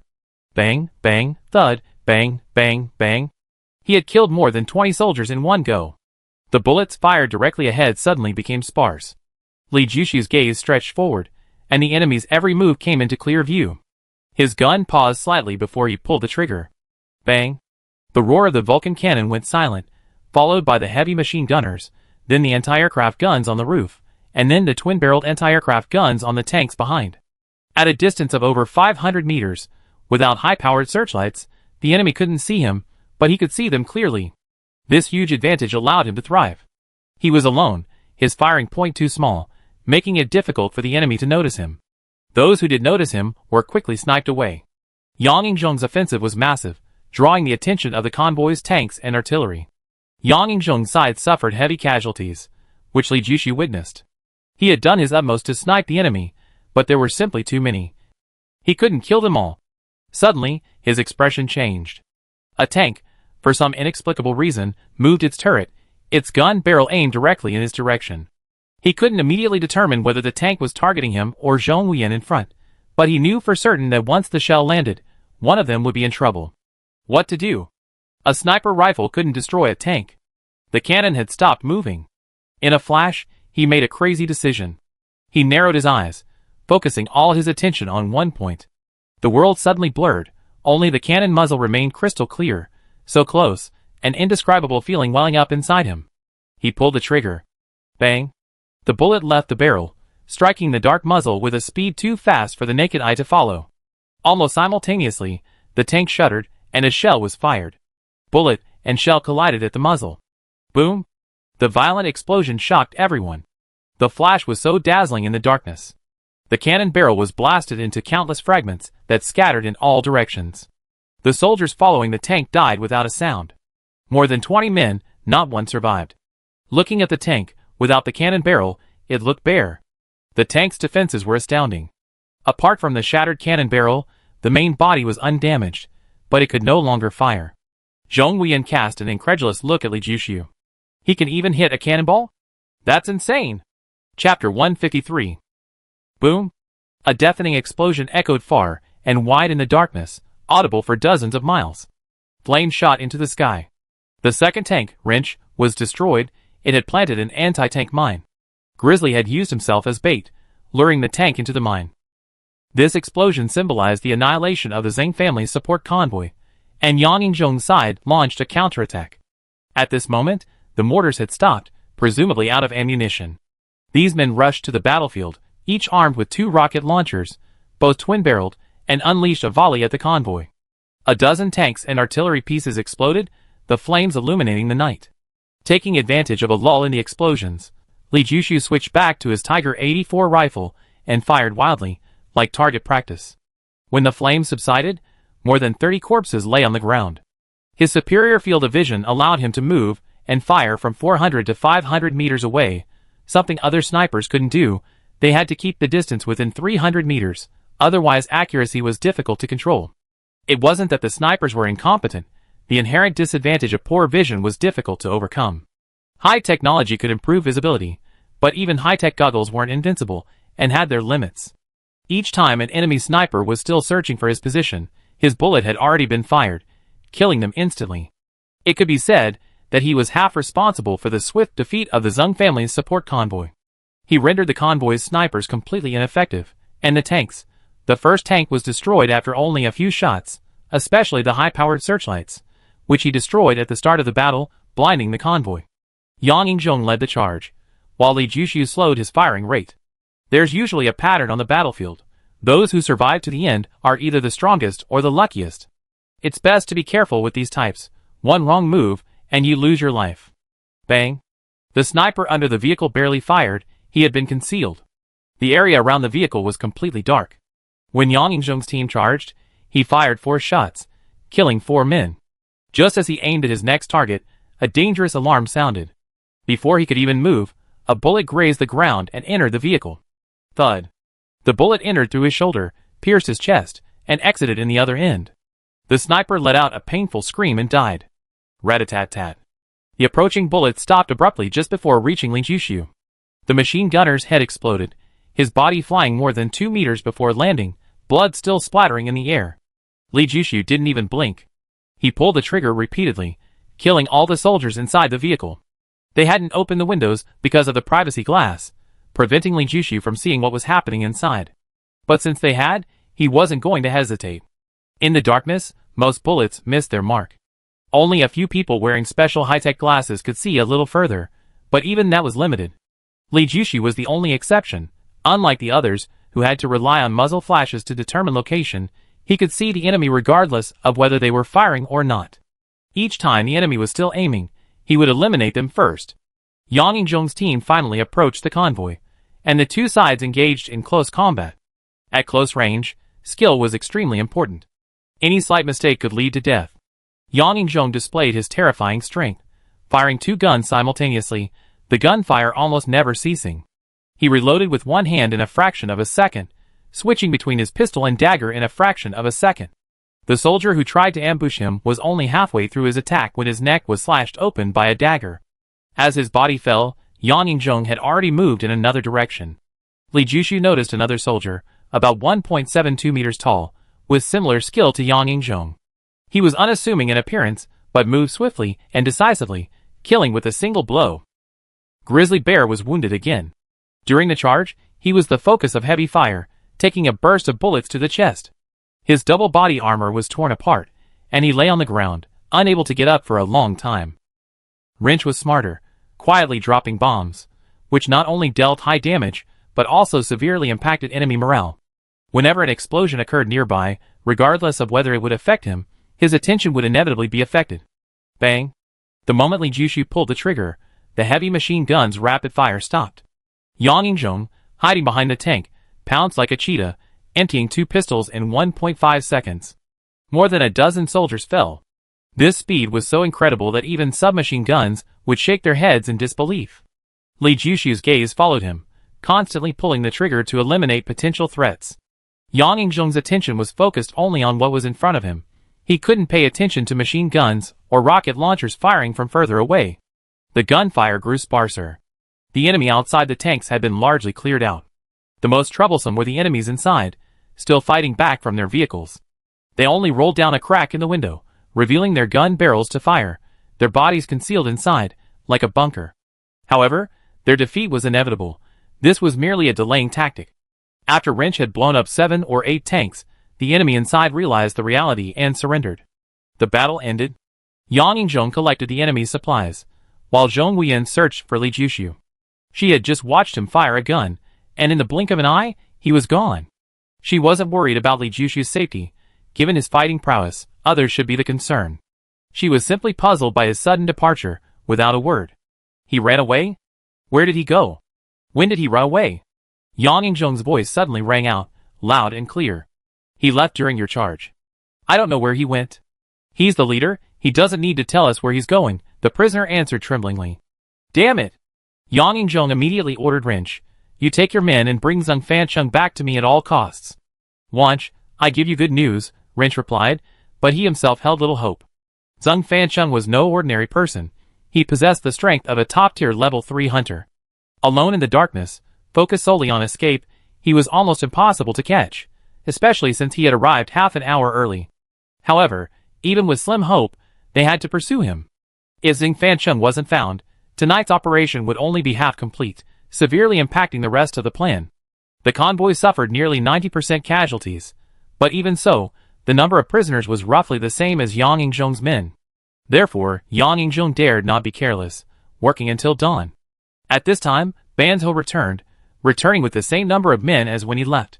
Yang Yingzhong's face immediately darkened. Before he could speak, Banzhou's expression changed. He turned his head, and his expression became quite interesting. Li Jushu returned from a distance, clutching a human head, still dripping blood. The head had a hooked nose and deep-set eyes, highly recognizable. Who else could it be but Zhang Fancheng? Chapter 154. Zhang Fancheng was Zhang Fangong's younger brother. His elder brother had been murdered, and as the younger brother, he naturally wanted to seek justice. However, Zhang Fancheng's purpose in coming to Base 9 was not simply to seek justice and avenge his brother. More importantly, he wanted to take over Base 9. Zhong Fuyo had just taken over, and his power base was unstable. This was the best opportunity to reclaim the base. If time passed and Zhong Fuyo consolidated his control over Base 9, it would be difficult to take it back.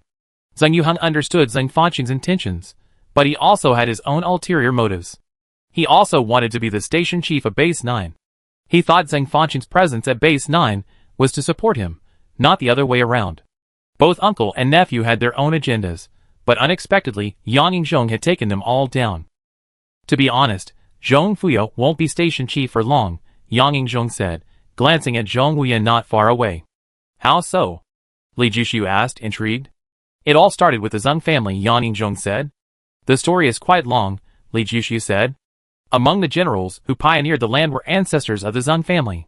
Later, after humanity gained a foothold, the Zheng family was among the first to enter the Beast Planet.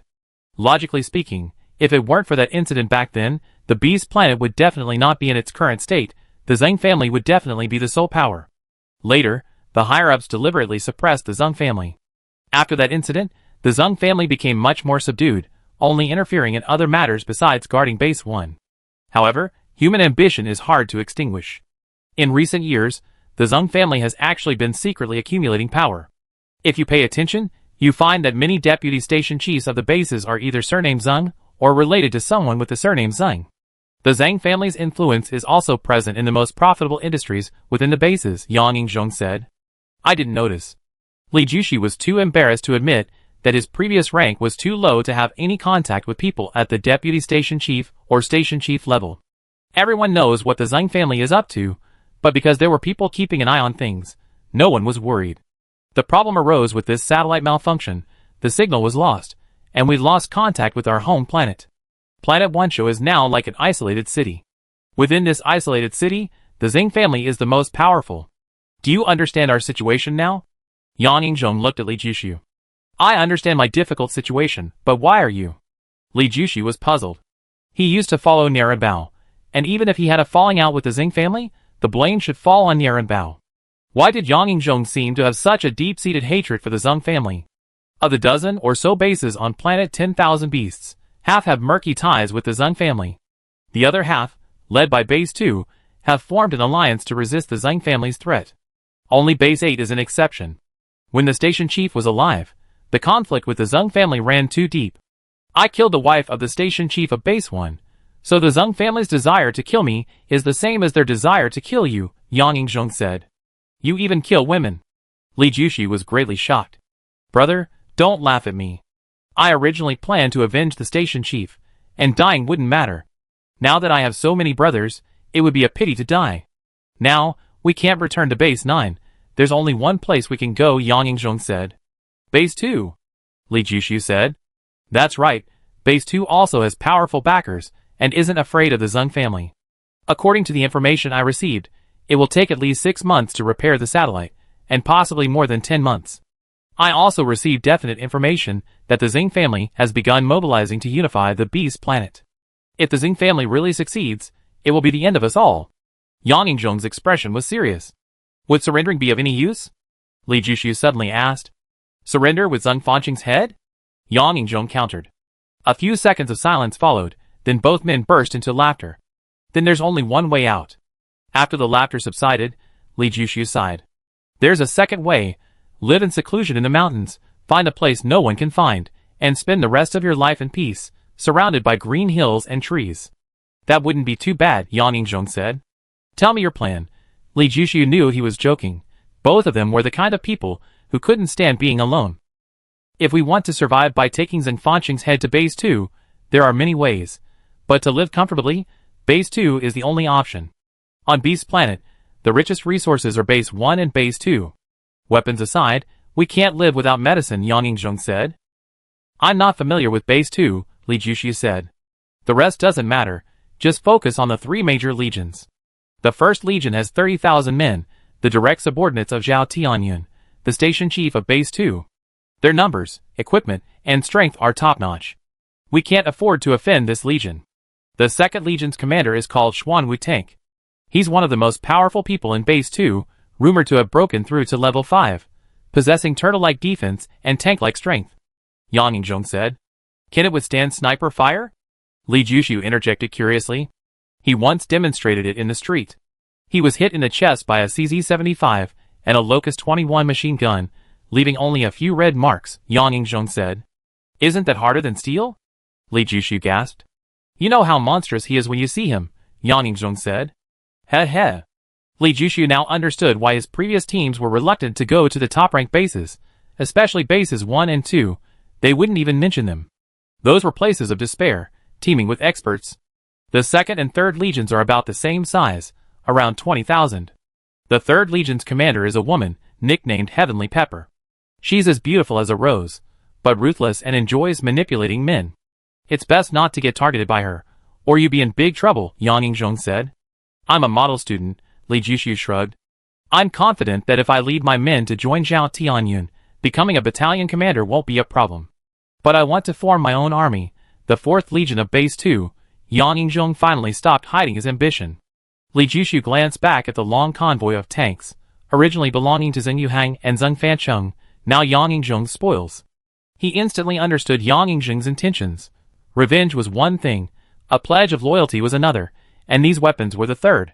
With these tanks, he would be qualified to form a legion, a triple win. In contrast, he only received a Dragon Fang 01 sniper rifle. With your sniping skills, Plus my men and connections, I'm 60% confident I can persuade Zhao Tianyun. If the army group is established, you be the deputy regimental commander. Are you willing to stay and help me? Yang Yingzhong looked at him eagerly. I can't seem to find a reason to refuse. After thinking for a while, Li Jushu agreed. He and Yang Yingzhong were in the same boat. Yang Yingzhong was willing to include him, which, frankly, meant he valued him, and Li Jushu had to be sensible. Chapter 155. When Li Jushu saw the 120-meter-high city wall, he was completely dumbfounded. Standing at its base, he looked like a kitten or puppy. What was settlement number 11? What was base number 9? Compared to base number 2, they were like children's toys, not even in the same league. Not to mention the metal cannon barrels protruding from the wall, some large, some with muzzles big enough to fit a head inside. He wondered what kind of shells they were, with such exaggerated diameters. The exposed barrels make up a third of the total cannons. The truly terrifying ones are the cannons hidden inside the wall. Those are the real terrors. The area outside the city extends for 20 kilometers along a plain, deliberately leveled. Everything within 20 kilometers is within the cannon's range, Wrench whispered. When he first came to base number 2, his legs trembled, and he was too shocked to move. With walls this high, guards are unnecessary, Li Jushu said. There were patrolling guards on the wall, but at 120 meters above the ground, they couldn't even hear each other. It's definitely unnecessary. The city wall uses number 99 cement. You know number 99? A 10-kilogram TNT bomb dropped on it will only create a small crater of half a centimeter. Ordinary armor-piercing shells will bounce off the wall, said Wrench. Li Jushu's gaze lingered on the two massive cannons atop the wall for a long time before he looked away. He didn't recognize what kind of cannons they were, but he was certain they were extremely formidable. Yang Yingzhong's convoy remained at a distance, accompanied only by a few dozen trusted men. Li Jushu's side consisted only of himself and Zhong Huiyan. Base 2 had extremely strict screening procedures for personnel entering, especially for first-time visitors. Complete information had to be entered into the computer: height, weight, age, fingerprints, facial recognition, even more detailed than obtaining an ID card. Finally, and most importantly, Base 2 prohibited firearms. All firearms and ammunition were forbidden from being brought into the base. Yang Yingzhong had already reminded him of this, but Li Jushu was still astonished by the strictness of the inspection. Even low-powered pistols, with a 30-meter range used by women for self-defense, had to be surrendered, emphasizing equal treatment for everyone. The security of Base 2 is the strictest on the entire Beast planet. As long as everyone follows the rules, there's basically no need to worry about personal safety once you enter the base, Wrench explained in a low voice. Yang Yingzhong? Someone suddenly called out. Wrench, Grizzly, and the others looked up, their expressions changing slightly upon seeing who it was. Over the mountain peak. Yang Yingzhong's eyes narrowed briefly, then returned to normal. Li Jushu sized up over the mountain peak, a burly man, 1.88 meters tall, with a broad back and thick waist. His skin was rough, but his eyes were bright. His fists had thick calluses, indicating considerable martial arts skill. The group behind him, dressed in blue and black striped uniforms, numbered over 200. Each person exuded an extremely sharp aura, none were weak. So you're moving to a new base? Guishan Feng asked with a half-smile. Should I report to you? Yang Yingzhong asked in a deep voice. Don't be so stingy. It's just that I stole one of your mounts before. Once we get to the base, I treat you to drinks as compensation. Guishan Feng's voice was quite magnanimous. We see. I'm busy. Yang Yingzhong wasn't impressed. Guishan Feng's team was stationed at Base 2, using the VIP channel and getting in quickly without queuing. Guishan Feng used to be at Base 9 too, working for the station chief. Then something happened, and Guishan Feng left Base 9 and never came back. We run into him a few times during missions. Guishan Feng is very enthusiastic, but the boss doesn't appreciate it, Wrench explained quietly.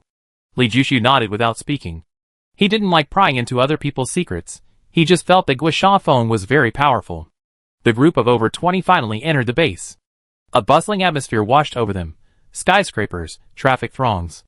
Li Jushu was momentarily disoriented, as if he had returned to his home planet. This wasn't a base, it was clearly a scientifically planned city. Every building was in its proper place. High-speed trains overhead and subways weaving beneath their feet created a striking contrast. The traffic lights and pedestrian crossings were both familiar and strange. If the tanks on the roads were replaced with ordinary cars, it would be flawless. Li Jushu was like a country bumpkin in the city, his eyes darting around. Zhong Huiyan was unusually quiet. She had become unusually silent ever since deciding to come to base 2. The first thing was finding accommodation. Li Jushu didn't offer any opinions. Everything was up to Yang Yingzhong. He quickly discovered that there were an unusually large number of training grounds within base 2. A single street had over a dozen, some indoors, some outdoor, and some even comprised entire buildings. Hunters were training in each ground, sweating profusely. They easily lifted barbells weighing hundreds of kilograms, tossed iron balls a meter in diameter several meters high, and even compared strength with tanks. The hunters' displayed strength was astonishing. The people here seemed to have an extreme reverence for strength. A quick glance revealed burly men with arms thicker than their thighs, all wearing standard vests. If the hunters at base 11 trained with such fervor, perhaps they wouldn't have been breached by mere volcanic scorpions. A burly man with a silvery sheen caught Li Jushu's attention. This man was about 1.9 meters tall, shirtless, with two burly men, one in front and one behind, frantically pounding his back and chest with thick steel rods, producing deafening clangs, like the hammering of iron. The burly man who had struck Li Jushu with all his might, a blow that weighed at least 500 pounds, if not 800, but the silver-skinned man remained motionless in a hoarse stance. With each slam of the steel pipe, Li Jushu felt the pain, but the silver-skinned man remained unfazed. Yaoji is getting more and more monstrous. His path seems to actually work. At this rate, he might catch up with the Xuanwu tank. Work my foot. Injecting liquid metal into muscle. Experiments have been done long ago. There are problems. Muscle can't fuse with metal. It might be fine for a short time, but once the muscle's capacity reaches its limit, the consequences are unimaginable. To gain immense power, there's always a price to pay. If it can help him reach the 5th level, what's a little pain? How many people have fallen before reaching the 3rd level? What's the use of having such a healthy body? To be killed? The whispers of passers-by reached Li Jushu's ears, making him realize that although Base 2 wasn't threatened by guns, it wasn't as peaceful as he had imagined. The crisis of survival weighed heavily on everyone's heads. The hotel was new, and the rooms were large. Li Jushu and Zhong Huiyan stayed in a 2-bedroom suite, a special arrangement by Yang Yingzhong. Everyone else had shared a dormitory room. After lunch, Yang Yingzhong went out, while the others stayed in their rooms to rest. Li Jushu lay on the soft bed, his mind preoccupied with how to obtain something like the mountain demon's inner core. What he had seen and heard at Base 2 had instilled a sense of crisis in him. Just then, Zhong Huiyan appeared at the door. I need to go out for a bit. Chapter 156. Where are you going? Li Jushu asked casually. To see my first love. Zhong Huiyan replied. Li Jushu's expression froze. After several seconds, he slowly turned to look at her. Zhong Huiyan was also looking at him, her gaze containing something Li Jushu couldn't understand. Do you know what you're saying? Li Jushu's tone was somewhat cold. Who doesn't have a past? I didn't know you before. Zhong Huiyan's words instantly soured Li Jushu's mood. What do you want? Li Jushu questioned. I don't know. After a few seconds of silence, Zhong Huiyan's expression was complicated. Don't know why you're here? Li Jushu's voice rose several decibels. I don't know. Zhong Huiyan's tone was somewhat helpless. I said your face has been off ever since you heard you were coming to Base 2. So you're thinking about your old flame. Go on, I won't keep you from rekindling your romance. Li Jushu waved his hand impatiently. Zhong Huiyan stared at him for a few seconds, then turned and left. Damn it! Li Jushu felt a strong urge to kill. Left in the room, Li Jushu was distraught. He thought he had only used Zhong Huiyan as an outlet for his anger, that there were no real feelings involved, and that Zhong Huiyan's life or death was none of his concern. But the moment Zhong Huiyan turned away, his heart clenched painfully, as if stabbed by a sharp blade. He felt a sharp pain, as if he had lost something precious, a pain of betrayal. Stacking. He angrily got out of bed, put on his clothes, found a wrench, and told himself he was going out. Now they were a team, he couldn't act recklessly. He had to report everything he did when he went out. Just don't come back too late. The man with the wrench was easy to talk to. He knew who Li Jushu was. Although young, he was extremely capable and calm, so there was basically no need to worry about him getting into trouble. He was quite at ease.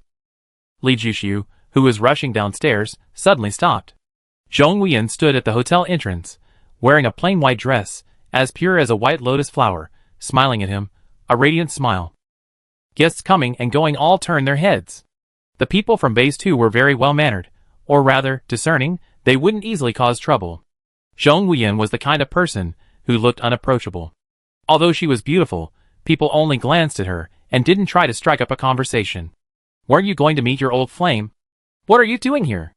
Li Jushu slapped Zhong Wuyan hard on the buttocks. I suddenly don't want to go anymore. A hint of pain flashed across Zhong Wuyan's brow, but she didn't dare cry out. Her face flushed, she lowered her head, avoiding the surprised looks of those around her. Surprisingly, she wasn't angry. Instead, she felt a sweet warmth inside. Let's go! If we don't go, I'd be thinking about it my whole life.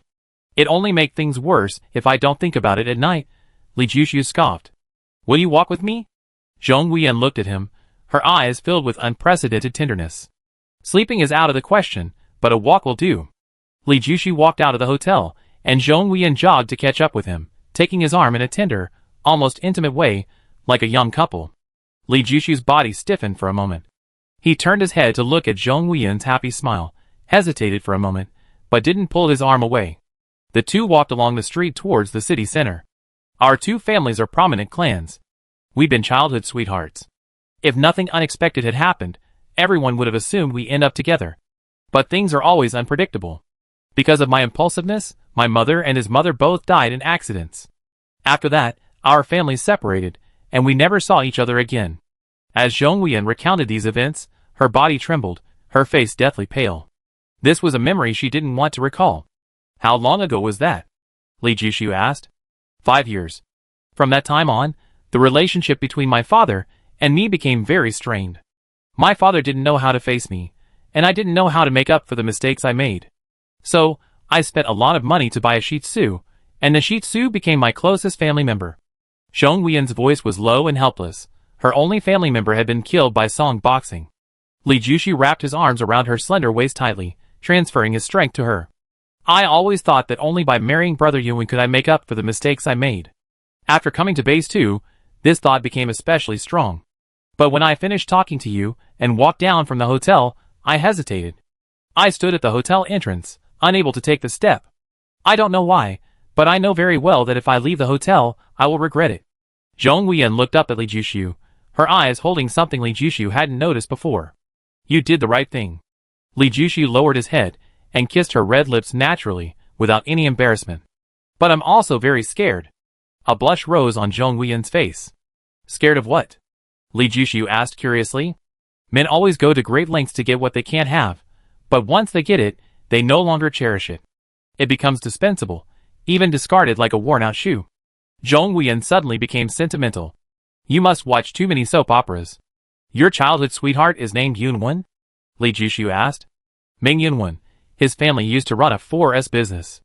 Later, the company expanded, handling production, sales, and after-sales service all in one place. After shifting their operations to the Beast Planet, they focused on modifying battle vehicles. Half of the modified battle vehicles on the Beast Planet are made by the Ming family, Zhong Wuyan said. This is profitable. Hey you, modifying the battlefield of the Li family's eldest son in Shitang Pass will make hundreds of millions, Li Jushu said. What good is money? Zhong Wuyan wasn't interested. Li Jushu rolled his eyes. This young lady was oblivious to the hardships of ordinary people. Zhong Wuyan probably didn't know how desperate hunters at the bottom of society were for survival. Huh? Zhong Wuyan suddenly stopped. Li Jushu followed her gaze and exclaimed in surprise. The monk from Mount Wutai. Lying in the garbage heap was a man, unsure whether he was a corpse or alive. His clothes were tattered and covered in trash, his hair was unkempt, and flies and mosquitoes swarmed around him. If he hadn't unconsciously turned his head, no one would have given him a second glance. When Li Jushu's gaze fell on the monk's hands, feet, and legs, his eyes narrowed. The monk's limbs had been broken and discarded here. When he looked at Zhong Wuyan was also looking at him, his eyes pleading. He sighed and walked towards the garbage heap. The Wutai Mountain monk's injuries were even more severe than they appeared. Countless ribs were broken, internal organs were bleeding, and maggots were crawling in and out of the wounds on his back. The hospital almost refused to admit him, but Li Jushu gave the doctors and nurses large red envelopes before they reluctantly agreed. Fortunately, they were all external injuries. The doctor's skills were superb, but the fees were also exorbitant. Li Jushu paid 200,000 copper coins, and after the surgery, he still owed the hospital over 40,000. He then paid another 100,000 copper coins. Li Jushu entered the ward. The Wutai Mountain monk had opened his eyes, but he couldn't move, his entire body wrapped up like a dumpling. When Zhong Huiyan spoke to him, his eyes were vacant, and he didn't respond. Chapter 157. Let him rest properly. This is a hardtake. Li Jushu stopped Zhong Huiyan.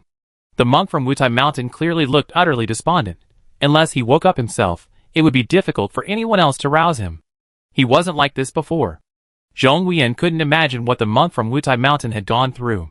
She didn't have many friends, and the monk from Wutai Mountain was one of the few men she didn't dislike. Let's go back first and let him calm down. Li Jushu believed that only time could heal the monk from Wutai Mountain. Not long after returning to the hotel, Yang Yingzhong returned, looking unwell. White Goat also wants to form a legion. Grizzly Bear had gone with Yang Yingzhong, and as soon as he spoke, everyone except Li Jushu's expression changed. White Goat? Isn't he always against forming alliances? Why the sudden change of heart? Wrench was extremely surprised. Who knows what got into that old guy? He suddenly popped up, yelling about establishing a legion. Too late, too early. Grizzly grumbled. What did Zhao Tianyun say? A young man of average height and appearance, about 1.72 meters tall, spoke up. This man was called Dry Leech, and within Yang Yingzhong's team, his strength was close to or even surpassed Yang Yingzhong's. Li Jushu had paid close attention to him during the ambush at Xingfancheng. He was very low-key and rarely spoke, so Li Jushu hadn't actively tried to communicate with him. He had only learned his name, and from his nickname alone, it was clear that this man was terrifying. The leech's sucking didn't hurt, it drained a person dry without them even realizing it. He said he'd give us an answer tomorrow, Grizzly replied. On the way back, Grizzly and I discussed it. Given the current situation, it's unlikely that Zhao Tianyun will push us out. He will most likely give us two options: compete with White Goat, and whoever wins will establish the Legion. This is the best option for us. The second option is for us to merge with White Goat, with White Goat most likely becoming the leader and us becoming his deputies, Yang Yingzhong said. White Goat has been at base 2 for so many years, his foundation is solid, and his connections are extensive, he has a huge advantage, Wrench said worriedly. Things haven't gotten to the worst yet, we still have Xingfancheng's head, Li Jushu reassured him. Without White Goat, Xingfancheng's head would indeed be a powerful weapon, but with White Goat interfering, it could become a double-edged sword, Drought Ant said, not holding out much hope. Building a legion relies mainly on strength. Using heads when there's competition gives the impression of opportunism and is despicable. Who exactly is White Goat? After all that talk, only Li Jushu didn't know who White Goat was. He had just asked when he noticed the strange expressions on everyone else's faces. What's wrong? Is there a problem? Li Jushu asked, puzzled. I tell you in a moment, Wrench kindly offered. After the meeting, Wrench told Li Jushu the story of White Goat. Speaking of White Goat, he was quite a legendary figure.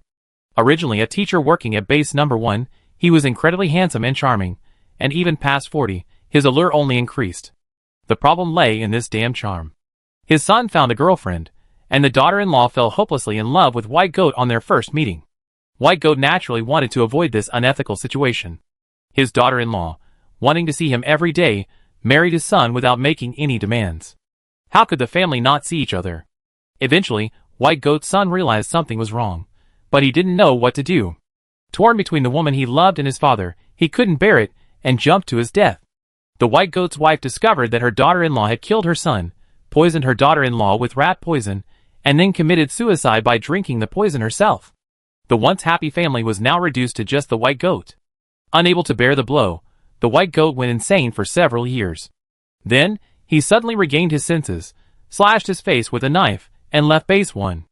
After a long period of wandering, he finally settled at base 2, where his personality had drastically changed. Previously gentle and eloquent, he was now foul-mouthed and swearing constantly. However, he remained honest and true to his word, winning the support of his team members. It seems the White Goat did nothing wrong, Li Jushu thought, finding it absurd. The White Goat had clearly done nothing wrong, yet he bore all the blame and suffering. White Goat really didn't do anything, but that's precisely the problem. As the head of the family, he should have taken the initiative to handle these relationships, but he chose to run away, which led to a series of tragedies. Of course, I'm saying this in hindsight. At the time, no one expected so many things to happen, let alone that it would end in tragedy. Love is a mess. I don't understand it, Wrench said. How strong is White Goat? Li Jushu asked. Level 4. He still maintains connections with people at base 1, and gets a lot of potions every month. Whether he's broken through to level 5, nobody knows. Wrench's expression was somewhat grave. They could gossip about White Goat's past, but no one dared to underestimate his strength. Coming to Base 2, I feel like everyone is a master, Li Jushu said. Don't be fooled by how many years the Beast planet has developed. Only Base 1 and Base 2 truly qualify as bases. The others are all watered-down versions, Wrench said. Li Jushu shook his head with a wry smile. Although Wrench's words were exaggerated, upon reflection, they were indeed true. He told Wrench about the monk from Mount Wutai, asking him to investigate what had happened to him. Wrench was affiliated with Yang Yingzhong, and his connections were far beyond Li Jushu's. The big circle is indeed a big circle. Not long after Li Jushu returned to his suite, Wrench knocked on the door and told him about the monk from Mount Wutai. The monk's wife and children had been murdered. It was suspected that the Beast farm was responsible, as the monk's wife was a gambler, and the conflict likely stemmed from money. The monk went to the Beast farm to demand an explanation but failed. Instead, he was beaten, his limbs broken, and thrown out. Base 2 has severe punishments for murder, otherwise, Wutai Mountain and the monk might not have survived. The Beast grounds are full of desperate criminals. Why have I been hearing about the deaths of sons and wives all night? Although the monk's plight was sympathetic, Li Jushu still felt uneasy. What a coincidence. I won't disturb you any longer. Get some rest. Tomorrow will probably be busy. Wrench said goodbye and left. Who was that just now? Zhong Wuyan, wrapped in a bath towel, only came out after the person left. Her round, white shoulders and thighs were exposed to the air, her skin as white as mutton fat jade. Li Jushu's gaze was fixed on her.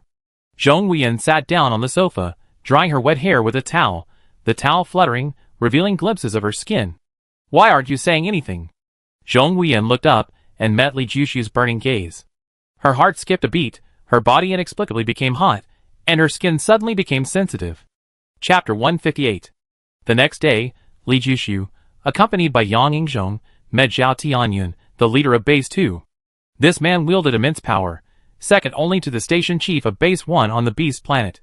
He had a striking appearance, standing around 1.75 meters tall, neither too tall nor too short, neither fat nor thin, and a gentle smile. If he wore glasses and held a pointer, he would look exactly like a teacher on a podium. However, in the huge conference room, with hundreds of people present, the silence was absolute, you could hear a pin drop. This revealed that Zhao Tianyun was far from being as amiable as he appeared. Many hunters had crawled out of piles of corpses, and many were desperate criminals. The fact that Zhao Tianyun could command such obedience and subservience showed just how terrifying his methods were. Li Jushu also met the tragic figure of the White Goat. His face was marked by crisscrossing scars, and he was remarkably well preserved. Although he was 55, he looked only around 40. Standing still, he exuded an undeniable aura of pressure. His eyes were firm, focused, and piercing. Even Li Jushu, a man, found it difficult to feel any aversion to him. Such a man certainly held a fatal attraction for naive young girls. Beside the White Goat stood a fat man, smiling broadly, like a Maitreya Buddha. He's the number 2 in the White Goat's team, fatty pig, skilled in strength, Wrench whispered to Li Jushu. Everyone else was familiar with the important figures at Base 2, except for Li Jushu, who didn't recognize anyone. Everyone's here. Let's begin. Zhao Tianyun's voice was deep and powerful. Everyone's spirits lifted. Creating a legion was a major event, one that would change the landscape of Base 2, no one took it lightly. First, I must express my gratitude to Yang Yingzhong and Bai Shanong for choosing Base number 2. If it were anything else, I would have agreed out of respect for you both. However, as the saying goes, without rules, there can be no order. There are regulations for creating legions, established long ago. Xuanwu Tank and Ko Tianjiu both started this way. If you want to create a legion, you must follow the rules. There are no exceptions, Zhao Tianyun said.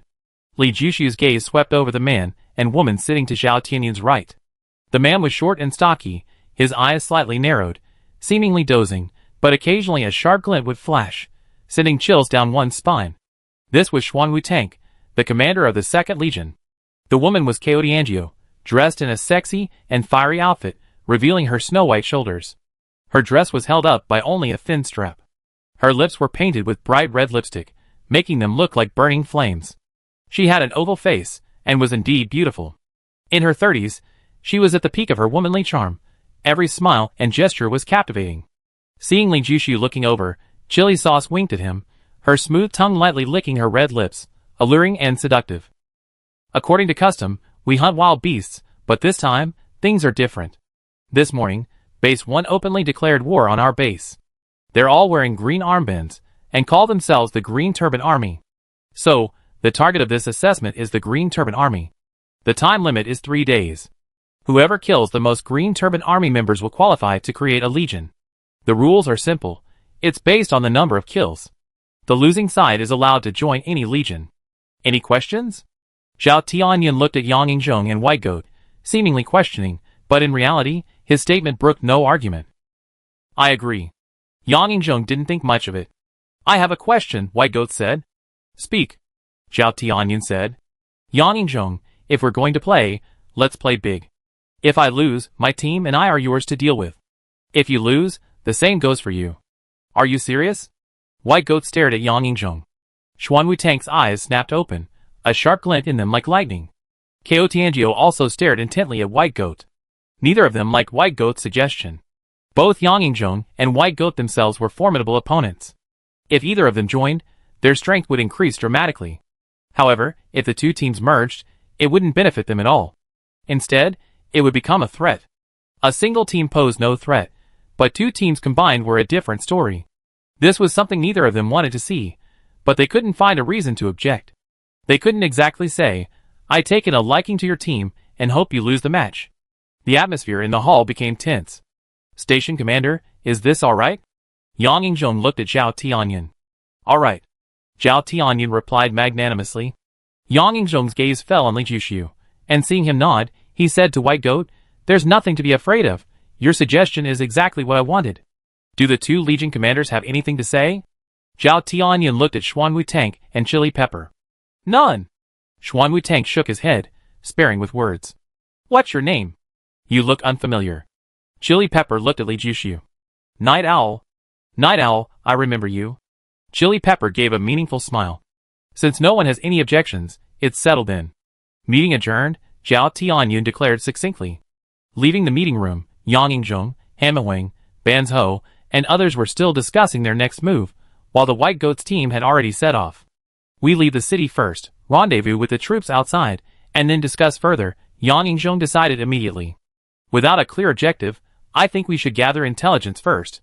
We should make decisions only after we have detailed information. Intelligence within the city is undoubtedly more detailed than outside, Li Jushu suggested.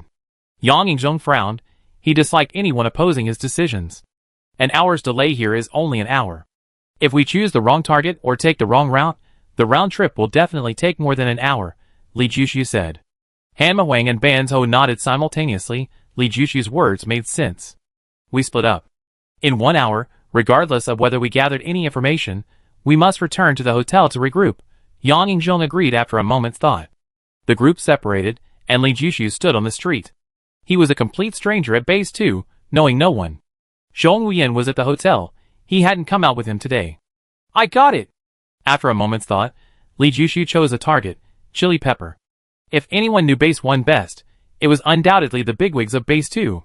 Zhao Tianyan was the referee, someone he couldn't touch. In fact, he had no connection with Zhao Tianyan, and the latter wouldn't bother with him anyway. Xuan Wutang exuded an aloof, unapproachable aura. Chili Pepper, however, seemed to like him. Li Jushu didn't think it was his handsome appearance that attracted Chili Pepper, but it was always a little smug to have a beautiful woman interested in him. He had nowhere else to go but to try his luck. Chili Pepper's place was easy to find, anyone could tell him. Li Jushu went to visit, and easily met Chili Pepper. She had changed into a traditional Chinese ink painting cheongsam, exuding the elegance of a classical beauty. You're here to gather information, aren't you? Chili Pepper saw through his intentions at a glance. Yes. Li Jushu didn't deny it. You're very bold, but you definitely regret your actions today. Chili Pepper said pointedly. Man proposes, God disposes. Li Jushu replied calmly. Is that so? Let me tell you something you don't want to hear. There's a mine at Base 1, 300 kilometers away, with a large number of Green Turban Army soldiers there. White Goat went there. Besides the mine, the nearest Green Turban Army is over 500 kilometers away. In time you already lost. Of course, if you add up the scattered Green Turban Army soldiers, there's still quite a few. Do you want to give it a try? Chili Pepper looked at him with a half-smile. Li Jushu's expression changed slightly. If what Chili Pepper said was true, then it was truly terrible news. Chapter 159. There's no such thing as a free lunch. If you want information, you have to trade something for it. Chili Pepper leaned close to Li Jushu and gently breathed into his ear. The warm breath carried a woman's unique fragrance. Li Jushu's heart skipped a beat. Up close, he noticed Chili Pepper's skin was smooth and delicate, comparable to an 18-year-old girl. While the girl was still innocent, Chili Pepper possessed a mature woman's allure that was like poison. Chili Pepper's figure was voluptuous, her cheongsam stretched taut, seemingly about to burst out. What do you want? Li Jushu swallowed hard, his voice slightly dry. Chili Pepper giggled, retreating to her chair, crossing her legs, and looking at him smugly. Her expression was like a cat playing with a mouse. She said slowly, half of the mountain bandit's claws. Li Jushu's expression changed, though he quickly regained his composure.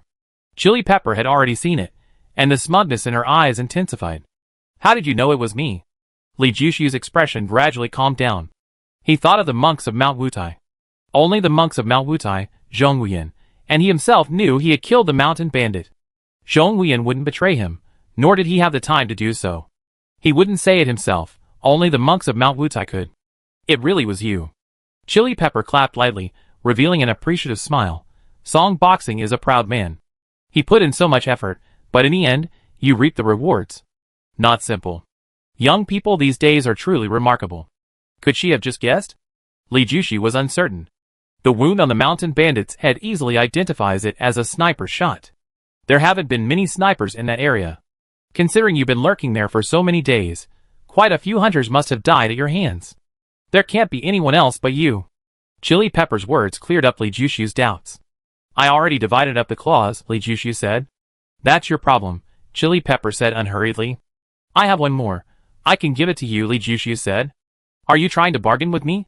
Chili Pepper looked at him amusedly. He had no leverage to make demands now. Only 3 claws were allowed into base 2. Li Jushu hesitated for a moment, then conceded. I trust you for now. 3 it is, Chili Pepper agreed after a brief thought. Can I ask you something? With current technology, there are many weapons sharper than claws. Why are you so interested in claws? Li Jushu asked curiously. In his opinion, the mountain kuei's claws weren't very valuable. This is the planet of 10,000 beasts. In many places, weapons made with modern technology are unusable, but the mountain kuei's claws are unaffected. There aren't many weapons sharper than the mountain kuei's claws. You understand this later. Chili Pepper didn't hide anything. I overlooked that, Li Jushu nodded. His thinking was still focused on technology, but he hadn't realized that if technology were truly so powerful, why, after so many years, had they only occupied a few points on the beast planet and couldn't rule the entire planet? Humans have never been peace-loving creatures. Given the opportunity, they would definitely control everything they could. If they didn't control everything, it wasn't out of kindness, but because they couldn't. How did you meet Yangningzhong? Chili Pepper asked. I saved his life, Li Jushu said. You better be careful, Chili Pepper said. That seems to be a digression, Li Jushu said. Ungrateful. I know Nierenbao, and we're quite familiar. Nierenbao's strength is superior to Yangningzhong's. Nierenbao is dead, but Yangningzhong survived. Don't you find that strange? Chili Pepper snorted. I left the mountain demon's claws at the hotel. They'd be delivered later.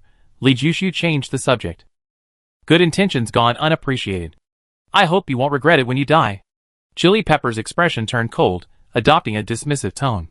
She said indifferently, 2 hours ago, a convoy of about 3,000 people left Base 5, their destination Lizard Valley. Farewell. Li Jushu clasped his hands in a fist salute.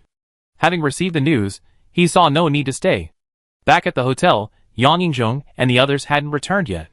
He recounted the events to Zhong Wuyan. What does Chili Pepper mean? Zhong Wuyan asked, puzzled. I don't understand either, so I wanted you to analyze whether she meant well or had ulterior motives, Li Jushu said. He admitted he couldn't fathom women's hearts. Her original intention was probably the inner core, but she likely realized you already consumed it, so she settled for the claws instead, Zhong Wuyan said. I thought of that too, Li Jushu nodded. The most important thing on Shan Kuei was definitely her inner core. Everything else was secondary. She also had another purpose, to pinpoint who killed Shan Kuei. Before that, she could only suspect. Shan Kuei's inner core had already been consumed, reducing the risk. I suspect she wanted to use this opportunity to find out who killed Song Boxing. Song Boxing has extensive connections. If they knew you killed him, they definitely wouldn't let you go, Zhong Wuyan said. From Ko Tianjio's eyes, I couldn't sense any hatred towards me, Li Jushu said. If someone wanted to kill you, would they wear their intentions on their sleeve? Zhong Huiyan rolled her eyes at him. Could you trust a woman's words? Didn't she know women like to lie?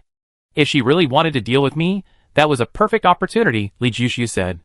Perhaps she originally intended to kill you, but then she found you too handsome, and was immediately attracted to you, unable to bring herself to do it, Zhong Huiyan scoffed. You think so too?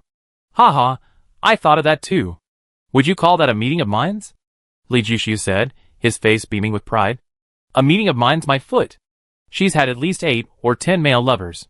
Over the years, countless men have fallen at her feet. She could easily kill you in 3 rounds. She's a legion commander with 20,000 men under her command. Do you think you can just think like that? Zhong Huiyan snorted. I wasn't joking, was I? Li Jushu, with a cheeky grin, pulled Zhong Huiyan into his arms, kissed him on the cheek, and changed the subject. What Koutiangio said reminded me of the monk from Mount Wutai. Could his fate be related to the mountain demon and song boxing? Very likely. Zhong Huiyan's expression immediately turned serious. Many people are eyeing the mountain demon. Besides song boxing, there are several other powerful individuals. Also, it's possible they're seeking revenge for song boxing. The monk from Mount Wutai went out with song boxing died, but he returned. Everyone will be looking for him. It's almost time. I go see if they returned. You get ready, we're leaving soon. Li Jushu took 3 mountain demon claws from his backpack, put them in a bag, and handed them to the hotel staff, asking them to deliver them to Koutiangio. The hotel staff were highly professional, and unlikely to make mistakes. Besides, the items were for Koutiangio. He believed the hotel understood the gravity of the situation, and wouldn't act recklessly. Yang Yingzhong and the others returned, but with bad news. Yang Yingzhong had found out the whereabouts of the white goats and the mineral deposits. While everyone's faces were grim, Li Jushu revealed the information they had obtained from the exchange with the chili pepper. Great! Grizzly Bear excitedly stood up. Chapter 160. Late at night, stars were few, and there was no light. This was the kind of combat environment Li Jushu preferred. However, it wasn't all favorable. The wind was rather strong, which significantly affected the sniper's accuracy. The convoy stretched like a long dragon, winding its way from afar, seemingly emerging from the darkness. It was so long that even Li Jushu's vision made it difficult to see the convoy clearly. The headlights constantly changed as it moved, and as it drew closer, a bad premonition suddenly rose in Li Jushu's heart. The number 3000 could fit in a single cell on a computer, but in reality, it stretched for miles, seemingly endless. The head of the convoy was already inside the encirclement, while the tail was a kilometer away, creating an extremely strong visual impact. They were trying to swallow an elephant whole with such a small force. What are you doing? Zhong Huiyan noticed that Li Jushu, who should have been aiming, was suddenly looking around, his expression serious. The enemy set off from their base. Their target is Lizard Valley. Their route is clear. Why didn't such a large force have any scouts? Are they confident no one knows when they set off? Or do they believe they are strong enough that no one dares to mess with them? That there are no enemies? Li Jushu seemed to be asking Zhong Huiyan, yet also seemed to be talking to himself. You suspect a trap? Zhong Huiyan's expression changed. Without careful consideration, it seemed inconsistent, but upon closer examination, the convoy's departure was riddled with inconsistencies.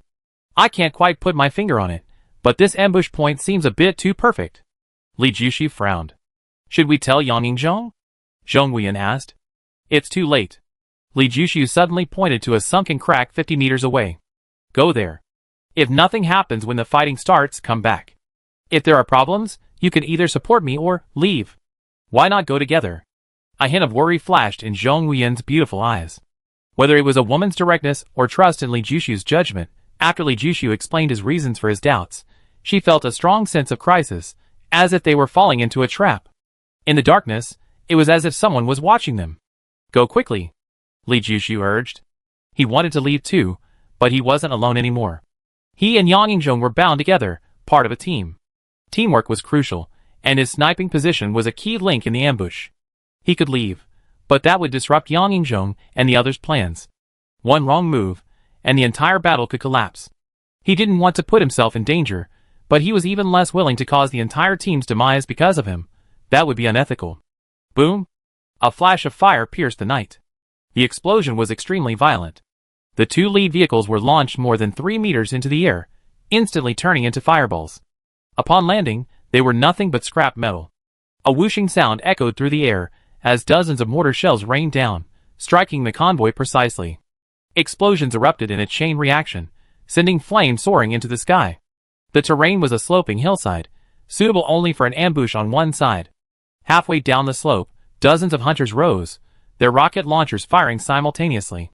Strands of red bullets streaked into the convoy, creating deafening explosions that shook the earth. All of this happened almost simultaneously. Bullets rained down from the hillside, 500 men fired at once. A spectacular yet horrific scene. Yang Yingzhong's connections were still formidable. He had successfully launched 2 ambushes, suffering considerable casualties, but after a quick patrol of Base 2, his forces were immediately replenished, increasing in number rather than decreasing. The convoy was decimated instantly, over 20 tanks were destroyed, and countless soldiers were killed or wounded. In the dim light, Li Jushu aimed at the driver of one of the tanks. The driver was burly, with a face full of menacing features, a black mole on his nose, and 5 hairs on the mole, 3 long and 2 short, looking rather unsettling.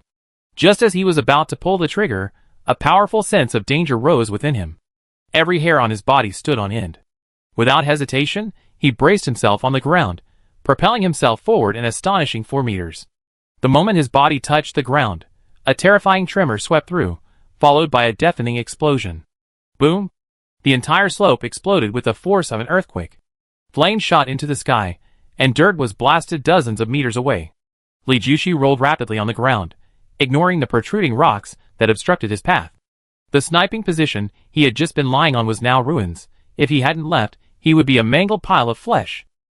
Li Jushu had no time to think about what was happening, nor to consider Yang Yingzhong's situation. He was still tumbling downwards, powerless to control his own body. He had been fleeing downwards, his movements were controllable, but the shockwave of the explosion swept over him, turning what was controllable into uncontrollable.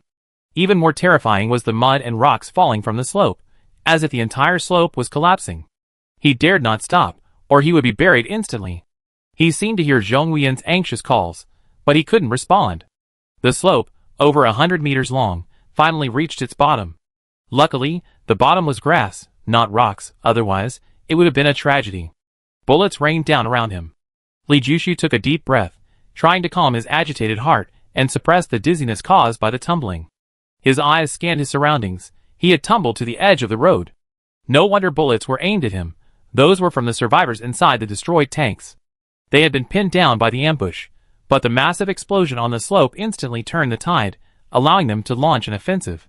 A soldier happened to spot him tumbling down the slope and, regardless of whether he was dead or alive, unleashed a burst of bullets.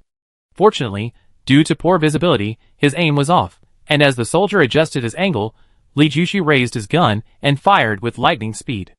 Bang! A spray of blood the size of a bowl erupted from the soldier's muzzle, and he was thrown more than 2 meters away.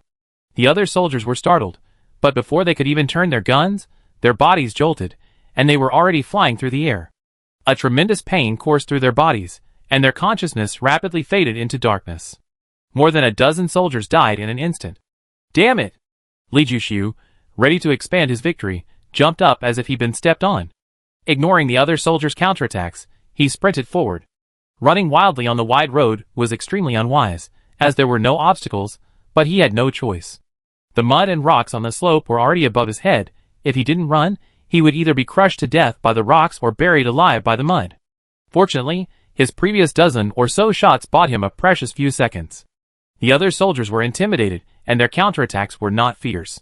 Coupled with the mudslide, by the time he re-aimed, Li Jushu had already rushed over 100 meters, and his vision was blurred.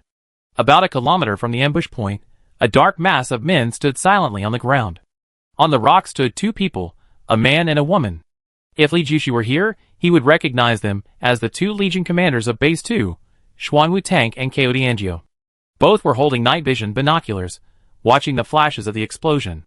This is bad. How did Yang Yingzhong get ambushed? Did someone leak the information? Xuanwu Tank looked at Kao Tianjiu suspiciously. Use your heels to think. Would I leak information? What benefit would I gain from leaking information? Kao Tianjiu rolled his eyes. They were on Yang Yingzhong's side. If Yang Yingzhong was in trouble, they wouldn't benefit either. Could this be a trap? Xuanwu Tank suddenly became uneasy. Chapter 161. Who planted the bombs? This was the biggest question in Yang Yingzhong's mind. For a moment, he suspected Li Jushu was a traitor, since he had provided the intelligence. However, he quickly dismissed the idea. He had chosen the ambush location himself. He wasn't familiar with the route, and had chosen it randomly. He didn't believe Li Jushu could have foreseen the future, and there wasn't enough time. From Li Jushu delivering the information to Yang Yingzhong's decision to set off, not a minute had passed. Planting so many bombs would have taken at least an hour or two. Secondly, he couldn't understand the identity of the person who planted the bombs. Was it someone from the convoy? It didn't seem likely. If it were someone from the convoy, they should have detonated the bombs much earlier, catching them off guard, instead of waiting until they launched their attack. The convoy's losses could have been completely avoided. If it were anyone else, a predator hoping to reap the benefits, they would have detonated the bomb far too early. Their ambush had only just begun, and the damage to the convoy was less than a fifth of its strength. The convoy still held a decisive advantage, which didn't seem like a lose-lose situation. If neither was the case, then who was it? And why were they being targeted? This question wasn't just on Yang Yingzhong's mind, everyone was pondering it. However, their thoughts didn't last long. The rain of bullets falling around them indicated that the crisis had only just begun. He didn't know how many men in the convoy had been killed, how many had survived, or how many were wounded. Yang Yingzhong only knew that the situation was dire, and death was imminent. The machine gun had been lost in the tumble. He drew his pistol and, relying on instinct, fired in bursts, killing and wounding 7 or 8 enemies. The oncoming bullets suddenly became sparse, and only then did he dare to look up and assess the situation. He was lucky, after tumbling down the slope, he had stopped at a small, half-meter-high embankment. This embankment had stopped the enemy bullets, otherwise, he would have been killed by a hail of bullets. He glanced back. The slope looked like it had been ravaged by a mudslide, a complete mess. Of his 500 elite soldiers, he could only see a few dozen, the rest were invisible, but the gunfire suggested their numbers were small. The situation was completely out of control, and he was momentarily at a loss. Seeing a Thunder 88 rifle in the distance, he rolled over, grabbed it, and unleashed a barrage of fire on the enemies on the ground. He didn't stop, continuing to roll until he landed in a depression, at which point the firing ceased. His expression changed. He looked closely at the body beneath him, a comrade who had come from Base 9. The chest was limp, a mangled mess of flesh. He had likely been killed in the explosion on the slope, thrown directly to this spot. A fierce killing intent flashed across Yang Yingzhong's face. Although he didn't know who had planted the bomb, his greatest desire now was to kill. Gritting his teeth, he grabbed a corpse and held it over his head, extending his gun and unleashing a furious barrage of fire at the convoy. Enemies firing from their armored vehicles fell in droves, blood splattering onto the vehicles. The soil on the slope was still shifting, but the movement had slowed, consisting of small clumps of earth. Gunshots suddenly erupted from the soil. Those buried alive had regained consciousness and begun to fight back. Yang Yingzhong's only consolation was that the mortars were still firing. If they hadn't drawn the convoy's main attention, none of them would have survived. Bang, bang, bang, bang, bang. To the untrained eye, it would have been mistaken for machine gun fire, but it was actually sniper rifle fire. Li Jushu's eyes shone brighter than ever before. Enemies fell one after another in his line of sight. Although they outnumbered him, they were suppressed by Li Jushu's single shot. After Zhong Huiyan fired, the pressure on Li Jushu lessened considerably. Li Jushu was fortunate to be at the front of the convoy, where the enemy had the fewest enemies. First, they were hit by landmines, then by several rounds of mortar fire. Few survived. The rest of the convoy didn't catch up, giving Li Jushu a significant advantage. Suddenly, a shell landed and exploded beside him. Li Jushu felt a sharp pain on his face, wiped it, and saw blood everywhere. His mouth twitched. It was just shrapnel. He adjusted his gun's height and fired. Bang! The rocket-propelled grenade exploded in the chest of the soldier, throwing him into the air. The rocket shot hundreds of meters into the sky and exploded like a giant firework, visible for dozens of miles. The convoy contained several artillery vehicles, Li Jushu's biggest headache.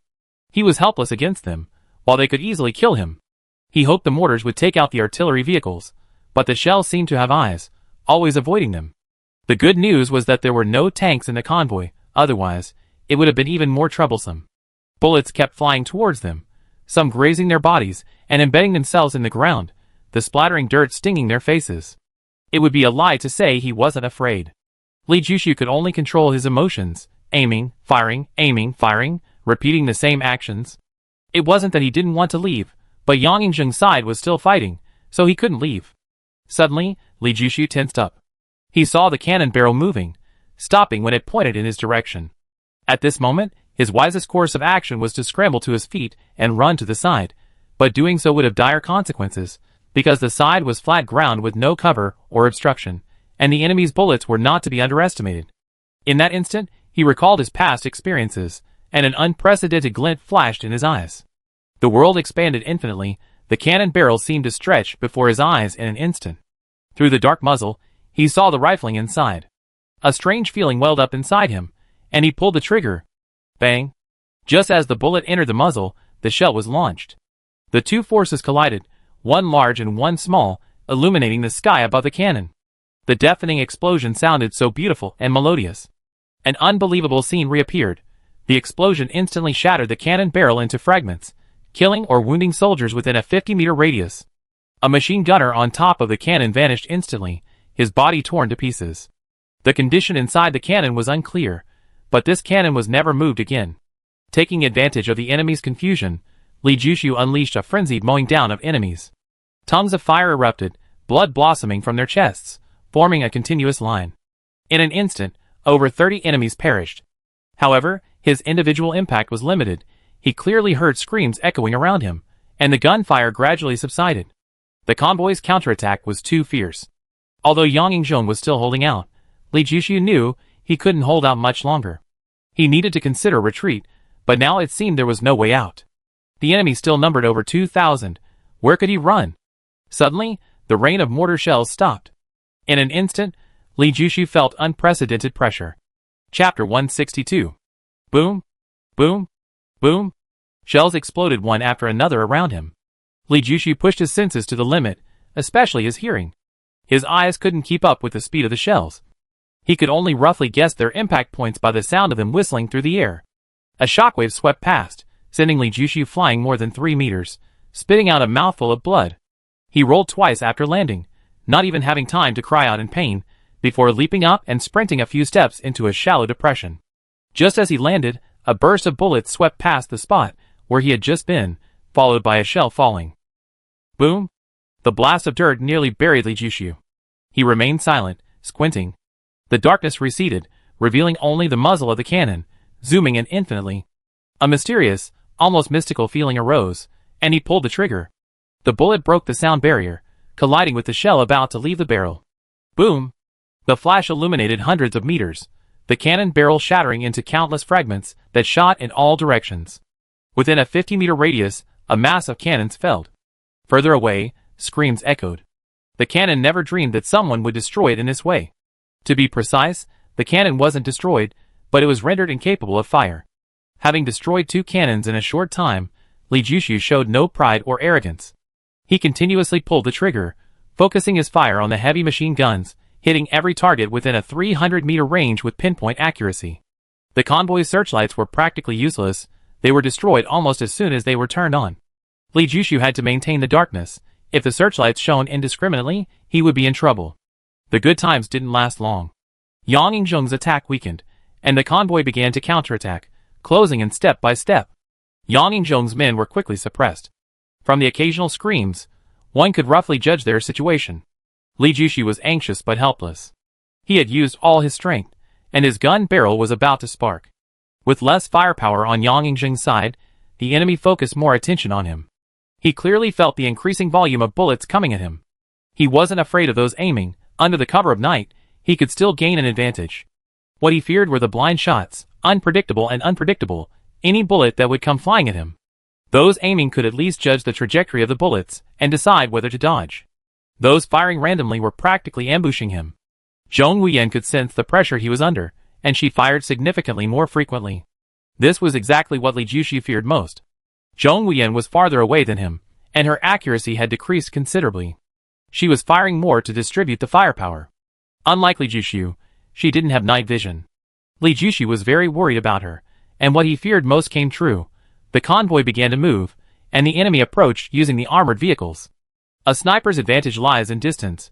Without distance, a sniper is just an ordinary person. Li Jushu was on the road, with room to retreat, but Zhong Huiyan was in a crevice, with no depth to retreat. Li Jushu hoped she would retreat, but Zhong Huiyan, perhaps because he hadn't retreated yet, didn't move. More and more bullets rained down on him. Li Jushu's expression grew increasingly serious, his eyes sharper than ever before. He was searching for an opportunity. Finally, he saw a burly soldier on a tank suddenly stand up, a rocket launcher slung over his shoulder. Aim, fire, all in one fluid motion. As the gunshot echoed, the rocket exploded, the expanding flames illuminating a 200-meter radius in red light. Soldiers on the front, middle, and rear tanks were all killed, and those following behind sustained varying degrees of injury. The gunfire suddenly became sparse. Li Jushu, clutching his gun, scrambled to his feet and ran back, simultaneously gesturing for Zhong Huiyan to retreat. Yang Yingzheng's side was still counterattacking, but their strength was waning. Li Jushu concluded that they weren't unwilling to retreat, but rather unable to. Since that was the case, there was no need for him to stay and die. The roadside was only covered with low weeds. There were hardly any large rocks, not even stones the size of a human head. Li Jushu could only grit his teeth and continue running. Without cover, staying to counterattack would result in a high chance of being hit. To make matters worse, the distance stretched out flat, his least favorite terrain. He didn't quite agree with Yang Yingzheng choosing this spot to ambush them, because there was no escape route. However, no one knew the terrain of this area, and no one could guarantee there would be a better option later. Besides, time was running out. He had no choice but to make do. Suddenly, bright lights appeared ahead. 3 searchlights, all turned on simultaneously, instantly illuminating the road as if it were daytime. Li Jushu was conspicuously visible under the lights. For a moment, Li Jushu felt as if he had been stripped naked and thrown into the street, stared at by countless people. Ambush! Li Jushu's scalp tingled, especially when he saw the twin-barreled anti-aircraft guns on the chariots. His hair stood on end, the dark muzzles radiated a chilling killing intent. The intense aura of death instantly tightened his nerves, and his muscles tensed to an unprecedented level. As the anti-aircraft guns spat out sparks, the Tiger 84 rifles fired. One shot rang out, and 3 searchlights simultaneously went out. It turned out Li Jushu had fired too quickly.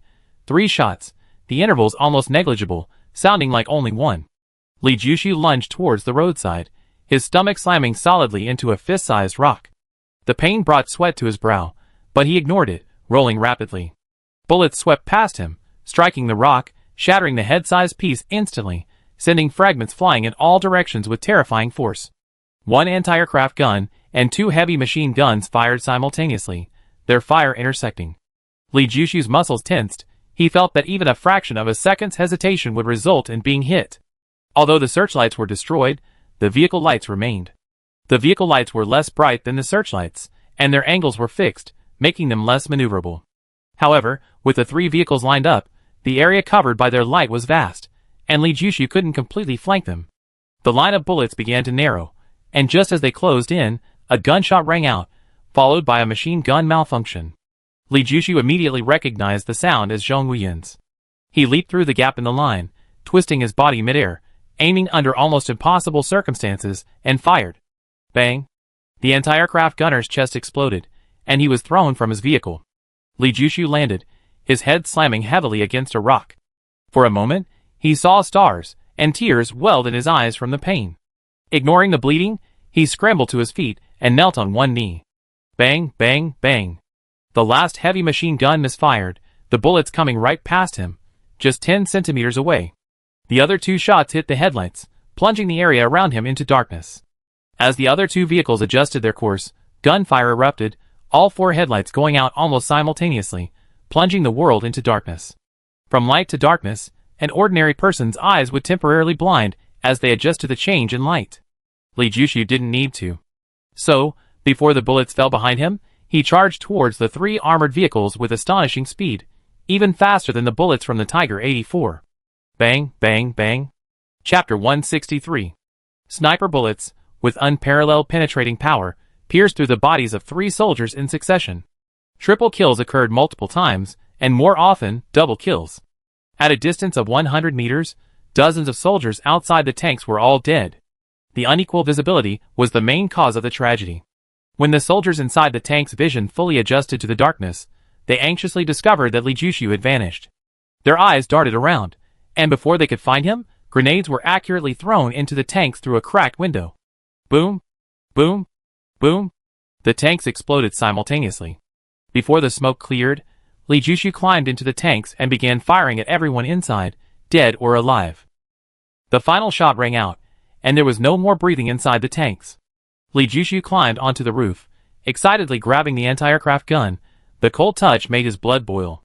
He was ashamed to admit that although he'd been on planet 10,000 Beasts for several years, going from a newbie to someone with a bit of experience, this was his first time handling such a powerful weapon as an anti-aircraft gun.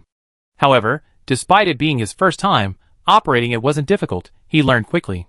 He glanced at it briefly and knew how to use it, adjusted the angle, and started firing at the convoy. The 3 tanks were more than 500 meters away from the convoy. Without searchlights, the convoy's soldiers had completely lost track of him, while he could clearly see the convoy. This unequal line of sight allowed him to fire without hesitation. Bang, bang, bang. The sound of the anti-aircraft gun was deafening, like thunder. Li Jushu felt like his ears were about to be deafened. Even when someone shouted beside him while he was firing, he couldn't hear anything. However, the power was undeniable. 500 meters away, a huge ball of fire exploded, illuminating the darkness with a red light. One of the tanks had been blown to pieces.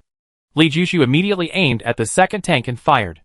The machine gunner on the roof was hit by a bullet and severed in half, a satisfying sight. The tank was first riddled with holes, then exploded.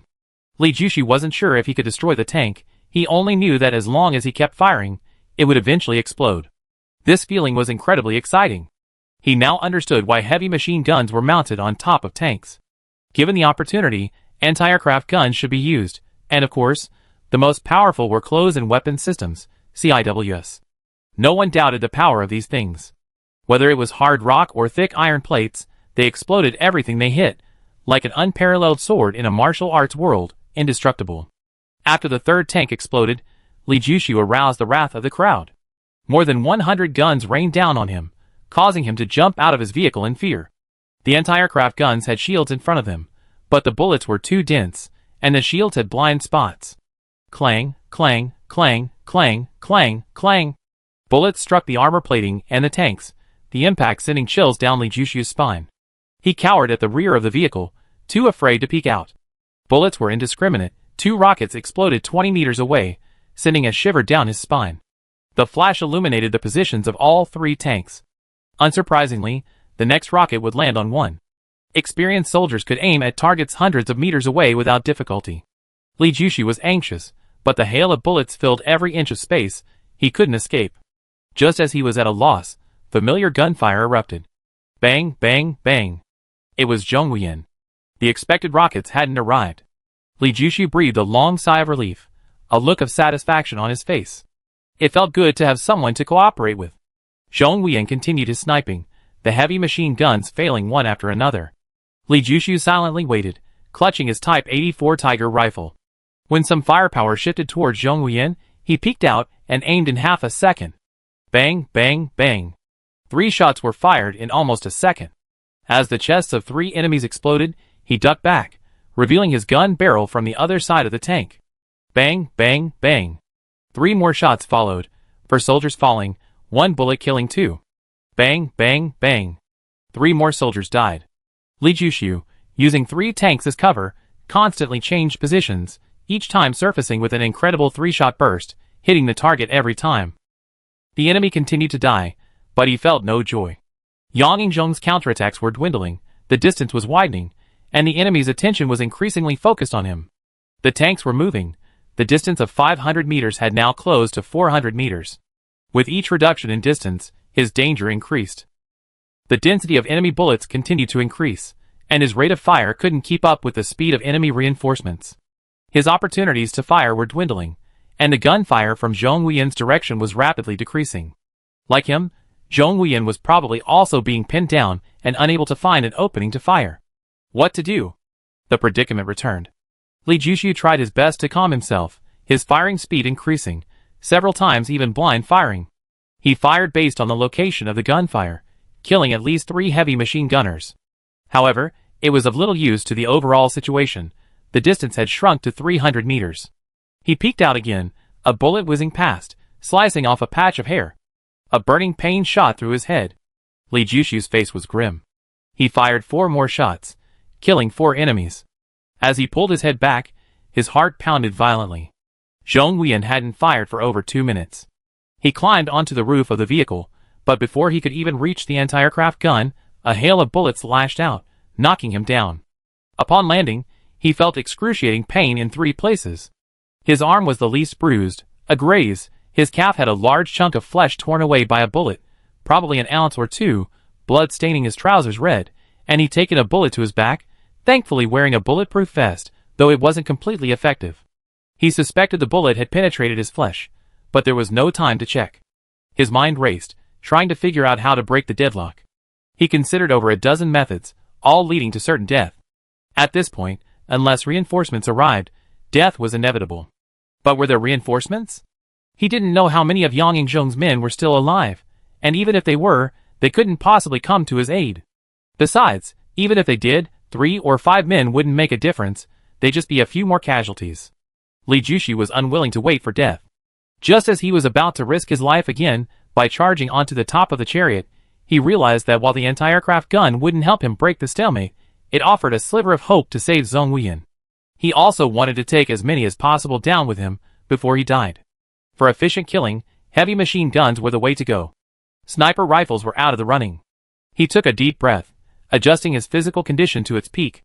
Just as he unleashed his power, a terrifying whooshing sound filled the air, followed by a hail of shells raining down on the enemy convoy. The continuous explosions made the earth seem to boil, and the flames turned the entire road crimson. What's going on? Li Jushu's surprise flashed for a moment, then he immediately climbed onto the roof of the chariot and grabbed the anti-aircraft gun, firing wildly. Chapter 164.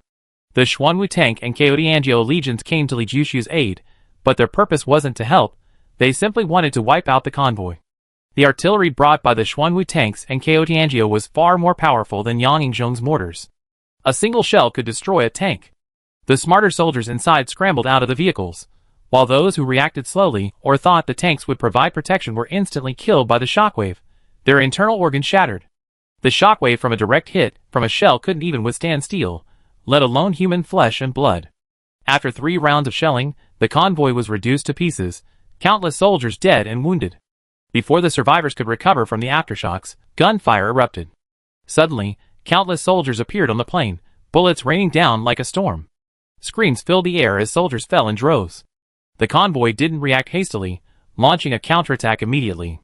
However, their morale was low, and they were clearly being suppressed. Li Jushu didn't know who the reinforcements were, but he knew now was the best time for his counterattack. He fired all his ammunition in one go, decimating the enemy near the front. These men, who had charged so fast, now deeply regretted their actions. Li Jushu jumped onto the second tank, only to find that the heavy machine gun on its roof was damaged by bullets. He jumped onto the roof of the third tank, but the heavy machine gun there was also broken and unusable. With no other option, he had to use a sniper rifle. He aimed, fired. Having used anti-aircraft guns before, he suddenly felt that the sniper rifle's killing speed was far too slow. Anti-aircraft guns don't require aiming, a hail of bullets is usually enough to kill, or cripple the survivors. Sniper rifles, however, require aiming, otherwise they're likely to miss. The soldiers who survived the artillery and anti-aircraft fire had to contend with both the soldiers on the plains and Li Jushu's snipers, making them extremely overwhelmed and disorganized. Who are the reinforcements? Zhong Weyan ran over from a distance. She only dared to emerge from her cover after confirming there was no danger. Her beautiful face was covered in dust, only her eyes remained bright. I don't know. But it's good news anyway. Li Jushu considered whether it was reinforcements called by Yang Yingzhong, but quickly dismissed the idea.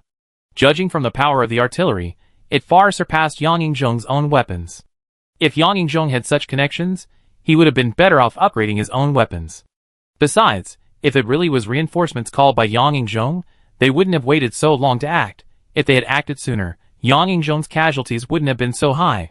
We've been used, Zhong Weyan suddenly said. Li Jushu frowned. He was reluctant to admit it, but judging from the current situation, they had indeed been used as bait. Now is the best time to leave, Zhong Weyan said. Try to see if the chariots can start. Li Jushu's heart skipped a beat. 3 chariots couldn't all be broken. Chariots were different from other vehicles, they were specially modified for the battlefield. Even with the outer shell riddled with bullets, the engines could still start. We can't drive the chariots, Zhong Huiyan said. You're right. Li Jushu immediately realized. If the chariots moved, they would lose their concealment. Leaving silently was the safest option. He looked around, searching for the best escape route. Suddenly, intense gunfire came from afar. He turned his head sharply, and was horrified to find that behind the reinforcements from the plains, another group of men had appeared, launching a fierce attack on the reinforcements. Tanks, artillery, rocket launchers, and other heavy weapons rained down on the plains like wildfire. The reinforcements were immediately overwhelmed and unsure what to do: continue the attack, or turn back and fight back. Meanwhile, the convoy on the road launched a fierce counterattack. Their determination suggested that the people behind them were allies. Li Jushu and Zhong Huiyan exchanged a glance, both seeing the confusion in each other's eyes. Tonight had been incredibly eventful, one wave after another. They were like a rope, pulled at one end, revealing a whole string of others. The crucial point was that neither of them knew who these people were. Run! Li Jushu immediately realized that now was the best time to leave. They had only run about 200 meters, when they stopped abruptly and dropped to the ground. In the darkness, bullets rained down, thudding against the ground and kicking up clouds of dust. Damn it, we're surrounded. Although Zhong Huiyan couldn't see, she sensed the danger and the bullet trajectories to make a grim judgment. Let's go back. Li Jushu made a decisive decision. They were indeed surrounded. Zhong Huiyan couldn't see them, but Li Jushu could see them clearly. Soldiers had appeared out of nowhere, and had already surrounded the area. The enemy had heavy weapons and snipers. In the open plains without cover, 3 tanks linked together became the best cover. The nearest enemy was more than 500 meters away. As long as there were no lights shining on them, no one would notice the tanks, and therefore no artillery shells would be fired at them. Tanks couldn't stop artillery shells, but they could stop bullets. The 2 men used the tanks to quietly eliminate the soldiers trying to approach. The convoy's attention was mainly drawn to the reinforcements, and they didn't pay much attention to them. The pressure on the 2 men wasn't too great. However, this didn't last long. The reinforcements, facing attacks from both sides, lost their composure and fled haphazardly like headless flies. Many of them moved towards Li Jushu's side.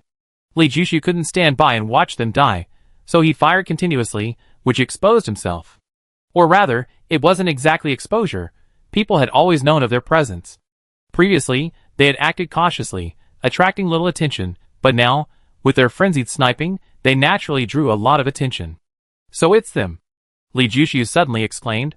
He spotted 2 familiar figures among the reinforcements.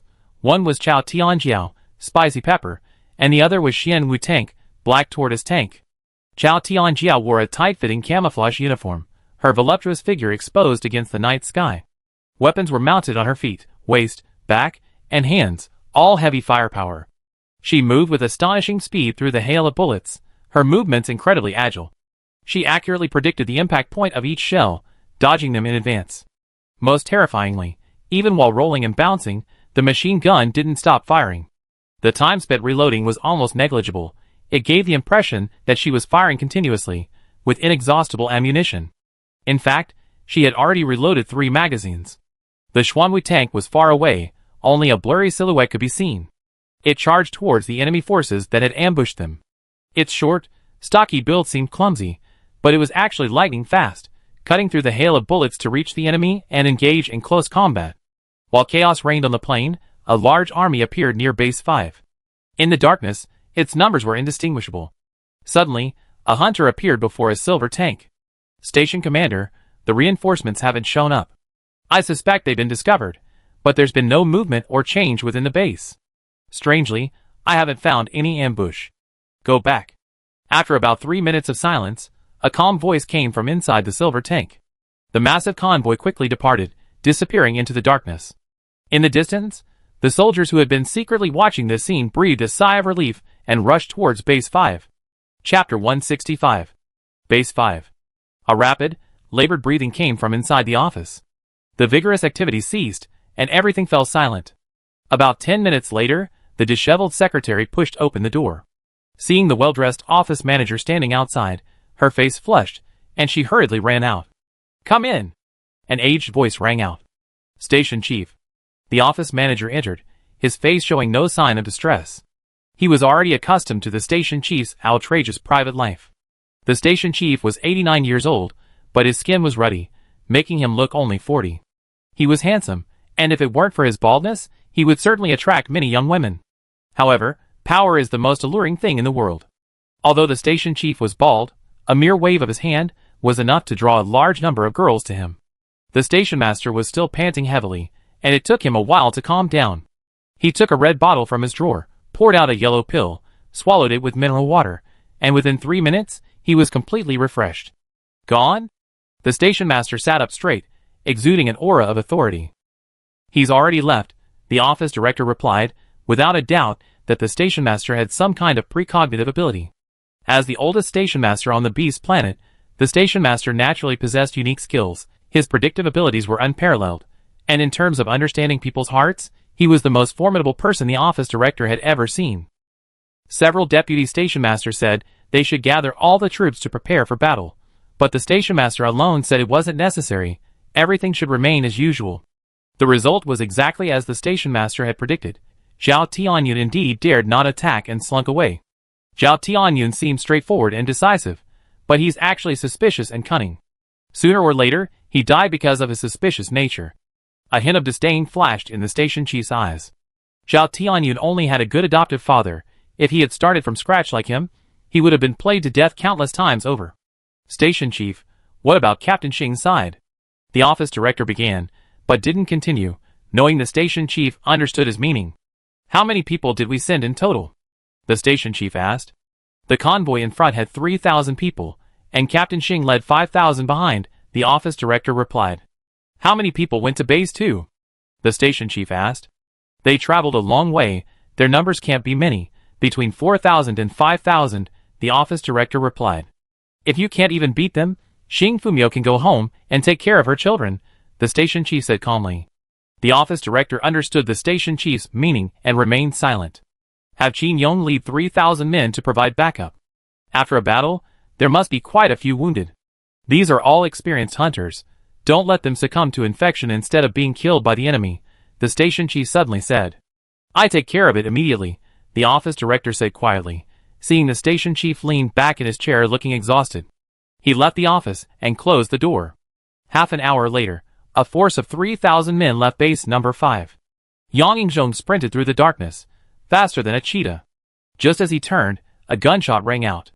Yang Yingzhong seemed to have eyes in his temples, incredulously twisting his body. There was a bullet hole where he had been standing. 300 meters away, the sniper, almost blending into the color of the armored vehicle, felt a sudden jolt of fear. The thought of rolling off the vehicle had barely formed when a bullet struck the back of his head, the terrifying impact nearly severing half his skull.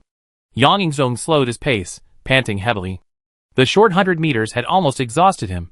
His actions were like dancing on a knife's edge, but it was all worth it to lure out this top-tier sniper. Li Jushu let out a soft breath. The sniper's armor was the exact same color as the tank, and given the chaos of the battlefield, he had searched several times without success. 5 men around him had already fallen. His and Zhong Wuyan's exceptional sniping skills had unknowingly attracted many friendly forces, eventually drawing Yang Yingzhong and Hamahuang over. The two, worthy of being the strongest in the team, not only survived but also rallied the survivors, forming a small squad of over 20. Though small in number, their offensive was exceptionally fierce. However, lacking sniper cover, their several charges were repelled. Yang Yingzhong recognized the sound of Li Jushu's sniper rifle and immediately moved towards them, eventually joining forces. Using 3 tanks as a base, they launched a counterattack. There were many enemy snipers, most of whom were headshot by Li Jushu before they could even fire. However, a few highly skilled snipers remained hidden, causing the deaths of many friendly soldiers. Li Jushu's abilities were on full display at this moment. As soon as a sniper fired, he could immediately locate and eliminate them without fail. The only exception was a man dressed in the same color as the tank, almost invisible, whom Li Jushu couldn't find despite several searches. To prevent the team from being suppressed by a single sniper, Yang Yingzhong personally lured the enemy, and with perfect coordination, successfully eliminated the sniper. The battlefield was now completely chaotic, a tangled web of enemies and friendly forces on all sides. In the darkness, everyone fought with extreme fear, worried about friendly fire, and even more afraid of their own death. Only Li Jushu had no such worries. His gunfire was almost constant, the barrel of his Tiger Type 84 rifle always glowing red. He single-handedly cleared out the main threats within a 400-meter radius, resulting in a very high survival rate for friendly forces in that area. However, Li Jushu also had to thank the chaotic situation. Both sides abandoned artillery, a weapon of mass destruction. Otherwise, a few volleys of shells would have reduced the 3 tanks to scrap metal. In the darkness, only Li Jushu could roughly see the battlefield.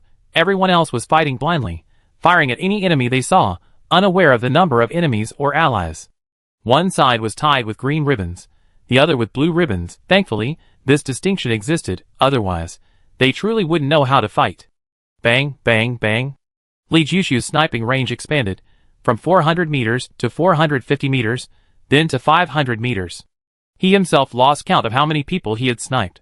He had used up all 200 rounds of ammunition he brought, and the 300 rounds he found in the armored vehicle were also gone. Yang Yingzhong seemed to read his mind. Just as he ran out of ammunition, he returned, carrying 2 sniper rifles, a Tiger Type 84 and an NC-22, along with hundreds of rounds of ammunition. Li Jushu put down the scorching hot Tiger Type 84, glanced at the 2 rifles, and chose the Tiger Type 84 again. The Tiger Type 84 had a higher rate of fire, and a better feel. In a battlefield with many people, the Tiger Type 84 was more suitable. When the firing radius expanded to 550 meters, over 200 men had gathered around the 3 tanks. Li Jushu began to move, his movement serving as a signal. The 200 men launched their charge. Thanks to Li Jushu's ability to eliminate enemy heavy firepower, the charge was remarkably smooth, almost unstoppable. They continuously gathered allies on the battlefield, and when their numbers reached 400, everyone's morale was completely different, brimming with confidence. They fought their way from the head of the convoy to the tail. Kaodiangio's men joined them, increasing the force to 1,200. They quickly cleared the enemy from the convoy, and over 1,000 charged towards the attacking enemy. After a fierce battle, Xuanwu Tank's men were completely outmatched. Had they not been unable to escape the enemy, they would have fled long ago. Members fell continuously, and despair permeated the air. Just then, Kaodiangio and his men charged in, like a sharp knife, piercing deep into the enemy ranks. The enemy suffered heavy losses, and their offensive suddenly weakened. Chapter 166. The rocket exploded less than 3 meters from the Xuanwu tank, the flames instantly engulfing it. Just when everyone thought it was dead, it staggered to its feet, forcefully tearing off its tattered bulletproof vest to reveal its rock-hard, muscular upper body. It roared to the sky like a wild beast. The howl, like a wolf's howl and a monkey's cry, drowned out the sounds of half the battlefield, leaving everyone's ears ringing. The Xuanwu tank's hair was singed, its face blackened, and blood stained its mouth. It looked disheveled. But at this moment, no one thought it was disheveled. Members of both legions spontaneously erupted in cheers, their shouts shaking the heavens. The enemy, however, was terrified, their morale utterly shattered, never to recover. Morale, intangible and invisible, undeniably affects a person's state. The most typical example is a sniper rifle. When in peak condition, the feel is superb, hitting the target with ease. When morale is low, accuracy drops. The soldiers were the same, firing indiscriminately with their submachine guns. It seemed like they didn't need to aim, but they still had to dodge bullets. If they were in good condition, their sixth sense was strong, allowing them to anticipate danger. If not, they die without even knowing where they've been hit. It had a bit of a smiling girl is always lucky vibe to it. The 2 legions roared, suddenly no longer tired. A surge of power welled up within them, their speed increasing dramatically. Some fired, others dropped bombs, their eyes filled with madness and confidence. The enemy cowered, wanting to escape but afraid to. Crazy! Li Jushu glanced at Yang Yingzhong. He remembered that when Yang Yingzhong mentioned the Xuanwu tank during the introduction of Base 2, his expression changed slightly. At the time, he hadn't thought much of it, but now, in retrospect, it spoke volumes. Such formidable defenses were a headache for anyone. Yang Yingzhong wanted to make a name for himself at Base 2, and the Xuanwu tank was the biggest obstacle, and the key was that this Xuanwu tank couldn't be moved. Under the firelight, Yang Yingzhong's face was grave, even somewhat grim. Looking at Han Mao, his face showed deep apprehension. Bang, bang, bang. After the Xuanwu tank's beast-like roar, the battlefield situation completely reversed. Li Jushu felt it clearly, the pressure instantly lessened by more than half. Enemy firepower was drawn to the 2 major legions, and almost no one paid attention to him. 300 meters away, Zhong Wuyan was in a similar situation. The 2 found a low-lying area and continuously sniped the enemy. Those heavy machine gunners died fastest where the sound was loudest and most conspicuous. The enemy wasn't without snipers, but the darkness made it difficult for them to spot Li Jushu's position. As soon as they fired, Li Jushu immediately retaliated. Everything was progressing well. If it weren't for the sudden appearance of enemy reinforcements, the hundreds of armored vehicles, including 4 tanks, still 2 kilometers away, would have opened fire without regard for friendly fire, unleashing over 20 shells in quick succession. Explosions erupted, illuminating the earth, and both legions suffered over 100 casualties. Li Jushu warned the enemy reinforcements to find a place to deploy mortars. The Tianjiao and Xuanwu tanks simultaneously ordered a retreat. The 2 legions withdrew from the battlefield like a tide. Li Jushu and Yang Yingzhong's team, scattered and disorganized, gathered together, 51 men in total. They had come with 500 men, they returned with only 51, a loss rate of 90%. The enemy didn't pursue. The reinforcements were still 2 kilometers away. Li Jushu and his men retreated smoothly without casualties. However, morale was low, not a single person was happy. Without a doubt, the mission failed. The eldest brother became the second eldest, and with such heavy casualties, even the second eldest might not be able to keep his position. At Base 2, it's not about connections, it's about strength. 51 people, that's the smallest combat unit there. Everyone looked at Yang Yingzhong, whose face was grim, silent. He was probably considering whether to return to Base 2. How many people did we kill? How do we count these heads? One member couldn't help but ask, still clinging to a sliver of hope. No one answered his question. Those who survived were the best of the best, with strong pride. Subconsciously, they didn't want to count the heads. The reason was simple. If it weren't for the appearance of the Xuanwu tank and Tianjiao legions, they would already be dead. If they were all dead, where would the spoils be? To put it bluntly, they were now the spoils of war for the 2 legions. There's still a chance. Li Jushu suddenly spoke up. In an instant, everyone stopped in their tracks, staring at him in astonishment. Night Owl, what do you mean by that? Wrench, who was closer to Li Jushu, immediately spoke up, as was the question everyone wanted to ask. How many regular troops are there at Base 5? Li Jushu looked at Yang Yingzhong. Yang Yingzhong's heart skipped a beat, his eyes flashing with surprise and doubt. Around 20,000, Wrench answered for him. More than half of them came out, right? How many people are left at Base 5? Li Jushu's gaze swept over everyone. If I could get into Base 5 and detonate it from the inside, what would the effect be? How can we get in? Base 5 must be heavily guarded, a member asked. Now is the time of heaviest security, which is also the best time to slip through. With so many wounded soldiers on the battlefield, some are bound to sneak back. We can disguise ourselves as deserters. Yang Yingzhong's mind started racing. There are still 2 hours until dawn, Li Jushu reminded them. To sneak into Base 5, they could only do so under the cover of darkness. Once it was light, even if they entered Base 5, they would be unable to move an inch. Everyone looked at Yang Yingzhong. Let's do it. After a long silence, Yang Yingzhong's face flashed with determination and ruthlessness. He immediately told Grizzly Bear, you take the wounded brothers back first, and wait for our news at Base 2. If we come back, there's nothing to say. If we don't, you stay with White Goat, he won't mistreat you. Boss. Grizzly Bear panicked. How could he desert in the face of battle? It's decided. Yang Yingzhong's order was unquestionable. No one thought there was anything wrong with it. Of the 51 men, nearly half were wounded, and at least 10 of them were incapacitated. Going would only be a hindrance. I say something you don't want to hear. If we're going to feign desertion, it would be best if some of the men were wounded, Li Jushu said abruptly. The team fell silent. Li Jushu's words made sense, but those who stayed meant certain death. The pressure suddenly fell on Yang Yingzhong. I go! Grizzly Bear volunteered, and then someone else spoke up. That's enough, 5 people are enough. Yang Yingzhong stopped anyone who wanted to speak. Next, they split into 2 groups. Yang Yingzhong, Li Jushu, and the other 29 members ran towards Base 5, while Zhong Wuyan led the wounded back to Base 2. Li Jushu was still pondering how to enter Base 5 without giving himself away. Although he was pretending to be a deserter, it might not be effective. He wasn't confident at all. Unexpectedly, just as they were about to reach the city gate, Hama Huang produced a bunch of green ribbons, which everyone tied to their arms. Then Yang Yingzhong took out a bag of gold coins, and they entered Base 5 without incident. Sometimes, the simplest way is the most effective way, Yang Yingzhong explained softly, seemingly noticing Li Jushu's confusion. Chapter 167. The first thing was to gather bombs, the more the better. Li Jushu wasn't good at this, but someone else was. Wrench, in less than half an hour, had 2 large bags in his hands and another on his back, all filled with bombs of various kinds, many of which Li Jushu had never seen before. No one questioned how Wrench got the bombs. Yang Yingzhong took out a map, circled several points on it, and assigned tasks to everyone. Which buildings housed soldiers, how many bombs were needed to destroy them, which area each person was responsible for. In half an hour, he had gathered so much information. Li Jushu was very impressed. If it were him, he probably wouldn't even be able to distinguish between soldiers and civilians. Any objections? After assigning tasks, Yang Yingzhong looked at everyone. No one objected, or perhaps everyone did, because the difficulty was immense.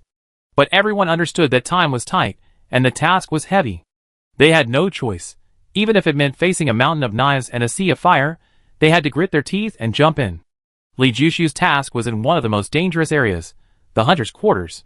The base's security is typically divided into 2 parts: regular troops and irregular troops. Regular troops, needless to say, enjoy good pay, less work, more holidays, and an easier job. Irregular troops handle the vast majority of the work, but their pay is less than half that of regular troops. However, they have no choice. They are irregular troops, usually recruited directly from among the hunters. Although they are considered irregular troops, even dogs would look down on them. That's only in comparison to the regular troops. Compared to ordinary people, it's a highly coveted position that money can't buy. Ordinary people need connections to get in. The irregular army members were essentially elite hunters. Planting a bomb in such a location was incredibly difficult. Li Jushu remained silent throughout, merely glancing at the map and memorizing the route. Each member left with their bomb. Base 5 had streetlights, but most were out of order, whether due to cost-cutting or simply broken. The streets were intermittently dark and brightly lit. Despite it being Li Jushu's first time at Base 5, he accurately located his target, an unusual rectangular building, approximately 600 meters long and 18 stories high, separated from its surroundings by a 6-meter-high wall. Under the dim streetlights, Li Jushu suddenly accelerated. With a 5-meter running start, his speed reached 20 meters per second. He leaped from the corner of the wall, soaring 7 meters high like a rocket. The high-voltage power lines atop the wall were clearly visible. The lines were thin, made of brass mixed with other metals. The current could kill a large buffalo in a second. He pulled the button, the drill shot out, and the rope plunged deep into the building wall. As he began to fall, Li Jushu grabbed the rope and pulled hard, using the force to easily vault over the wall.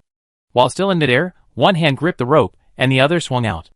A playing card, a streak of white light, accurately embedded itself between the hunter's eyebrows as he opened the window, only a corner showing, the 7 of clubs. The hunter had heard the drill hitting the wall, and opened the window to check, never imagining that this glimpse would cost him his life. The instant he saw what was happening, his pupils dilated instantly. Before he could react, he was struck by the playing card. Shock turned to despair. He tried to scream to warn his companions, but to his horror, he couldn't. His body wouldn't obey his commands, and his consciousness rapidly faded into darkness. The commotion of the hunter falling caught the attention of his roommates. As the 3 roommates looked down, 3 flashes of white light appeared, and they shuddered, collapsing limply onto their beds. Li Jushu pushed open the window, and jumped into the room. His gaze swept across the room. 6 beds. He dashed to the bathroom, where the sound of running water could be heard. The irregular group was actually 6 people to a dormitory. Although the room was large, the treatment was rather poor. Li Jushu had always followed a small team. The treatment wasn't great, but when booking hotels, it was usually 1 person per room, avoiding mixed-gender dorms or several people crammed into one room. Hunters needed privacy. Besides the sound of the shower, indescribable noises emanated from the room. A look of disgust crossed Li Jushu's face, but he didn't hesitate to twist the handle and push open the door. As the playing card shot out, 2 naked hunters pressed together in the bathroom turned to look at the door. The anger in their eyes hadn't fully surfaced before it instantly turned to terror. The playing cards grazed their throats, drawing 2 streaks of blood, which were instantly dispersed by the shower. Li Jushu, suppressing his nausea, retrieved the playing cards. He also pulled out the cards embedded between his eyebrows from the dormitory floor and flushed them down the toilet. He quickly searched the room. It was full of weapons, which he didn't need, but a box of chewing gum bombs was a good find. Besides that, there were 6 anonymous bank cards. These were common among hunters. Hunters often did shady things, and their money was naturally kept secret, so anonymous cards were best to avoid trouble for everyone. Just as he was about to leave, He heard the pattering of the still-on showerhead. An idea struck him. He went into the bathroom, and when he came out, wrapped in a towel and drying his wet hair, sure enough, he brushed past the hunters in the hallway without anyone suspecting him. His bombs were all hidden inside large bath towels. The hunter's life was unrestrained. When not on missions, he prioritized pleasure. The first half of the night was lively, and the second half was equally restless. Those with light sleep either couldn't be hunters or were already dead. Those who survived were the thick-skinned, able to sleep soundly even when those around them were snoring like thunder. Li Jushu, who slept through the second half of the night, was nothing unusual. Seeing no one was paying attention, Li Jushu broke several light bulbs and easily made his way to the basement. The basement was almost deserted, and he easily planted all the bombs. The time had been preset and didn't need to be checked. In the basement garage, he even found a tank with the key still in the ignition. He glanced at the time, entered the tank, reclined the seat, and fell asleep in less than 10 seconds. There were still 1 hour and 25 minutes until the explosion. He could sleep for another 1 hour and 20 minutes. His mission was completed smoothly, saving a lot of time. He sensed that the escape ahead wouldn't be easy, and conserving his energy was crucial. The car in the next parking space lit up briefly, and a man and a woman climbed in. They immediately embraced, clothes flying, their passion raging. 20 minutes later, accompanied by ecstatic moans, they calmed down. Only the condensation from the windshield was blurring their vision. "Did you bring it?" the man asked, his voice feigning composure but laced with anxiety. "Don't worry, don't you trust me?" the woman replied, her voice slightly rough, deliberately laced with awkwardness. "That's good." The man sighed in relief. A crack echoed as bones snapped, and the woman's head slumped limply around her neck. Chapter 168. "You slut, if it weren't for your relationship with the station master, why would I even touch you? Damn, you're as fat as a pig and as ugly as a grotesque creature. Every time I touch you, I have to wash for half an hour afterward. Don't you even take a piss and look at yourself? With your face that could make you look like a ghost?" The man cursed as he threw the woman out of the car. Li Jushu, who had already woken up, glanced through the glass. The woman was naked. Her pale skin was indeed quite plump, but also very white. Her face was pressed against the ground, so he couldn't see her features. However, judging from her round neck, she was unlikely to arouse any man's interest. This man was quite a character. Li Jushu was still wondering why the man would leave a corpse in the parking lot. Wasn't he afraid of being discovered? Then he saw the man take out a bottle of liquid, drip a few drops onto the corpse. White smoke rose, and the corpse melted at an alarming speed. The stench was nauseating. In less than a minute, the pale corpse had turned into a puddle of sewage. The man opened a fire hydrant, the water rushed out, and everything vanished without a trace. After finishing his work, the man returned to his car, opened the backpack the woman had brought, and found 10 potions, 1 each for strength, speed, agility, skin, and bone. The remaining 5 were nutrient solutions. All the potions were level 3. With these potions, I can break through to level 4. Once I become a level 4 hunter, I immediately be someone important, living the high life, leading a team, and never have to suffer this humiliation again. Li Quishan, you just wait. I repay you 10-fold, 100-fold, for the humiliation you inflicted on me. The man's tone was filled with resentment and hatred that even the deepest rivers couldn't wash away. Just as he inserted the key, a chill ran down his throat, and a wave of intense pain washed over his body. As unease surged within him, his consciousness began to fade, and then he saw Li Jushu's face. "I'm sorry to have met you under these circumstances. I didn't intend to kill you, but the temptation of the level 3 potion was too great." "I'm sorry," Li Jushu said, feeling guilty, but he couldn't help himself.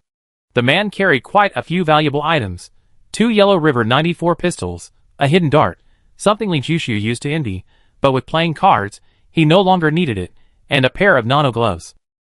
These were definitely high-quality items, lightweight, sweat-absorbent, breathable, extremely protective, and automatically temperature-regulating. For a sniper, a pair of nano gloves could double their stamina, and in high temperatures or icy conditions, they could even turn the tide of battle. Li Jushu had every reason to suspect that the man had obtained the nano gloves through the woman's connections. Even a level 4 hunter would find it difficult to acquire nano-level equipment. Currently, the actual effectiveness of nano equipment on the market doesn't reach the nano level. The advertising is often exaggerated. However, it's already the pinnacle of equipment available. The anonymous bank card showed no balance, but Li Jushu believed the amount was substantial. When a woman latches onto a man, she basically doesn't have to worry about material things. Similarly, when a man latches onto a woman, becoming rich is a sure thing. I'm sorry. Li Jushu felt a chill run down his spine as he picked up the glass bottle. Just a drop or two, and a corpse weighing over 200 pounds had vanished without a trace. Even aqua regia wasn't that powerful. Other people's bone-dissolving liquid required puncturing the corpse to release blood before it would have any effect. This liquid could be applied directly to the skin. No need for all that trouble. An essential item for home and travel. The potion was what Li Jushu valued most. It was also because of the potion that he harbored murderous intent. He threw all notions of morality and righteousness to the back of his mind, strapped the potion tightly to his body, and switched to a man's chariot. At a glance, it was obvious that the man's vehicle was superior. Its imposing weight exuded the aura of a superior. Most importantly, no one would bother with the man's vehicle, as its owner was dead, whereas the owner of the previous vehicle could reappear at any moment. The smell inside the vehicle was unpleasant. Li Jushu opened the window. There were still 10 minutes until the appointed time, and he was about to take a nap when a commotion arose in the distance. The sound was faint by the time it reached the basement, but the gunshots were still piercing. He frowned. Gunshots at this time were not a good sign. Most likely, someone had been exposed. He sighed. Premature exposure would cause the plan to take an unpredictable turn, but there was nothing he could do. After a moment's thought, he got out of the vehicle and destroyed all 4 elevators. Then, he activated the vehicle, using it to push the other vehicles to the stairwell, blocking the exit. If problems arise elsewhere, and higher-ups send reinforcements, the irregular troops will be the first to be dispatched. If these people all escape, the dormitory building will become empty, and the bombs he planted will be ineffective.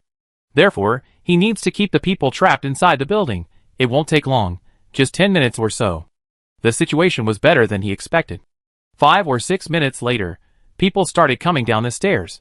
The hunters, wanting to be lazy, initially blocked the elevator. Finding it unusable, they opted for the stairs.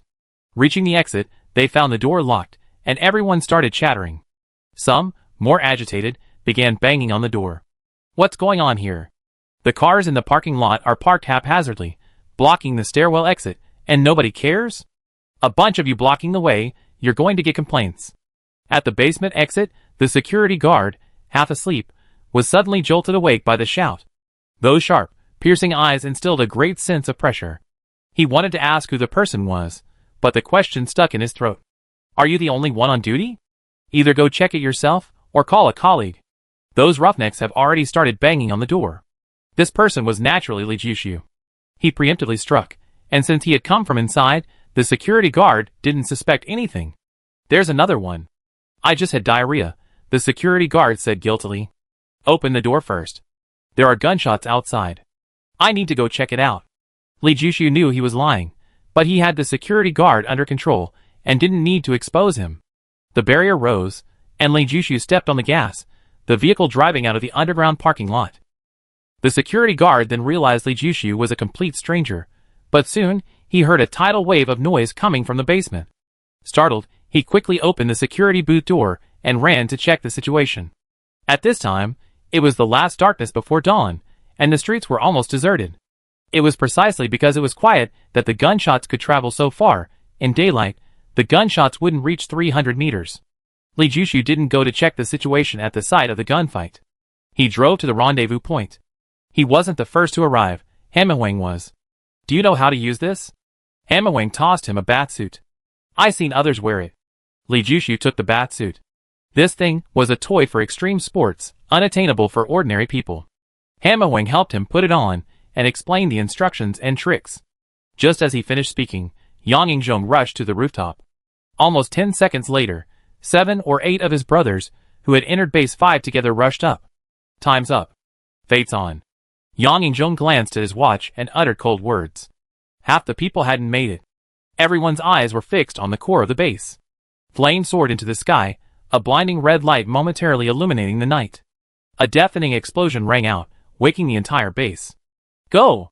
Yang Yingzhong was the first to unfold the batsuit and jump off the building, Hamawang second, Li Jushu third. Chapter 169. One building after another exploded violently, flames instantly illuminating the entire base's night sky. Everyone was jolted awake, staring in terror at the directions of the explosions.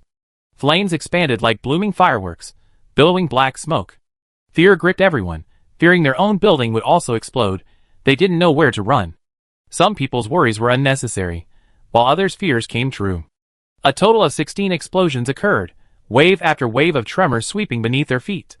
Dozens of stories of buildings collapsed with terrifying force. Those inside were almost certainly doomed.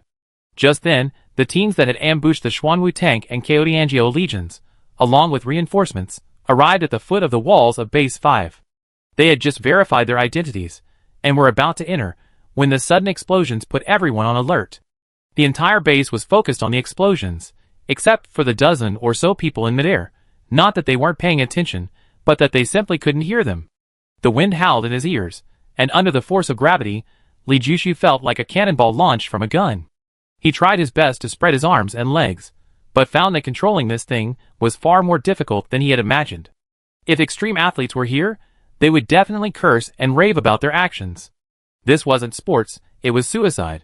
Insufficient altitude, insufficient wind, and a group of inexperienced rookies. Wingsuit flying under these conditions was no different from suicide. Li Jushu also realized this problem, because one of his companions crashed into the city wall, instantly turning into a bloody pulp and falling to the ground, dead beyond any doubt. It was because of this companion's death that the soldiers on the city wall discovered someone wingsuit flying, and searchlights instantly turned the night sky into daylight. Damn! Li Jushu didn't know how the others felt, but he froze instantly, as if a thief had been stripped naked and thrown into public view, a mixture of embarrassment, fear, and terror. The only good thing was that the stiff muscles stretched the bat suit to its maximum, allowing it to leap over the city wall and shoot outwards. As it passed the cannon emplacement, he felt he was almost touching it. Luckily, no one was near the emplacement, otherwise, let alone a burst of bullets, even a raised dagger could have disemboweled him. Now he realized that his companion who crashed into the wall was too heavy. At 1.89 meters tall and 230 kilograms, it seemed unsuitable for wingsuit flying. He suddenly thought of the equally tall Grizzly Bear. Grizzly Bear was already wounded, and his arrival at Base 5 was merely a training exercise. He wondered where Yang Yingzhong had placed the wounded, and what had become of the other companions who hadn't arrived at the rendezvous point on time. This operation, so far, seemed successful. He just didn't know what the second half would be like, or whether they would survive. As Li Jushu observed the man gliding at breakneck speed through the air, his mind raced. He thought of Chao Gang and Black Hornet, Shark and Little Sister, and Lin Lu, lost in the desert. He wondered if she was still alive, and if so, where she was. Bang! A deafening gunshot jolted him from his reverie. He stared intently at the ground, and after a long while, he could make out a tank speeding along, kicking up a long plume of dust. On the roof, a sniper was aiming, not at him, but at one of his comrades behind him. Bang! His comrade fell to the ground, sweat instantly beading on Li Jushu's forehead. When they jumped off the roof, Yang Yingzhong had said, "Let fate decide," meaning they anticipated being sniped. During the gliding phase, they were to spread out, so that even if discovered, they wouldn't all be wiped out. In Li Jushu's direction, there were only two people, him and his companion. Now that his companion was dead, only he remained. Unfortunately, the armored vehicle on the ground was relentlessly pursuing him, its sights fixed on him. The armored vehicle's speed was certainly slower than a glider, but even a glider couldn't match the speed of a sniper rifle. Under the searchlight, he was like a bright spot, with nowhere to hide. A chill enveloped him, and the hairs on his body instantly stood on end. As a sniper himself, Li Jushu immediately knew he was being targeted. Without hesitation, he retracted his left hand, instantly changing the direction of the bullet. Whoosh! The bullet grazed his right hip, the burning sensation making that area of skin sting. He opened his left hand, retracted his right, and changed direction again. This time, a burning pain shot through his left eye. Li Jushu had no time to look at the situation below. He moved left and right entirely by instinct, each time dodging the bullets in advance, though not completely avoiding them, always just grazing them. It wasn't that he wasn't careful, the snipers on the ground were too skilled. Even with the tank moving, and him moving at high speed, they could aim within 2 seconds, something he might not be able to do. His flight trajectory and speed might be predictable, but the movement of the tank was absolutely uncontrollable.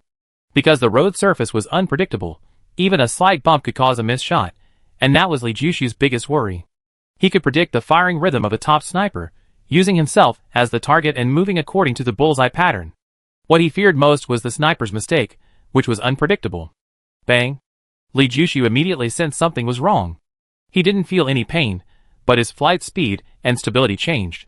He turned his head and saw a bullet hole in the bat wing under his ribs. Good things don't always come true, but bad things always do.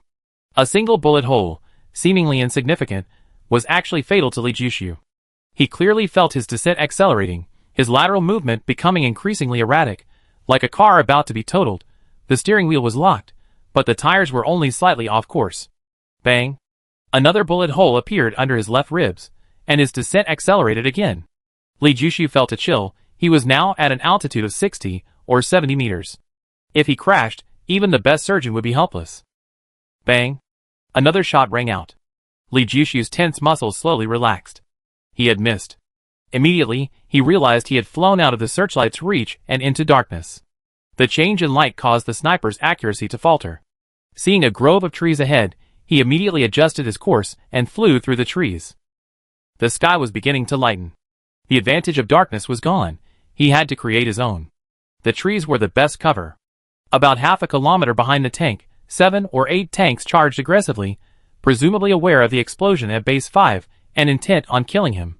Within a few minutes, dawn broke. Li Jushu disappeared into the woods. A sound of snapping branches rang out, followed by silence a few seconds later. The deep roar of engines grew louder. Before the tank had even come to a complete stop, a sniper jumped off and quickly disappeared into the forest. Then, a burly man, over 2.18 meters tall and fully armed, leaped from the vehicle. He cracked his neck, let out a sinister grin, and swaggered into the woods. Chapter 170. Thud! The bullet pierced through 45 centimeters of tree trunk, revealing a section of its tip on the other side. Li Jushu's face was 1 centimeter from the bullet, which radiated a searing heat.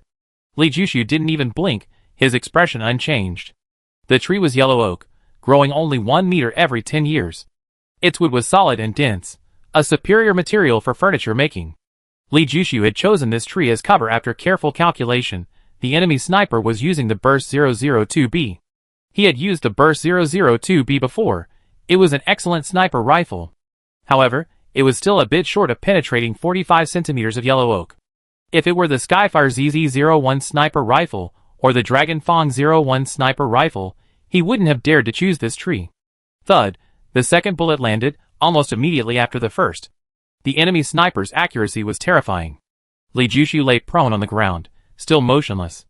Wasps swarmed above him, provoked by the vibrations of the trees, occasionally landing and stinging him. Wild wasps are extremely venomous. Even a buffalo stung by one would jump up. Li Jushu had 7 or 8 welts the size of lychees on his head and face. It looked painful to an ordinary person, yet Li Jushu remained motionless on the ground. A wasp sting might be fatal, but not immediately. If he surfaced, death was certain.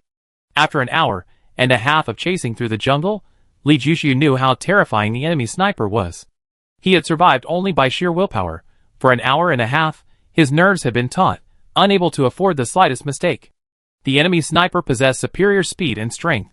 His only advantages were his early start and eyesight. If they had started moving at the same time, he would already be a corpse. For an hour and a half, he fired only 3 shots, not to conserve ammunition, but because he couldn't find an opportunity to fire. The enemy sniper was watching him like a camera, with no blind spots, leaving him no chance to retaliate. He had never been chased so relentlessly since he started out. For an hour and a half, he couldn't find a way to escape. However, he finally found an opening.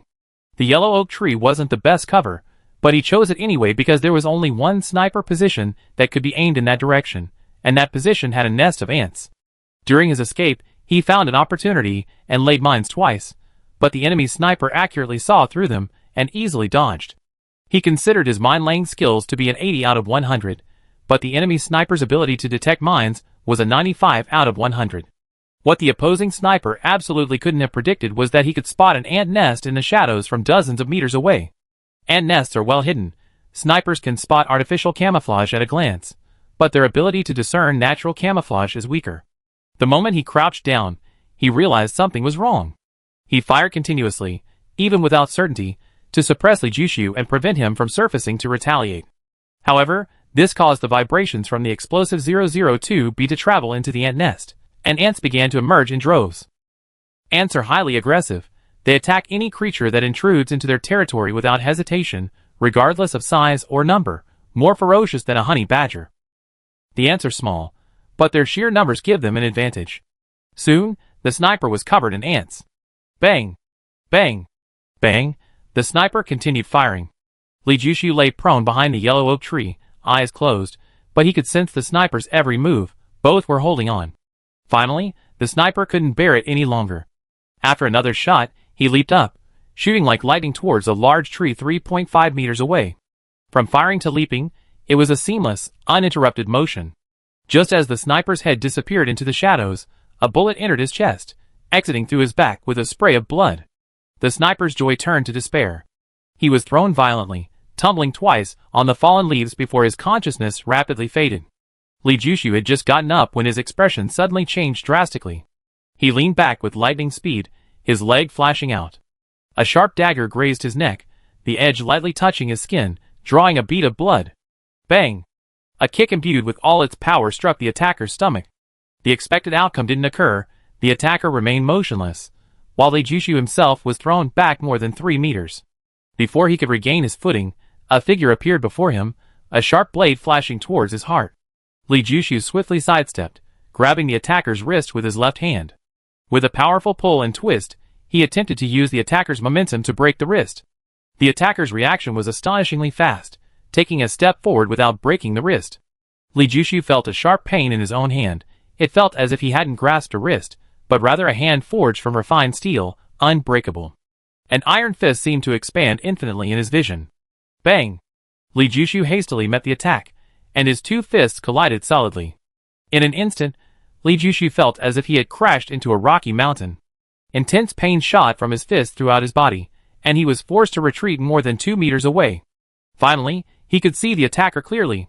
It was a burly man over 2 meters tall, incredibly strong, wearing a heavy bulletproof vest, with thick eyebrows and large eyes, like a standing brown bear. Even when he was still, he exuded a strong sense of oppression. A person of such weight should theoretically be slow in movement. However, the attacker had no such problem. Li Jushu had barely seen the attacker's face when the attacker was already upon him. That speed required Li Jushu to unleash his full power. A flurry of flashing blades made it impossible to distinguish between real and feints. Li Jushu could only retreat again and again. His right hand was numb and tingling, leaving him unable to feel anything. He could only retaliate with his left arm. In the fourth move, Li Jushu's elbow strike struck him, sending him flying more than 2 meters. Before he even landed, the attacker closed in like a ghost. Li Jushu only saw his cruel smile. He took a deep breath, his body twisting inexplicably in midair, his legs bending and straightening in a split second, striking the attacker's chest. Thump! The attacker's momentum was abruptly halted. Li Jushu used the force to propel himself away, his gun aimed at the attacker the instant he fell. Bang! A gunshot rang out. The attacker moved with ghostly speed, lunging forward, grabbing the sniper rifle with his left hand, his right hand flashing out a dagger that pierced through Li Jushu's bulletproof vest in an instant. Just as it was about to pierce Li Jushu's skin, he suddenly froze, his face showing astonishment and disbelief. He released the dagger, ran his hand to his neck, and saw blood all over his hand. Suddenly, he remembered something, turning his head to look at a playing card embedded in a tree trunk not far away, the ace of spades. A helpless, bitter smile appeared on the attacker's face as he slumped to the ground. In his dying moments, his eyes held a complex, unreadable expression. Li Jushu didn't move, resting for a full 3 minutes before finally getting up. He felt weak all over. From the attacker's appearance to his death, less than 30 seconds had passed. In that short time, he had almost died 3 times. The attacker's pressure was greater than that of the sniper. If the attacker hadn't been careless, the outcome would have been uncertain. It was truly a difficult situation. The attacker, confident of victory, believed he could spot and dodge the playing cards if he were fully focused and alert. This incident served as a reminder to Li Jushu that one should never be careless. The law doesn't deny the weak their abilities, even an ant can kill an elephant. Chapter 171. Li Jushu didn't recognize the attackers and the sniper, but he sensed their heads were probably worth a lot of money. He unceremoniously cut them off, and of course, he also packed up their useful equipment. Frugality is a traditional virtue. Perhaps due to his confidence in the sniper and attackers, Li Jushu didn't encounter any pursuers. By the time he emerged from the woods, the welts on his head and face from the wasp stings had subsided. The redness and swelling were still noticeable, but the burning sensation had largely subsided. He suspected that the snake blood he had drunk previously had given him the ability to detoxify. Otherwise, normally, without medication, the swelling wouldn't have gone down in 2 or 3 days. Just as he was about to leave the woods, he suddenly stopped, crouched down, and carefully examined the weeds.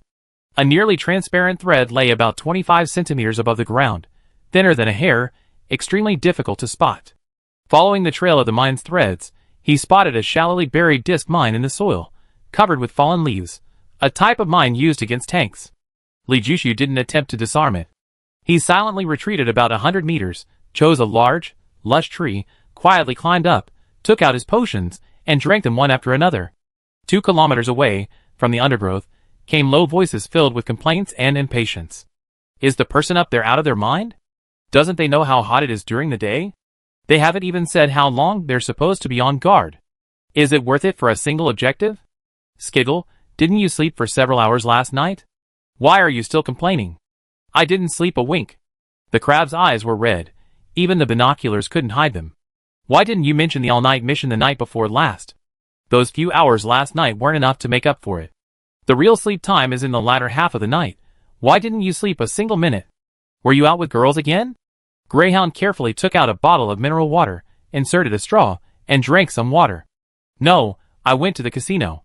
Blue Crab's tone suddenly dropped when he mentioned the casino. How much did you lose? Greyhound knew immediately what had happened. 580,000, Blue Crab said curtly. I don't even know what to say about you. It's all gambling and womanizing. At this rate, you won't save enough to buy a house in 10 years, Greyhound said. What good would it do? I'd be all alone. Would I have time to live there? Running around all day, I wouldn't even know when I die.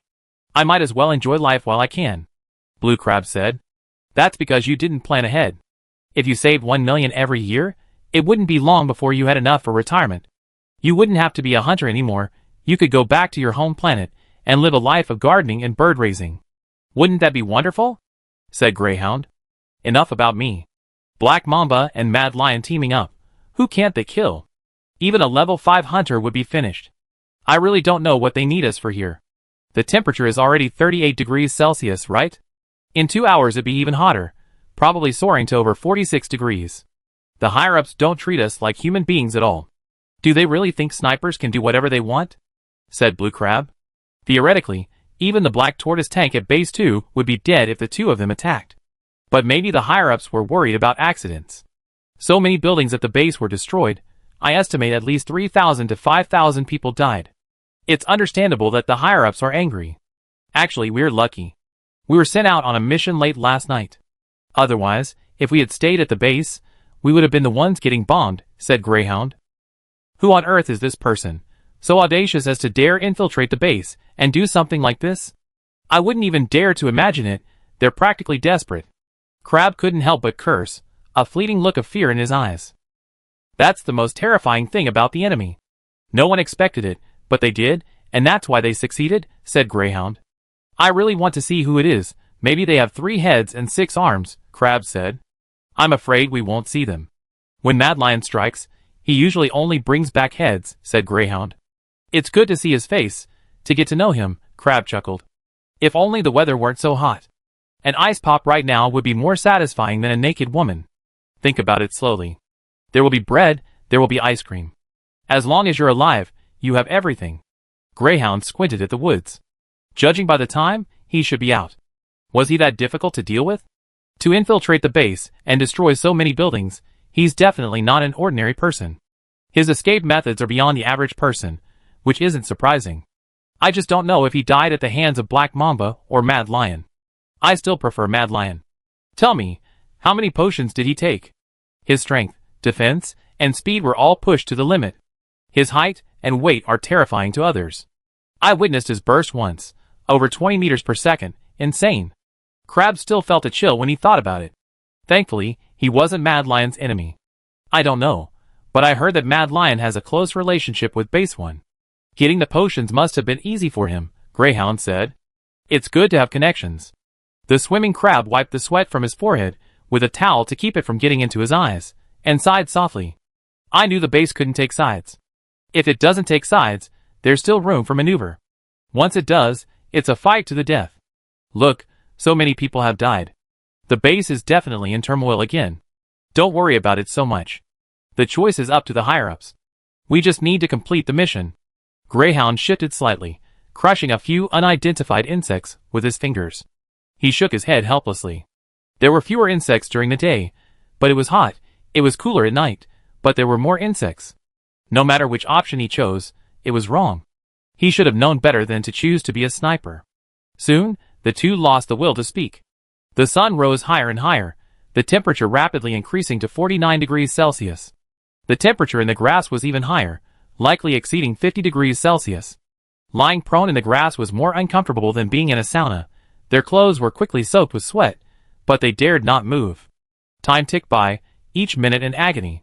This was the daily routine for snipers. Suddenly, unease gripped them. Too much time had passed.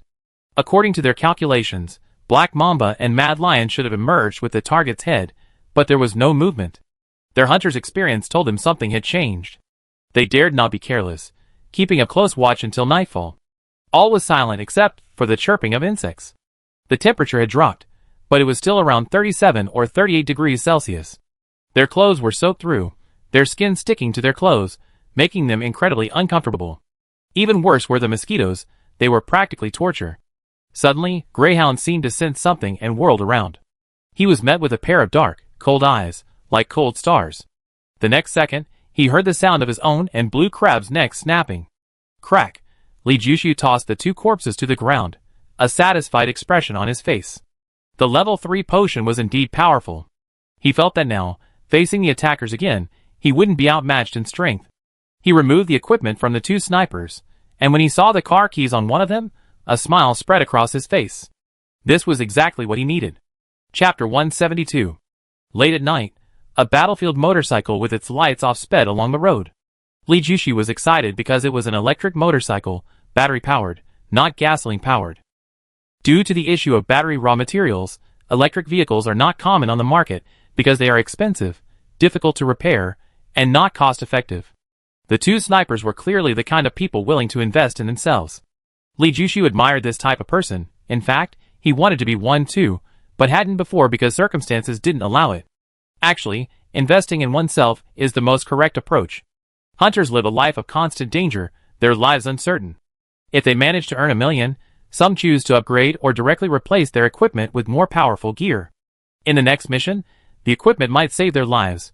The money was well spent. Others choose to save the million. If they don't encounter danger in the next mission, after 10 consecutive missions, they save 10 million, enough to live comfortably for the rest of their lives. However, life is always dramatic, and unexpected events are commonplace. If a hunter dies unexpectedly during a mission, their 10 million is gone forever. If they have family, it's manageable, the 10 million can be used for their needs. But for a lone hunter, having too much money is a path to ruin. Most hunters understand this, so the first thing they do after completing a mission is to enjoy themselves. Eating, drinking, playing, having fun, a complete cycle, and the mission reward is almost gone. Then they wait for the next mission. Realistically, with so few humans on the beast planet, 2 or 3 bases would suffice. Why are there so many, a dozen or more? Because there's money to be made. Hunter's money is easy to earn. Anyone with a bit of ability wants to establish a base on Beast Planet, even the simplest settlement. No one gets up early without profit. The base leaders are so kind as to allow hunters to enter and shelter. It's all for the money. Li Jushu had always longed for his own mode of transportation. He couldn't afford a 4-wheeled vehicle, but a 2-wheeled one would have been fine too. However, reality was harsh. Even 2-wheeled vehicles weren't cheap, and Chao Gang couldn't afford one. This electric motorcycle seemed like a gift from heaven. The biggest advantage of an electric motorcycle was its silence. Riding the road, it was like a ghost. If others rode it, they would need lights, losing their stealth. But with his night vision, he didn't need lights, he was a true ghost, silent and undetectable. Suddenly, Li Jushu slowed down, gradually coming to a stop. He dismounted, placed the electric motorcycle among the weeds, and stealthily advanced. Half a kilometer away, a group of men lay in ambush among the rocks, perhaps tired from not finding their target for a long time. This group was very professional. Even bored, they made no sound. However, they couldn't withstand Li Jushu's night vision. One soldier's body inadvertently became visible. Upon seeing the green bands on the arms of the group, Li Jushu moved even more cautiously, approaching, and approaching again. Suddenly, he accelerated, his clothes flying, covering 10 meters in a flash. As the outermost soldier turned his head, a dagger slashed across his throat. Li Jushu charged past, slitting the throats of 4 soldiers. He stopped abruptly, the dagger plunging into the heart of a 5th soldier. His other hand quickly covered the soldier's mouth. The soldier's pupils dilated, reflecting shock and despair, unable to utter a sound. Circling the highest rock, the machine gunner, sensing something, had just raised his gun when a chill ran down his throat, and all his strength drained away like a tide. The sounds of falling bodies grew fainter and fainter, until finally, he knew nothing more. Li Jushu, like a shadow, circled the pile of rocks with unimaginable speed. The group of 20-odd men died almost without resistance, except for 2 stabbed in the heart. The rest had their throats slit. Slitting the throat is the best way to kill without making a sound, a perfect method of ambush. Li Jushu glanced at the time. Only 9 seconds had passed since he started sprinting. He was quite satisfied with his speed. After consuming 5 doses of level 3 potions, his strength had increased significantly. A gunshot suddenly rang out in the distance. Startled, he immediately looked in the direction of the sound and saw a staggering figure fleeing ahead, pursued by 7 or 8 soldiers, about 100 meters away. Drought Leech. Li Jushu recognized the fleeing man at a glance. He too had chosen to travel at night, but his luck seemed to be running out. He had been caught by the enemy. Without hesitation, a sniper rifle appeared in his hand. Just as Li Jushu was about to fire, the muzzle suddenly rose slightly. About 50 meters behind the pursuers, there was another person, kneeling on one knee, aiming, a sniper. No wonder Drought Leech was in such a sorry state. He had been targeted by a sniper. Silently calculating the time, the leech lunged to the side, ignoring the sharp stones on the ground. Compared to being shot, the pain was insignificant. To his surprise, the expected bullet didn't appear, and he looked up in horror. Thud. Thud. Thud. 3 seconds later, the gunfire behind him ceased, and the sounds of pursuit stopped. An eerie silence descended. He slowly rose, limping forward over 500 meters, until he reached the pile of rocks. Looking at the waiting person, a slight smile appeared on his usually stern face. It really was you. Where are the others? Li Jushu asked. They're scattered. We haven't encountered them. The leech's gaze swept over the corpses in the pile of rocks, a flicker of fear in his eyes. In the midst of their escape, if these people had suddenly opened fire, even 9 lives wouldn't have been enough. He solemnly said, "Thank you." I don't know if we're lagging behind or ahead, Li Jushu said nonchalantly. They were all part of the same team. It didn't matter if one saved the other. We're ahead, Hamawang replied. Anyone with common sense would choose to travel at night. During the day, they'd be too conspicuous. Let's treat the wounds first, Li Jushu said. Hamawang didn't feign strength. He sat on a rock, used his dagger to cut open his trouser leg, revealing the wounds on his legs. He'd been shot twice, both in his thighs. Luckily, they didn't hit the bone, Li Jushu said skillfully. He administered anesthesia, removed the bullets, applied medicine, stitched up, and bandaged the wound. His movements were swift and agile. From administering the anesthesia to finishing the bandaging, it took only 3 minutes. I underestimated their determination to kill us. 3 snipers were watching me, Hamawang said expressionlessly. Anyone else would be dead by now. Li Jushu gave a thumbs up. He only saw 1 sniper, meaning the other 2 were taken out. For Hamawang to survive a hail of bullets and kill 2 snipers, that was incredible skill. Even he, targeted by 3 snipers in broad daylight, would only have a 50% chance of survival. Base 2 used us as bait, but they underestimated us. If they had told us their plan from the beginning and cooperated sincerely, Base 5 might already be taken. Hamawang's eyes flashed with mockery. What will Zhao Tianyun do to us when we get back? Will he discard us after we served our purpose? Li Jushu joked. No, Zhao Tianyun is very patient. He proactively give us people, and help us build our legion. Compared to our deaths, our lives are more valuable. Hamawang was certain. That's good. Otherwise, we'd be on the run everywhere, Li Jushu said. A capable person can always fetch a good price, said the leech. The light pierced the darkness, and the 2 stopped talking, looking at the end of the road. A tank roared menacingly from the direction of Base 5. There was only 1 vehicle. No others followed. Who could it be, so late at night? Chapter 173. A huge rock that had rolled into the middle of the road forced the chariot to a stop. The driver angrily got out, but the moment his foot touched the ground, A gun was pressed against his forehead. The cold touch sent a shiver down his spine. "Mercy, sir! Mercy, sir! Take whatever you want, just don't kill me. You're so clever, you naturally know what to say to save your life." Li Jushu's voice was devoid of any emotion. "As long as you don't kill me, I can personally take you to the Celestial or mine. Everyone else is dead, only I know the location. If I die..." The driver didn't finish his sentence, but his meaning was clear. "How far is it?" Li Jushu asked, exchanging a glance with the man who had been waiting for him. The Celestial or mine? This was an unexpected surprise. "If we're driving the chariot, it will take about 7 days, traveling day and night," the driver said tremblingly. "Tell me the details. You know the consequences if you conceal anything," Li Jushu shouted. Soon, the whole story was clear. The driver, named Propeller, was a PhD in geology and archaeology. His purpose in coming to the Beast Planet was clear: archaeology and mineral searching. For 5 or 6 years, he had found nothing. A year ago, his funds ran out, and he had no more sponsors. Desperate for survival, he joined a large hunting party. They found prey, but underestimated its ferocity. The entire party was wiped out. He, however, had only used the hunting as a pretext to find minerals, and had kept his distance from the fighting, thus escaping with his life.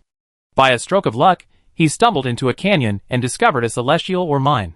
Celestite is just an ordinary mineral, nothing special, but the tier element that coexists with it is priceless. The tier element can shield against harmful cosmic radiation. With the tier element, the day when we can freely travel through space in spacesuits is not far off. The most amazing property of the tier element is that it can be transplanted onto the skin. Imagine how fascinating it would be to travel through space without wearing a heavy spacesuit. To achieve this, there is still a long way to go, but if it were applied to mechs, the mech's performance would immediately increase several times over. The value of this Celestite mine is immeasurable. "Dr. Zoe, which team are you with?" Droudleech suddenly asked. "The team leader is Gear," Propeller answered immediately, without hesitation. "Who are the experts in the team?" Droudleech asked again. "High Jump, Wild Goose, Black Eye is Strong, Red Dragonfly, and Song Boxing, who is second only to the team leader. He suddenly had something to do, and didn't join the team. I heard he went to another base," Propeller replied. "So many experts died, and you're the only one alive." The leech's eyes were filled with suspicion. "My luck has always been good," Propeller whispered, then immediately realized the statement was unreliable and added, "I left before the war even started, staying quite far away. That's why I survived." "What did you hunt?" Li Jushu asked. "Crimson Horned Bull." Both Li Jushu and the leech were shocked. They had to admit, Gear was incredibly bold. The Crimson Horned Bull was the most powerful beast discovered on the Beast Planet so far, said to possess the power to destroy mountains and overturn seas. Tanks were practically toys in front of it. Li Jushu had been a hunter for many years, hearing countless legends about the Crimson Horned Bull, but never having seen one. Everyone who had seen one was dead. "What does the Crimson Horned Bull look like?" The Droudleech stared at the Propeller, his expression excited. "I didn't see it clearly. I left as soon as I reached our destination. Gear knew my purpose and didn't bother with me, probably knowing that one more person wouldn't make a difference. I didn't get a clear look at the Crimson Horned Bull, I only heard its roar, like an atomic bomb explosion. It knocked me unconscious instantly. When I woke up, everyone in the team was dead. The grass and trees were flattened, and corpses were everywhere. Not a single one was alive. My face and ears were covered in blood. To be honest, I don't even know how I survived," the Propeller said. "What were you rushing off to?" Li Jushu asked. "Back to Base 1. I need to tell the station chief about the discovery of the Celestite mine and start developing it together." The Propeller didn't hide his intentions. "Why tell the station chief of Base 1? Are you working for him?" Li Jushu asked curiously. "I don't work for anyone, I'm just fulfilling my dream.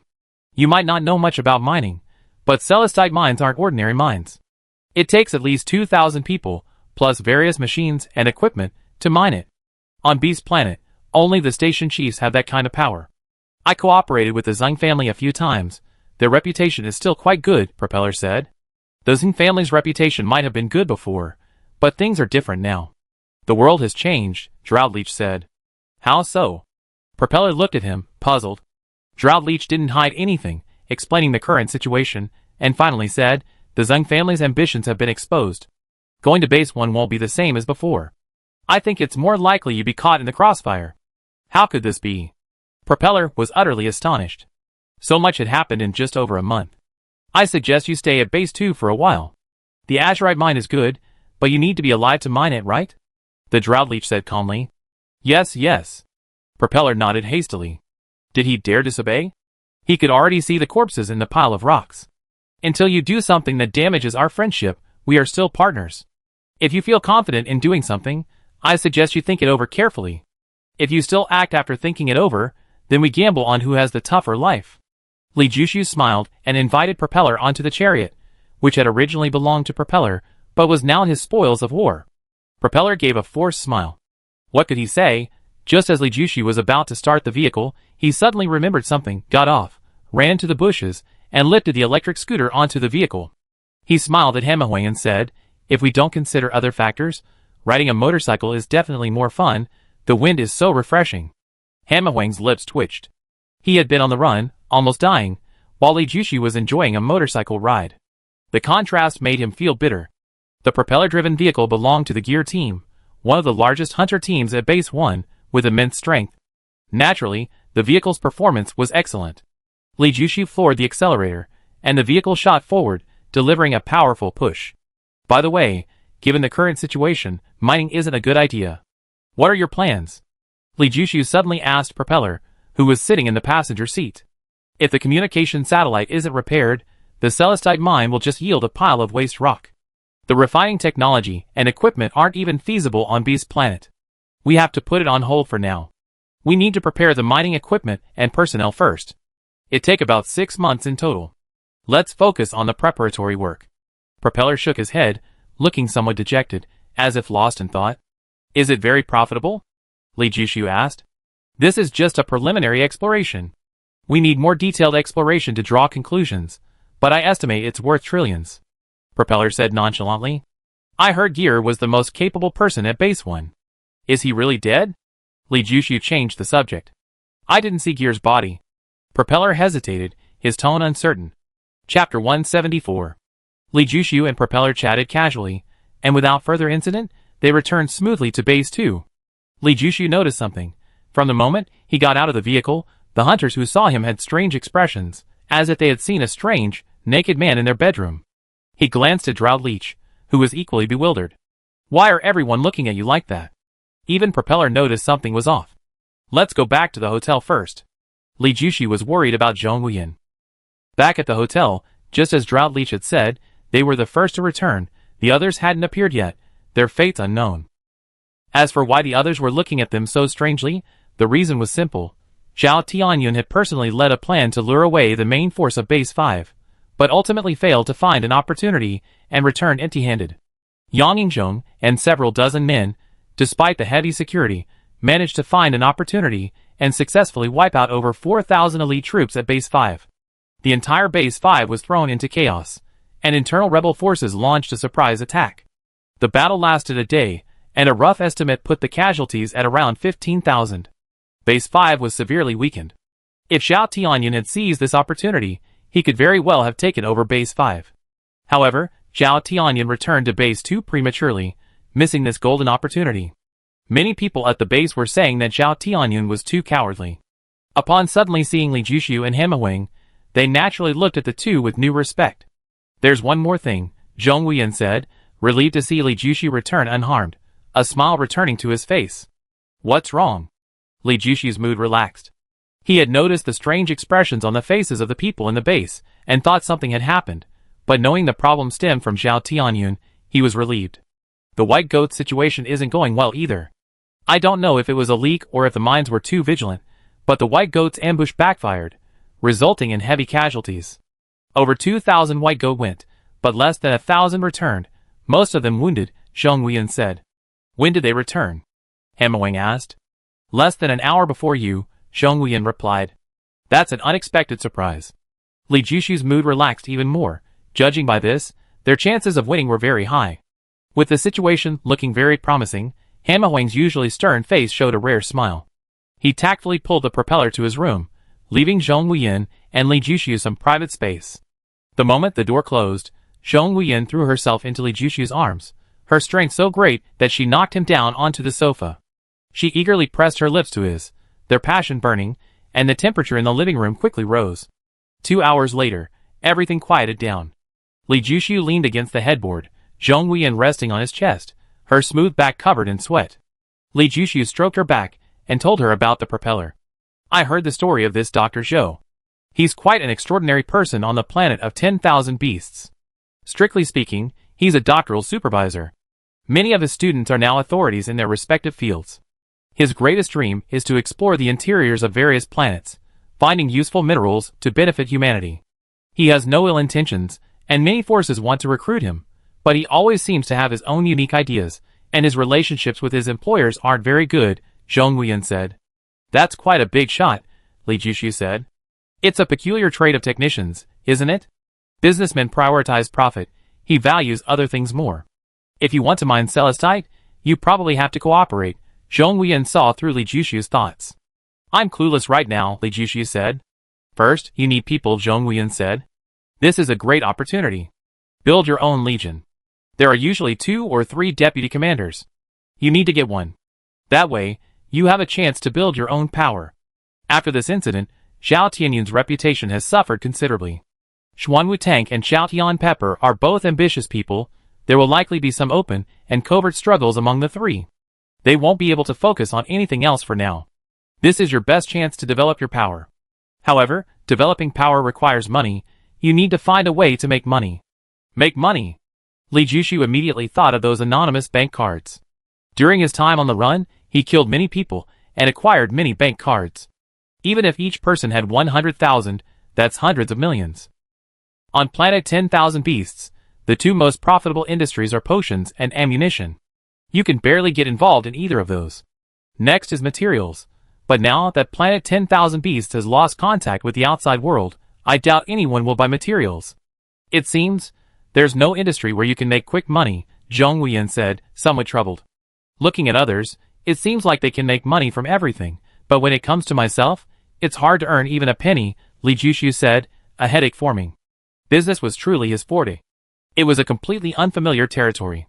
For so many years, he had been a wage earner, selling his labor for wages. Suddenly becoming a boss, he inevitably felt lost and unsure of what to do. Actually, there's something else you need to be careful about, Zhong Huiyan said. What is it? Li Jushu looked at her. Yang Yingzhong, he's intolerant of others, Zhong Huiyan said. Li Jushu frowned slightly, remaining silent. You need to develop, and Yang Yingzhong needs to develop too. If you develop too slowly, he suppress you. If you develop too quickly, he be wary of you. Neither way is right, Zhong Huiyan said. What do you mean? Li Jushu asked. If you have the opportunity, it's best to break away from Yang Yingzhong and establish your own power base. You should know that Niera Bao has a daughter. Where do you think she is? Zhong Huiyan said. Li Jushu's heart skipped a beat. Since meeting Yang Yingzhong again, he hadn't seen Lan Fengling. He had wanted to ask her, but hadn't found the right opportunity. Yang Yingzhong followed Niera Bao. According to ancient customs, Yang Yingzhong was a retainer, and Lan Fengling was a young lady. The young lady was gone, yet the retainer was thriving. It didn't seem right at all. He had a premonition of something, so he didn't ask. He worried that speaking up would worsen his relationship with Yang Yingzhong, which, while not exactly perfect, at least maintained a facade of peace. What you do is up to you. I'm just giving you a heads up. Zhong Huiyan closed his eyes, and soon soft snoring could be heard. Li Jushu, however, couldn't sleep. The next day at noon, Yang Yingzhong returned, carried back, missing an arm and a leg, barely alive. He was rushed to the hospital. Li Jushu, Han Mawang, and the other 3 returning members gathered at the hospital. The red light in the operating room was glaring. No one spoke, their faces grave. Yang Yingzhong's return should have been a joyous occasion, but in his current state, a visit to Xiao Tianyun the next day would inevitably cause trouble. Even if Bai Shanong kept his promise, Xiao Tianyun wouldn't allow a cripple to become a legion commander. Late at night, the red light went out, the operating room door opened, and everyone rushed to greet him. Chapter 175. The base's office building, with a conference room large enough to accommodate 500 people, was packed. Today was the day the 4th Legion was selected, and everyone with time wanted to witness this historic moment. The base hadn't been this lively in a long time. Xiao Tianyun, Xuan Wu-Tang, and Ko Tianjiu, the 3 big shots, sat in the middle. Bai Shanong and Pang Zhu were already there. Li Jushu looked around. He and Han Mawang were the last to arrive. Where's Yang Yingzhong? Why isn't he here?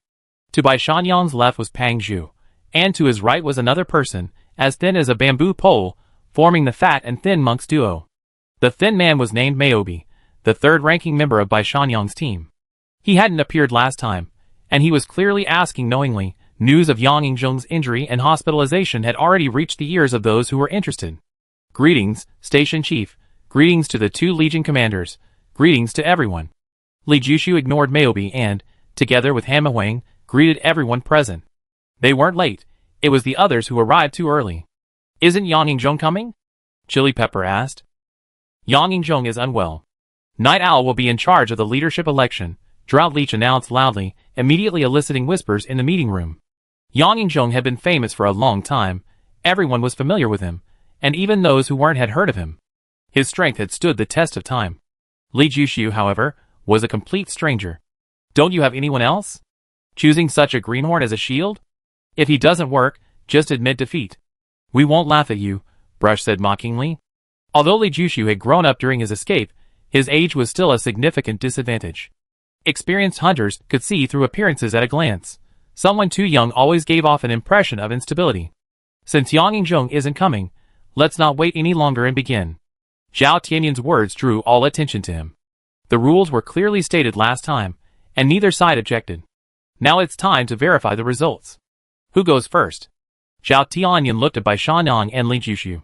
The elder goes first. Li Jushu seemed to respect the elderly, but it was actually a retort to Mao Bai. Mao Bai mocked him for being immature, and he was pointing out Bai Shangyang's age. Being young might invite contempt, but it also instills caution. The young can grow and potentially become a threat, while the old only grow weaker. Bai Shangyang glanced at Li Jushu, didn't hesitate, and calmly said, "We annihilated over 2,100 enemies." A murmur rippled through the meeting room. This was no small number. Bai Shangyang's enemies weren't unarmed civilians, but battle-hardened hunters. Such a victory was something to be proud of. Night Owl? And you?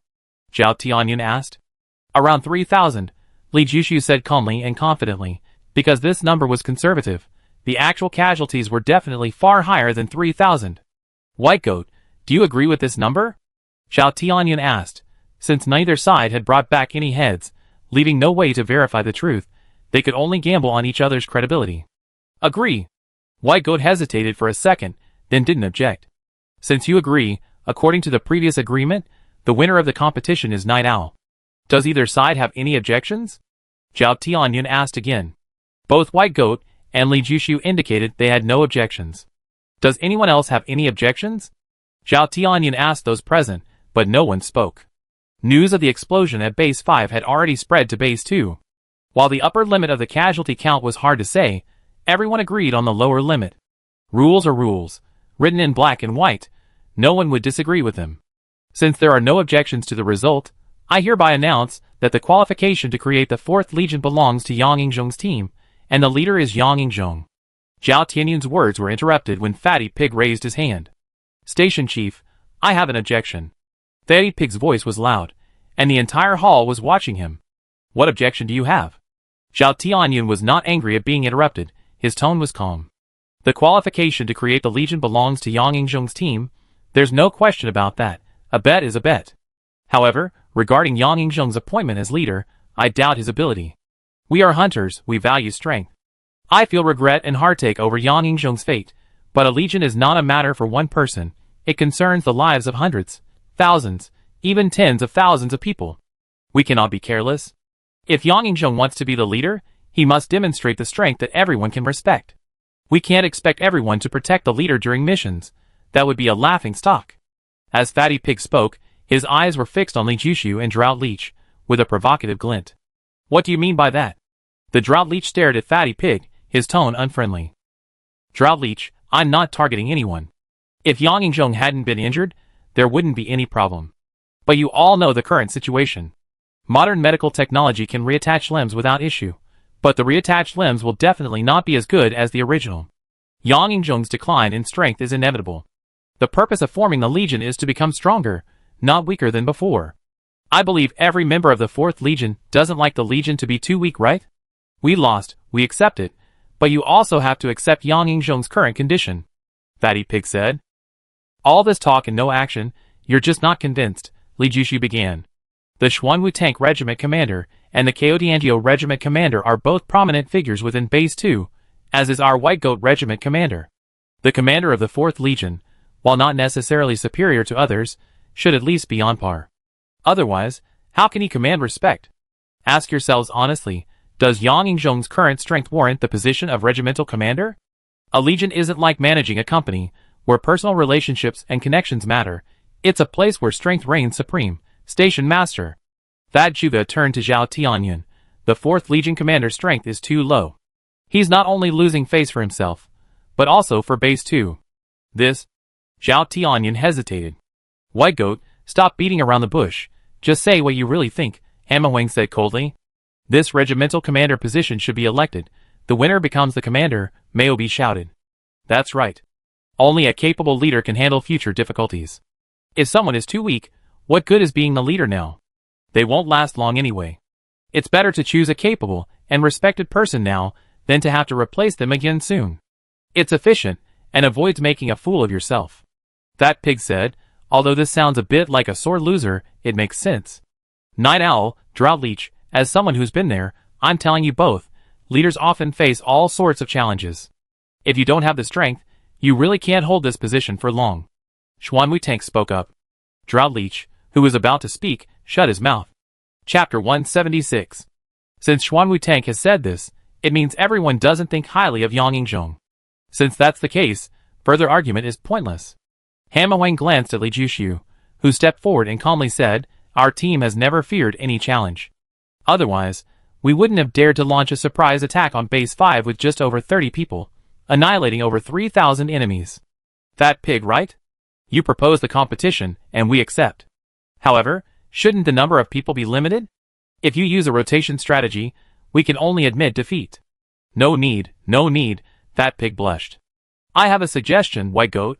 You send 2 people, and Night Owl sends 3. Whether it's a one-on-one duel or a group battle, if we win this way, I believe the other side won't have any objections. Station Chief, what do you think? Chili Pepper spoke up, this suggestion leaning towards Li Jushu. White Goat, what's your opinion? Zhao Tianyun didn't make a decision immediately but asked White Goat first. I think Leader Chili's suggestion is excellent. After a moment's thought, White Goat agreed. Chili's suggestion was naturally disadvantageous to them. They were 1 person less. However, they were already the losing side in the competition, and being given another chance to challenge was already a great favor. They couldn't compete on the same level as before, otherwise, it would be unfair to Li Jushu's side.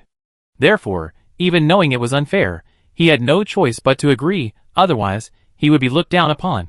Besides, he was confident in his own strength, believing that the 2 of them were enough to deal with Li Jushu's 3 men. Night Owl, what about you? Zhao Tianyun asked. We follow the station chief's orders, Li Jushu said magnanimously. Since both sides have no objections, it's settled then. We proceed according to Commander Kyotiangio's suggestion.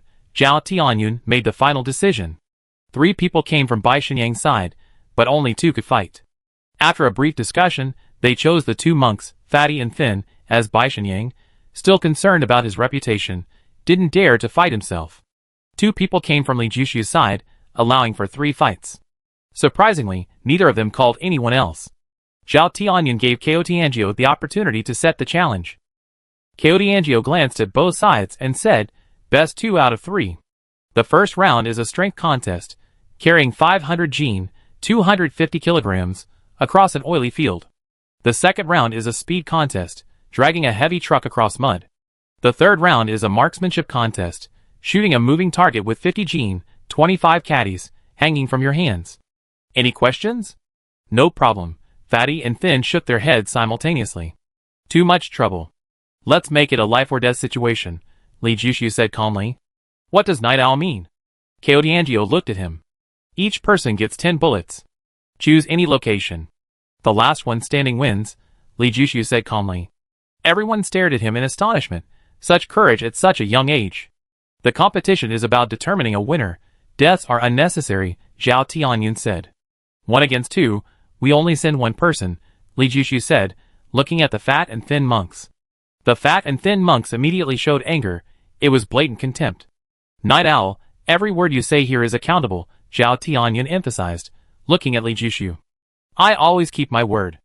Li Jushu's calm tone carried an unwavering firmness. Zhao Tianyun sensed his resentment, a veiled criticism of his broken promise.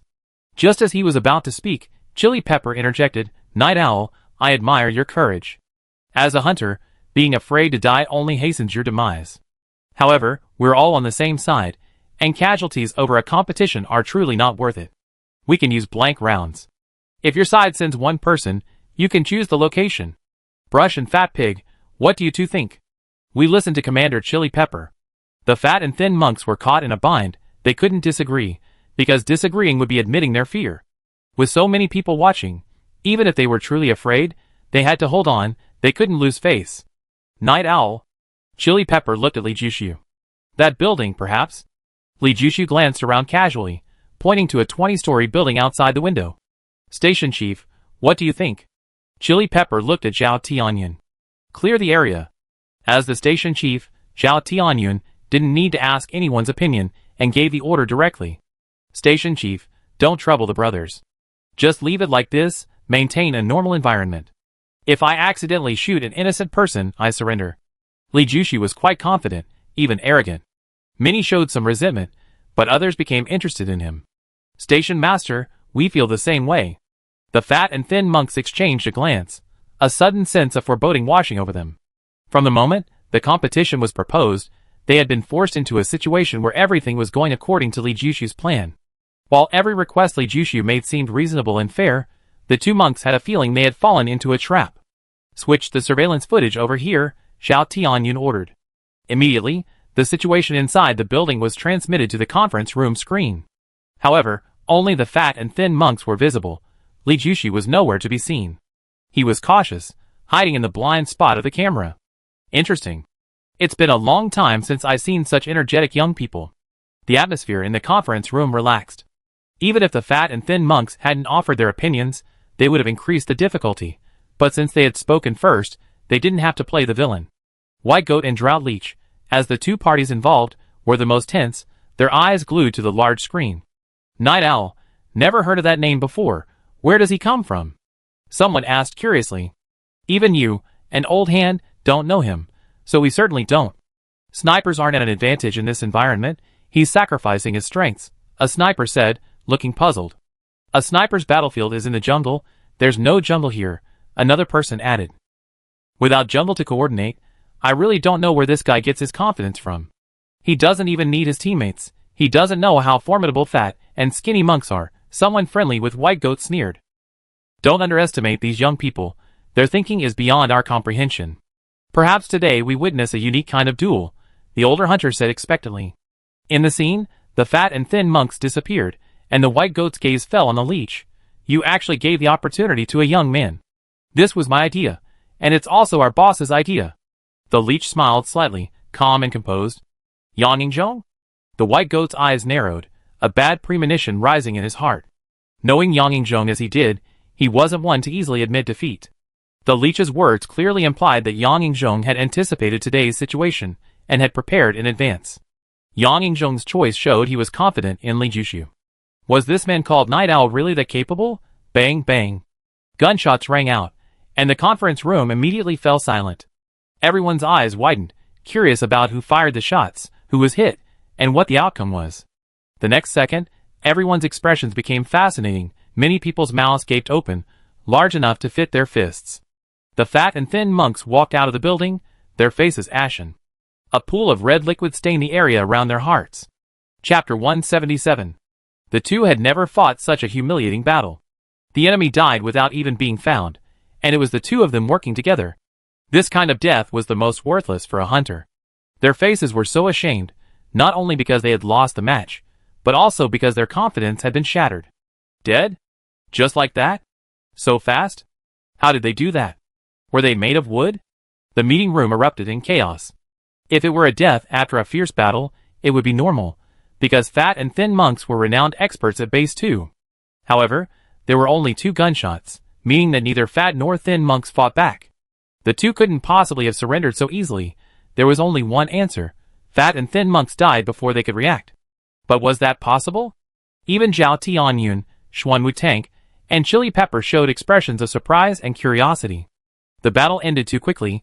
The result too unexpected. Li Jushu then carried his sniper rifle out of the building. Those inside were still unaware of what had happened. They were still searching for the source of the gunshots. The three entered the conference room one after the other, and everyone looked at them with completely different expressions. The entire meeting lasted less than 5 minutes. The white goat looked at the fat and thin monks, who shook their heads in shame, indicating that Li Jushu hadn't cheated and had killed the two men with genuine skill. There was nothing more to say. The results are in, and everyone has seen them. I believe no one will have any objections. I declare the winner to be Night Owl. Does anyone have any objections? Zhao Tianyan broke the silence. No. The white goat's voice was dry. He was somewhat unconvinced because he, as the strongest, hadn't even made a move. However, it was too late to back out now, otherwise, he would give the impression of being a sore loser. Everyone could guess his thoughts, but choosing between the fat and thin monks was his own decision, and even if it was a pity, he had to accept the outcome. On a side note, I have a gift for the station master, Drought Leech suddenly said. All eyes turned to him, wondering what he was up to. Xuanwu Tank, who was about to speak, stopped. Drought Leech beckoned, and a member waiting outside the conference room carried in a large box. He placed the box on the central conference table, and before anyone could ask, Drought Leech opened it. 2 human heads were revealed. One had thick eyebrows and large eyes, a rugged appearance, the other was slightly thin, with a cold demeanor. Upon seeing their faces, many in the conference room paled, and several blurted out. Black Mamba. Mad Lion. My God, it was those two. They're dead? Who killed them? The gazes of those in the conference room shifted back and forth between Drought Leech and Li Jushu. Xuanwu Tank's eyes flickered a few times, then he remained silent. Drought Leech, what does this mean? Chili Pepper asked. When we came back, Black Mamba and Mad Lion were following behind. These two were experts from Base 5. Night Owl killed them, cut off their heads, and gave them as a gift for the successful creation of the Legion. Drought Leech spoke casually, but it changed everyone's gaze towards Li Jushu. No wonder he dared to challenge the fat and skinny monks one-on-one. It turned out he had the record of killing Black Mamba and Mad Lion. If Drought Leech wasn't lying, the fat and skinny monk's defeat was entirely justified. In a 2-on-2 situation, the fat and thin monks wouldn't be a match for the combined forces of Black Mamba and Mad Lion. It wouldn't be surprising if Li Jushu, who could kill Black Mamba and Mad Lion, could silently kill the fat and thin monks. Good, I like this gift. Zhao Tianyan laughed heartily. He looked at Drought Leech and asked, I presume you have a plan regarding the selection of the leader? Speak up. There's no need to be around the bush at this point. We unanimously agreed to elect Night Owl as the leader, which is also Yang Yingzhong's intention. Upon hearing this, White Goat's expression changed. White Goat, do you agree? Zhao Tianyan's gaze fell on White Goat. Agree. White Goat's smile was forced. Any questions from the others? Zhao Tianyan gave Xuanwu Tank and Chili Pepper a focused look. Congratulations. Xuanwu Tank still had that old-fashioned and slightly wooden expression.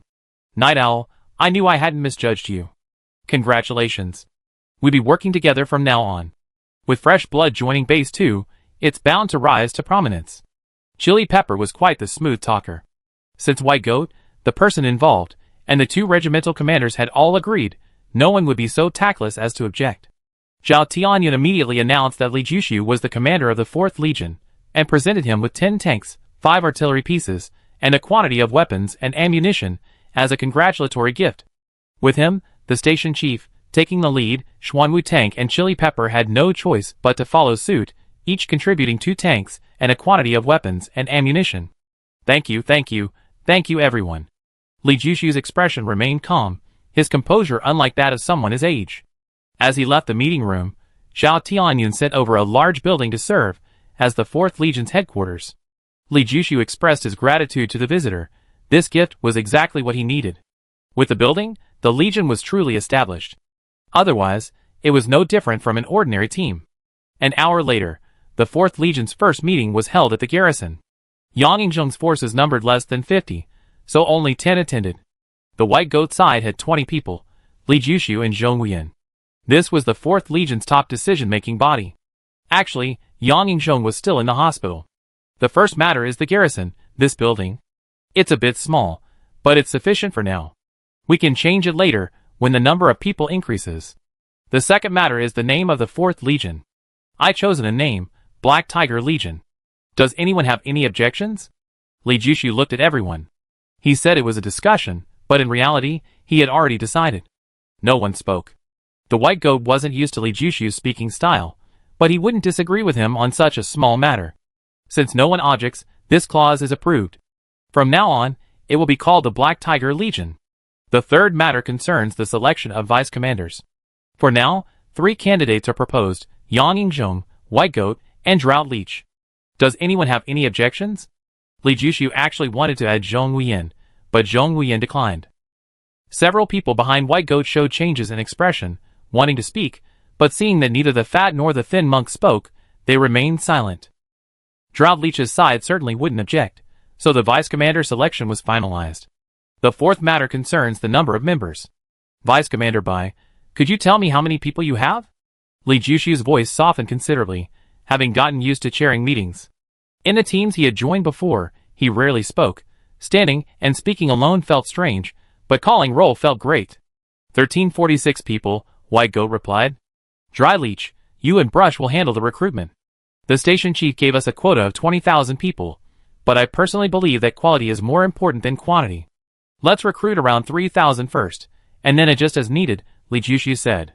Yes. Dry Leech replied succinctly. Yes. Brush glanced at White Goat. The fifth thing. Li Jushu was a team leader for the first time, but his arrangements for the team were methodical and efficient, leaving White Goat and his group with no room for criticism. Chapter 178. Boss Bai, are we just going to work like slaves for some greenhorn like this? After the meeting, the 3 members of the White Goat trio returned to their territory. Mao Bai grew increasingly angry and finally couldn't hold back any longer. He wanted Boss Bai to make a decision. Boss Bai took out a tea tray and started boiling water to brew tea. The tea leaves were Wu Yin by Hao, each one like a silver needle, uniform in length and thickness, top grade by Hao. It was just that the water was too poor to match the tea. Boss Bai focused intently on the heat, remaining silent. Mao Bai, it's a done deal. What more do you want? Zhao Tianyan announced it. Xuanwu Tank and Ko Tianjiu both agreed, and you didn't object on the spot. What's the point of saying all this now? Do you want Boss Bai to go against Zhao Tianyan? Fatty Pig glanced at him. Although he didn't want to say anything himself, he wouldn't make a fuss about it. Does Night Owl represent himself? Or Yang Yingzhong? Or someone else? We need to figure this out. Otherwise, I suspect that in future missions, Night Owl will use us as cannon fodder, Mao Bai said. How much do you know about Night Owl? White Goat looked up at him and asked slowly. Never heard of him before. Brush hesitated before answering, admitting he had underestimated Night Owl. I inquired a bit. He wasn't well known before, only rising to prominence in the last few months. First, he offended Xiao Suiguan, then he was hunted down by the Zhang family. He definitely joined Base 2 to survive. He killed several members of the Zhang family, so there's no possibility of reconciliation with them. Only at Base 2 can he survive, Fat Pig said. And who's behind him? Brush asked. No evidence. This person seems to have appeared out of nowhere. There are almost no previous records, Fat Pig said. It's impossible for him to leave no trace. He could kill Black Mamba and Mad Lion. There must be someone supporting him behind the scenes. Otherwise, how did he acquire such strength? Said White Goat. Don't worry. Just because we can't find out doesn't mean Zhao Tianyan can't. There's also Chili Pepper. With her intelligence capabilities, Night Owl couldn't possibly hide anything from her, said Fat Pig. Zhao Tianyan is really cunning. Knowing we're stronger, he still supports Night Owl as the leader. I suspect he wants to control Night Owl, and indirectly control us, suddenly said Brush. Zhao Tianyan has been wary of Boss Bai for a long time. What's so strange about that? Looking at it from another angle, this might not be a bad thing. Having a hothead in front makes things easier for us. If we don't handle things properly, someone can take the fall, right? Fat Pig said with a smile. I think this Night Owl, though young, is quite cunning. What if he doesn't take the blame for us, and we become cannon fodder instead? Brush was still resentful, and deeply wary of being assassinated by Li Jushu. What does Boss Bai think?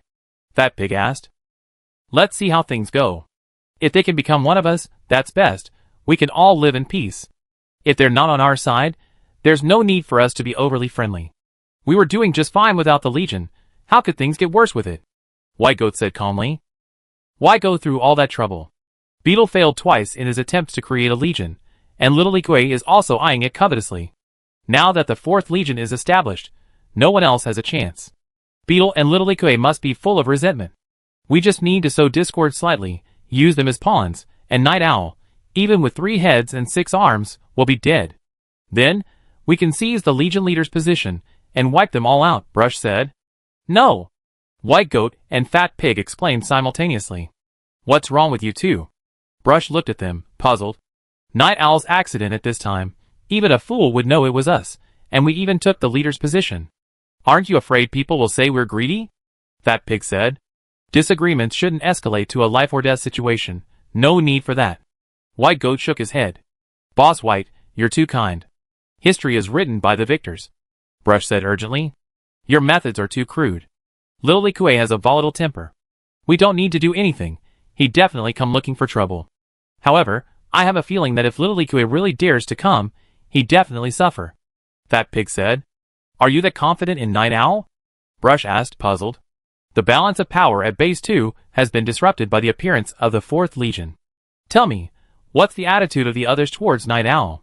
Are they mostly hostile or trying to win him over? Fat Pig asked. Brush frowned. He hadn't considered this. Boss Bye, I suggest we try to win over Night Owl. As the saying goes, courtesy first, then force. If that doesn't work, we can always change tactics. It's much better than a head-on confrontation from the start, Fat Pig said. Is that necessary? A mere kid. Brush felt ashamed, a group of seasoned veterans trying to curry favor with a child. Compared to future prophets, what's bowing down? Let's make a bet. We won't even have to wait until tomorrow. Lots of companies will be sending gifts to celebrate, Fat Pig said with a laugh. Brush fell silent, because Fat Pig's assessment was highly likely. Most business people at Base 2 were opportunistic. Boss Bye, that girl we rescued before, Little Deer, I remember she's about the same age as Night Owl, right?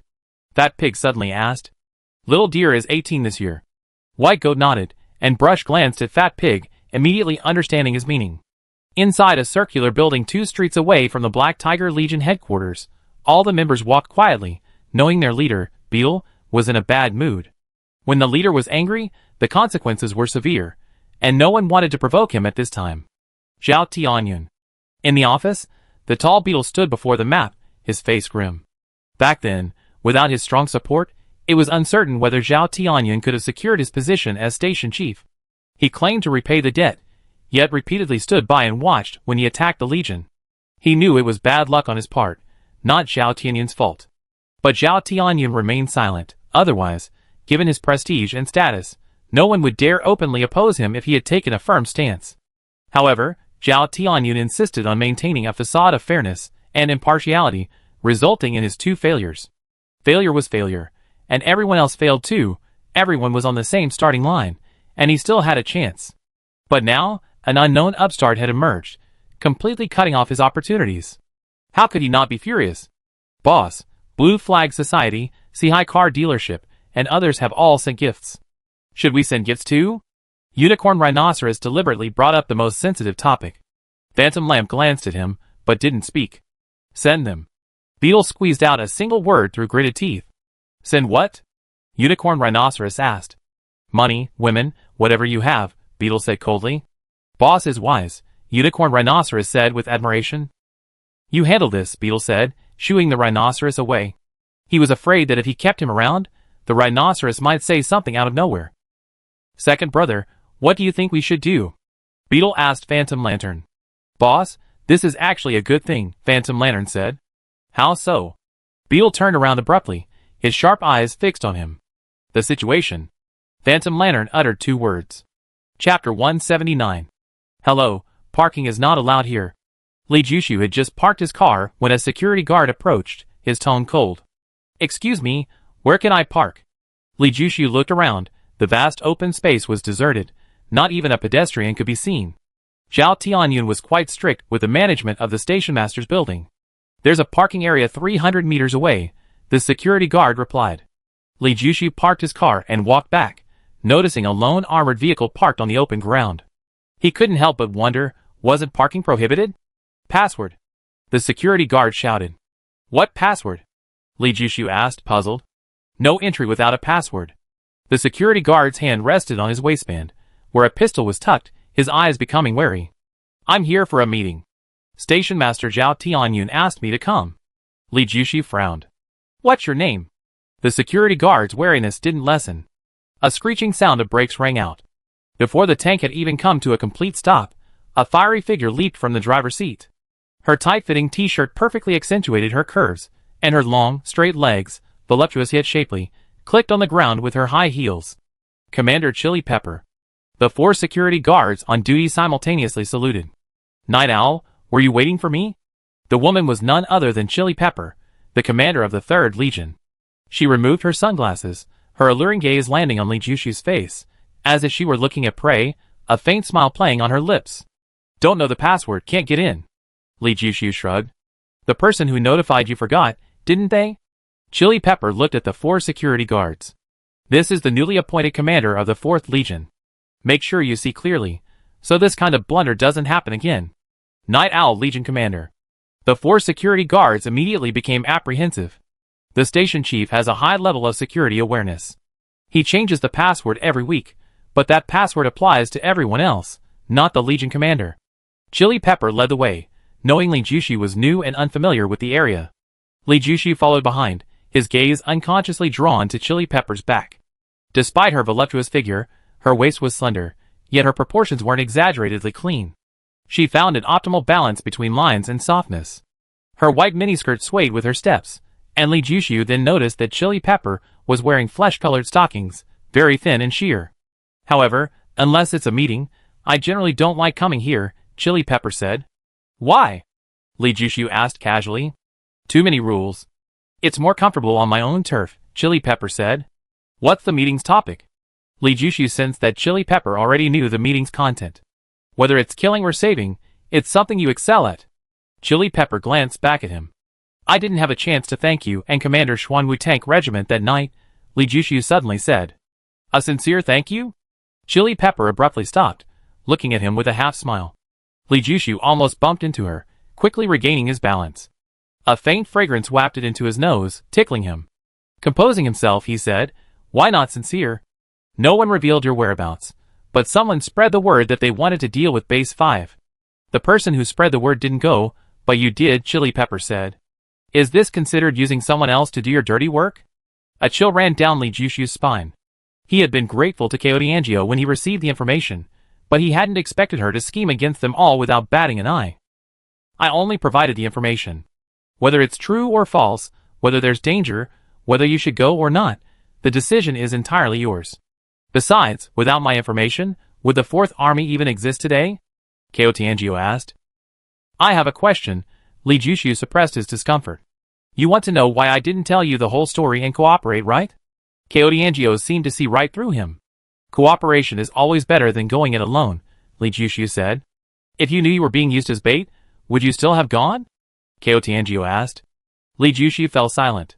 If the bomb hadn't been detonated a few minutes late, their fate would have been total annihilation, with no chance of recovery. He still couldn't find a reasonable explanation for the delay. Bait never ends well. Given Yang Yingzhong's shrewdness and calculating nature, if he knew the truth, there's a very high probability he wouldn't agree. Chili Pepper understands human nature very well. Nobody knows how Base 5 will react, so there can't be a plan. Everything is improvisation. After saying this, Chili Pepper turned into a building. At the elevator entrance, someone was waiting, Xuanwu Tank. The armored vehicle parked outside was his. Night Owl. Xuanwu Tank turned around at the sound of footsteps, his gaze sweeping over Chili Pepper before settling on Li Jushu's face. Tank Regiment Commander. Li Jushu greeted him. Chili Pepper, what's the purpose of this meeting?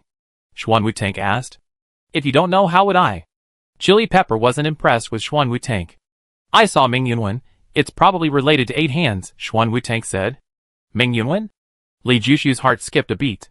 Wasn't that Yong Huiyan's childhood sweetheart? Related to him? Who was 8 Hands? Before he could ask, the elevator doors opened. In the conference room, Zhao Tianyun was already waiting. Li Jushu noticed that Zhao Tianyun wasn't pretentious. Usually, the top boss would be the last to arrive at a meeting, but Zhao Tianyun didn't have that habit. He always arrived early. Besides Zhao Tianyun, there were 2 other people, an ordinary-looking middle-aged man, the kind you easily lose in a crowd, with a shy smile, and a handsome young man in his 20s, full of vigor. Night Owl, how are you? Getting used to it? Zhao Tianyun greeted Xuanwu Tank and Chili Pepper, then looked at Li Jushu. Still adjusting, Li Jushu replied modestly. It's alright, you young people adapt quickly. Let me introduce you to a promising young man. Zhao Tianyun said with a smile. Hello, Commander of the Night Owl Legion, I'm Meng Yuan. It's a pleasure to meet you. The young man tactfully extended his hand, his posture very humble. Hello. Li Jushu shook hands with him, staring into Meng Yuan's eyes. Meng Yuan's expression remained unchanged, showing no abnormality. He seemed unaware of Zhong Wuyan's presence at Base 5, or perhaps he knew but didn't care. You're all young people, you definitely have a lot to talk about, but let's have a meeting first today. There will be plenty of time to get to know each other later. After Zhao Tianyun finished speaking, everyone sat down, their expressions becoming serious. Today's meeting topic is 8 Hands. His whereabouts have been found. He's in prison at Base 3. Today, we discuss how to rescue him.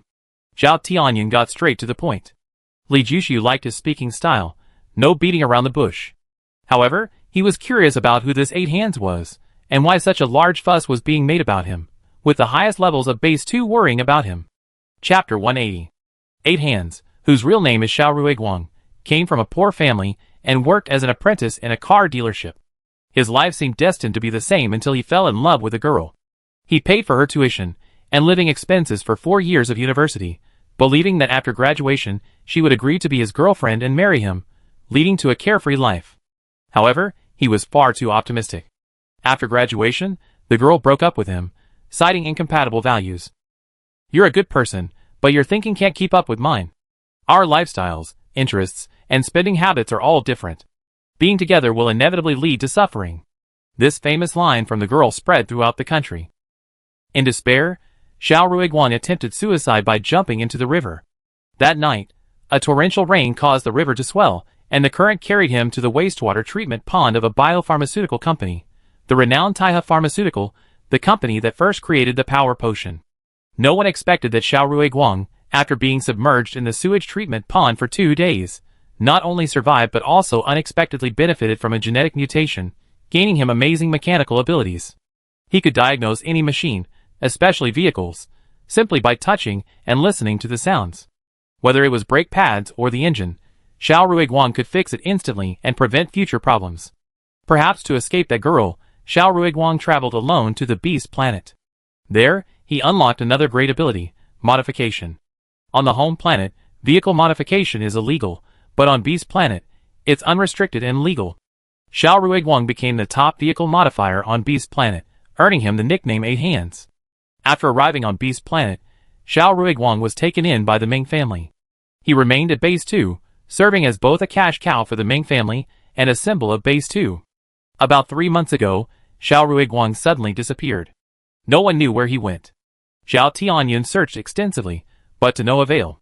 Neither Zhao Tianyun nor the Ming family gave up, and finally, last night, they found Xiao Ruiguang. He had been captured by Base 3.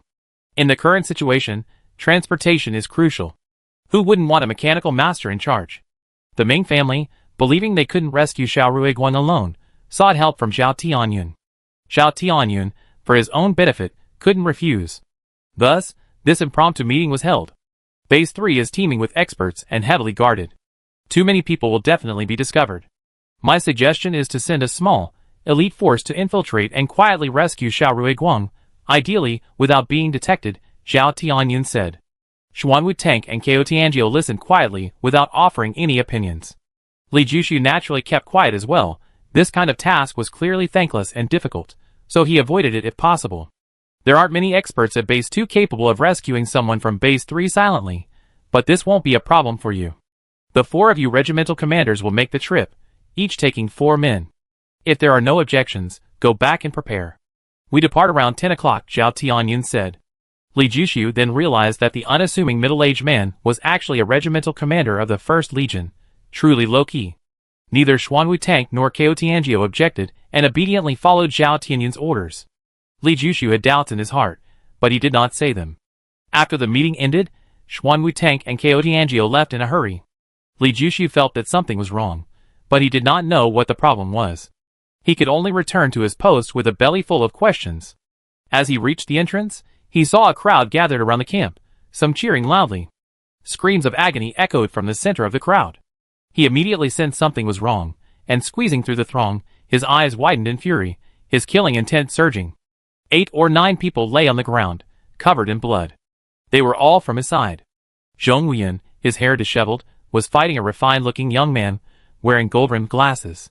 Zhong Wuyan was already at a disadvantage. His clothes were torn, revealing his round, alabaster-white left shoulder, the blue bra strap particularly eye-catching. The young man continued to taunt him as he fought. What Fourth Legion? I think it's the Turtle Legion. So many people are hiding, leaving one woman to bear everything. Disappointing. Turtle Legion. Turtle Legion.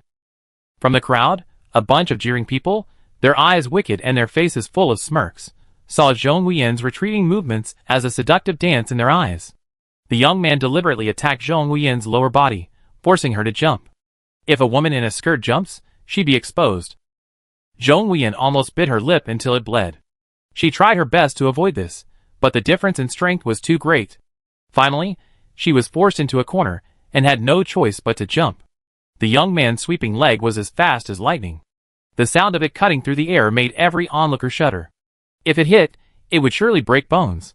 The leg, about to touch Zhong Wuyan's skirt, stopped abruptly.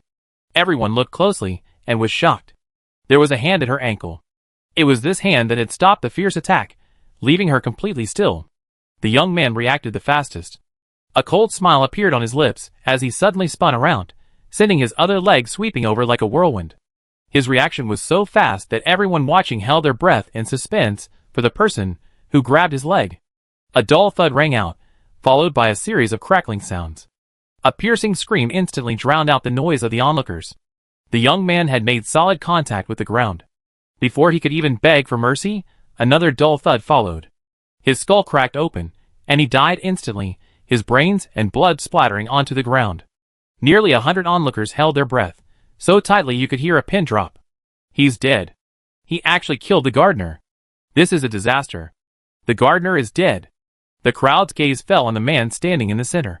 His face was unusually young, unfamiliar, his eyes cold and emotionless. Just as everyone was speculating about his identity, someone in the crowd shouted, "Night Owl! He's Night Owl, the commander of the 4th Legion." A roar erupted from the crowd. So he was Night Owl. He was too young. No wonder he dared to kill without hesitation. But wasn't this too hasty? The gardener was no ordinary person. Night Owl, how dare you kill someone? Do you even know who he is? The dozen or so hunters who had come with the young man shouted fiercely. It wasn't that they didn't want to save him, but Li Jushu's actions were too fast. He gave them no chance to react. He grabbed the gardener's feet and slammed him down twice. By the time they realized what was happening, he was already dead. They couldn't imagine what the person who had come to know the gardener was dead would think, or what terrible punishment they, as his protectors, would suffer. Li Jushu tossed the young man's body aside like trash, and suddenly rushed into the crowd. A series of cracking sounds of bones breaking rang out, and the crowd scattered in terror. Before those at the back could even react, Li Jushu had already retreated from the crowd and returned to Zhong Wuyan's side. On the ground lay more than a dozen corpses. These were all people who had come with the gardener. Now they were all dead, all with broken necks. In the distance, several people who had been observing from the shadows paled, a chill creeping into their hearts.